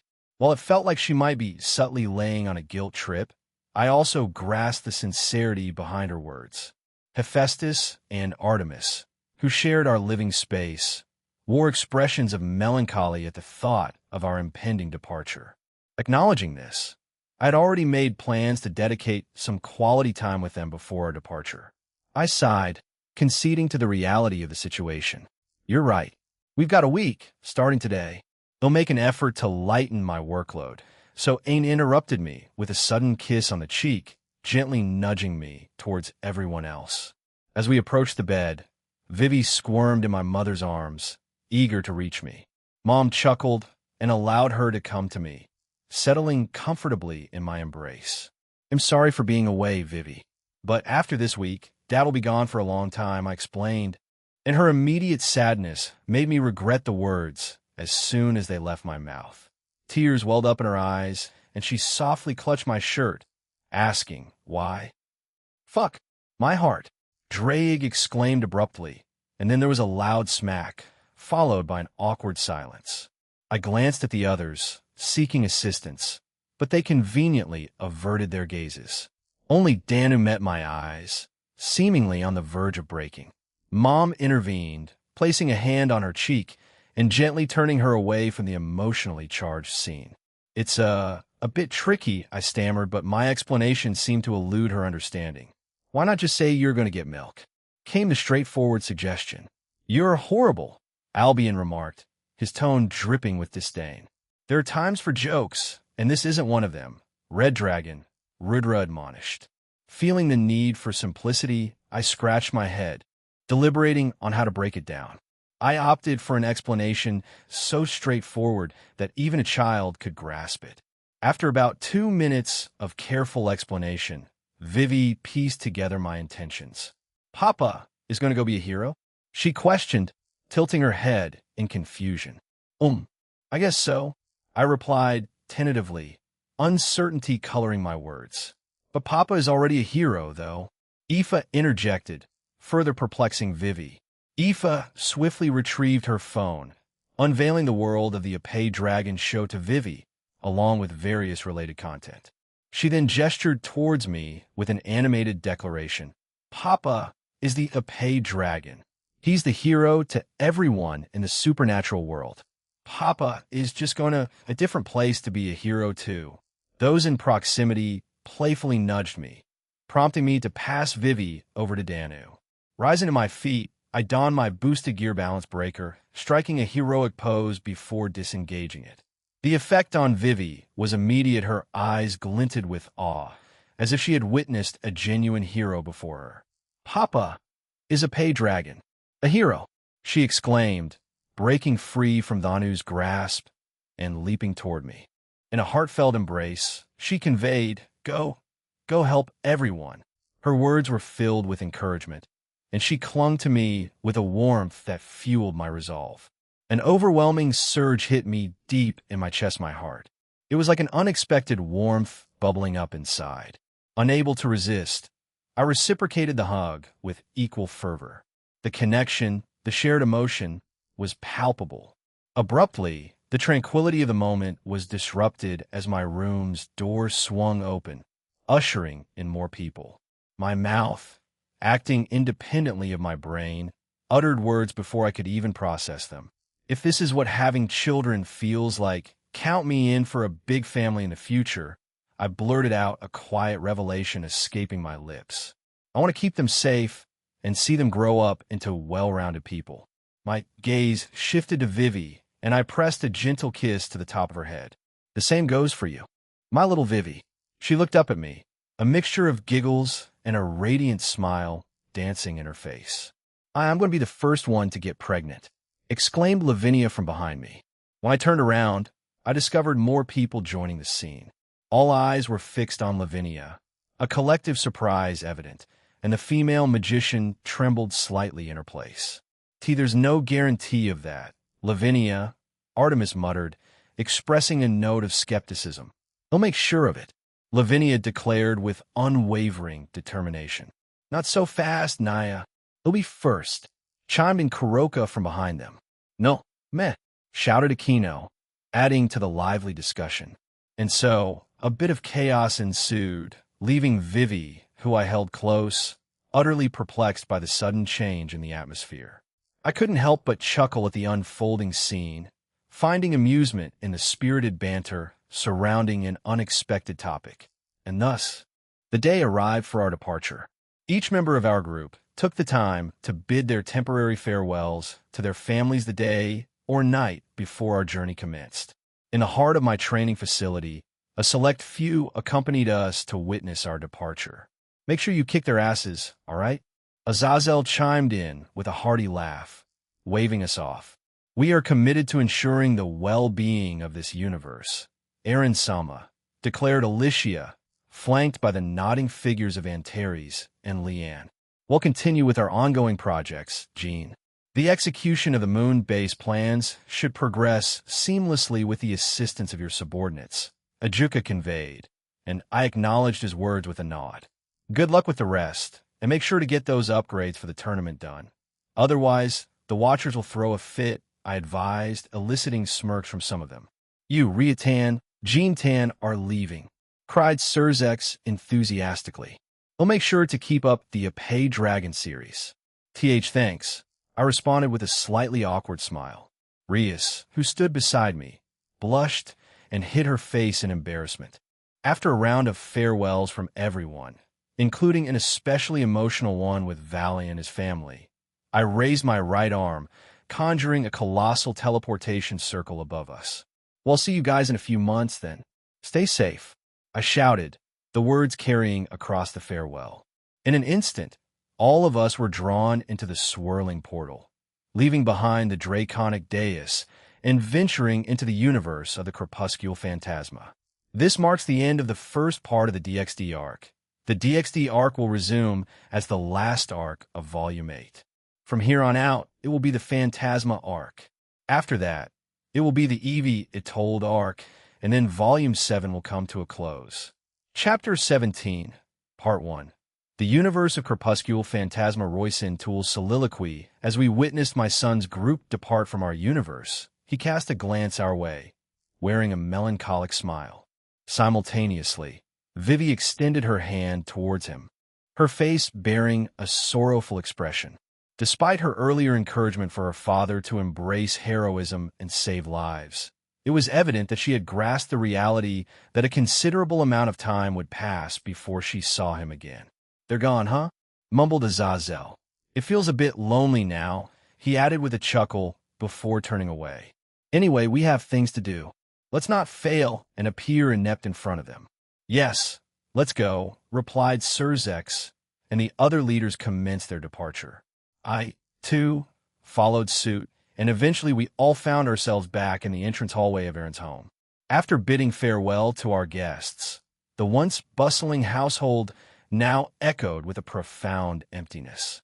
The familiar chaos of people moving about, generating noise, and adding life to the space had vanished, leaving behind a void that rendered the house strangely alien and devoid of its usual warmth. "Roisin Sama, Viviheim, would you care for some lunch?" inquired Rosette, now tasked with overseeing the household in the absence of Graphia, the usual headmaid. Alongside her, Yuri stepped up to assist in managing the remaining staff. "Yes, and thank you," I responded. As Rosette and Yuri departed to arrange lunch, I sensed an unusual tremor in Vivi's frame. It became apparent that she was quietly shedding tears. Instinctively, I reached out to gently stroke her head, offering a source of solace. "What's wrong, Vivi?" "I miss Papa," she murmured with a touch of sadness lingering in her voice. Though their departure was recent, the absence of her father weighed heavily on her. It was evident she was gradually transforming into a devoted daddy's girl. Attempting to uplift her spirits, I chimed in with a more optimistic tone. "They'll be back before you know it. Besides, there are still many of your mamas here, right?" A melancholic nod was her only response. "How about this? Let's go into learning more magic and mastering it before Papa returns. We can showcase our newfound skills to him," I suggested, hoping to divert her thoughts. Her eyes sparkled with curiosity as she questioned, "I want to learn. Is Mama Lilith still around?" "Absolutely," I affirmed. "She and Frida are here. Both are skilled devils, and Frida has been under Lilith's tutelage for a few months now. We can seek their guidance. After all, you're part of the Boer household. Lilith might have insights into it," I explained, and without further ado, we set out to find them. Vivi seemed a bit confused by my wording, but she agreed nonetheless. We arrived in the entertainment room and found them conversing there. They noticed our presence, and we made our way to them. "Roisin and Vivi-chan, how can we assist you?" Lilith inquired, her gaze focused on us as she gestured towards the empty chairs beside them. I nodded appreciatively, taking a seat before delving into an explanation of our intentions. Lilith's expression held a hint of amusement, particularly as she directed her attention towards Vivi. "The Boer clan is renowned for their healing abilities among devils. Think of it akin to the sacred gear, Holy Resuscitation, wielded by Diethelm Waldseemuller. Initially designed for devils, I believe that with Vivi's involvement, the capability might evolve to encompass universal healing, similar to Asia's Twilight healing. Of course, this is mere speculation on my part," Lilith elucidated, her words carrying a thoughtful undertone. I shifted my gaze toward Vivi, and in turn, she cast her eyes down to her own hands. A subtle, verdant glow emanated from her palms, prompting a widened expression of surprise from Lilith. "Ah, I understand now. It seems she's already has a grasp on her abilities," Lilith remarked with a hint of sorrow in her voice. "Possibly during her time of capture and imprisonment, she managed to awaken and comprehend this power. Most likely, she used it to mend her own wounds or aid those around her." I couldn't heal them, Vivi muttered, a tinge of sadness in her voice. Lilith rose from her seat and gently placed a hand on Vivi's head. Don't be disheartened. It's not your fault, she comforted Vivi. Then, turning to me, she said, all right, I'll assist in honing her abilities. It seems she's inheriting traits from Aaron, and given her current state, her powers will likely evolve in an unforeseen manner. Vivi, puzzled, tilted her head, but Lilith pressed on, saying, let's begin the training now. If you aim to impress your father, it's best to start immediately, don't you think?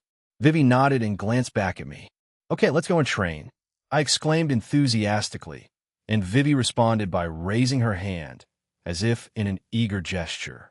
Frida eagerly joined our group, driven by a sincere desire to assist Vivi in her journey towards strength, a journey reminiscent of Frida's own recent experiences.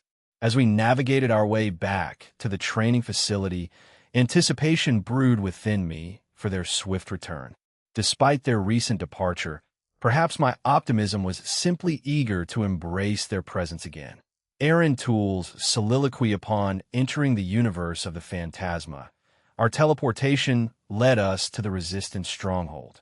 Laronia, a prominent figure, stood among a group of individuals that greeted us at the entrance. Beyond them lay the concealed depths of their underground headquarters. The lower domain served as the epicenter of their operations, seamlessly integrated into the cave's walls. In stark contrast, the upper portion was veiled in illusionary enchantments, strategically deployed to deceive Fumara and her organization. The subterranean architecture featured structures crafted from a combination of wood, metal, and rock, ingeniously blending with the natural cave surroundings. Lamps and magical illuminations adorned the space, creating a subdued ambience that revealed the hushed activity below. The presence of people was limited, a quiet acknowledgement that night had descended upon the clandestine operations of the Resistance. Aaron Sama, Laronia greeted, approaching our group with a confident demeanor that drew the attention of everyone present. The members of my group, eager to explore this new and intriguing environment, let their eyes dart around, taking in the unfamiliar surroundings as if transported to a different universe. Laronia, your efforts have been commendable so far, I acknowledged. How about we find a more secluded spot to delve into further discussions? Additionally, could you arrange for someone to guide the members of DXD to their designated accommodations? I suggested, and Laronia promptly agreed to the proposal, showing his efficiency in handling the situation. Summoning his grimoire, Laronia skillfully created multiple clones of himself, each tasked with escorting our companions to their respective rooms. I've taken the liberty of considering your schedule, Aaron Sama. He mentioned, a hint of careful planning evident in his words. This way, any of your lovers may choose to stay with you at their convenience. His thoughtful consideration brought a subtle blush to the faces of a few of the girls. So, he really does have a harem, huh? Remarked a woman in a sleek black dress. Oh, pardon my lack of introduction. Savina, one of the leaders of the Resistance. It's a pleasure to make your acquaintance, Aaron. She extended her hand for a handshake, and I reciprocated with a firm shake. Likewise, feel free to call me Aaron or Jean, whichever suits you. Anyway, shall we? I inquired, gesturing forward. As the others were led away, those accompanying me were the familiar faces of my usual companions, forming the typical group.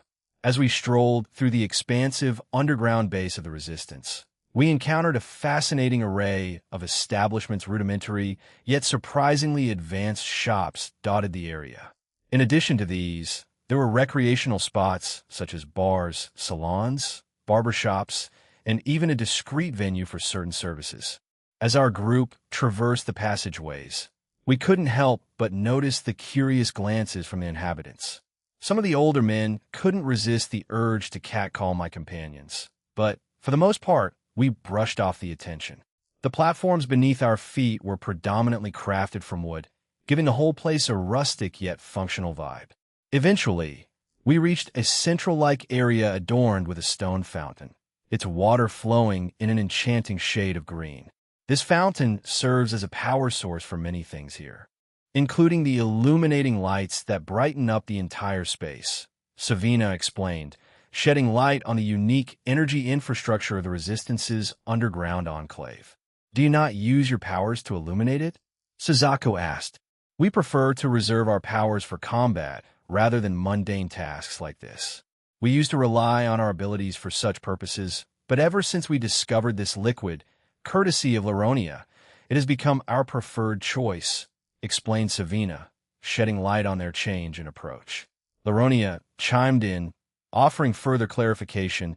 I stumbled upon it during a mission on a planet occupied by Fumara's organization. The substance was highly toxic, causing harm to numerous planets, species, and races they distributed it to. However, after a solo mission where I eradicated them and purified the substance, it became a versatile resource for us, including its use as an energy source. Interesting, Latia mused, her gaze fixed on the intriguing sight before us. I wonder if we can apply a similar approach to our own universe. Don't forget about the plans I had in mind, Latia. We might not even need it, I reminded her, and she turned to me, acknowledging my words with a nod. The rock, a thoughtful gift from Kei in Yanuyo, was still undergoing my careful attention. It was on the verge of completion, yet I hadn't disclosed its nature to the other leaders. Instead, I entrusted this significant task to Claudira, one of my Electa, who would unveil it to Azazel and the rest of the leaders in approximately 3 weeks. I provided her with explicit instructions and encouraged them to engage in thorough discussions about the matter. Our short journey led us to a substantial structure crafted from a combination of stone and metal. As Savina raised her hand, the vigilant guards allowed our entry, their watchful eyes tracking our every move. Stepping inside, we found ourselves in a spacious lobby teeming with various individuals and what appeared to be reception areas. Savina, however, guided us away from the bustling common areas towards a small compartment resembling an elevator. As she and Laronia entered, the space enveloped them, transporting them to an unknown destination. It's reminiscent of the teleportation pad in Tir Na Nog and the Greek realm, I spontaneously remarked. Though met with curious glances, I nonchalantly shrugged before stepping into the compartment, followed closely by Lavinia and Aoife. In the blink of an eye, we found ourselves at the pinnacle, greeted by a lengthy corridor flanked by countless rooms. At the corridor's terminus, a substantial door awaited us, with Savina and Laronia patiently standing by. We hastened toward them, the rest of our group materializing behind us. Upon reaching the entrance, the doors swung open, revealing a chamber occupied by a few more individuals. Among the group, I recognized Sakudia, our double agent, and the current rank 7 of the Eradicators. A friendly acknowledgement passed between us as I raised my hand in greeting, and he responded with a nod. The assembly comprised 6 leaders in total. One seat was supposed to be left vacant by the recent demise of Ramlar, if I remembered the name correctly. Yet, it appeared he'd been swiftly replaced, evident as all 6 seats were now occupied, with Savina confidently making her way to hers and taking a seat. Noticing the shortage of chairs, I casually clicked my fingers, conjuring more seats into existence. I gestured for everyone to take a seat, and they complied without hesitation. Aldrake's group also joined our gathering, with Aldrake himself displaying eagerness for the impending meeting. Finally, settling into my own seat, I released a sigh before initiating the proceedings. Shall we begin? I inquired. Sakudia, Laronia, and Aldrake signaled their agreement with nods of their heads. The anticipation in the air hinted at the gravity of the impending discussion. Hold it, interrupted one of the other leaders, a weathered old man with black and graying hair, white eyes, a scar etched across his face, and a beard. His presence was enhanced by the thick and intimidating black and purple armor he wore, complete with a large black blade strapped to his back. Is this really necessary, Brantar? Laronia questioned wearily, his tone reflecting fatigue. He's got a point, you know. Is it? Chimed in another man, sporting black hair and an eye patch. Shut up. It's a rite of passage. I subjected Laronia and Chow Chow, along with his team, to it. Now it's time for Laronia's supposed boss to go through the same, Branhar exclaimed, justifying the unconventional initiation ritual. What exactly is this rite? I inquired, curiosity lacing my words. Fight me, he declared, and I couldn't help but facepalm. It seemed like that was his typical approach. Battle maniac, Drake exclaimed with unabashed enthusiasm. Albion groaned. Another valley, you've encountered quite a variety of peculiar allies. Aaron, Rudra observed with an amused tone. I sighed, acknowledging the truth in Rudra's statement. But can we know? We're doing it now. I will not accept doing it after the meeting. Branhar shouted, cutting off my attempt to negotiate. Glancing at the others in the room, I noticed their unanimous agreement, prompting another resigned sigh from me. Fine, I responded, a hint of irritation in my tone. And so, we departed the room, heading for a brief sparring session, even though I personally deemed it unnecessary. We found ourselves in a small arena nestled near the base's lower reaches. The structure appeared weathered, constructed mainly from rocks and wooden planks arranged in a circular fashion, reminiscent of a gladiator's arena. Branhar stood before me, a confident smirk playing on his lips, his gaze fixed on my every move. He'll take on the role of referee, declared Laronia. The rules are simple. The first to be forced out of the ring, or the one who manages to defeat their opponent, is the winner. No lethal strikes, moves, or techniques, understand? Are both of you prepared? His announcement echoed through the makeshift arena, setting the stage for the impending clash. Surrounding us, a diverse audience of spectators had gathered. The initiation ritual seemed to be a well-known event, drawing a crowd even in the late hours of the night. Some members of DXD had been brought to witness the spectacle. Their curiosity piqued. Those accompanying me displayed a mix of confusion and excitement, both perplexed by the unusual event and cheering me on in support. I apologize for this, boss, Laronia expressed, a tinge of annoyance in his tone. No need to apologize. It's part of the deal, I responded, acknowledging the unpredictability of the situation. He nodded, glancing at us once more before signaling the beginning with a swing of his arm. Begin. The match was set to unfold in the rustic arena, surrounded by onlookers eager to witness the outcome. Branhar unsheathed his blade, its metallic surface dancing with shimmering purple flames. Kill, am dead, he roared, charging towards me with surprising speed. Swinging the blade downward, he aimed for me, but I agilely leaped aside, evading the attack. To my surprise, he swiftly reappeared above me, attempting the same move. Deciding to face it head-on, I countered by executing a daring headbutt, catching him off guard. Bahaha, you're insane, he boomed, attempting to overpower me as my head and his blade clashed, but the tables turned as he found himself forcefully blown away. Catching up with Branhar, I threw a punch his way. Though he managed to block it, the sheer force behind the blow resulted in a crack in his blade and sent him flying. However, with a determined slam of his fist onto the ground, he halted his momentum, preventing himself from being knocked out of the ring. He paused briefly before directing his gaze at me. Chow Chow and Laronia did more to me when they faced me during their own ritual. Frankly, I'm a bit disappointed, Branhar said, smirking in my direction. Although he seemed intent on provoking a reaction, I remained unfazed. However, with a desire to expedite the situation, I decided to play along and feign being provoked. Raising my left arm, I pointed at him assertively. Let's bring this to an end now. I want to proceed with the meeting, I declared, eliciting laughter from Branhar. Oh no, here we go, Latia exclaimed, anticipating the unfolding spectacle. She quickly covered the arena with a barrier, causing confusion among the residents of this base. Viewing Branhar as somewhat of a barbarian, I chose to confront him in a similar fashion. Swiftly closing the distance between us, I surprised him by grabbing his head with one hand.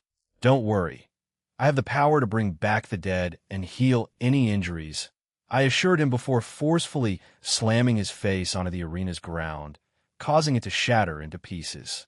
The unexpected display of strength added a dramatic flair to the unfolding confrontation. swiftly restoring the arena that lay in ruins. I proceeded to repeat the process by forcefully slamming Branthar's head into it repeatedly. Each impact left the ground beneath us in shambles, but I promptly repaired it before delivering another blow to his face. This sequence persisted for a full minute, rendering the arena and the previously lively crowd utterly silent. Even Laronia, usually composed, stared at me in astonishment. Finally, sensing that Branthar was thoroughly unconscious, I once again repaired the damaged arena and gently laid him down.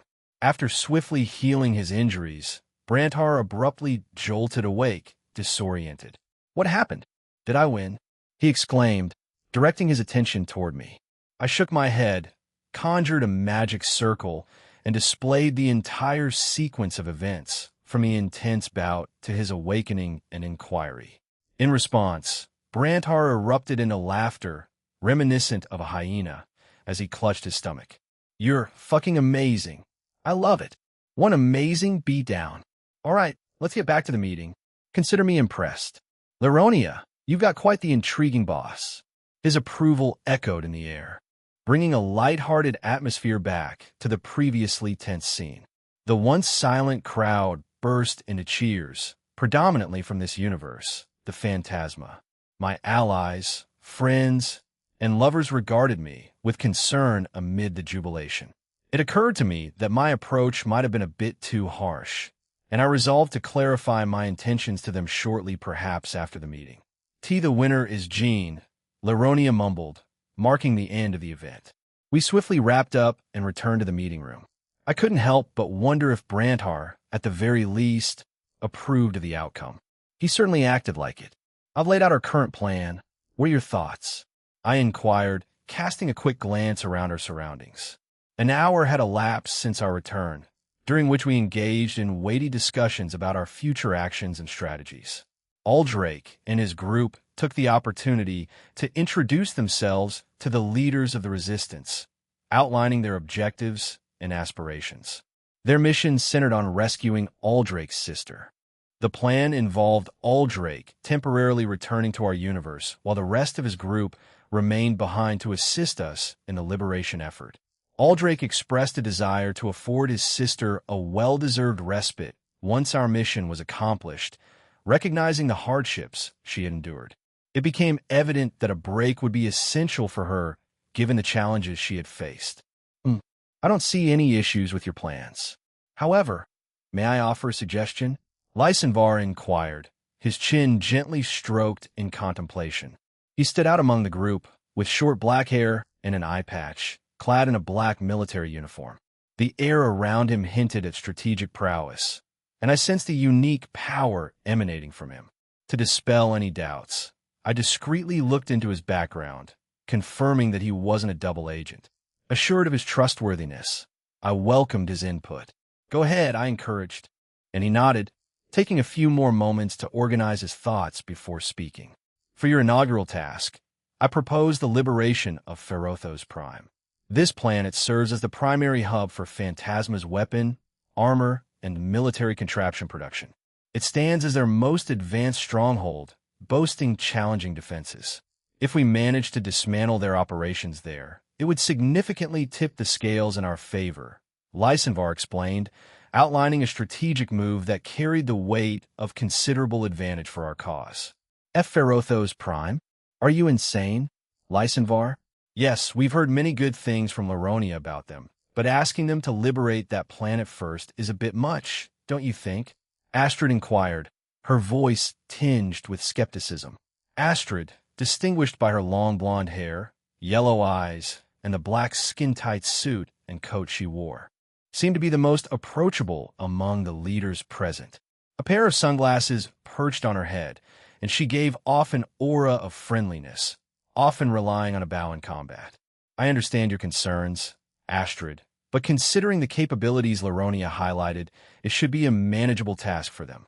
Moreover, as I mentioned earlier, the benefits for all of us would be significant. By dismantling their primary weapons manufacturing hub, we could cripple their production by at least 70. While there are other planets contributing to their weaponry, Ferothos Prime stands as the principal manufacturer, the birthplace of it all, Lysanvar explained, delving into the strategic importance of targeting Ferothos Prime. Lysanvar turned his gaze towards me, a questioning look in his eyes. What do you say, Aaron? As the leader, I found myself at a crossroads with several options. While our overarching goal was clear, the specific steps to address it remained uncertain. However, we had previously navigated through a similar scenario, which involved targeting their primary weapon production facility. The alignment of Lysanvar's intentions with ours proved convenient, I must admit. Why not? I responded, recalling our discussions in our collective universe. However, not everyone will embark on this mission. Aldrake's group, along with Chow Chow's and Ria's teams, will focus on rescuing his sister. I want to dispatch our entire force to the planet. Some will remain here, others will liberate additional planets, and a select group, chosen by me, will head to Ferothos Prime. I see no problems with that. I believe everyone else is in agreement. Yes? Lysanvar inquired of his fellow leaders, receiving nods of approval from each of them. However, we can't proceed immediately. As I mentioned, they boast the best defenses in our universe, a crucial aspect of Fumara's organization. We will take a week to discuss the best course of action and prepare in the meantime. Will that be acceptable for all of you? I concur with the plan, but added, we'll also undertake smaller missions during that time. Being stuck here without any activity could be overwhelming for some members. Is that acceptable? Savina chimed in this time, stating, yes, we were considering something similar. You noticed Brand's reluctance toward you, right? Many of our members share the same sentiment. While some have gained respect for you, the rest of your team is yet to experience that. I suggest they go on missions with the others. Would that be agreeable? I don't mind. I think the rest are eager to go explore the universe, so that should be fine, I replied, considering the excitement buzzing within our group. But it's currently night, right? You guys should get some rest. They'll keep an eye on the planet with Laronia, since I need to talk to him. In response, the leaders chuckled, leaving me perplexed. Savina, with a quizzical expression, turned to Laronia, who wore a slightly awkward smile. He really is like that, isn't he? Savina remarked, seeking confirmation from Laronia. Yes, that's just how the boss is. He'll try to shoulder any burden off you and take it on himself. Though I do agree with him, Laronia explained. After I informed all of you that he was coming, most of you have been up quite early today, so go to sleep would be beneficial. Laronia's words carried a touch of understanding, emphasizing the consideration for their well-being. Brandhar was the first to rise from his seat, raising his hands as he spoke. Yeah, I need sleep. That beating made me tired, so I'm off to bed, he declared before making his way out. The next eager participant was Limber, another leader among us. I'd like to spar with you next, Aaron, she exclaimed with enthusiasm. Limber possessed long, light pink hair, matching eyes, and was adorned in a black and golden chipao. Her arms sported peculiar attachments, and she wore a unique combination of pantyhose and distinctive red shoes. Among the leaders, she stood out as the most eccentric, second only to Branhar. If we have the time, then it's a sure thing, I responded. Limber, content with my answer, blew me a kiss, winked, and gracefully exited the scene. Her departure, marked by playful gestures, left Lavinia slightly irritated. Squinting her eyes at Limber, who chuckled in response, Lavinia couldn't help but show her disapproval. The room emptied gradually, each person making their way out. Savina briefly cast a glance back at me before departing. Following suit, the rest of our group and Laronia exited the room. Once we were back outside, I made a suggestion it might be a good idea for you all to get some rest. In a few hours, we'll start exploring this place more, and it would be beneficial to establish some connections with the locals for a smoother stay. Turning to Laronia, I inquired, how long did it take for you to earn their trust? About 4 weeks, he replied. Knowing Chow Chow beforehand helped, and providing them with defenses, he gestured toward the direction where a Power Ranger look-alike served as a guard, also played a role. Lavinia chimed in, no, we'll stick with you. We decided to spend the night with you, so I shrugged in response, acknowledging their decision. Laronia took the lead, guiding us away as we prepared for the upcoming exploration. guiding us along the most direct path to his chosen destination. We found ourselves at the planet's surface. It boasted a medium size, striking a balance between expansiveness and intimacy. This meant we had a considerable area awaiting exploration, both beneath the surface and above. Ascending a hill that provided a vantage point over the base, a sweeping view unfolded before us. Behind, a vast rocky plain sprawled out, adorned with larger hills dotting the landscape. Laronia, leading the way, shared some insight about the area. This place used to be a sprawling forest. I had contemplated restoring it, but I hesitated, uncertain if it was the right decision. Though you veiled this planet with a technique to keep it hidden, I wish for your approval first. I believe everyone here would appreciate it, he explained, his gaze fixed on the mostly lifeless rocky expanse. The remnants of old tree trunks lay scattered about, the once thriving source of life now absent. Whatever transpired here had left a significant impact, evident not only on the surface, but also permeating the underground, rendering it similarly lifeless.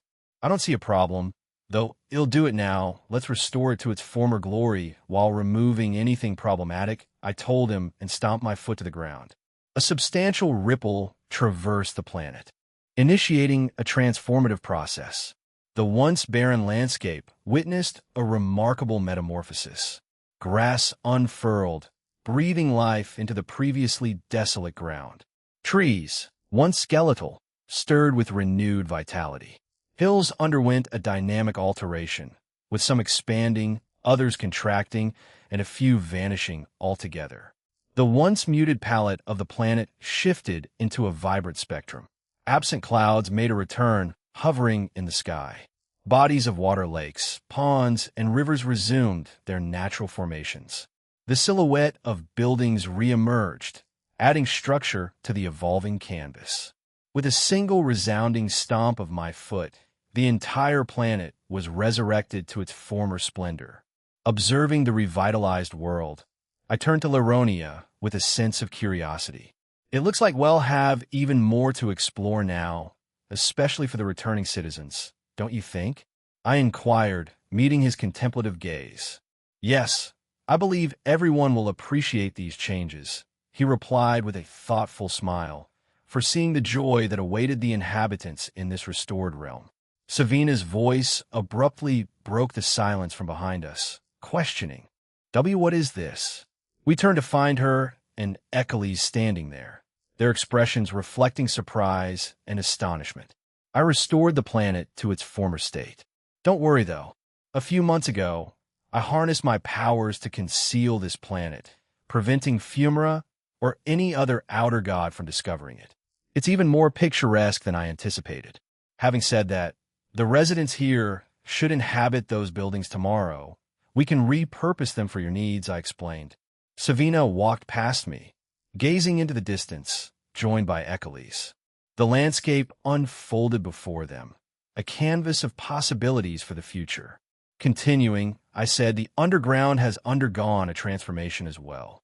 Everything down there should have experienced some kind of change or upgrade. In fact, I can hear a bit of commotion at the moment.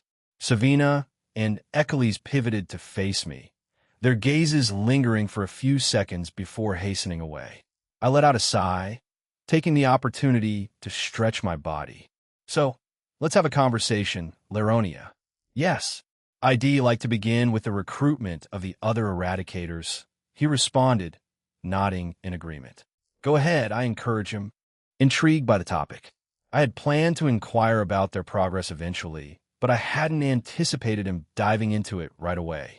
Out of the current 16 individuals in the eradicators' rankings, excluding Kita, who holds the 8th position, and Sekudia, who holds the 7th position, 5 have shown the potential to join our side.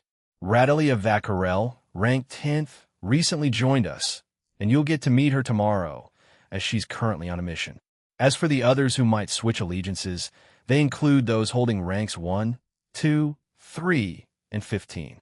There's speculation regarding individuals ranked 4 and 13 possibly making the switch, but that remains uncertain for now, Laronia explained. I had some awareness of a few individuals among them. It hadn't crossed my mind that Radelia, the one I encountered in our universe, had already switched allegiances. Surprisingly, this turn of events seemed to be in our favor. Yet, it caught me off guard that those occupying the first 3, maybe even 4, ranks were inclined toward a more tranquil world. However, there are those vehemently opposed to it, disclosed Laronia. Both Secudia and Radelia brought this to my attention. The remaining rankings lean towards a more aggressive stance, aligning with the ambition of conquering the multiverse under Magnum Tenebrosum and Fumara. Ive, Fumara's right hand, is an ardent follower of the outer god Magnum Tenebrosum. Discussions about peace are typically met with disdain from her, he added. I see. I began contemplating our next moves. Let's make an effort to recruit them. Kita will resume her duties on their side, providing additional support. It's crucial to have another that's familiar with their operations. Moving on, what about other significant planets, groups, and locations? Are there specific targets we should aim to liberate or eliminate after dealing with Ferothos Prime? I inquired, seeking a strategic perspective. There are a few, he responded, his expression thoughtful. However, Lysanvar failed to mention that one of the Wayboros oversees Ferothos Prime. Xenosius is his name, a male, a wolf monster adorned with numerous mechanical parts.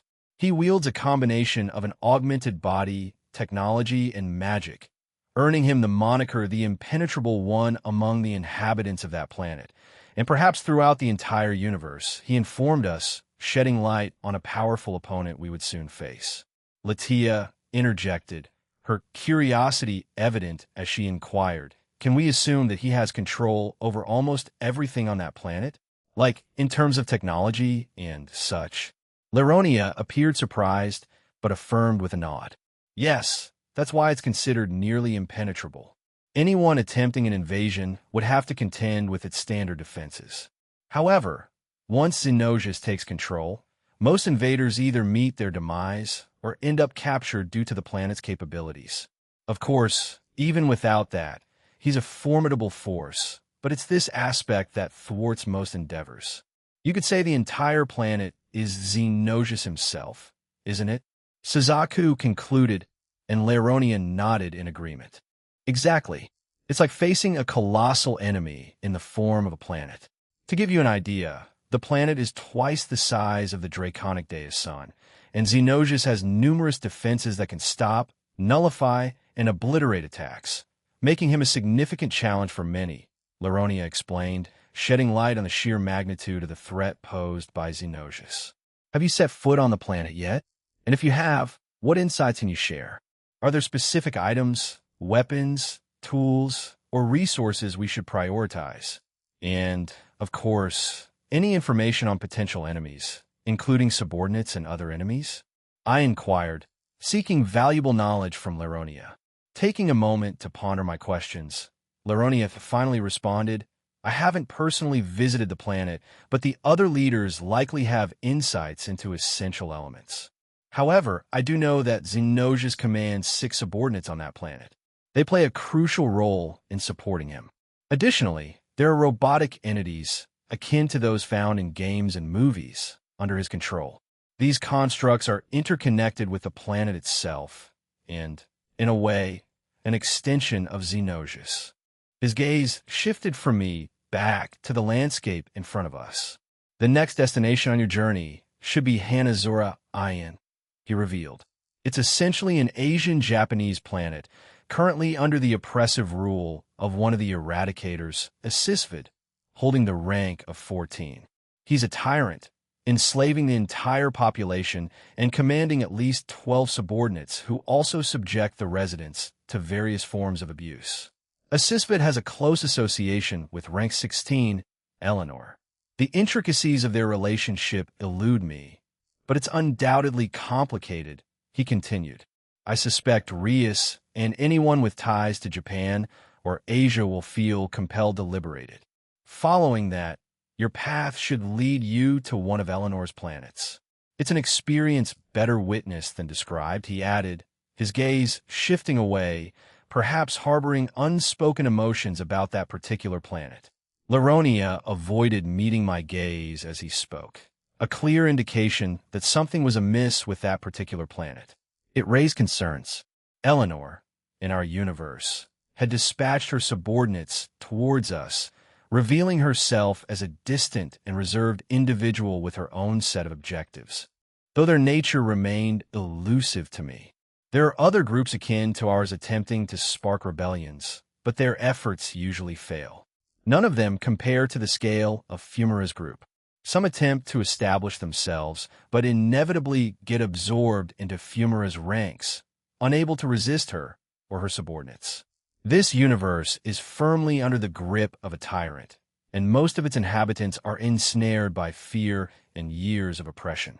Even if we were to liberate their planet, a significant number would stand against us, Laronia explained, his expression reflecting the complexity of the situation. I nodded in agreement with him. Similar situations unfolded back in our home universe, where not everyone embraced the idea of the new status quo and the peace I sought to establish. As I pursued smaller requests, encountering opposition and resentment was not uncommon.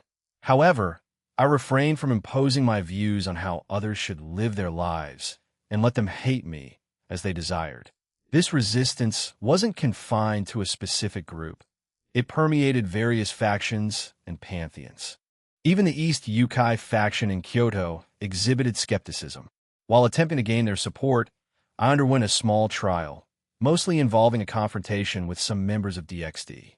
Although it didn't completely resolve all the issues, it did contribute to easing tensions between them and us.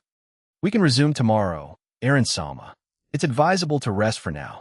Your actions are likely to draw attention, especially since both Savina and Eccles will inform everyone about what transpired, he advised, and I concurred, recognizing the need for a moment of reprieve amidst the unfolding events. Sure thing, Laronia. Take care, I responded, and he bid me farewell, disappearing from sight. Lavinia inquired, Do you know the way to our room? Yep, I affirmed, and we promptly navigated our way there. Anticipation filled me as I contemplated the likelihood of tomorrow presenting a host of challenges and heightened attention compared to tonight. I couldn't help but look forward to what lay ahead. Laronia's soliloquy as I departed from Master Aaron, he appeared to be heading toward his room. The location I teleported to happened to be in proximity to where Savina and Eccles were situated. The entire underground area had undergone a remarkable transformation. It now bore a striking resemblance to the futuristic cities depicted in Aaron's world. The once simple underground base had evolved into a bustling cityscape, adorned with towering structures at every turn. Massive futuristic trains hung upside down in the distance, and the space was filled with numerous neon signs and billboards. This is nothing like what they originally created, I murmured, utterly taken aback by the surreal scene unfolding before me. The underground had morphed into a vibrant city, a stark departure from its previous state. Glancing to my left, I observed Master and his lovers riding a peculiar floating platform that smoothly transported them to their new hotel and room. The scene felt almost surreal. Master turned in my direction, waving, and his entire harem followed suit as soon as they noticed his gesture. Raising my hand, I offered a light wave in return, still grappling with the astonishment of it all. This isn't how it used to be, murmured Savina, just below me, her words accompanied by the agreement of Eccles, who stood by her side.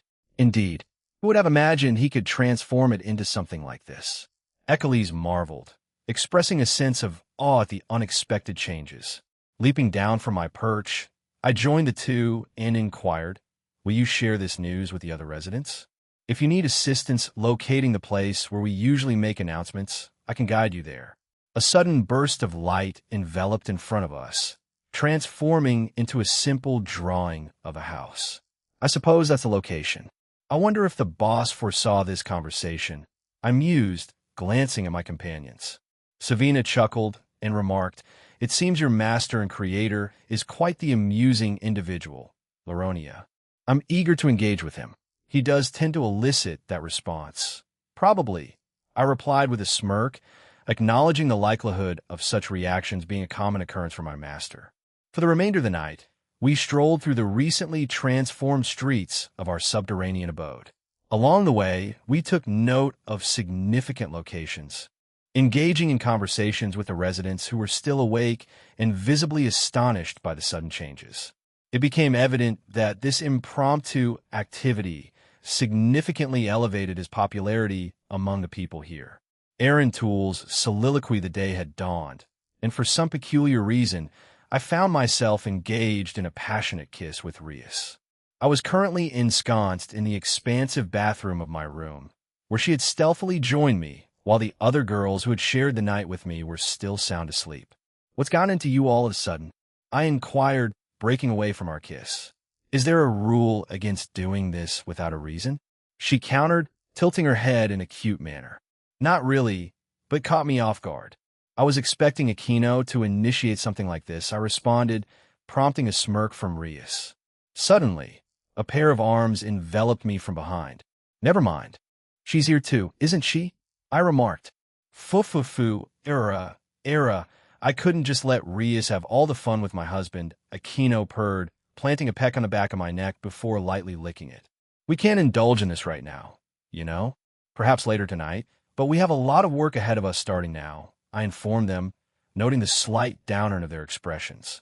"We can't," Aquino questioned, moving to the front, still embracing me. "We can't," I reiterated, my voice carrying a lingering fatigue. They both began to crouch down, and Aquino, with a touch of curiosity, asked, "We can't do this?" as she reached towards him. "No, you can't," Latia interjected firmly from behind them.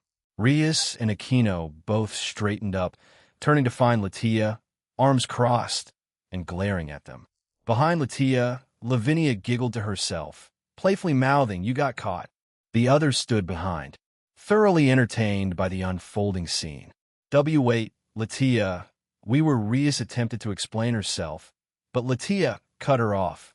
"No excuses, Rias. We have work to do. As Aaron said, if you want to have sex, save it for the end of the day. Now let's all prepare and head back outside. All right?" Latia declared with no room for objection, and we all concurred, getting ready for the day ahead. "What would happen here?" Rias exclaimed, her surprise mirrored by the rest of DXD as they scanned their transformed surroundings. "Hey, the outside changed too.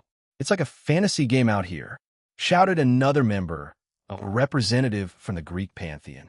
Without hesitation, a sizable group headed towards a teleportation pad, eager to explore the altered surface.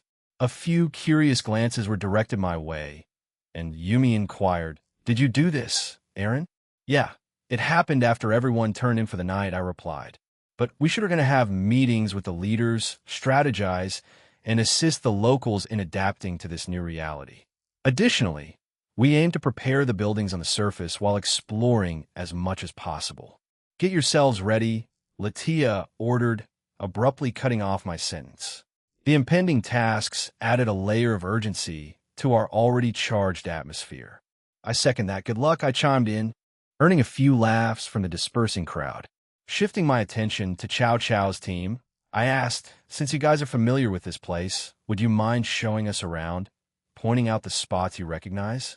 Chow Chow began to respond, but Jean cut in enthusiastically, "I will. These guys are busy, and Chow Chow's meeting up with Isatha, his future wife." Her proclamation caused Chow Chow's face to flush crimson. "Aishu, what are you talking about?" Chow Chow stammered in embarrassment, but Jean simply ignored him, laughing. "Good luck, Chow Chow," I said, strolling over to him. Once beside him, I gave his shoulder a friendly pat. "Just try not to rush things with her yet. We need you, especially since Tobio didn't join us." Chow Chow's eyes twitched in disbelief and annoyance. He raised his arms in frustration and walked away. As he departed, George couldn't resist adding, "It's no secret, though, Chow Chow." "You're not helping," Chow Chow screamed, his face reddening once again as he continued to distance himself from the teasing banter. I turned to Lavinia, addressing her. "Could you take Azathoth, Velgrind, and Rose with you to the surface? Explore the area, make notes on potential improvements we could make, and report back to me around lunch. The rest of you can stick with me."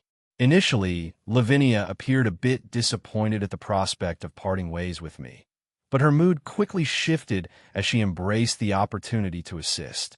Eagerly, she produced a notepad and ushered the trio I assigned to her towards the surface. Those remaining with me included Aoife, Grafia, Suzaku, Inu, Reiko, and a few others from different teams. Addressing Rias, I conveyed, you know the drill. Best of luck with it.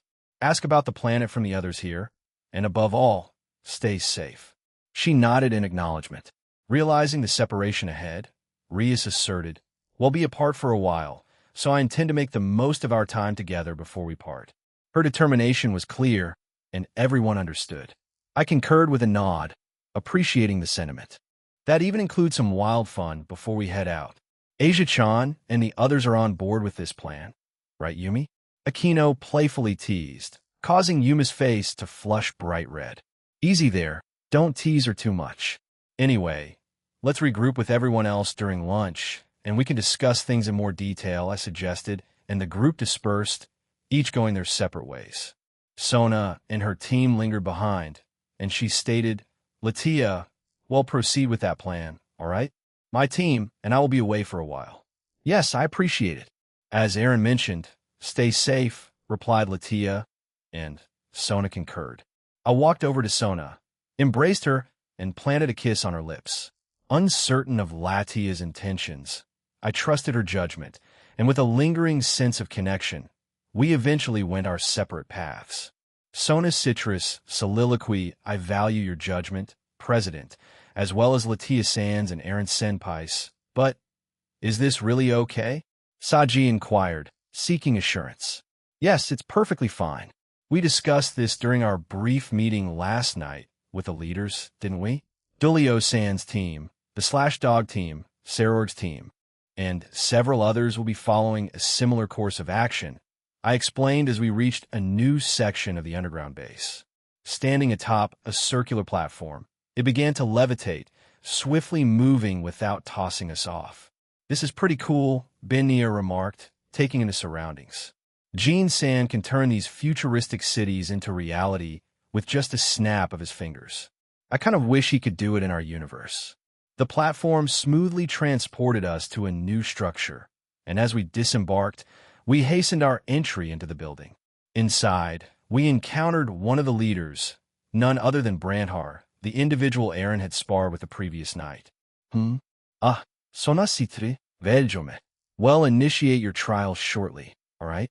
Just make yourselves comfortable over there, he declared, gesturing with his sword toward a compact waiting area equipped with chairs, a table, and an array of snacks and drinks. Thank you very much. I expressed my gratitude, and we proceeded to the designated spot. The prospect of upcoming trials lingered in the air, and we readied ourselves for what lay ahead. Our teams, just like the others, are set to embark on missions to different planets with the goal of liberation. In these ventures, we'll be joined by various members of the Resistance. Currently, each team is assigned distinct tasks, with many focusing on enhancing our relationships not only with the locals on the respective planets, but also with new members of the Resistance joining our ranks. A figure approached us, catching our attention. This individual possessed a gentle and feminine appearance. Short, light gray hair framed her face, and her eyes, large and sparkling blue, held a certain allure. The softness of her features complemented her light skin tone. A distinctive aspect was her attire, a gem green uniform of sorts, an unusual choice that piqued our curiosity. Wow, she's cute, Saji mumbled, earning him a swift smack from both Ruruko and Isbiel, who clearly weren't thrilled about his comment. Hey, nice to meet you. I'm Selkia, and before you ask, I'm a guy. I've been mistaken for a woman quite a lot, Selkia confessed, a touch of embarrassment evident in his tone. You're a what? Saji exclaimed, pointing at Selkia in horror, while his two partners burst into uncontrollable laughter. Like I said, I'm a man. Anyway, we'll be joining your group starting today. I hope we get along, Selkia stated, punctuating his words with a respectful bow. We're glad to have you with us, Selkia, Tsubaki greeted. If you don't mind, could you share some information about your abilities? Well, do the same in return. If you're up for it, I can start, she offered, initiating an exchange of knowledge within the group. It's all right. My power is a bit peculiar, to say the least, he explained, raising his right arm. I can manipulate the trajectory of my enemy's attacks, but there's a catch. I have to make them say my name at least once. Before that, I can't influence it in any way.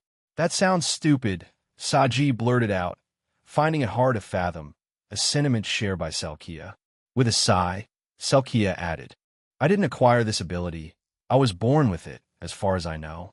Unfortunately, I have no information about my parents or my race, since they all perished before I gained enough awareness. You know? Saji looked guilty after his insensitive comment, but Selkia quickly reassured him that it didn't bother him. Before we could delve further into our conversation, Branhar approached our group and declared, It's your turn now. Come over here and get ready. Let's see how well we can collaborate, Selkia remarked, rising from her seat and trailing after Branhar. We followed suit, eager to observe how our teamwork would unfold. Stick to our usual plan and take it from there. Use your powers wisely and refrain from going all out. Got it? I instructed, and they nodded in agreement. Our journey led us to a vast, dome-like area, displaying signs of numerous past and recent trials and tests. The worn surroundings hinted the challenges faced by those who came before us. We were swiftly transported down, and Branhar began his explanations from above. In simple terms for our universe visitors, you'll be confronted with several waves of increasingly powerful monsters. If you're struggling, we'll intervene and halt the test. Clear? Branhar inquired, outlining the nature of the upcoming challenges. The unanimous agreement echoed among us, followed by a brief countdown. A sudden cacophony reverberated through the surroundings as portals sprang open, unleashing a horde of unfamiliar monsters. These creatures appeared to be a bizarre amalgamation of various earth animals. The adversaries confronting us possessed spider-like bodies with 8 legs and bat heads, relentlessly launching circular attacks our way from their mouths. Watch out! Don't let those attacks touch you.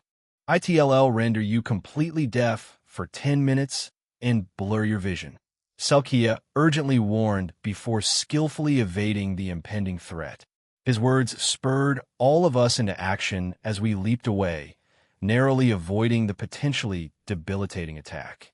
However, upon impact with a certain section of the arena, the attacks not only caused immediate damage, but also exhibited the ability to dissolve rocks and metal. Oh, this one's a different type. Its attacks can dissolve almost anything. The list is too long to mention. Stay vigilant, or you'll regret it, Selkia added, deftly dodging more incoming attacks. I might not be much help here, since that thing can't comprehend names. I apologize in advance. Early bird catches the worm. Saji's enthusiastic shout filled the air before he summoned a series of lines from his body, refraining from entering his balance breaker. These lines shot toward the creatures, and despite their attempts to counterattack, their efforts proved futile. The lines attached themselves to the creatures, and Saji commanded, "Drain him." As his lines glowed, the power and energy within the creatures steadily diminished. Rugal, Lu Guru, in his normal human form, enveloped his body in 10k and fortified it with enhancement magic.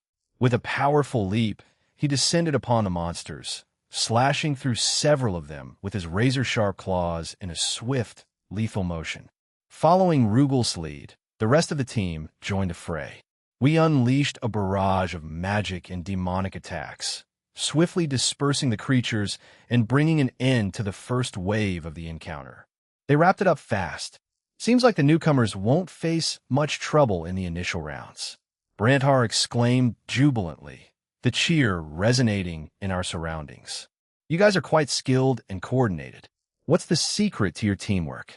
Selkia inquired, clearly impressed by our performance.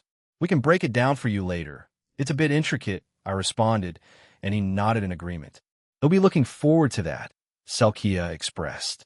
After several waves, we successfully navigated through to Wave 20 without encountering any significant issues.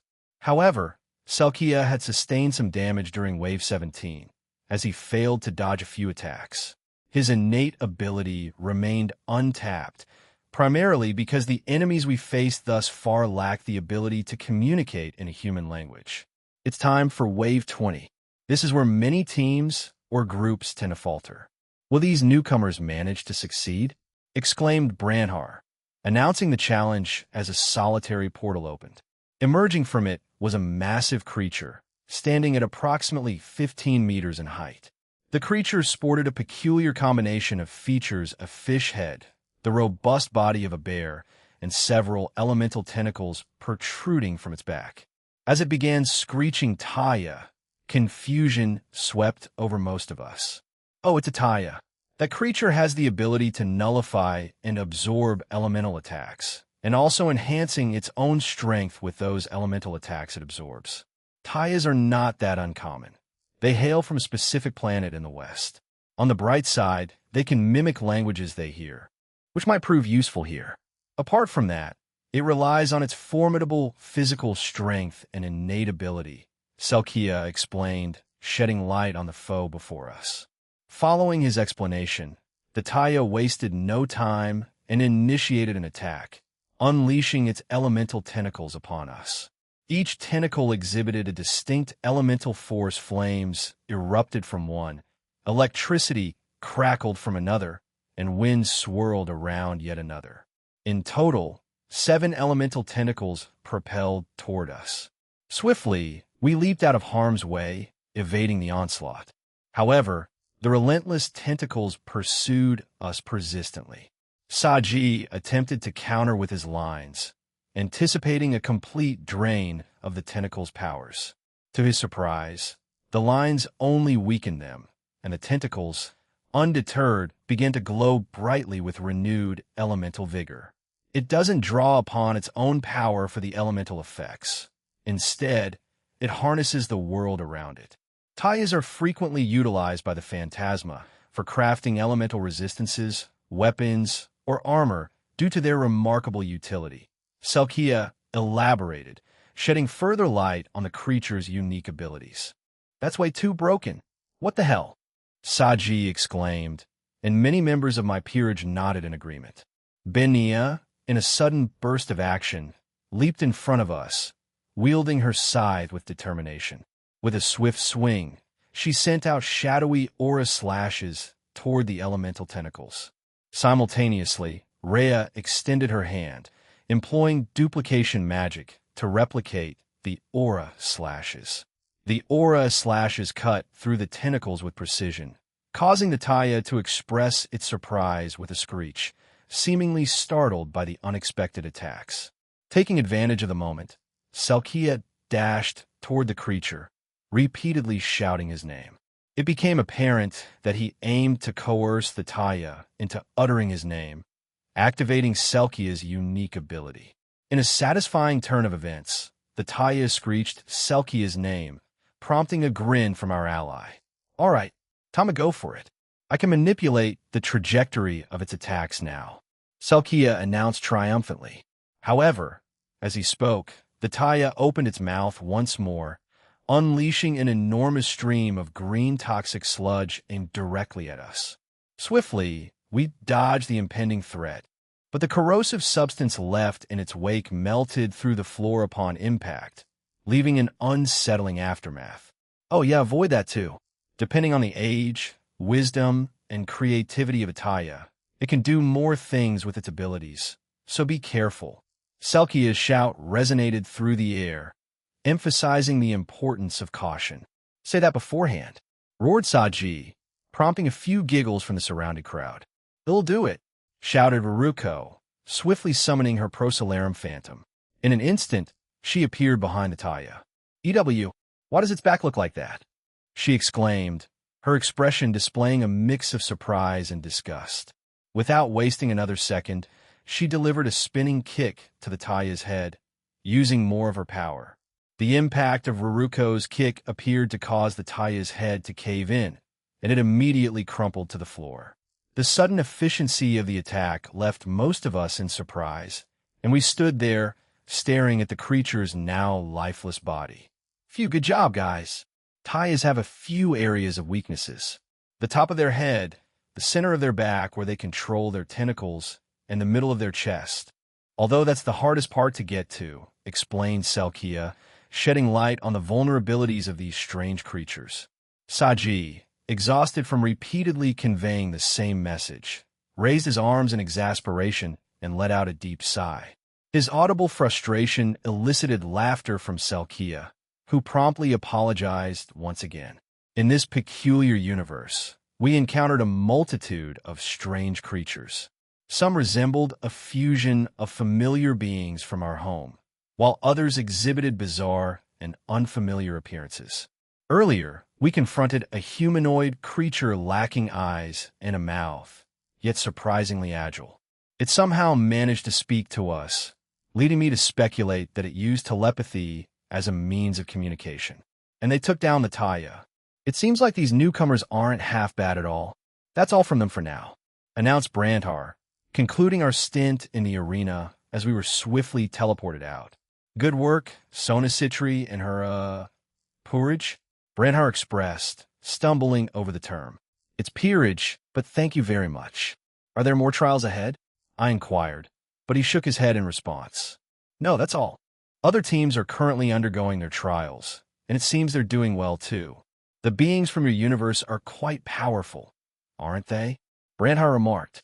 I shook my head. No, we're a different species. Some humans are simply born with powers, but the vast majority are relatively weak. Brandhar and the surrounding onlookers were surprised by this revelation. To provide a better understanding, I delve into a bit of our world's history, using a magic circle to showcase certain aspects. Sacred gears. I believe Fumara was experimenting with something similar. If the rumors are true, then the destruction of Ferothos Prime will be crucial if their sacred gears function similarly to yours. Brandhar pondered, intrigued by the potential connection. Are you saying it's located on that planet?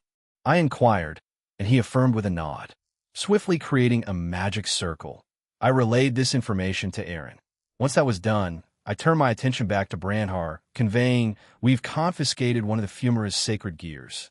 Currently in possession of Fuzi, he goes by Lyodin. Based on our observations, he's proven to be quite powerful.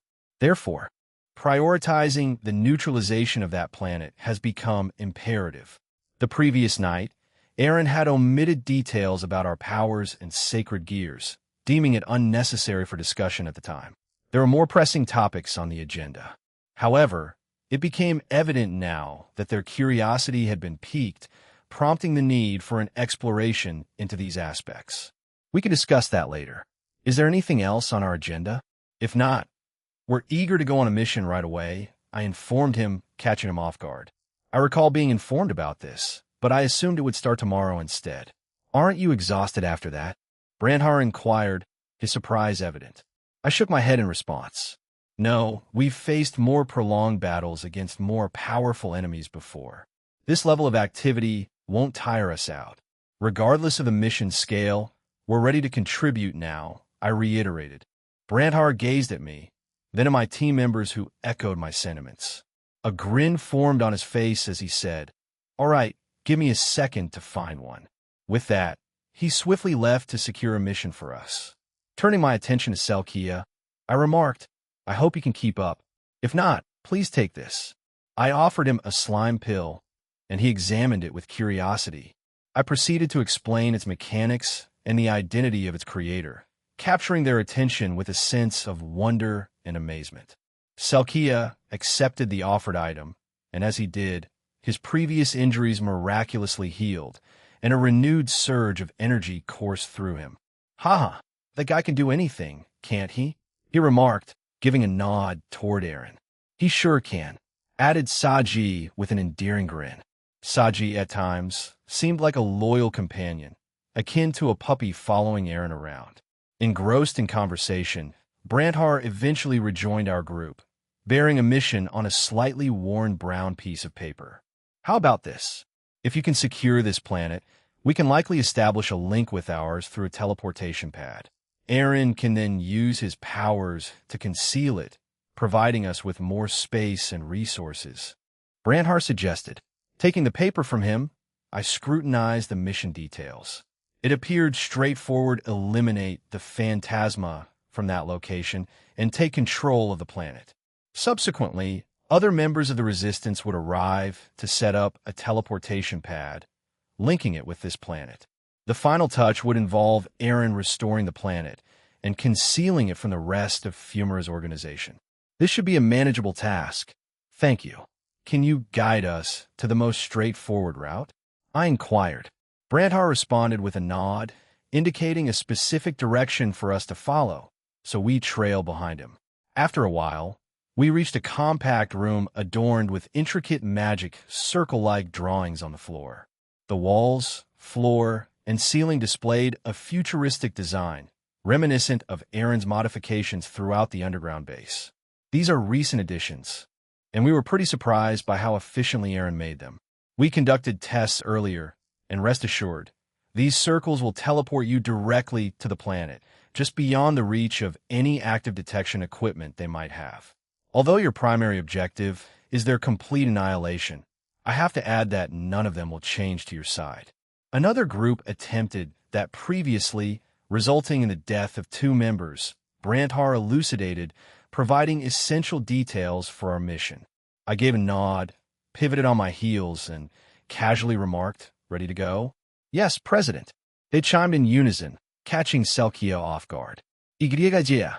Selkia joined in, attempting to replicate their synchronized response, inadvertently eliciting laughter from group. Fuzi Hirawa's soliloquy, "Our journey led us to a distinct area, a path trodden by numerous teams before us."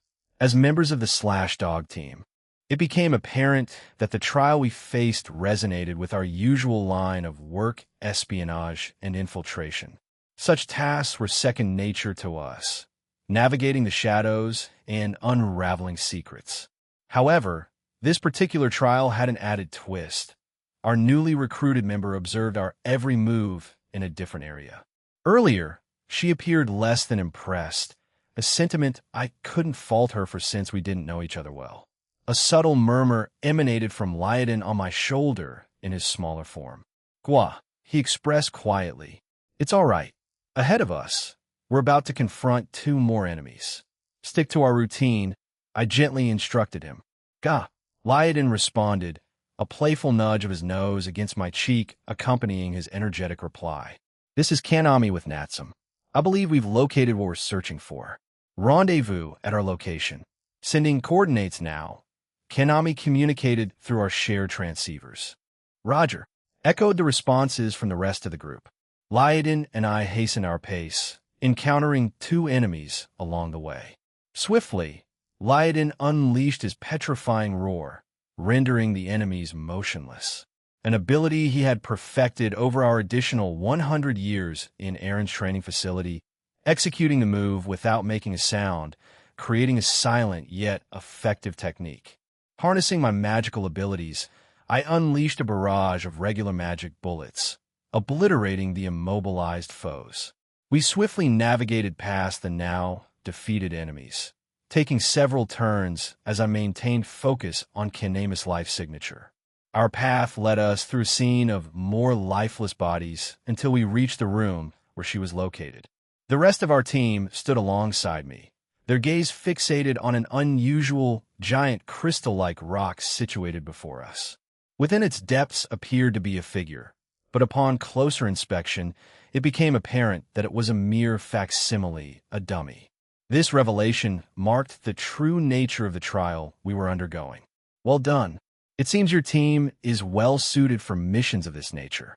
You can return now, and we'll provide you with an evaluation of your performance." A voice resonated through speakers. Moments later, we found ourselves teleported from our previous location. Upon our return, we found ourselves back in the room where we had been instructed to wait.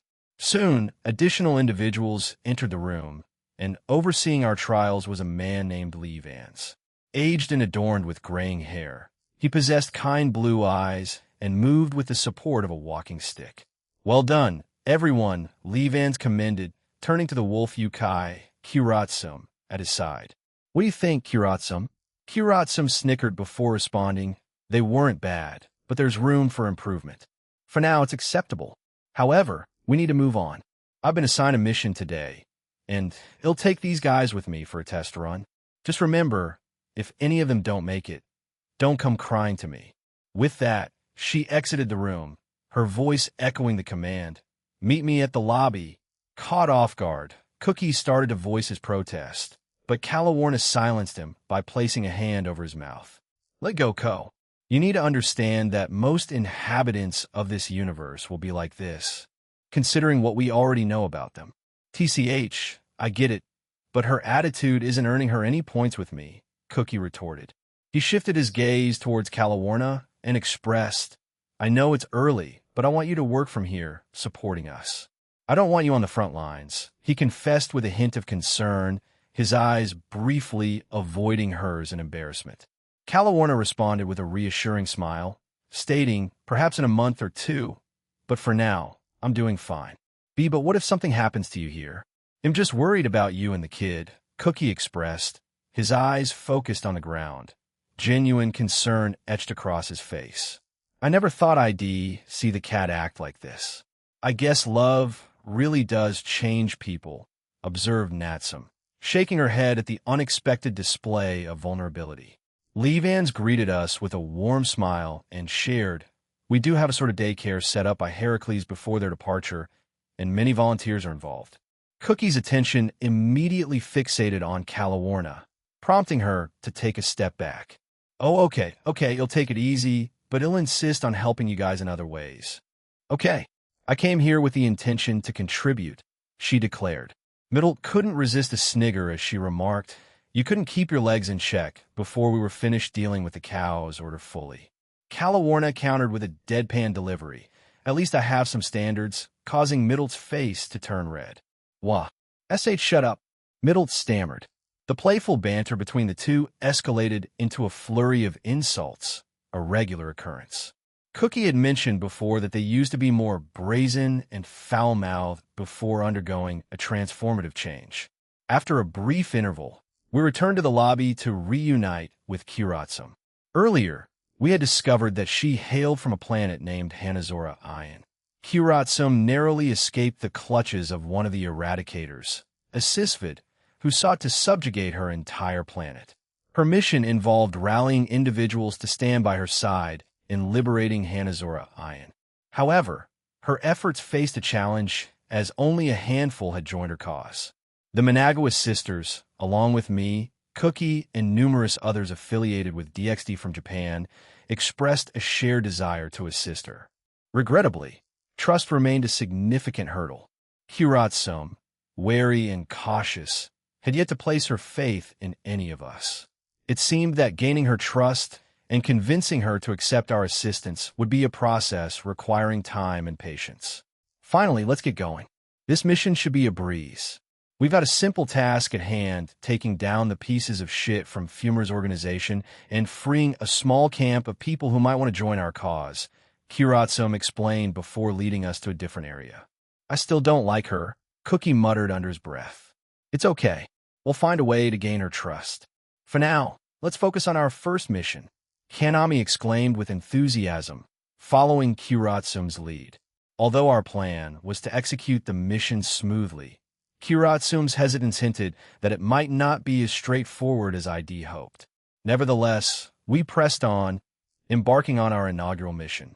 The air was charged with a mix of anticipation and uncertainty as we ventured into the unknown. Lavinia Rennie's soliloquy, "The Resistance Planet's surface," appeared even more captivating in the daytime. However, akin to the nighttime scenery, an abundance of trees and vegetation dotted the landscape, presenting a need for extensive clearing.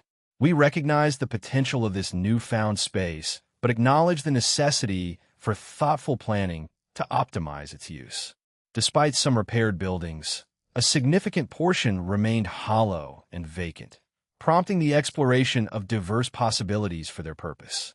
The ongoing debate centered around whether to convert these structures into housing or repurpose them as shops.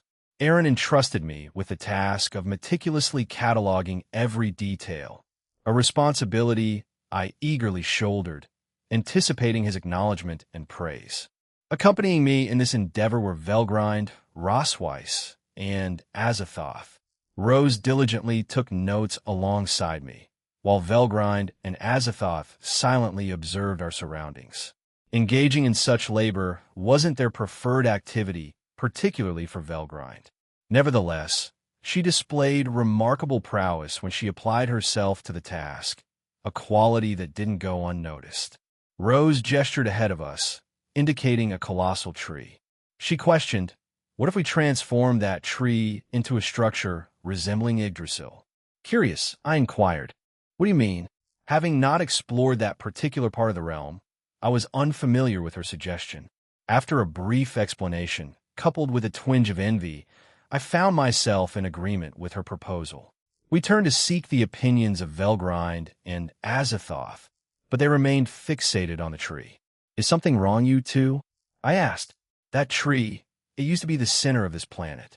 While its powers weren't as potent as Yggdrasil's, it functioned as its own world tree. Even after Aaron's restoration efforts, it still exudes some residual power. Although it's not enough to attract Fumara's attention, Aaron's abilities also play a role in concealing this place, ensuring it goes unnoticed," Velgrind explained. Azathoth chimed in, saying, "Indeed, within the middle of its trunk, there should be a core. If infused with power, perhaps by Aaron, it could become quite potent, potentially rivaling the raw energy of the Enrios." Rose and I exchanged shocked glances as the sudden revelation hung in the air. Turning our attention back to the tree, I hesitated before voicing the question that lingered in my mind. "Should we inform Aaron, then?"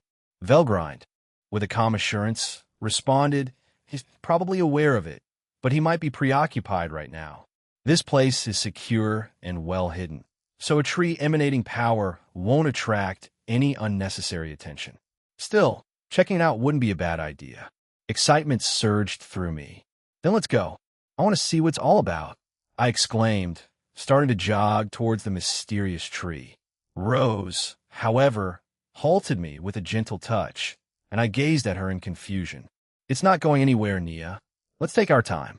We won't be leaving anytime soon, so we should focus on our tasks, okay?" Rose advised, and though reluctantly, I nodded in agreement. "You're right. Let's stick to our job. Velgrind, Azathoth, can you lend us a hand? I'd like to get this done quickly," I asked, and they readily agreed, bringing a sense of relief to me that they agreed. An hour passed as we roamed, meticulously jotting down observations about our surroundings and structures. Eventually, we stumbled upon a somewhat concealed location, a modest, well exuding an unusual energy, encircled by pillars of white stone. Using the appraisal function of my ring, I discovered a connection between the well and the giant tree. Sharing this revelation with my group, we all peered into the well. As usual, Velgrind and Azathoth fixed their gaze on it for a longer duration compared to Rose and me, prompting us to patiently await their conclusions. "It's linked to the tree. It appears to serve the purpose of disseminating the tree's powers throughout the entire planet. I suspect there might be around 8 of these distributed across the planet, possibly even up to 12, though that's a rough estimate," Velgrind explained, shedding light on the well's significance. "We should inform the other groups exploring the surface," suggested Azathoth. Rose and I found merit in the idea, and without hesitation, we set out to share the information. It didn't take long for both our teammates and the locals of the planet to acknowledge the importance of vigilance, willingly noting down their respective locations. This collaborative effort aimed to create a comprehensive map, enhancing our understanding of the expansive terrain. "Let's press on. If we can't find any more in our vicinity, it's reasonable to assume that these wells are scattered across great distances," proposed Velgrind, prompting us to resume our journey. Despite the current time pointing to noon with the sun at its apex, signaling the peak of the day, our mission remained as crucial as ever. Let's pick up the pace," I concurred, urging the group to quicken our strides as we continued our exploration. Hirokazu Miller's soliloquy following our initial trial. We found ourselves thrust into an immediate mission. Kita took charge, leading us in the absence of the members scheduled to join us, currently on a separate mission. Despite the absence, Kita adeptly guided us through our tasks. Our team, recognized primarily for our combat skills, faced a different challenge. This time, we were assigned the duty of collecting supplies from a designated drop-off point. Engaged in this unexpected venture, Kita continued to lead the way, ensuring we navigated through the vibrant, yellow-hued vegetation that covered the planet. Despite its radiant appearance, Kita reassured us that the flora posed no threat. The planet teemed with various creatures, most of which, thanks to Jin-san's empowerment back in our universe, were manageable. Among them were monkey-like beings with luminescent ass cheeks capable of emitting beams. Elephantine monsters, snakes, and crocodiles also populated the landscape, their attacks adorned with a radiant yellow glow. The array of vibrant wildlife provided a stark contrast to our typical battles, showcasing the diverse challenges this mission presented. Why can't we be assigned to something normal? Damn it. Kenji voiced his frustration, clearly displeased with the current situation. His discomfort in traversing the wilderness was evident, and his annoyance was understandable. It's not that bad, Kinkan. You'll get used to it, Daiki responded, attempting to provide a more optimistic perspective. Daiki, being accustomed to exploring such environments, found solace in the untamed wilderness, unlike Kenji. The supply location isn't far from where we are now, but can you sense it? Multiple enemies. They might have an inkling of what we're planning today, Kita warned, addressing the potential threat looming in the vicinity. Signaling my team to lower their voices, I raised my hand, and they complied, understanding the need for stealth. We masked our presence and began the careful journey toward the designated spot. As we neared a clearing, a small house came into view, its wooden walls surrounded by scattered rocks, indicating a site that had clearly endured destruction. Surrounding the house lurked peculiar shadowy creatures, a phenomenon Jin-san had warned us about. Their presence harkened back to their encounter in Romania while dealing with the two vampire factions at the time. The other two entities exhibited a more humanoid appearance, adorned in uniforms of black and white, and black and purple. Completing their ensemble were military hats perched atop their heads. A glance at Kita revealed a furrowed brow, indicating her recognition of the entities. Curious, I whispered to her, "What's the matter? Do you know them?" With a frown, Kita responded, "They're part of Fumara's army. Most grunts are assigned those uniforms. However, unlike your universe, the grunts here range from ultimate class to Satan class and beyond. As I mentioned earlier, power levels in my universe are exceptionally high. Jean's decision to enhance everyone's strength before our arrival was a wise choice." Her explanation shed light on the elevated challenges we faced in this alternate universe. Jin-san emphasized multiple times during our training sessions that he had no desire for any of us to meet our demise. It was a driving force behind his insistence on strengthening us. The other motivation, of course, was our well-being. He wished for us to be self-sufficient, eliminating the need for him to be a constant presence by our sides. Minato, crouching beside us, voiced a question. Can we take them down? I could use my teleportation for a quick assassination kill. Kita, providing insights into the nature of our adversaries, responded, "They're akin to any other individuals in your world. Sever their heads, pierce their hearts, or inflict fatal injuries, and you'll eliminate them. They'll keep you informed about any other species or races with distinct vulnerabilities. But dealing with these is relatively straightforward." Kata's calm explanation eased our concerns, reassuring us that dispatching these foes wasn't an overly complex task. Minato nodded in understanding, retrieving a kunai and infusing it with 2k, amplifying its power. Kita placed a reassuring touch on his shoulder, further empowering him with her unique abilities. Aim for the throat, eyes, or heart, but make it quick. You need to eliminate both grunts first, and will assist in dealing with the shadows. If executed rapidly, we can postpone alerting Fumara to our presence. Those shadow creatures possess the ability to warn her almost instantly, Kita instructed. To maintain the facade, I won't reveal myself just yet, okay? Each of us nodded in agreement, acknowledging Kata's strategic advice. Minato prepared himself, and we followed suit, ready for the impending confrontation. Minato affirmed with a nod, swiftly disappearing from his location. In a seamless motion, he efficiently severed the heads of the humanoid entities, ensuring their demise by puncturing their hearts. Meanwhile, the shadowy figures started to pivot in response to the commotion. With the threat momentarily neutralized, the rest of our group emerged from our concealment, moving quickly to eliminate the remaining shadow creatures. Once the foes lay defeated, our attention shifted to Kita, who had also joined the fray and signaled our success with a thumbs up. Great job, everyone. Those things didn't stand a chance. She complimented us. Despite the victory, a question lingered in my mind, prompting me to seek clarification. Kita, you mentioned that these things are linked to Fumara, and she's aware of everything happening in this universe, right? I inquired, and she affirmed with a nod. So, would she be alerted by their disappearance? She responded with a smile and explained it's a common event for those entities to be destroyed and eliminated. Fumara doesn't pay much attention to it because it's a routine occurrence. She regularly engages in battles against the resistance, and there are instances where creatures from our world also play a role in destroying them. As a result, she's somewhat lenient in monitoring every instance of their demise. I hadn't taken that into consideration, but she's right. Considering she and her organization engage in daily battles within this universe, it's inevitable that those creatures would be casualties. The same logic applies to having them scout areas beforehand. If the native creatures and beasts of this world are stronger, then the shadow creatures will undoubtedly become collateral damage in their encounters. I see, that makes sense. Anyway, let's go retrieve the supplies. Wait, what about the soldiers? I inquired. It's the same with them.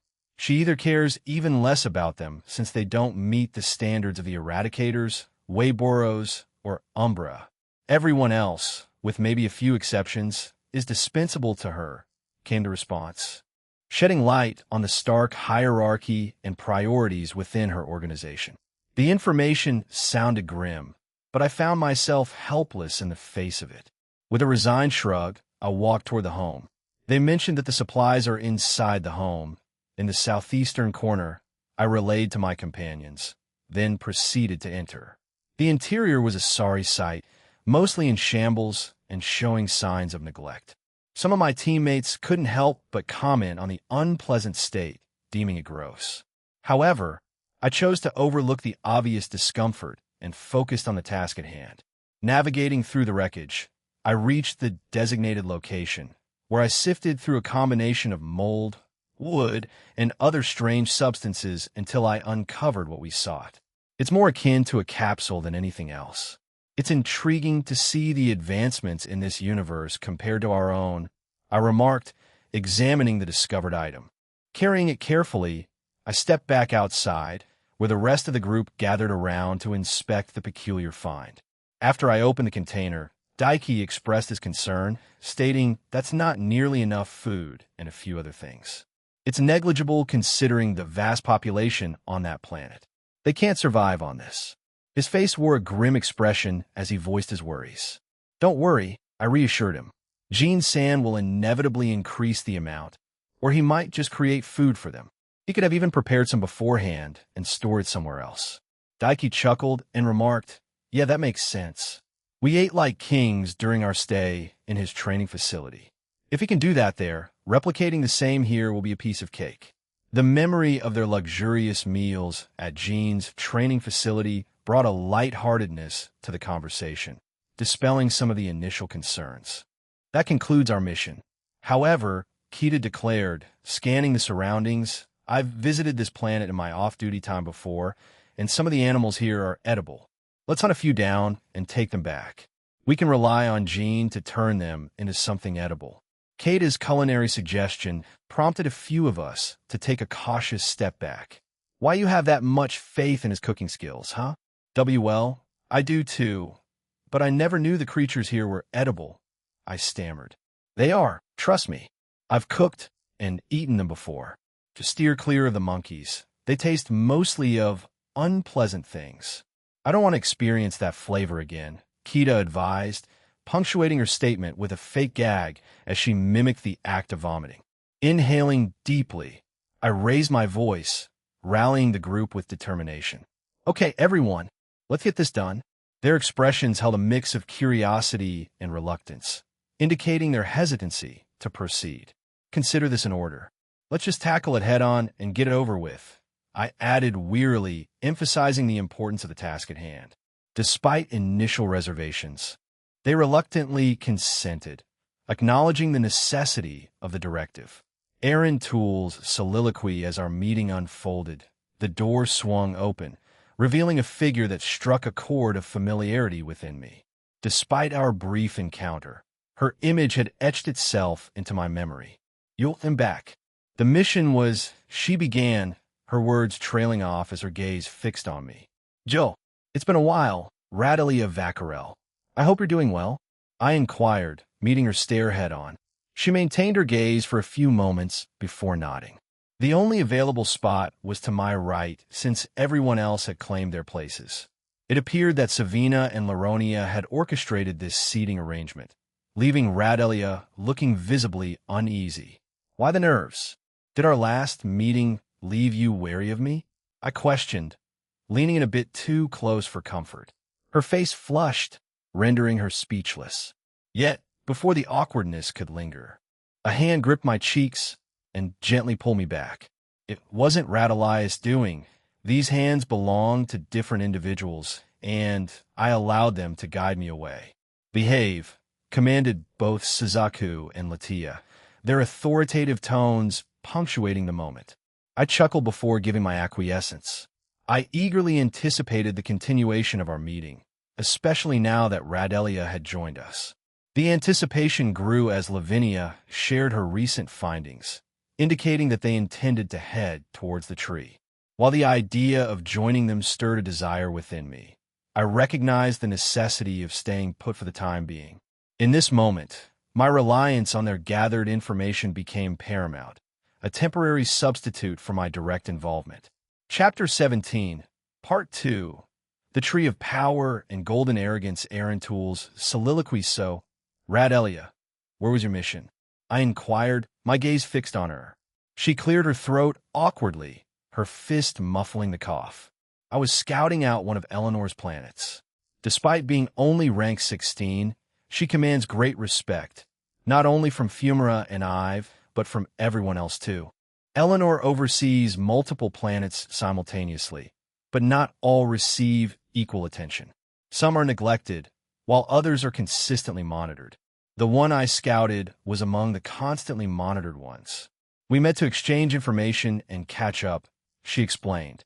Is that the norm for everyone, including you? I probed further. It varies based on the eradicator, their strength, intelligence, and other factors come into play.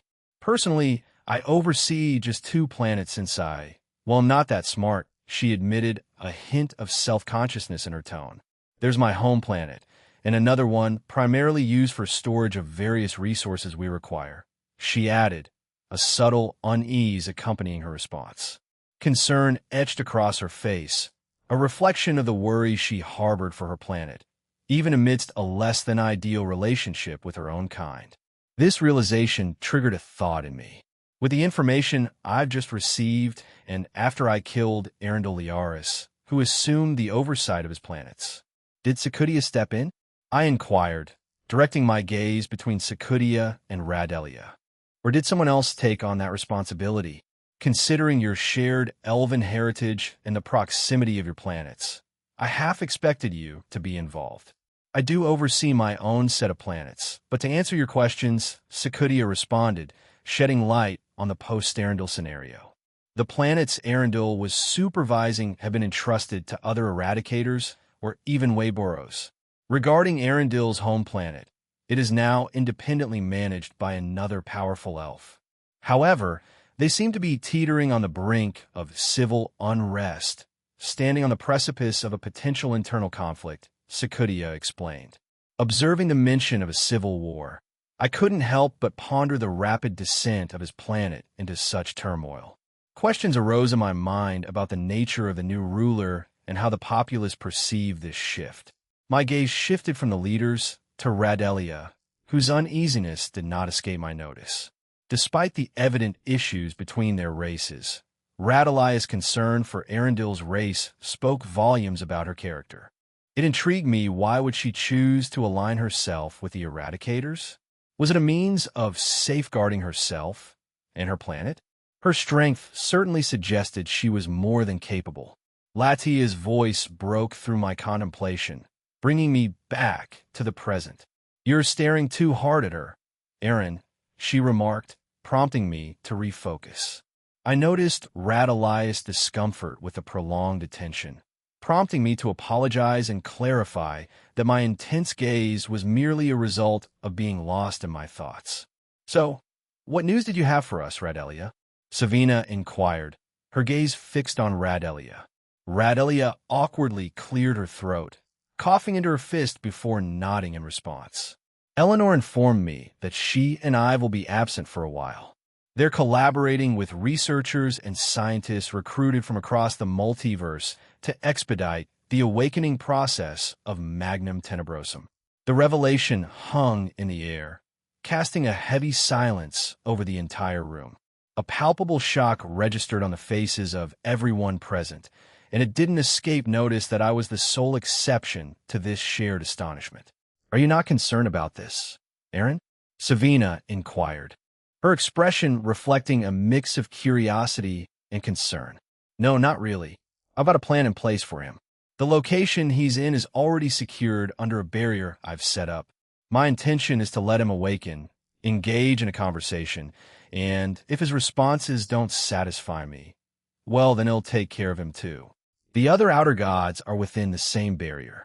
Only after Magnum Tenebrosum is dealt with, the additional barriers will activate, sealing them off permanently. Even if they wake up, they won't be able to escape without my consent," I shared with a confident smile, reassuring Savina and the others about my strategic approach. "So, we can exclude the outer god from our considerations?" inquired Lysenvar, his hand rubbing his chin in contemplation. "Yeah, no need to factor them and consider them non-factors and tweak your plans accordingly. Trust me on this," I assured them, and though met with some reluctance, they eventually agreed. On another note, I'm looking to recruit some Eradicators to join our cause. Specifically, I'm targeting ranks 1, 2, 3, 4, 13, and 15, if possible. I'd like to get this underway as soon as possible and liberate the corresponding planets in the process.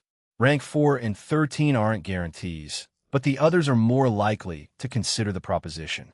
While convincing rank 1 might require some effort, but I've witnessed moments of compassion from him, similar to 2, 3, and 15, shared Radelia, shedding light on the potential challenges and opportunities in recruiting Eradicators to our cause.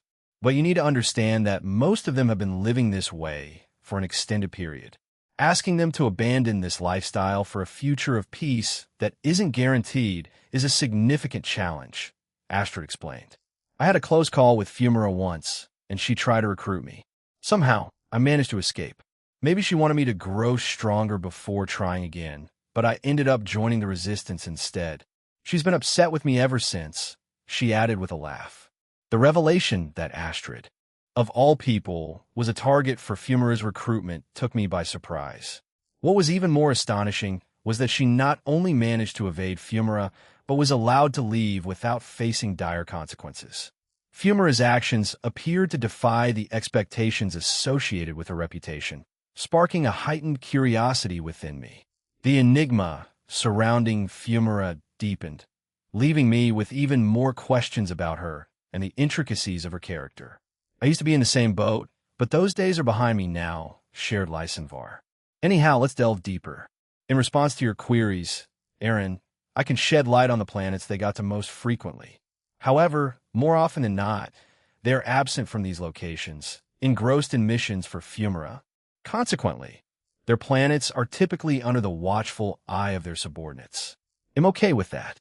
"Go ahead," I responded, encouraging him to share the information. He proceeded to provide details, and our meeting seamlessly carried on. Lavinia, Rennie's soliloquy of the day is drawing to a close. Should we consider wrapping it up soon? I inquired, turning my attention to my companions. Several hours had elapsed, during which all of us collaborated to unravel the mystery. Our combined efforts revealed the existence of 10 wells in total, forming a perfect decagon when interconnected. The central focal point of this geometric arrangement was the tree, a revelation that brought a new layer of understanding to our exploration. Azathoth, being more knowledgeable about the situation, shared her insights. According to her, this location was once an ordinary planet until the Phantasma, in a fleeting visit, seized control, depleted its resources, effectively rendering the planet lifeless, and then callously abandoned it without a second thought.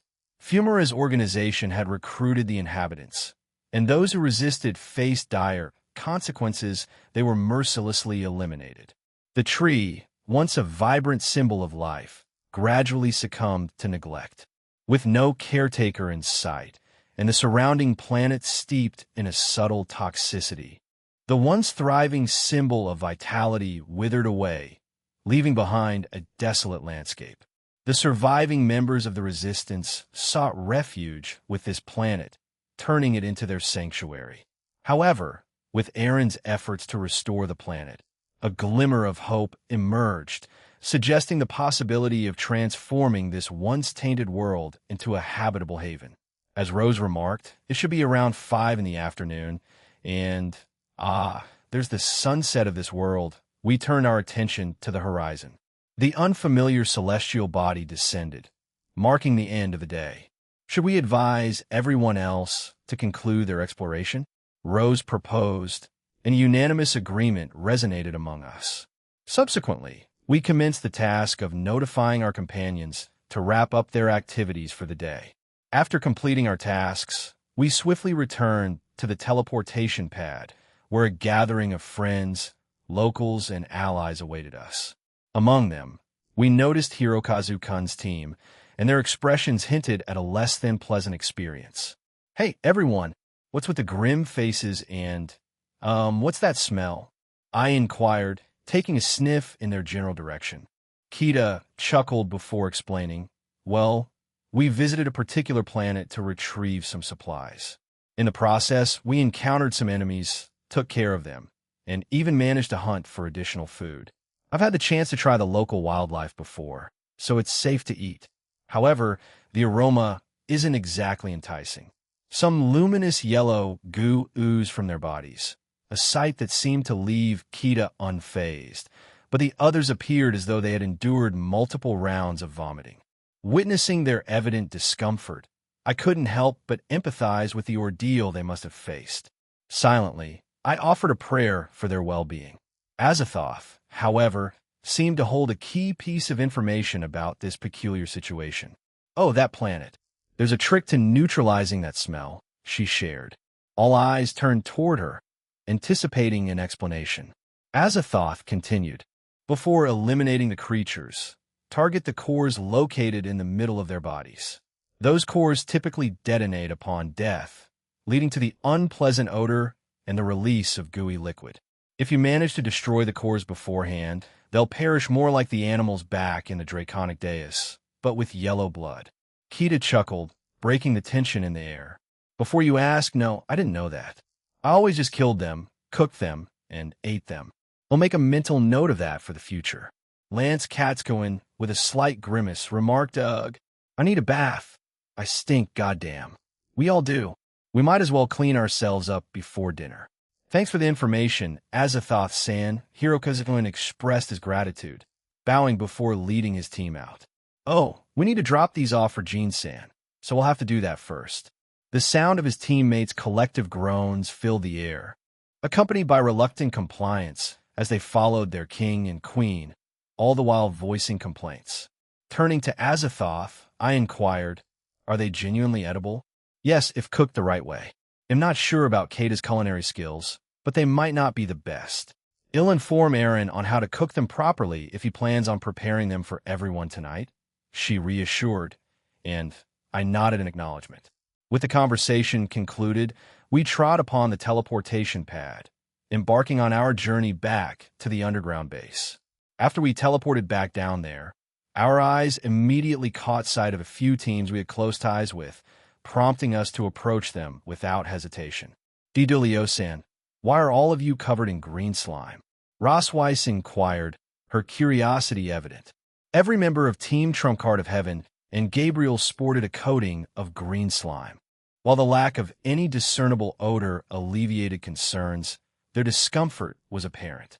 Dulio, with a sheepish grin, rubbed the back of his head and chuckled. Ha ha! Well, after our own trials, we were assigned a mission to eliminate and retrieve this green slime. And, as you can see, we ended up covered in it. Limber-chan mentioned wanting to use it for various purposes, so we agreed. Azathoth reflected, her nod indicating a contemplative moment. When paired with the green liquid Laronia purified and transported here, the efficiency of distributing power to the underground improves. However, if we integrate it with the crystal core Aaron fashioned in the central room and connect it to the tree above ground with its roots, this entire planet could transform into an unlimited powerhouse of powerful energy. Her gaze then shifted to Dulio, inquisitively posing a question. Limber requested you to bring this, correct? And who initiated the idea of combining these elements? Dulio, pondering for a moment, responded, I believe Jean Kuan and Eccles-chan suggested this to her. Why do you ask? Excitement laced his words as he continued. Unlimited energy? Isn't that incredible? Didn't Aaron inform you about his home with unlimited energy? I'm pretty sure he has his own ISP too. I heard Kuntwar and him set it up around last year. It should cover the whole world, maybe even the universe after he evolved. Gabriel shared, joining me and attempting to embrace me. However, I gently declined, causing a hint of sadness to flicker in her expression. She's right. But Gabriel, can you wash up first? I don't want to get sticky. I requested. Tilting her head, she responded, but you're used to Aaron's. I swiftly covered her mouth, preventing her from revealing any more. While I didn't mind sharing intimate details within the confines of Aaron's harem, I preferred to keep such information private from others outside the circle. Oh, there it is. So, you guys did get some. Well, you guys got a lot, thanks, exclaimed a voice that sounded somewhat familiar. As we all turned toward the source, Limber walked towards us accompanied by a few others. Unfortunately, Aaron and the rest were not among them. How much did you manage to get? She inquired. About 10 crates, Dulio replied. He tapped his necklace and summoned 10 enormous crates of the slime, astonishing Limber. We thought it might be a good idea to let some of them live and breed, so we can harvest more in the future. Limber laughed and playfully slapped Dulio's back repeatedly. Yeah, good call. This will definitely be enough. Probably. Anyway, I think Aaron and Eccles will be happy about this, so they'll go inform them. Oh, can you leave them? At this location? You can ask Stella. She probably went to get changed, right? I'm done. So they'll bring them over there. Limber chimed another voice, and upon turning, we discovered a young woman. She possessed long, flowing lavender hair adorned with a substantial black ribbon, complemented by pale green eyes. Her attire consisted of a prominently black dress, along with matching gloves and shoes. By her side, she carried a sizable black suitcase, which she promptly dismissed with a light tap. That was quick. Well, anyway, I'll leave it to you guys, since I have a few other teams to hit up. Limber exclaimed before summoning a peculiar mechanical hand plus hoverboard contraption, jumping on it, and swiftly soaring away. Stella, nice to meet all of you. She greeted us with a courteous bow. Turning to Dulio, she added, Follow me, Mr. Trump Card. It's not far from here. Dulio's voice rang out confidently, breaking the silence. And my name is Dulio, he proclaimed, rallying his team to follow Stella, with the exception of Gabriel. I'm gonna go have a shower. Oh, before that, who's on the schedule today? Gabriel inquired, drawing my attention. I glanced at her before scanning the rest of the group. Well, I'm on it, that's all I know. I checked with Grafia and Kuntwar earlier. As for the others, I'm not sure. The schedule mirrors that of our universe.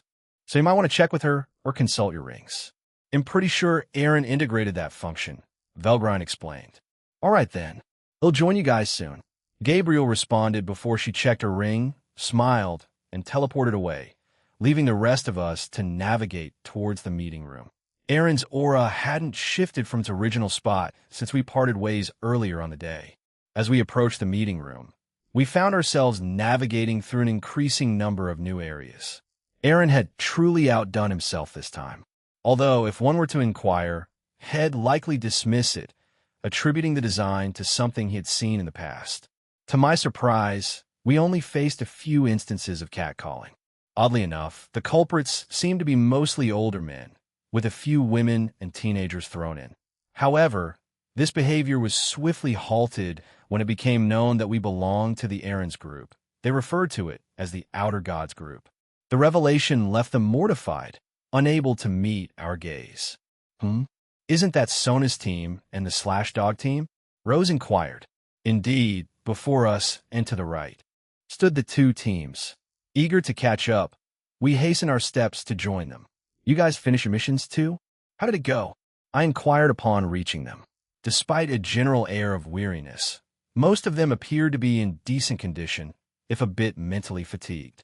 Elle la vigna, Natsum uttered wearily, seeking solace in my embrace. I need a quick break. I can't deal with that woman. Woman? I queried, tilting my head in confusion. Natsum, with her face buried in my chest, pointed behind her. Following her finger, I couldn't help but giggle as she gestured towards some kind of female wolf yukai. Shigyan mirrored the action, her eyes swirling with exhaustion. Now, I found myself hugging two of my former teammates, their weariness evident. Just as I was about to speak, a familiar aura caught my attention. I turned to see Vakuin walking away, his expression seething with anger. Oi, Vali! Wait up! Monkey Kuin shouted, dashing after his friend and leader. The rest of the group trailed behind, sporting equally fatigued and displeased expressions. Bringing up the rear was a younger boy, standing at around 411, his demeanor oozing with smugness. That's why you guys are just muscle brains. You can't even navigate that labyrinth without me, the small boy proclaimed, bursting into laughter. Vakuin, though visibly tempted to turn around and confront him, restrained himself and continued walking away. Ouch, those guys got paired up with Iliovan, expressed the female wolf yukai, a hint of sympathy in her tone. Iliovan? What's the deal with him, Kiratsum? Fusey inquired, curiosity evident in her eyes. Yeah, he's a smug midget who thinks he's the next hero of our world. But credit where it's due, he can back it up. He's pretty smart, with an ability to complement it, and surprisingly physically strong despite his stature and physique, explained Kiratsum. Intrigued, Velgrind joined the conversation. What's his power? Using his brain, he can practically predict the future of his opponents, or even the entire battle. With his already high IQ, coupled with a rapid calculating speed, he essentially gains future sight against living opponents after observing them for a short time. Add in his robust physical abilities, and he's nearly perfect except for his low emotional intelligence and that smug attitude, Kiratsum detailed, painting a comprehensive picture of Iliovan's formidable capabilities. Before Kiratsum could provide more details, Iliovan diverted his attention toward us, his gaze fixated on something captivating. He hurried over, pointing directly at me, his face tinted with a hint of embarrassment as he exclaimed, Who are you? Natsum shot him an irritated look, shaking her head before returning it to its place on my chest. Shigyun winced in pain, covering her ears in response to the sudden outburst. Im lavini arini? I responded tentatively, thrown off by the unexpected inquiry. Become my woman, Iliovan declared, the proclamation sending shockwaves through the surroundings. The suddenness of the demand left me stunned, unsure of how to formulate a response. Vakuin and his team, still in close proximity, observed the scene with wide-eyed surprise. Vakuin, in particular, appeared visibly angered. He began advancing towards us, triggering his balance breaker with a determined, almost murderous gleam in his eyes. I'm sorry I can't. I expressed, display my engagement ring. Am already engaged, so? His face contorted into a frown, clearly displeased by this revelation. And who's your fiancé? Idiot. She's the outer gods woman, the man that made this place like this. I suggest you calm your midget rage right now, interjected Kiratsum. Ilyovan appeared stunned, frustration etched across his face. You heard the wolf woman. Leave her alone. Vakuin intervened as he arrived on the scene. What's it to you, puny lizard? Retorted Ilyovan. Because she's my sister, and if you keep harassing her. Vakuin seized Ilyovan's head with his hand, exerting pressure. I'll end you myself before Aniki gets here, 'cause I promise you hell make it 100 times worse for you, he hissed, instilling a sense of unease in Ilyovan. Unhand me. To hell with that. We are clearly better matched, Ilyovan exclaimed, his tone filled with defiance as Vakuin released his grip. We're both blonde, have blue eyes, and, yeah, it's a perfect match. The logic prompted a few people around us to facepalm, a visible reaction to the absurdity of his argument. Once again, I reiterated, I'm sorry, but I can't and won't. I love Aaron. Please find someone else. Ilyovan sighed, his disappointment evident as he turned away, shaking his head while walking off. You'll understand my greatness in due time. It will encompass that God's greatness, I promise you that. Vakuin, seemingly unimpressed, inquired, can I kill him? A demonic ball slowly formed in the palm of his hand. That wouldn't be a good idea, Vakuin. Let's just leave it, I advised, and he reluctantly dismissed the notion. Sajikuin expressed his exasperation, sighing as he commented, what a bratty asshole. I've read that small people tend to have more anger and complexes than most, but Gasperkuin isn't like that. What the hell is his deal? The puzzlement in his voice conveyed a genuine curiosity about the unusual behavior. We don't know, Kiratsum admitted, a hint of weariness in her tone. Like the rest of us, we lead challenging lives. But most of us manage to focus on a goal and try to maintain a relatively positive outlook. Sure, there are bad days and we can get a bit down, but we're not like Ilyovan. We can't quite figure out why he's like that. Maybe you're on to something, blonde dude. Perhaps he just has a complex about his height. Some short people are weird. Well, not all of them, Sajikuin mumbled, offering a hesitant observation. And unfortunately, we're on the same team as him. Arthur chimed in as he and the rest of Akan's team arrived. He made our mission quite frustrating, to say the least. Frustrating? Are you insane? He made it unbearable. We usually work independently and team up when necessary. But that guy was trying to order us around like his slaves. Sure, he's smart, but at least don't act like a jerk about it. Biko-kun passionately vented his frustrations, his discontent evident in his words. Sona sighed, audibly drawing out attention to her. Regardless of his reasons, let's go, and meeting up with Aaron and the leaders. The end of the day is drawing near, and we still have a few things to do. If given the chance, we can inquire about Ilyovan. Maybe the leaders may know something, and if not, Aaron might. With unanimous agreement, we commenced our brief journey toward the meeting room. A myriad of questions buzzed within our minds. This universe had proven to be intriguing thus far, and as we traversed, the allure of its mysteries lingered in the air. There was a palpable eagerness to unravel every enigma it held. As we approached the door, the cacophony of lively chatter and miscellaneous sounds, including the shifting of chairs, filled the air. Suddenly, a resounding boom echoed from the room, prompting me to take the lead and push the doors open. Inside, a woman with black hair fashioned into twin buns caught our attention. She donned a black Chinese qipao dress and held Aaron by the neck of his shirt, fixing him with an intense glare. Surprisingly, no one in the room, including Suzaku and his companions, made any move to intervene. Are you serious? The woman exclaimed. Curiosity piqued. I used my ring's appraisal ability, revealing that she was none other than Radelia, bearing the rank 10 of the Eradicators. Yeah, I'm serious. Although my companions and I had already mentioned that aspect of my ability multiple times before you decided to do this, Aaron responded with a chuckle, maintaining his composure. Radelia's face flushed with embarrassment as she released her grip on him. Aramai, I'm sorry, she mumbled, clearly horrified by her own actions. Taking her seat once again, she sighed loudly and mentioned, I'd like to have a conversation with you about that later if it's possible. Absolutely. We can discuss it later. Anyway, I think it's about time to conclude our session. My legs are almost numb from being seated all day, he stated, rising from his chair and extending his body in a stretch. Finally acknowledging our presence, he addressed us. Oh, are you all finished? Great job. Give us the rundown. Aaron Toole's soliloquy. The reports flowed in for an additional 5 minutes as each team summarized their findings. With that, the session concluded. My mind, however, was already set on the tree expedition planned for tomorrow. It became my goal, a prospect to be shared with a few companions if circumstances allowed. Yet, looming in the near future was a discussion with Radelia about a matter she wanted to address. As we turned a corner and paused, Radelia approached me with directness.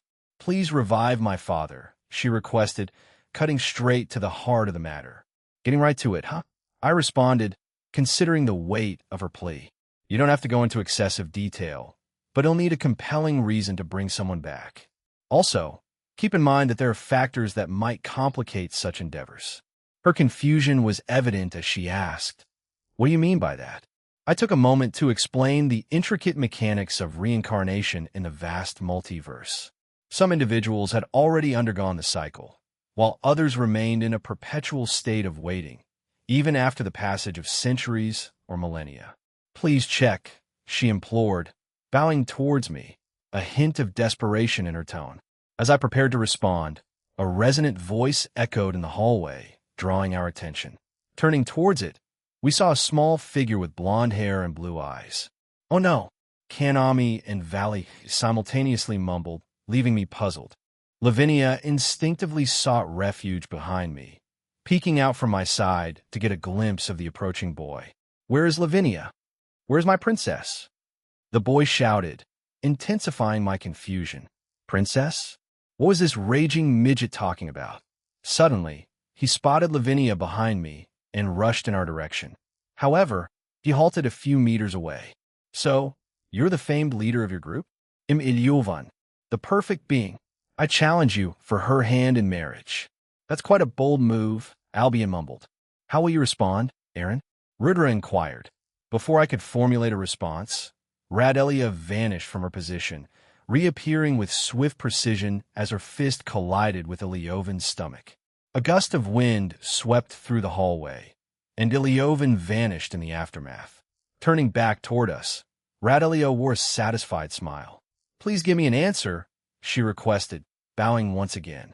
It took a few moments for the surprising events to register. I chose to nod, opting to ignore the peculiar occurrences. Exploring this universe and locating the burial site of Radelia's father turned out to be a straightforward task. However, it appeared that her father harbored numerous regrets, hindering his passage to the afterlife. Perhaps he desired to witness her leading a more comfortable life before moving on. Strangely enough, this situation played into my favor. His soul remains here, making it easy to bring him back. However, wouldn't it be more appropriate to bring him back under better circumstances? I'm willing to do it, but I began, only to be abruptly interrupted. I'll become your woman, Radelia declared, cutting me off. That's not a prerequisite for anything. Please, listen to me, I urged, and she reluctantly ceased her outburst. They'll bring him back, but I won't do it until we have done a few things because, like I said, it would be better for him to come back to a calmer universe. Raising a finger to emphasize my point, I expressed, one of the crucial tasks on my agenda before bringing him back is to liberate not only your planet, but also Arendelle. Additionally, I aim to dismantle Ferothos Prime and any other planets aiding in the creation of weapons and armor for Fumara. Once these objectives are accomplished, I will proceed with bringing him back. Is there anyone else you wish to see returned? I'm willing to do it if you assist me in this endeavor. Radelia took a moment to contemplate my requests, then, assuming a humble position on all fours, she declared, I'll do it. I may lack finesse, and I might be seen as foolish and inept at leadership, but But if it means bringing my dad back from the dead and granting him a better life, I'm all in. I gazed at her, allowing a quiet moment to linger before posing the question once more. Do you want me to bring back anyone else?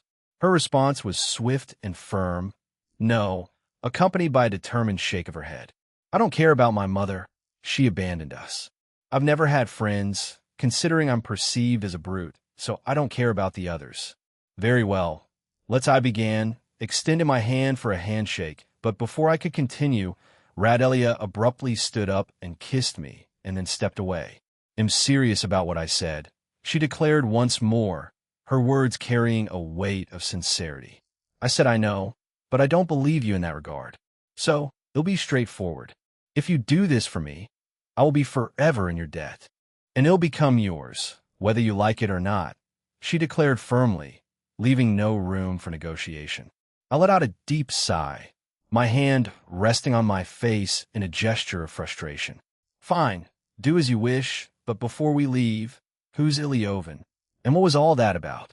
I directed my questions to Radelia, glancing behind me at Lavinia, who wore a strained smile. He's an orphan Lady Fumara tried to recruit in the past. Truth be told, most of the leaders here were on her recruitment radar, but they joined the resistance before she could make her move. Iliovan, in particular, is exceptionally intelligent, and his abilities complement that intellect. His physical strength, coupled with his hidden imposing physique, isn't much of a surprise, but it did inflate his ego, Radelia explained. From my observations, he seems to be attracted to a specific type of women, blonde hair and blue eyes. If you have any women fitting that description, it's advisable to keep an eye on them, as he might attempt to court them. I nodded in understanding, processing the information until a realization struck me. Ravel and Gabriel. I muttered, my concern growing. I'm going to without finishing my sentence. I vanished from my spot, determined to find Ravel and Gabriel. I couldn't shake the thought that Lavinia might have already become a target due to her earlier actions. It led me to wonder who else might be unintentionally caught up in this unfortunate situation. If the individual in question persists, it might require me to take additional measures to put an end to his actions. Navigating to a different section within the underground base, I soared through the skies, swiftly identifying the individuals I sought. Below me, Ravel, Chiron, Gasper, and Coriana were present, though Iliovan seemed to be the center of attention, particularly for Ravel and Coriana. Touching down beside them, I inquired, what seems to be the issue here? Aaron Salma, Ravel exclaimed, with the rest of the group standing behind me. The leader. Perfect. Radelia is a bit of a brute, so I didn't have a chance to get your reply. Now, I've set my sights on this woman with the drill-like tails for hair. Yes, she's my type too. Lavinia, Rennie, and Laval, Iliovan announced. It's Ravel Phoenix, Ravel corrected, a hint of annoyance in her tone towards Iliovan. Yes, Ravel and Lavinia. You two will become my wives, he declared, then shifted his attention to Coriana. However, Gasper stepped in front of her, giving Iliovan a stern glare. Maybe you're two. I do quite love blondes. I appreciate the offer, but am already interested in someone else, responded Ravel, her tone conveying annoyance at Iliovan's self-centered chatter. I couldn't help but notice her grip on my shirt tightening, as if seeking reassurance. Coriana chimed in, am engaged as well, and proceeded to affectionately embrace Gasper's head, eliciting a sly smirk from the little damper in response to Iliovan's futile attempts. Unperturbed, Iliovan persisted, it matters not. Soon, you'll realize I'm superior in every way. Before he could complete his sentence, Radelia reappeared, delivering another swift punch that caused him to vanish. It left me contemplating whether this ability was a facet of Radelia's unique skills. After the punch, she gracefully knelt down on one knee, remarking, he's surprisingly resilient. Even when I hold back, he'll likely be okay after being punched away. You don't need to kneel for me. Anyway, where did you send him? We've got quite a few blonde-haired and blue-eyed members on our team, I remarked, my mind flashing with images of Gabriel, Keisha, and Grimjord. Concern gripped me. Although considering the latter two had blonde hair but lacked blue eyes, they were less of a target for him. In a random direction, although she began, "Aaron, someone strange is telling me to marry him. What do I do? I don't want to, and Keisha and Sila are with me," Gabriel suddenly conveyed through telepathy. Feeling a surge of frustration, I placed a hand on my face and uttered, "I'm going to put him to sleep for a bit. This is getting ridiculous." The statement left everyone perplexed, but I clapped my hands and teleported us to Gabriel's location. "Now, an angel thing. Marry me," Ilyovan declared passionately, dropping to one knee and extending his hand towards Gabriel. Caught off guard, Gabriel appeared visibly flustered and unsure of how to respond. Being inherently kind and caring, she found it challenging to reject or disappoint others, creating a peculiar predicament for her. On one hand, she was already committed to me, engaged in a relationship that held a significant place in her life. On the other hand, Ilyovan, essentially a stranger, had suddenly professed his love for her, creating an unexpected and awkward situation. This internal conflict had been a recurring theme for Gabriel over the years, and we had attempted to address it on several occasions. However, the complexity of her emotions persisted. The conclusion we arrived at was that she needed to experience a genuine scenario where she had to assert her own desires, even if it meant disappointing someone. It was an essential step to help her navigate these kinds of social challenges. Now, let's soar into the no. I don't want to. Please stop." Gabriel's shout echoed, surprising everyone with the forceful breeze that erupted from her. Puffing her cheeks, she quickly spotted us and rushed over, embracing me. "He's almost comical at this point, don't you think?" observed Drake, a sentiment shared by those witnessing the scene.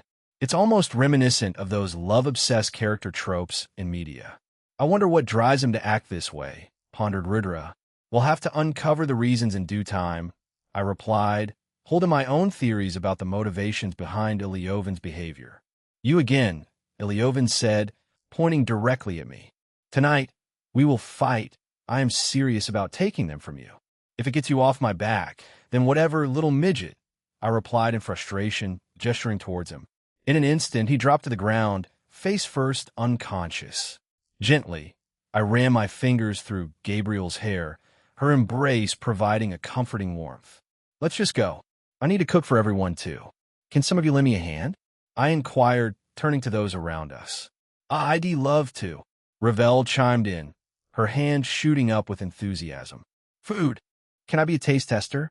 "Naysama will probably want to join in too," Chiron suggested, her hand raised in a similar fashion. Amused, I chuckled and agreed to Chiron's proposal. And so, we left Ilyovan behind.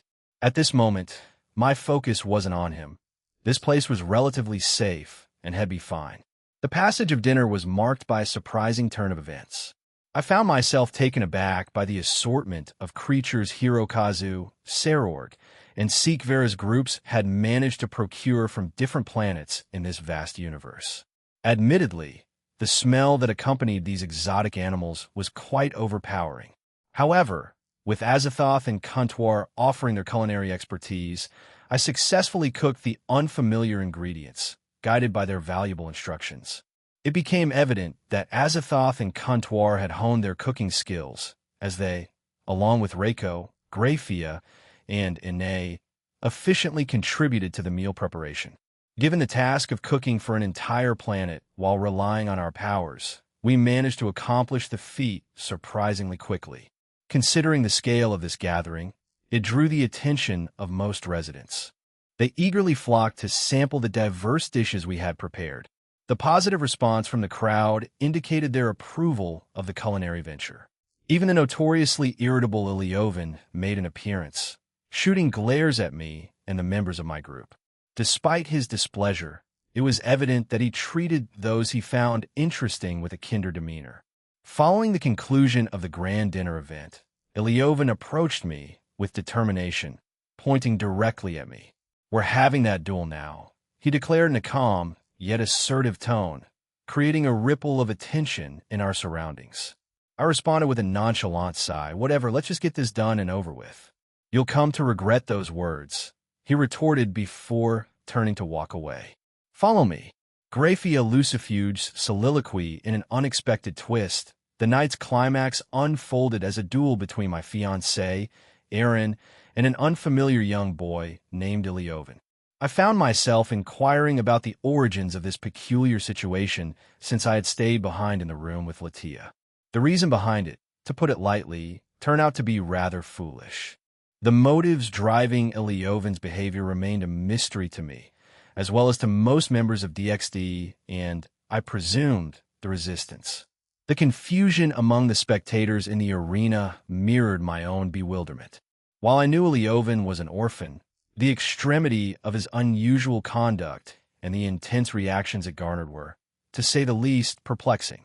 It hinted at a deeper, underlying issue that begged exploration. Perhaps Aaron had insight into this matter? However, upon scrutinizing him, all I could discern was an irritated expression etched across his face. "Kick his ass, Aniki!"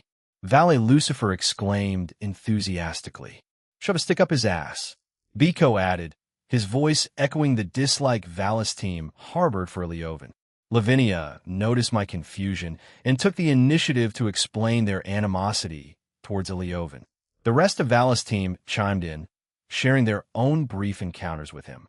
As their stories unfolded, the hostile attitude they displayed began to make sense.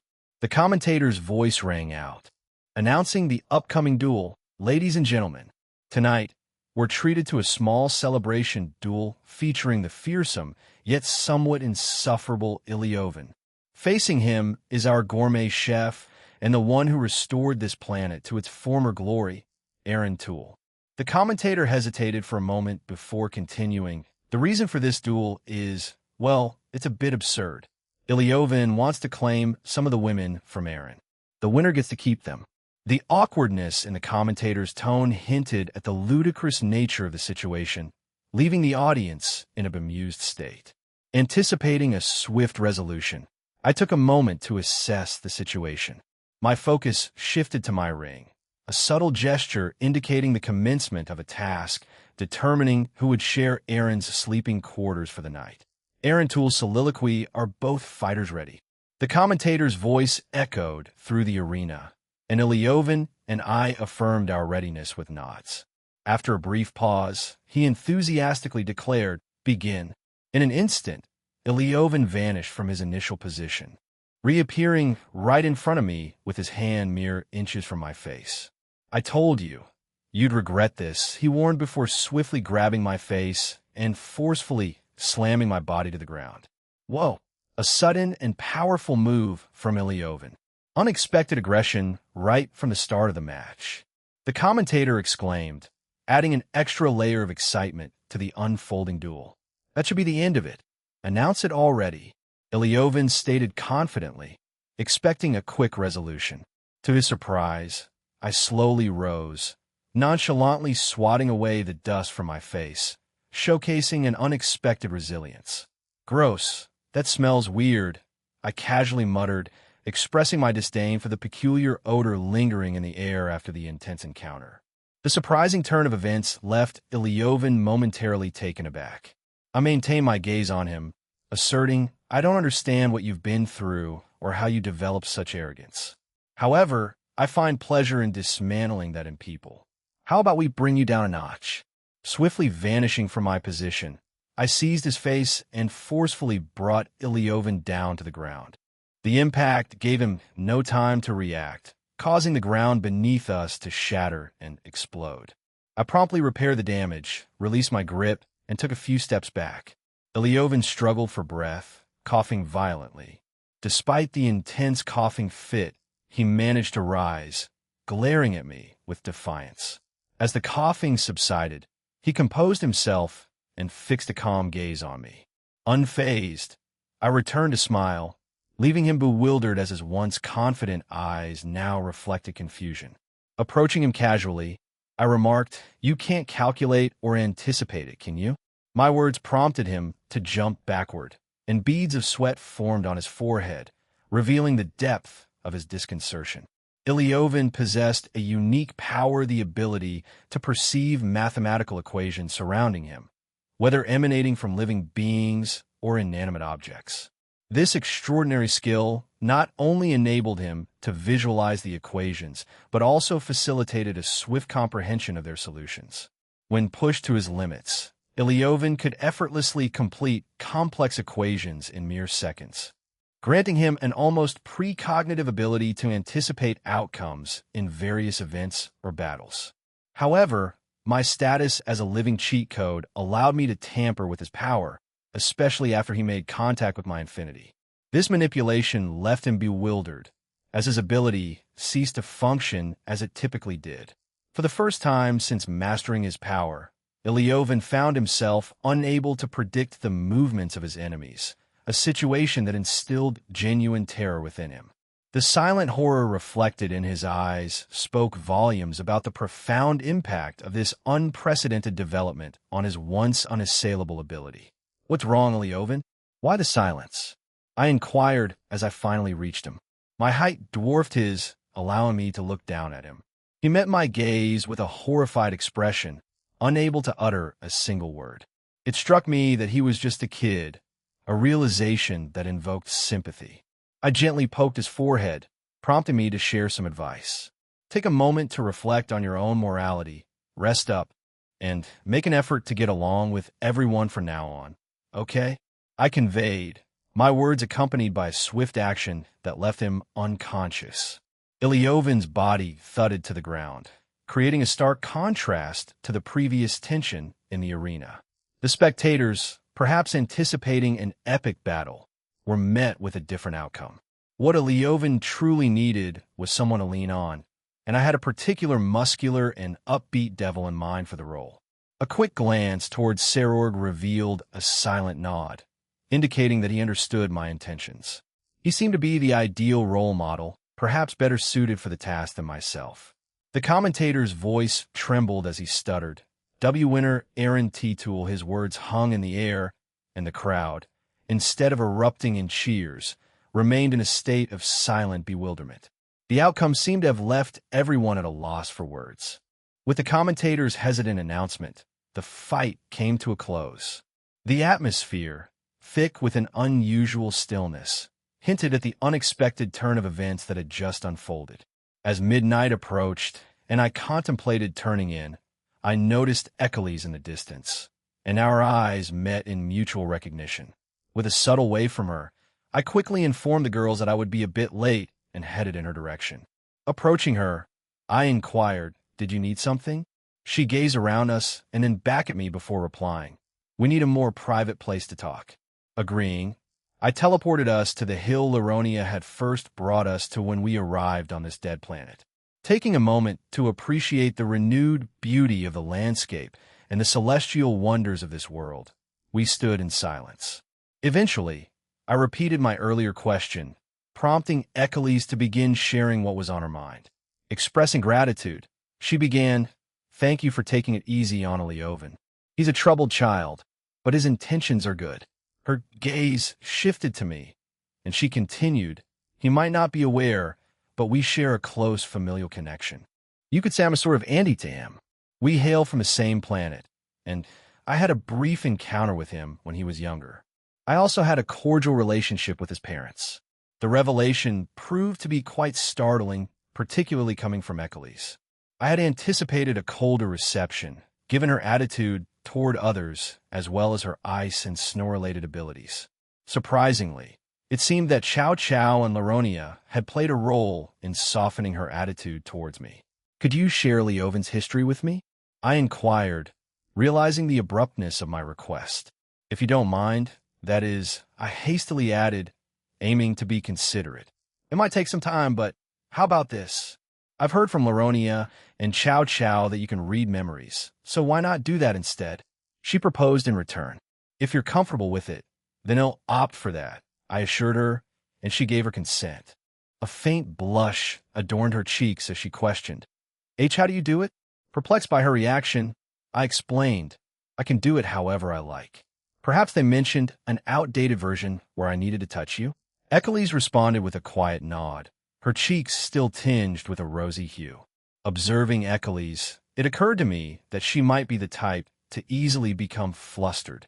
This realization sparked a mischievous desire within me, prompting a playful nod of my head.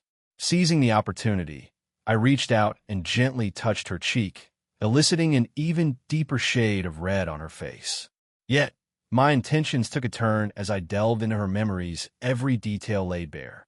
A minute passed in complete silence before I released her cheek, a subtle sense of melancholy settling within me.